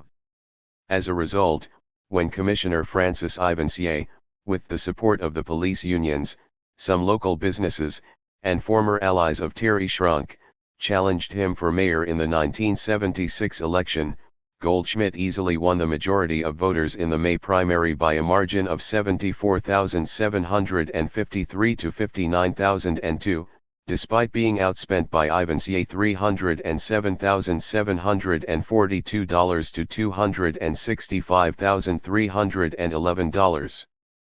Avoiding another general election runoff in November, Goldschmidt was elected to a second term with a strong public consensus. Ivansier, the former protege of Mayor Schrank and planning commissioner on the city council from 1967 to 1972, had come to power the old-fashioned way. After teaching at Riegler Elementary School, Mayor Schrank had brought him on as his executive assistant, and he was later appointed to fill the vacancy left by retiring Commissioner Ormond Bean in 1966. With the help of some of Portland's deep-pocket power brokers, such as Portland Meadows owner Paul Ale and attorneys Cliff Alterman and Ray Kell, Ivansier was a fixture on the city council for 14 years. 44. 207. In 1976, however, Ivansier had run a confident campaign on a platform that assumed most Portlanders were not pleased with Goldschmidt's radical restructuring of Portland politics. A key issue in the campaign had been the Mount Hood Freeway, which Ivansier had hoped to revive after casting the lone dissenting city council vote to keep the project in 1974. Billboards all over town were plastered with the clever but not so subtle proclamation, "If Ivansier were mayor, you'd be home now." His resounding defeat sent a signal to other critics that Goldschmidt's vision for the city's future had broad public support. With the backing of neighborhood organizations and a strong mandate to pursue his transformative approach to city governance, Goldschmidt continued his community-centered urban planning until his departure in 1979. During Goldschmidt's tenure in the 1970s, African Americans in Portland made their greatest gains in the field of politics, urban planning, and community development in the 20th century. A longtime advocate of civil rights, Mayor Goldschmidt was a vocal proponent for addressing the issues of Portland's black community. "We have serious racial problems in Portland," Goldschmidt told early dean of the Oregonian. "There are people who suffer from discrimination all the time. It's contaminating, contagious. In the city government, we must learn to be the peacemaking faction." 45. As a result, Goldschmidt did more to encourage and increase the presence of African Americans in city politics and urban planning than any of Portland's mayors before or since. The ascendance of Charles Jordan, executive director of Model Cities, to the city council marked a significant turning point for black political representation. However, while blacks genuinely found a growing voice within city politics for the first time, a decade of increased representation and community involvement did not and could not erase the legacy of discrimination and spatial exclusion. Although black leaders were widely supported by neighborhood organizations throughout Portland, including Albina, many were still initially hesitant or resistant to trust Goldschmidt and his proposed plans. Immediately after being given control of Model Cities in 1972, Commissioner Goldschmidt had proposed consolidating organizations such as the Model Cities Citizens Planning Board and the PMSC into a single Bureau of Human Resources. Though committed to promoting anti-poverty programs and a community-centered focus to urban planning, Goldschmidt had argued for a centralized, streamlined approach under a new bureau to improve efficiency. Cleveland Gilcrease viciously attacked the proposal as an 208.5 attempt to strip the PMSC of its power, emasculate the poor, and institutionalize community action rather than allowing for the development of grassroots movements. Gilcrease said. I opposed the idea because I sensed that Goldschmidt had a hidden agenda. In exchange for my support, Goldschmidt offered to make me head of the Bureau of Human Services. But I didn't want to be head of the Bureau of Human Services, I wanted to continue on as executive director of the PMSC. You see, as head of the PMSC, I answered only to my board, which was very supportive of me. If I had accepted Goldschmidt's arrangement, not only would I have to answer to him, he could get rid of me any time he saw fit. Also, by agreeing to this consolidation idea, all of the 26 programs that we had would have eventually been wiped out. You see, the Portland Metropolitan Steering Committee was making a big impact in the lives of Portland residents. I wasn't going to let someone mess up what we had going. 46. While not directly stated, Gilcrease saw Goldschmidt's offer as way of trying to co-opt him. Gilcrease's logic is hard to argue with, but it is likely that Goldschmidt's efforts were designed to consolidate the mayor's powers in a city where those powers were no greater than those of his colleagues on the city council. Although a portion of the black community in Albina agreed with Gilcrease, others were more receptive to the mayor's proposal. After some initial concerns and discussions with the mayor-elect, by late August Model Cities Director Charles Jordan and the CPB leadership had come out in support of the new bureau and the consolidation. Jordan and the CPB leaders were still concerned with the allocation of poverty funds and the eventual execution and leadership of the Bureau of Human Resources, but they believed that the new bureau would give them a permanent voice within the city's power structure. Likewise, while Portland's neighborhood activists frequently praised Goldschmidt's policies concerning the police, the black community in Albina also expressed concerns with the new policies and a perceived lack of action in some cases. For example, during the 1976 campaign, Goldschmidt proposed easing regulations on shotguns for the police department, a move that drew sharp criticism both from African Americans concerned with the long history of police brutality and from police seeking even greater firearm deregulation. Seizing an opportunity to try to steal. 209. Some of Goldschmidt's African American supporters in Albina, far-left mayoral candidate Cliff Walker, an African American himself, took advantage of the situation by accusing Goldschmidt of not investigating the deaths of 5 African Americans during a police altercation months earlier. "Cliff's a nice guy," said Hampton, "but he didn't have a snowball's chance in hell of getting elected. He just wanted to get his name on the ballot so that he could say that he ran for mayor." The majority of the black population in Albina voted overwhelmingly to re-elect Goldschmidt in the 1976 primary, namely because of his commitment to giving African Americans a voice in Portland's political arena. Walker received a mere 555 votes. 47. Despite the reservations and concerns of many African Americans, Mayor Goldschmidt took major steps to increase the presence of Portland's black community in politics. In a move that would have been the first opportunity to strengthen the political power of the Albina district, he supported revising the city charter and the makeup of the city council to be more representative of local neighborhoods. Under a plan proposed in 1973, Goldschmidt advocated restructuring the problematic charter that had existed since 1903 by merging Portland and surrounding Multnomah County. Had the consolidation charter passed, it would have significantly strengthened the mayor's power. Moreover, it would have replaced the entirely at-large election of city council members with a new 11-member council, 8 of which would have been elected by local districts, leaving only 3 at large. For the first time in the history of Portland, African Americans would have had a real chance of gaining a consistent voice on the city council through district elections. However, through the combined opposition of conservative commissioners Ivan Sieh and Mildred Schwab, of businesses and the Chamber of Commerce, and of police and fire unions, all of whom portrayed the move as a power grab by the new mayor, the Portland, Multnomah County Consolidation Charter failed in the 1974 primary election by a landslide margin of 71 to 29%.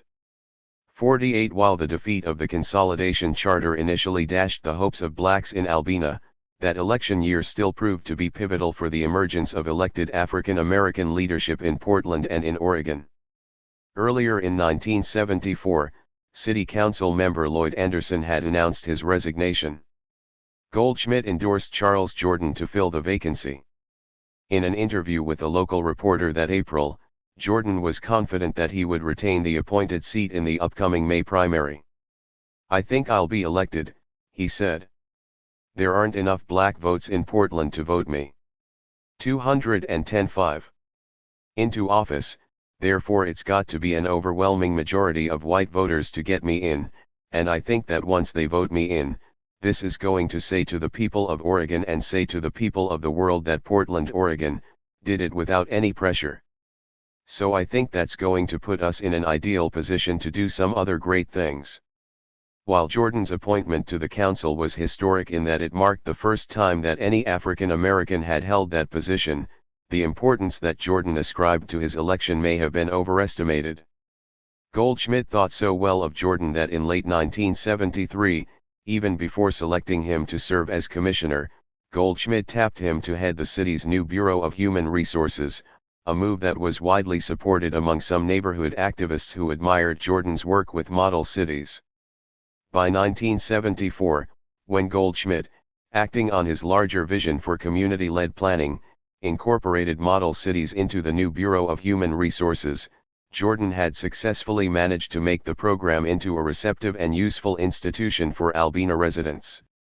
Model City's final action plan in 1973-74 noted, "Political consciousness among residents is at a higher level than ever before, as demonstrated by increased voter registration and participation in local public affairs."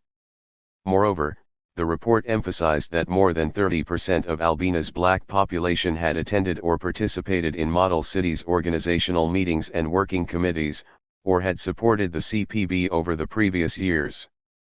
49 Nevertheless, the final report also outlined concerning social and economic trends with regard to Albina's commercial potential and black employment and education.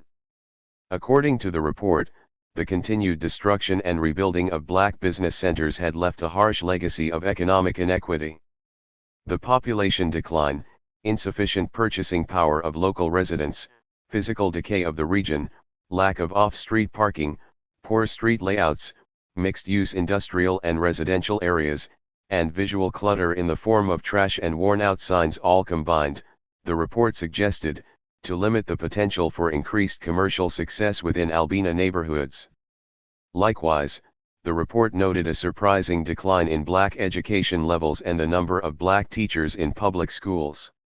Inversely, residential segregation continued to shift the demographics of local schools toward higher black populations. For example, 7 out of 8 elementary schools in the region had more than 50% black enrollment during the 1972-73 school year, compared to only 5 schools during the 1966-67 year. 2 of those schools, Boise and Humboldt, still had roughly 211% black enrollment. Moreover, black teachers represented more than 1/5 of the faculty in only 3 of these schools, and no school's faculty was more than 1/4 black. Finally, the report noted that unemployment and poverty rates for blacks were 2 times higher than for whites living in the same area. As a result, it is not surprising that 45.7% of residents within the model city's boundaries felt that their problems not understood by the city council. 50 Despite continuing problems in education and employment, and the popular opinion that the Portland City Council still did not understand Albina's problems, Jordan remained popular among Albina's residents and other community activists, leading to his 10-year role as a city council commissioner. After receiving approval from the other commissioners early in the spring of 1974, Jordan became the first African American to serve on the city council. A few short months later, Jordan came in first place in the May primary, with 35% of the vote, and won the November runoff election to become the first African American ever elected to the city council by the people of Portland. In a surprising move, Goldschmidt quickly transferred 2 important bureaus to fall under the direction of Commissioner Jordan. First, Goldschmidt appointed Jordan to the position of police commissioner on the council, giving him authority over all of the police departments in the city. For the first time in Portland's history, an African American was in charge of the very organization that had, only a few years prior, helped instigate the Albina disorders of 1967 and 1969.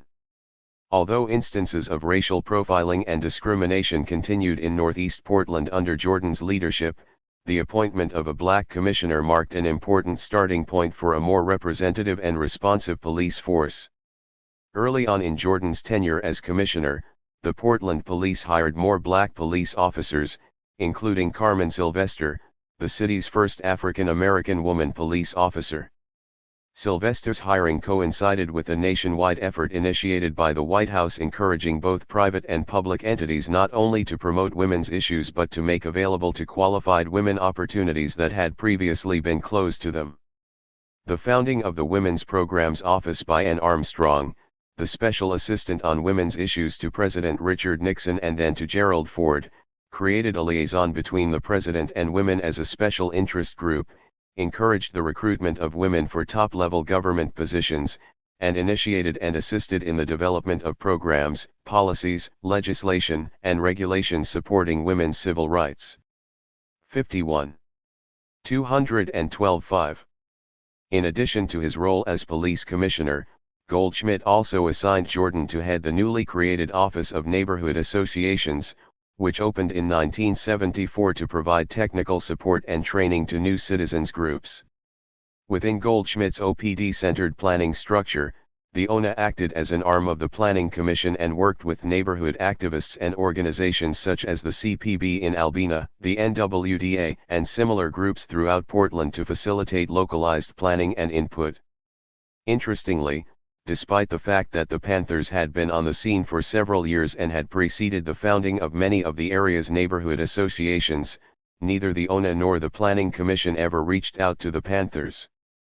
By stipulating that only new groups were eligible for technical assistance and training, veteran groups like the Portland Panthers were left on the outside looking in.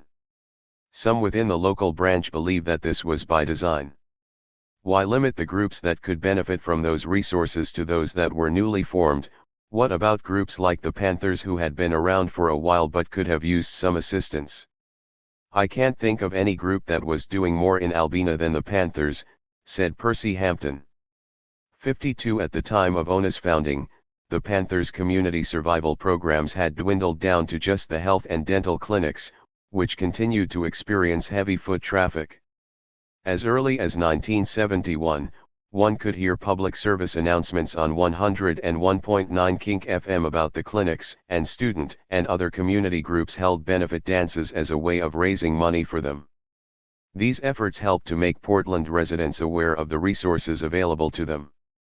According to a June 22, 1972, article in the Oregon Journal, the Panthers had tested thousands of residents for sickle cell anemia. By the end of 1972, the Sickle Cell Anemia Project was the health clinic's most popular component. 53. Despite throwing their full weight behind the sickle cell anemia effort, the Panthers still felt the need to assist with other community efforts, most notably the boycott of grocery stores by the United Farm Workers and their supporters, who wanted to draw attention to the inhumane work conditions and the fact that they could not get Union grapes into stores such as Safeway and Fred Meyer. Panthers Kent Ford, Jeff Fikes, and Tom Wilson, a close ally of the Panthers, participated in picket lines in front of the Safeway on Hawthorne Boulevard in southeast Portland. Kate Morosoff, the director of the Portland boycott, said, "The boycott started when growers of table grapes brought in scabs.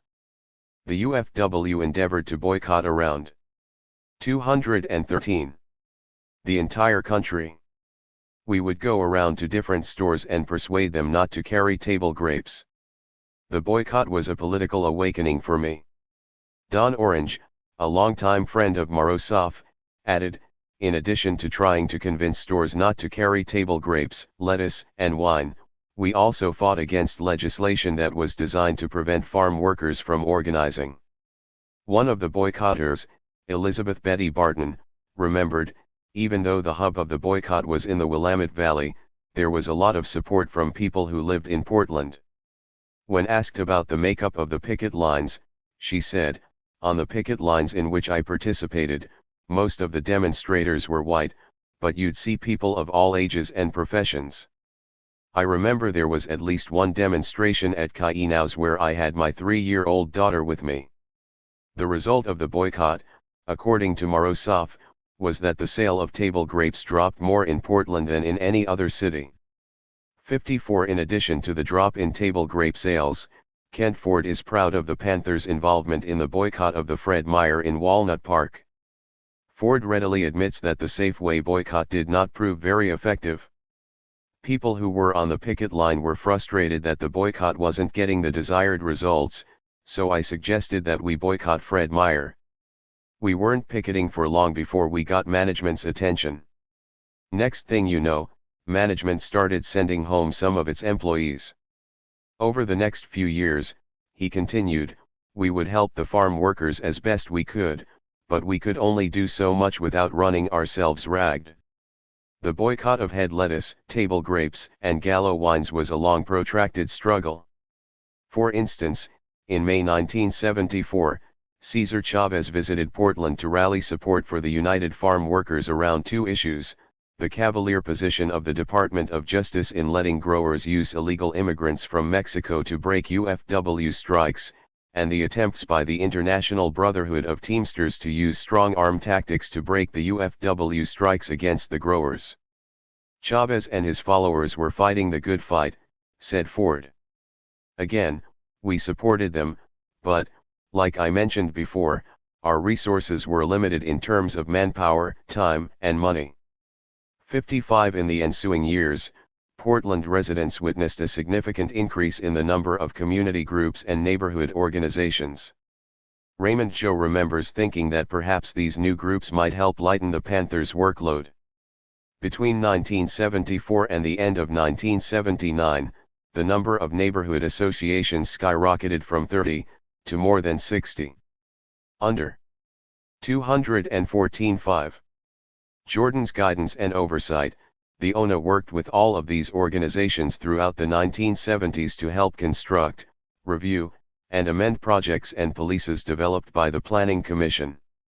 Although Jordan played an integral role in the creation of Goldschmidt's new urban planning structure and neighborhood outreach, the two did not always see eye to eye, and between 1976 and 1978, Jordan became increasingly frustrated with some of the mayor's decisions. For example, on January 12, 1978, Jordan surprised many when he publicly lambasted the mayor's appointment of Jerry Jones to the PDC's Redevelopment and Planning Agency Board. According to Jordan, for nearly 3 years Goldschmidt had ignored all of his proposed PDC candidates and even placed a resident of Northeast Portland on the commission. There are a lot of people being relocated from that area, Jordan contended, and we need someone on the Portland Development Commission who is sensitive to that issue. Goldschmidt had retorted that it would have been impossible to have every neighborhood represented on the PDC. 56 Although Goldschmidt had taken steps to increase the political voice of Portland's neighborhoods, except for Jordan, the residents of Albina still lacked representation within the PDC and the higher echelons of urban planning. Charles Jordan's service on the Portland City Council, which ended in 1984, when he left Portland to administer public parks in Austin, Texas, was not the only major step forward for increasing the black voice in city and state electoral politics. Bill and Gladys McCoy climbed into positions of state and local political leadership in a style reminiscent of the influential and politically active E.D. Kennedy and Beatrice Morrow Kennedy in the 1920s and 1930s. In 1968, Bill McCoy launched an unsuccessful bid for city council in Portland. That year, Goldschmidt entered the realm of Portland politics as a campaign aide to McCoy, an experience that helped build a logistical foundation and networks for his own run for city council 2 years later. In 1974, the same year Jordan became commissioner, McCoy became the first African American elected to the Oregon State Senate, representing the legislative seat for North and Northeast Portland. McCoy pushed state ratification of the 14th Amendment as his first symbolic legislative act, became a major advocate for senior citizens and individuals with disabilities, and was overwhelmingly re-elected to the position for more than 20 years. When he died in 1996, he was the longest-serving member of the state Senate. Gladys McCoy became equally prominent within Oregon politics. In 1970, she was elected to serve on the Portland School Board, a position that 215 she held until 1979, when she became the first African American elected to the Multnomah County Board of Commissioners. 7 years later, in 1986, voters elected her to chair the council, where she remained until her death in 1993. Said Percy Hampton, "The one thing I can say about the McCoys that I can't say about a number of other black elected officials is that they always seem to be genuinely interested in working on behalf of black people. People like Charles Jordan and Dick Bogle, another city councilman. We saw them as tokens. They weren't going to rock any boats." 57 During Goldschmidt's stint as mayor, some felt that opportunities were available like never before. In a 1976 newspaper article, Lucius Hicks, director of the Portland State University Education Center, said he was encouraged by changes that had made blacks more visible in positions of power. "We now have a black state senator, a city councilman, and City of Portland and Multnomah County affirmative action officers are all black. 5 or 6 years ago you couldn't say that," he boasted.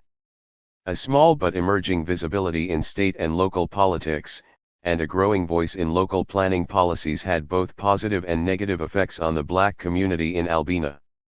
By the mid-1970s, the PDC had abandoned much of its proposed expansion of Emmanuel Hospital due to the loss of federal funds, but only after the city had demolished a significant number of homes and businesses to the south and east of the hospital.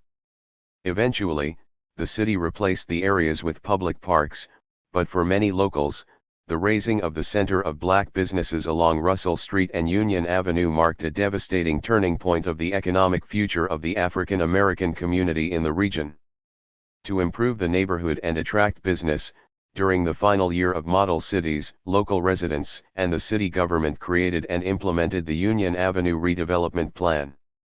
The project, however, resulted in unexpected further damages. Part of the redevelopment involved installing a landscaped meridian strip down the center of Union Avenue to decrease traffic accidents, but the strip's construction removed on-street parking and had the unintended deleterious effect of further discouraging the patronization of local businesses. As a result, even under the guidance of black community leaders, revitalization projects produced unforeseen negative results. Still, at the very least, African Americans could now at least take partial responsibility for both the failures and successes of their attempts to change their urban spaces. Ultimately, while the black freedom struggle in Portland made notable progress during the 1970s, political freedom and inclusion did not necessarily translate into immediate success. While the 216.5 rise of individuals such as Charles Jordan, Bill McCoy, and Gladys McCoy marked an important turning point, their political successes were not representative of the broader black community in Northeast Portland. 58 Goldschmidt, who was both supported and distrusted by African Americans in Portland, was successful only as far as he was able to bring community movements into the mainstream of city politics. Somewhat unsurprisingly, the Portland branch of the BPP was not among the groups to whom the liberal-minded Goldschmidt extended an olive branch. In fact, even as Goldschmidt ingratiated himself with various neighborhood organizations, the city's regime was seemingly busy concocting schemes designed to undermine Panther outreach efforts. For example, in 1978, the U.S. Attorney Sidney Lazak issued a federal investigation into the alleged misuse of federal funds at the Panthers' Fred Hampton People's Free Health Clinic. In a February 27, 1978, Oregon Journal article, Lynn Parkinson, who represented the clinic, noted that a recent grand jury had subpoenaed Sandra Ford, the clinic's record custodian, to produce financial records and dental records for certain patients who visited the clinic between 1975 and 1977. Portland's leftist community cried foul, arguing that the investigation was yet another example of a continued pattern of harassment of the Panthers by authorities, and that the FBI was probably behind it. Bill Keller of the Oregonian queried Lazak about the matter, who said that he was unaware of past FBI activities against the Black Panther clinics but that the current investigation had no political motive. As far as we are concerned, this is a straight investigation of allegations of possible misuse of funds supplied by the federal government, Lazak maintained. In a move that left some scratching their heads, Lazak's office eventually dropped the case, but only after a groundswell of support for the Panthers from various sectors of the city called his motives into question. Said Kent Ford. I don't know if they had any intention of following through on the case, because the same exact thing happened years earlier. We get this subpoena informing us that we are required to furnish the medical records of our patients and bring them to a hearing that was scheduled on such and such a date. We gather up the documents, then several weeks later our lawyer is contacted and told that Lazak has decided not to pursue the case. I guess it was just their way of messing with us, interrupting our daily routine so that we wouldn't be able to get our work done. 217.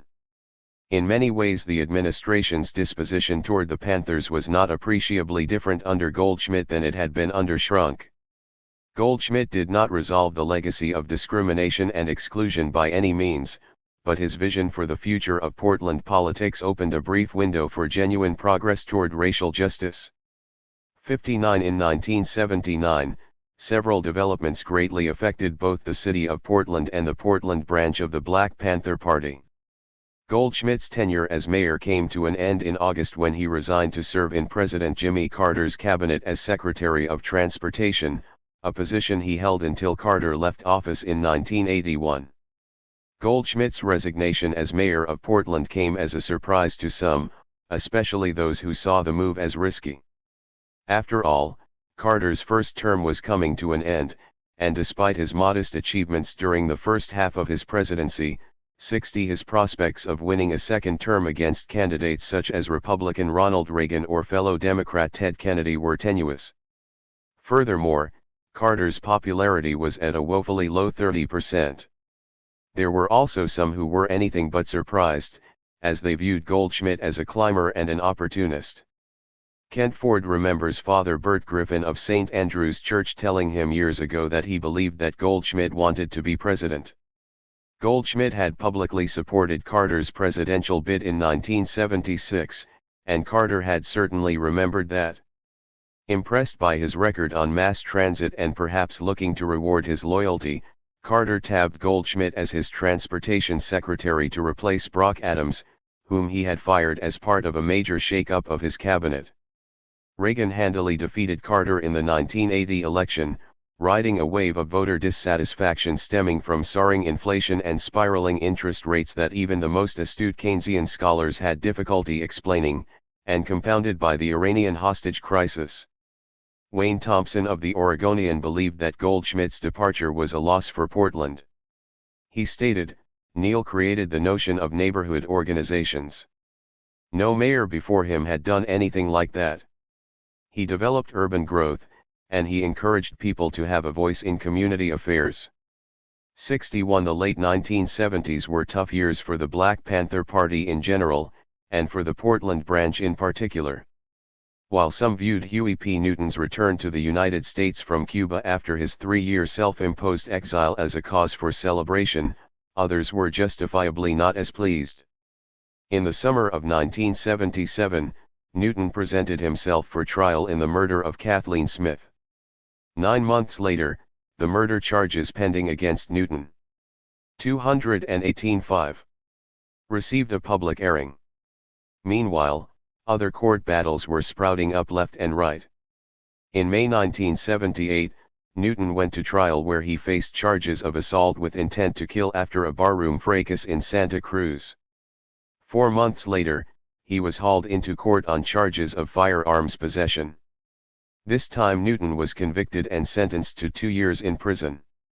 He was released on $50,000 bond, however, pending the outcome of his murder trial.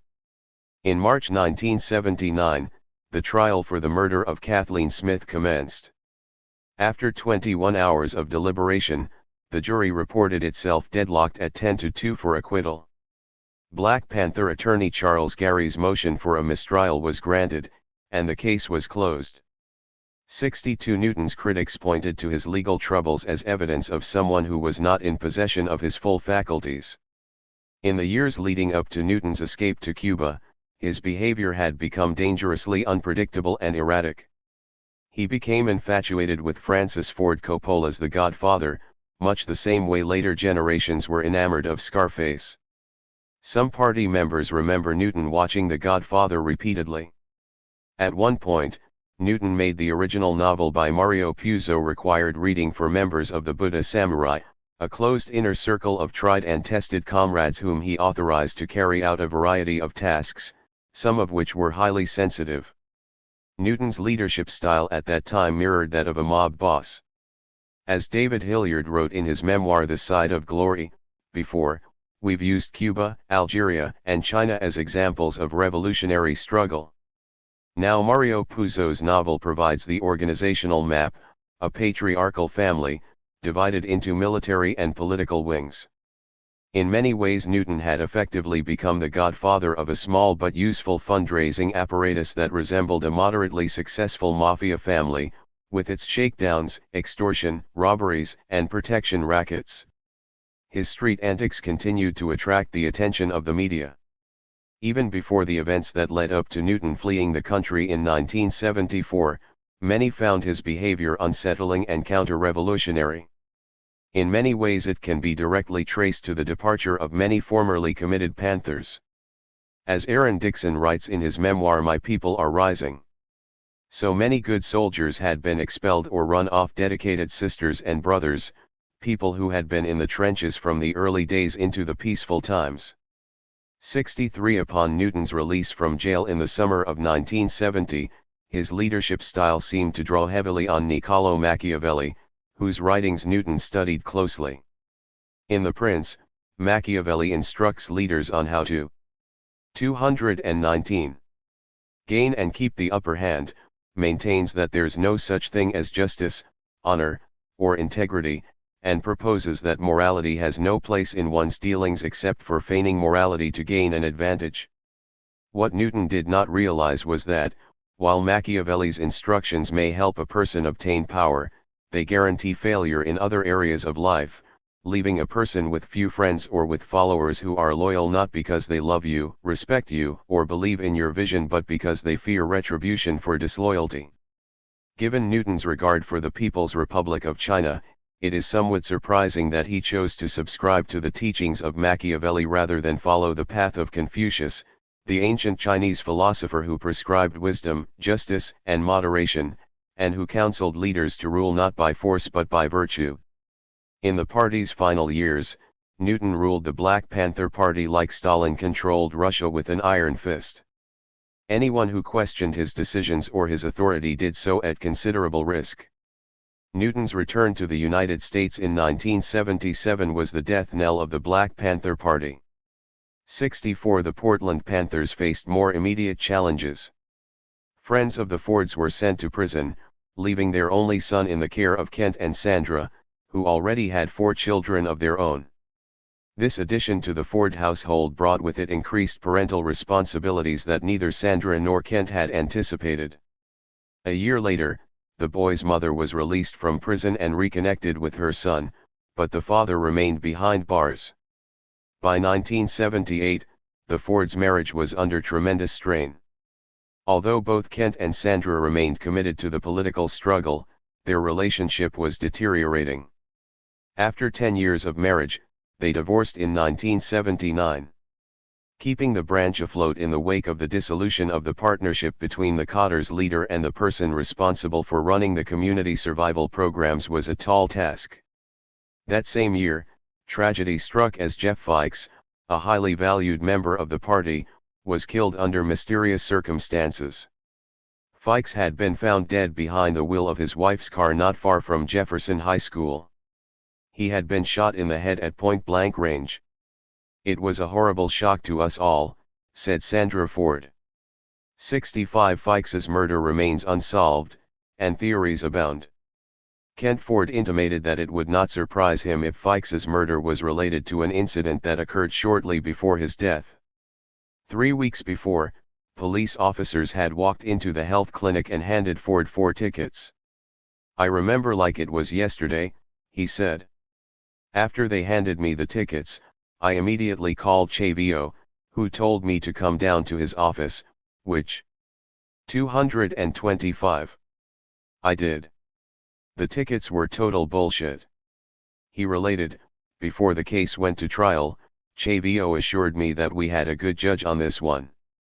Sure enough, the case was dismissed.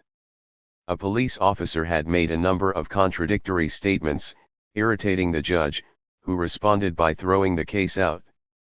Amused by it all, Fikes had chided the officer for his inability to keep his story straight. Fikes laughed heartedly at the officer as we exited the courtroom," said Kent Ford.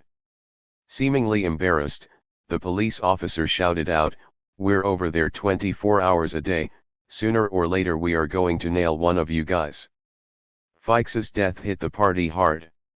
It hit Kent Ford particularly hard. Ford said, "It was like a death in the family. He was only 29 years old. I had known him since he was 14. He was a smart dude. Someone you could always count on to do what was needed for the people." Raymond Joe had similar memories of Fikes, saying, "Jeff was a big guy, outgoing, always smiling and laughing.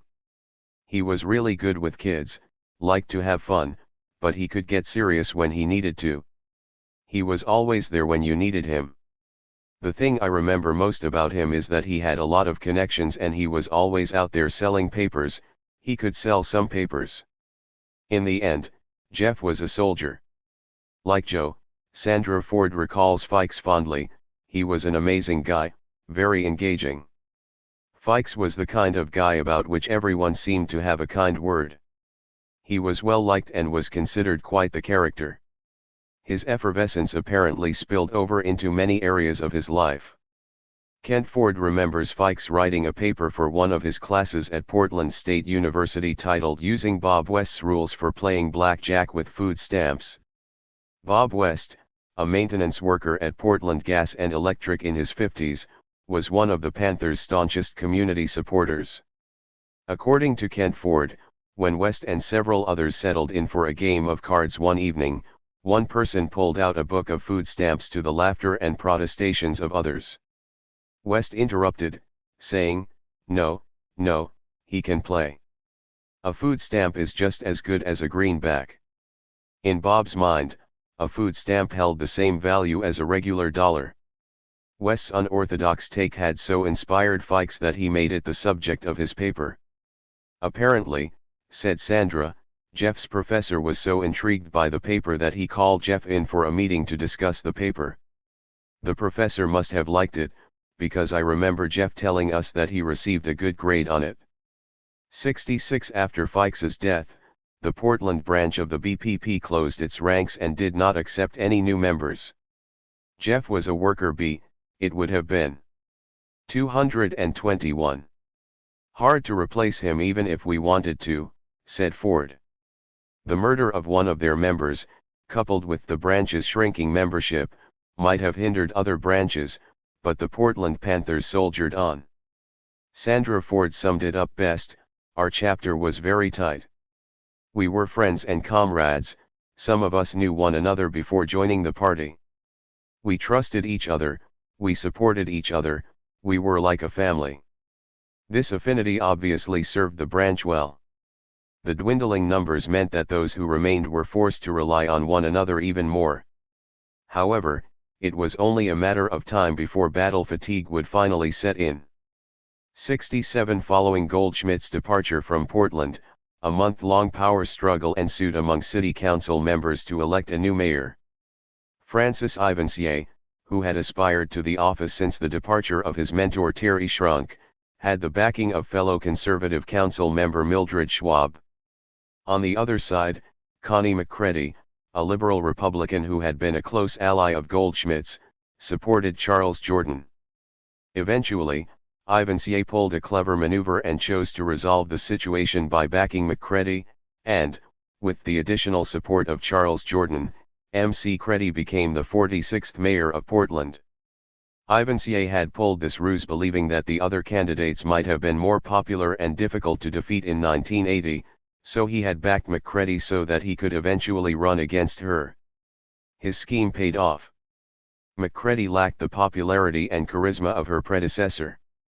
As Portland's decade-long economic boom began to decline in late 1979 and early 1980, Ivansier was able to garner support from local business leaders and working-class whites to defeat McCready by more than 13,000 votes in the May 1980 primary. 1980 was also the final year of the publication of the Black Panther. No more would residents see Panthers on the street hawking the paper as they had done for a decade. Since sales from the organization's newspaper had been a constant source of revenue for the Portland Cotter even before they had received an official charter from central headquarters, they would have to find other ways to support the health and dental clinics. This was no short order, given the fiscal conservatism that characterized the Reagan years. By 1980, Portland's neighborhood movement, in which the Panthers played a large part, was coming to an end. The citywide neighborhood movement that had begun with the CPB wresting control of the Model Cities program from the PDC in the late 1960s had brought together a brief but powerful coalition of neighborhood organizations in the 1970s. Der. 222.5. In Goldschmidt's 7 years as mayor, Portland's city government, urban planning and transportation structures, and police force had changed considerably. While Goldschmidt's reforms had been far from radically transformative, the political revolution in Portland in the 1970s nevertheless aimed to address the concerns about neighborhood control, community uplift, poverty, discrimination, and spatial restrictions. Goldschmidt, a lifelong civil rights advocate, had been able to draw on the power of neighborhood groups to reform the city's politics and urban planning apparatus. However, while it is true that neither Goldschmidt nor the citizens of Portland created this community activist movement out of thin air, African Americans' participation in model cities during the mid to late 1960s helped trigger the growing national movement. As a result, by the close of the 1970s, Portland had done much to address the legacy of racial discrimination and of political and spatial exclusion that had plagued it throughout the 20th century. Still, this brief moment of progress was neither permanent nor universal among Portland's black population, as the decades since the triumph of community activism and the ascendancy of Goldschmidt have continued to reveal the lasting socio-economic legacy of discrimination and exclusion. 223. Conclusion: Legacies and Life After the Party. He lives of those who served in the Portland branch of the Black Panther Party have taken various turns over the years. As one would expect, the transition to civilian life has proven more challenging for some than for others. Of those who held leadership positions within the Portland branch of the BPP, 3 are deceased. Tommy Mills, the branch's Deputy Minister of Defense and a decorated Vietnam War veteran who for many years struggled with a drug addiction, died on November 2, 2007, at the age of 65. He is buried at Willamette National Cemetery in Portland. Golden Tom Venters II, who served as Deputy Minister of Education, died of cancer on January 7, 2011, at the age of 73 while living in California. For a number of years Venters worked as a delivery driver and, according to his son, enjoyed a rich life of extensive travel to such places as Africa and China. He liked live music, visual and performing arts. He remained a steadfast human rights activist until the very end. As a Los Angeles resident, Venters spent some of his free time playing in a Brazilian marching band. He resided in picturesque Santa Monica for more than 30 years and is buried at Riverside National Cemetery. The charismatic Floyd Cruz, who went on to become a dedicated social worker and a popular mainstay on the Portland music and theater scene, passed away on March 17, 2015, at the age 224. Conclusion: of 73. His ashes reside at Willamette National Cemetery. Also deceased are some of the Panthers' most prominent volunteer supporters. Clarence Pruitt, DDS, the first African-American graduate of the University of Oregon Dental School, played an integral part in helping the Panthers launch and sustain their dental clinic. After the Portland branch of the BPP closed its doors, Pruitt continued to practice and teach at Oregon Health and Science University, where he was an associate professor of dentistry. Pruitt passed away on May 19, 2009, at the age of 82, in Lake Oswego, Oregon. Attorney Nick Chavio, another Panther supporter and longtime partner in the Peterson, Chavio, and Peterson law firm, eventually left the firm, preferring to maintain his own law office. Chavio died in 2000 at the age of 88. George Barton MD, and Gary Morrell, DDS, both of whom are now retired and in their 80s, were indispensable to the health and dental clinics. A neurologist, Barton continued practicing medicine, while Morrell's private dental practice flourished over the years. John Moscow, Reed College graduate and New York transplant, left Portland in the early 1970s and returned to New York City. He married in 1974 and from that union has 2 sons. Moscow was involved in co-founding the Parents Coalition for Education, and helped found 3 New York City public schools, the Bronx New School, the 21st Century Academy for Community Leadership, and the Global Neighborhood Secondary School. He is a member of the Anti-Islamophobia Working Group of Jews for Racial and Economic Justice and currently lives in Teaneck, New Jersey. Percy Hampton, Vernell Carter, Oscar Johnson, and Kent Ford continue to live in Portland. In 1975, Hampton joined Local 296 of the Laborers International Union of North America. In the ensuing years, he rose through the ranks, becoming its president twice. He retired in 2009 after 39 years of service. He married in 1984 and has children. Johnson retired from a long career at Pacific Northwest Bell. After his tenure in the party came to an end, Carter enlisted in the U.S. military before eventually returning to Portland. Former Deputy Chief of Staff Raymond Joe left Portland and moved to Oakland in 1982. For more than a decade, Joe was employed as an optician with the Cole National Corporation. Much of my time as an optician was spent in the eyewear department at Sears and Montgomery Ward department stores, said Joe. In the mid-1990s, Joe joined up with his brother, who was in the real estate business. For nearly 25 years, Joe was. Conclusion 225. Part of a group that put together the Commemorator, a newspaper published by former members of the Black Panther Party. 3. While Linda Thornton, Joyce Radford, and Sandra Ford never officially held leadership positions, they ran the branch's core community survival programs, which made them an integral part of the operation. After leaving the party, Thornton worked at a local bank. She currently works in the Public Defender's office in Portland.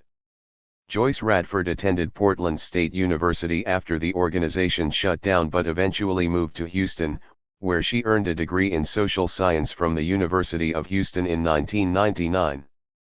Sandra Ford's post-Panther life included a stint at the University of Washington, where she completed a certificate program in 1981. Since that time, Ford has enjoyed a rather lengthy career in the healthcare industry and since 2005 has been employed at the Cascadia Behavioral Health Clinic Garlington Center as a physician assistant. Over the years, Kent Ford has held a variety of jobs, including private contracting and refurbishing homes and businesses.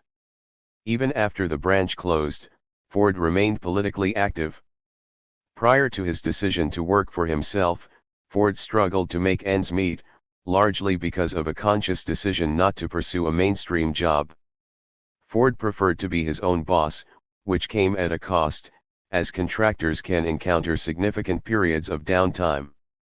Despite the challenges that Ford encountered while serving as captain of the local branch of the BPP and as a civilian, none was as life-altering as the sequence of events that unfolded in the early 2000s as the United States launched its global war on terror. In November 2003, the late Judge Robert E. Jones of the Federal District Court, the same Judge Kent Ford had stood before in August 1970, sentenced Patrice Lumumba Ford, Kent's son, to 18 years in a maximum security federal prison. Lumumba, a Portland native, had been arrested on October 4, 2002, as a part of a series of raids across the United States in Detroit, Seattle, Portland, and New York, and was charged with sedition for trying unsuccessfully to travel to Afghanistan from China in October 2001, before the U.S. invasion of the country. Following the raids and arrests, Attorney General John Ashcroft appeared before the nation on television, describing the raids as a defining day in America's war against terrorism. Lumumba, a Muslim convert named after the famous African independence leader and first democratically elected president of the former colony of the Congo, stood accused of planning to travel to Afghanistan with 6 other men, who were mainly African American Muslims. The group would become known. 226 Conclusion as the Portland Seven. The attorney who prosecuted the case argued that Ford and the others were going to Afghanistan to fight alongside the Taliban in the war against the American troops. The 7 men maintained that they had only intended to help with the relief effort. 4. Patrice Lumumba Ford was, by many reports, a model citizen. As a youth, he was well-mannered and eager to learn. He attended and graduated from Harriet Tubman Middle School and later Benson High School before transferring to Lincoln High School. While in high school, he became involved in the Model United Nations. Upon graduating, he enrolled at Morehouse College. After spending 1 year in Atlanta, he transferred to Portland State University where he graduated with a BA in East Asian Studies and Languages. After PSU, he entered graduate school, earning a master's degree from the Paul H. Nitze School of Advanced International Studies operated by Johns Hopkins University in Nanjing. While in China, Lumumba met Che, a Chinese journalist. The two wed in 2000, and a year later, in January 2001, their only child, Ibrahim, was born. Lumumba was originally offered a 5-year sentence in a plea bargain, but that offer was withdrawn, reportedly after Ashcroft intervened. Initially, an African-American judge, Answer Haggerty, had been assigned the case, but shortly thereafter, the case was unexpectedly handed off to Judge Jones, thus raising suspicion among some in Portland that certain powers that be may have been uncomfortable with an African-American judge presiding over a case of this magnitude in which several of the defendants were also African-American. The thinking here is that the African-American defendants may have stood a better chance at winning an acquittal with a black judge than with a white judge, especially given the political climate at the time. Judge Haggerty made clear that he had not been pressured by Ashcroft or anyone else to relinquish the case. Ashcroft had nothing to do with it.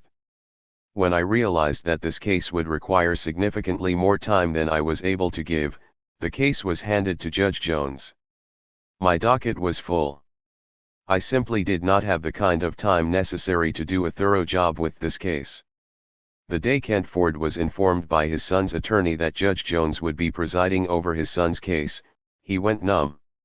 A conservative judge with a reputation for being fair, Jones had previously served as the 84th Associate Justice on the Oregon Supreme Court and as a member of the Oregon House of Representatives.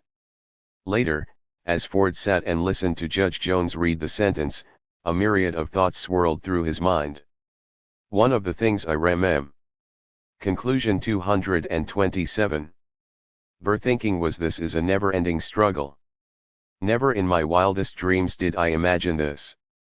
5. Jones's sentence was the result of an investigation prompted by the United States' rapidly expanding counterterrorism powers under the USA Patriot Act of 2001, which expanded both state and federal government agencies' surveillance powers to levels that undoubtedly would have made those who stalked the Panthers in the 1960s and 1970s envious.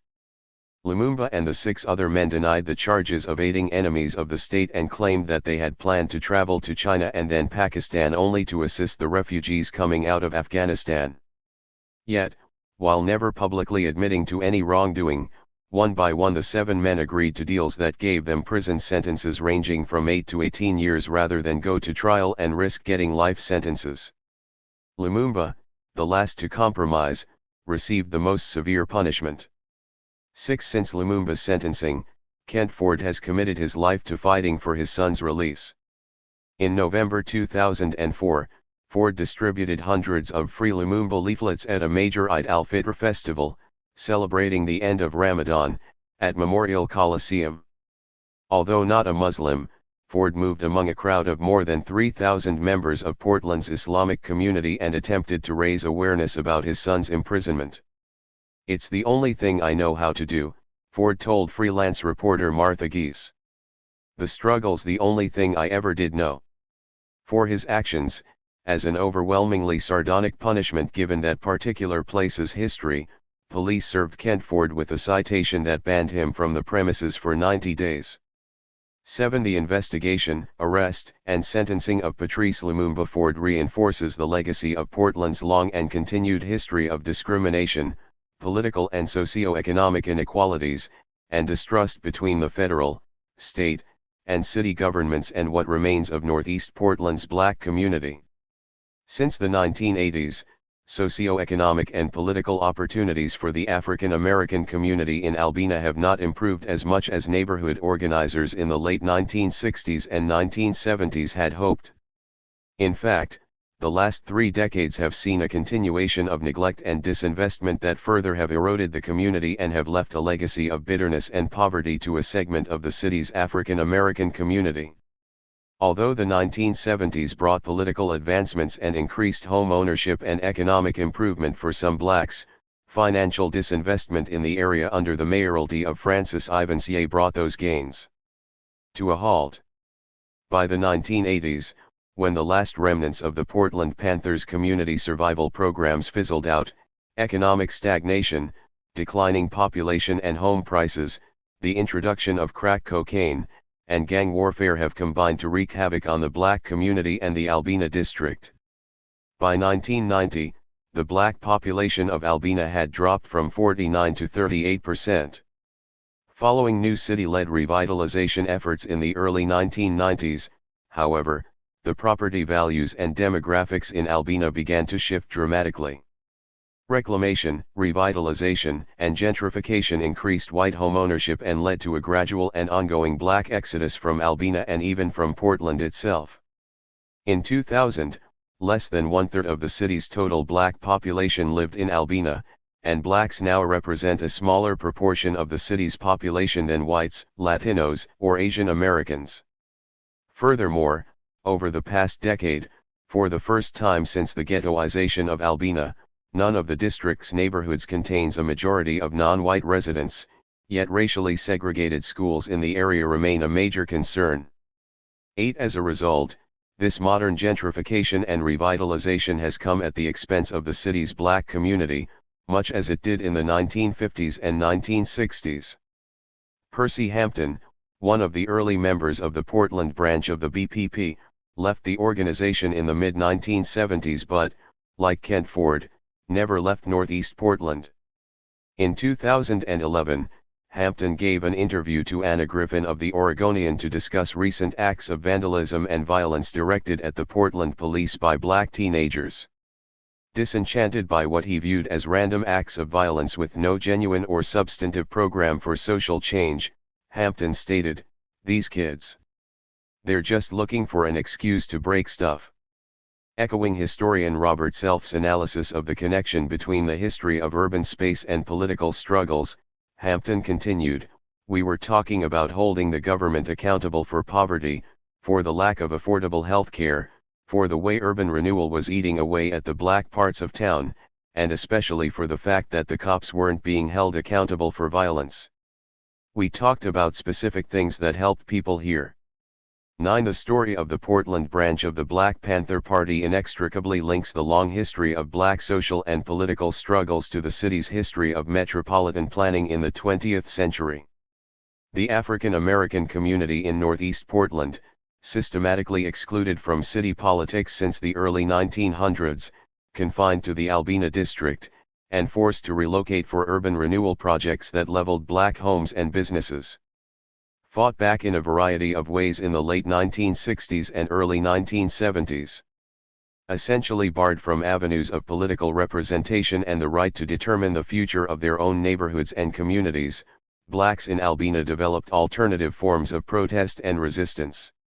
The new and creative socio-political movements that emerged in Albina by the 1960s ranged from demanding greater input and consultation with urban planners, as demonstrated by the Model Cities Community Planning Board and the Portland Metropolitan Steering Committee, to openly hostile opposition to city government and a demand for complete control over their own community, like the Black Panther Party and other Black Power groups. Consequently, the history of the Portland branch of the Black Panther Party represented an important moment of uncertainty and historical contingency for the Black freedom struggle and for the future of Portland politics and urban planning. For the residents of Albina, the Portland Panthers could not have appeared at a better time. Indeed, the Portland Panthers' rise and early successes can in part be attributed to the city's poorly managed and ill-conceived Model Cities program, which by 1969 had increasingly alienated many Black Portlanders. There was a change in outlook among some Black Portlanders after the Panthers arrived on the scene. Henry Stevenson, a former member of the Street Corner Singers, remembers, Kent was a force to be reckoned with. The Panthers were a lot more organized and political than some others. Dave Dawson said, I credit Kent with so much of that. In terms of getting blacks to think about creating change. A number of the Panthers had grown up here, but not Kent. He was from California. We needed that outside influence. He preached that we should stand up for our rights. He not only preached it, but he did it. David Morris, who as a youngster ate at the Panthers breakfast program and was attending Roosevelt High School when the Panthers came to the rescue of students who were being mistreated by their white counterparts, offered this perspective on Kent Ford, Kent was my Martin Luther King. 10. Attempting to carve out some control over the social and political space in Albina, the Panthers initiated several different campaigns against police brutality and destructive urban planning. Furthermore, over the next several years, they embarked on several community survival ventures, including a health and dental clinic and a free breakfast program for school children. No branch or chapter of the BPP had as comprehensive a healthcare apparatus as the Portland branch of the Black Panther Party. Portland had both a general health clinic and a separate dental clinic, a claim that no other branch or chapter can make. The Portland Panthers dental clinic was one of several things that distinguished them from other Panther outposts.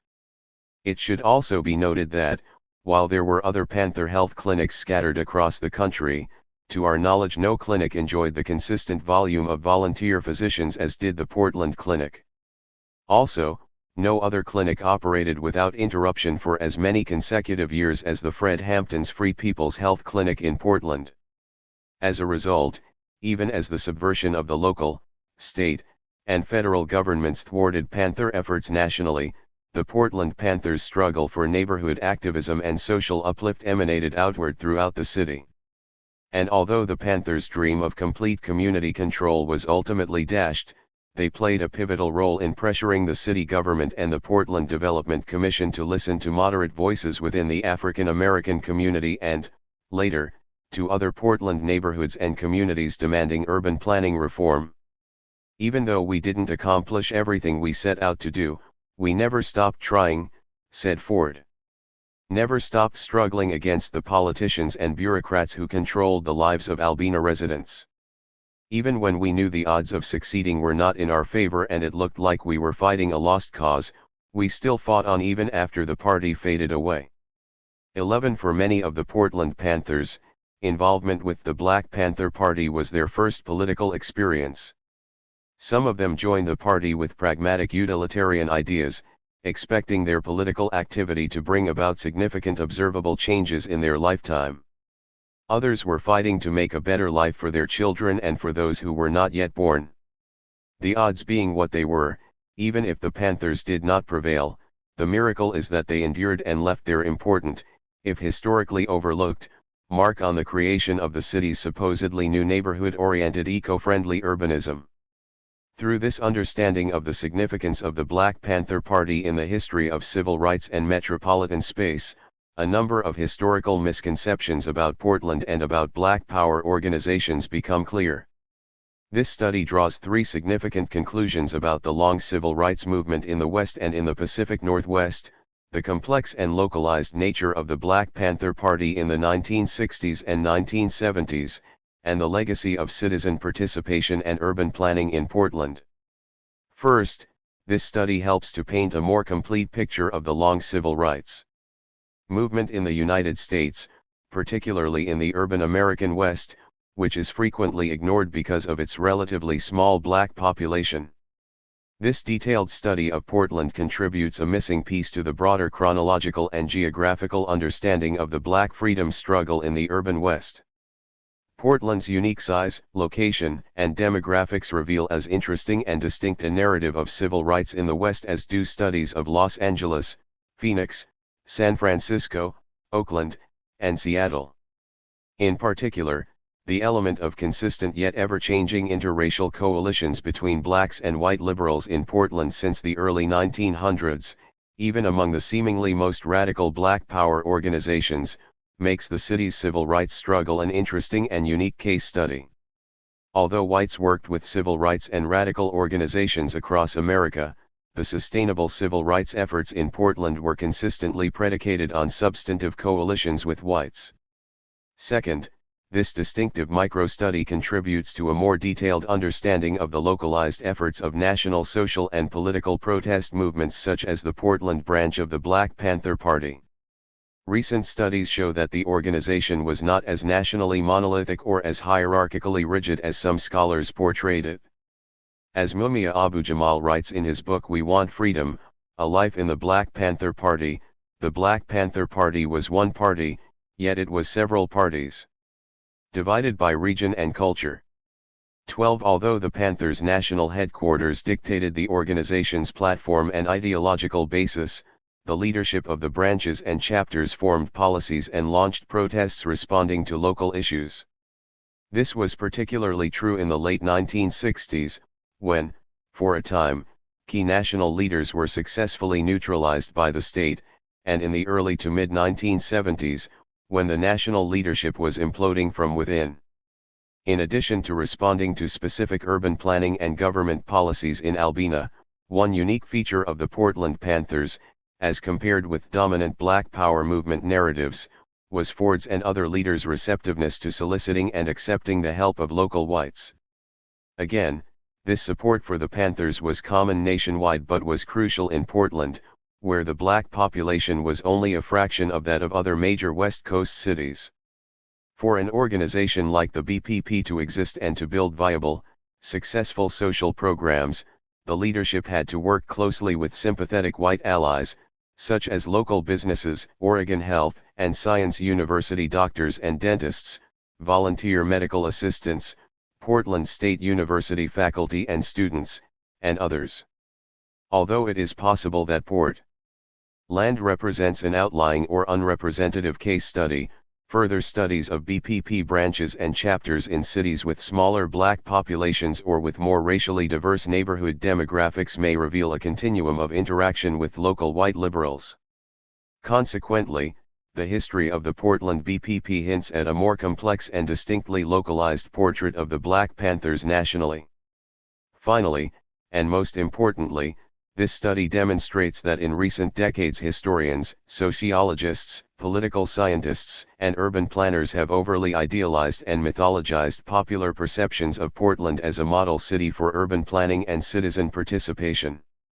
There is undoubtedly truth to the idea that the roots of Portland's community and neighborhood activism, inner-city and public transportation revitalization, and environmental protection developed and evolved during the conflicts of the 1960s and 1970s addressed in this work. However, professional scholars, urban planners, and Portlanders frequently romanticize the city's commitment to those ideals. The history of Portland's Black community in Albina reveals a population of citizens that the city government and white citizens excluded from politics in the early 20th century, that was confined to a conceptually spatialized ghetto after World War II, and was allowed only a minimal role in the city's political revolution during the 1970s. As a result, What remains of Portland's black community today is a group that did not receive an equal share of the benefits of successful neighborhood activism. The legacy of political, socio-economic, and spatialized racial discrimination in the urban West, and in the rest of the United States, remains at the core of questions surrounding problems facing community organizers and urban planners. Only one generation removed from the tumultuous years that gave birth to Portland's new urban politics, those who hold the city up as a model for urban planning and citizen participation would do well to remember its complex, deeply rooted, and destructive historical legacy of exclusion toward Albina's black citizens. While Portland's modern-day reputation is partially justifiable, it is important to see both the successes and shortcomings of our model cities in America. To acknowledge only the successes belies the still unresolved planning problems and historical struggles the city faced in the late 1960s and early 1970s that triggered the new urban politics and planning of Portland. The belief that local communities had a better understanding of how to develop, regulate, and uplift their neighborhoods than high-minded and misguided urban planners was a crucial part of Albina's struggles in the 1960s and 1970s. More importantly, it was central to the movement that mobilized Portland's political revolution and built the foundation for a city that politicians and urban planners hold in such high regard today.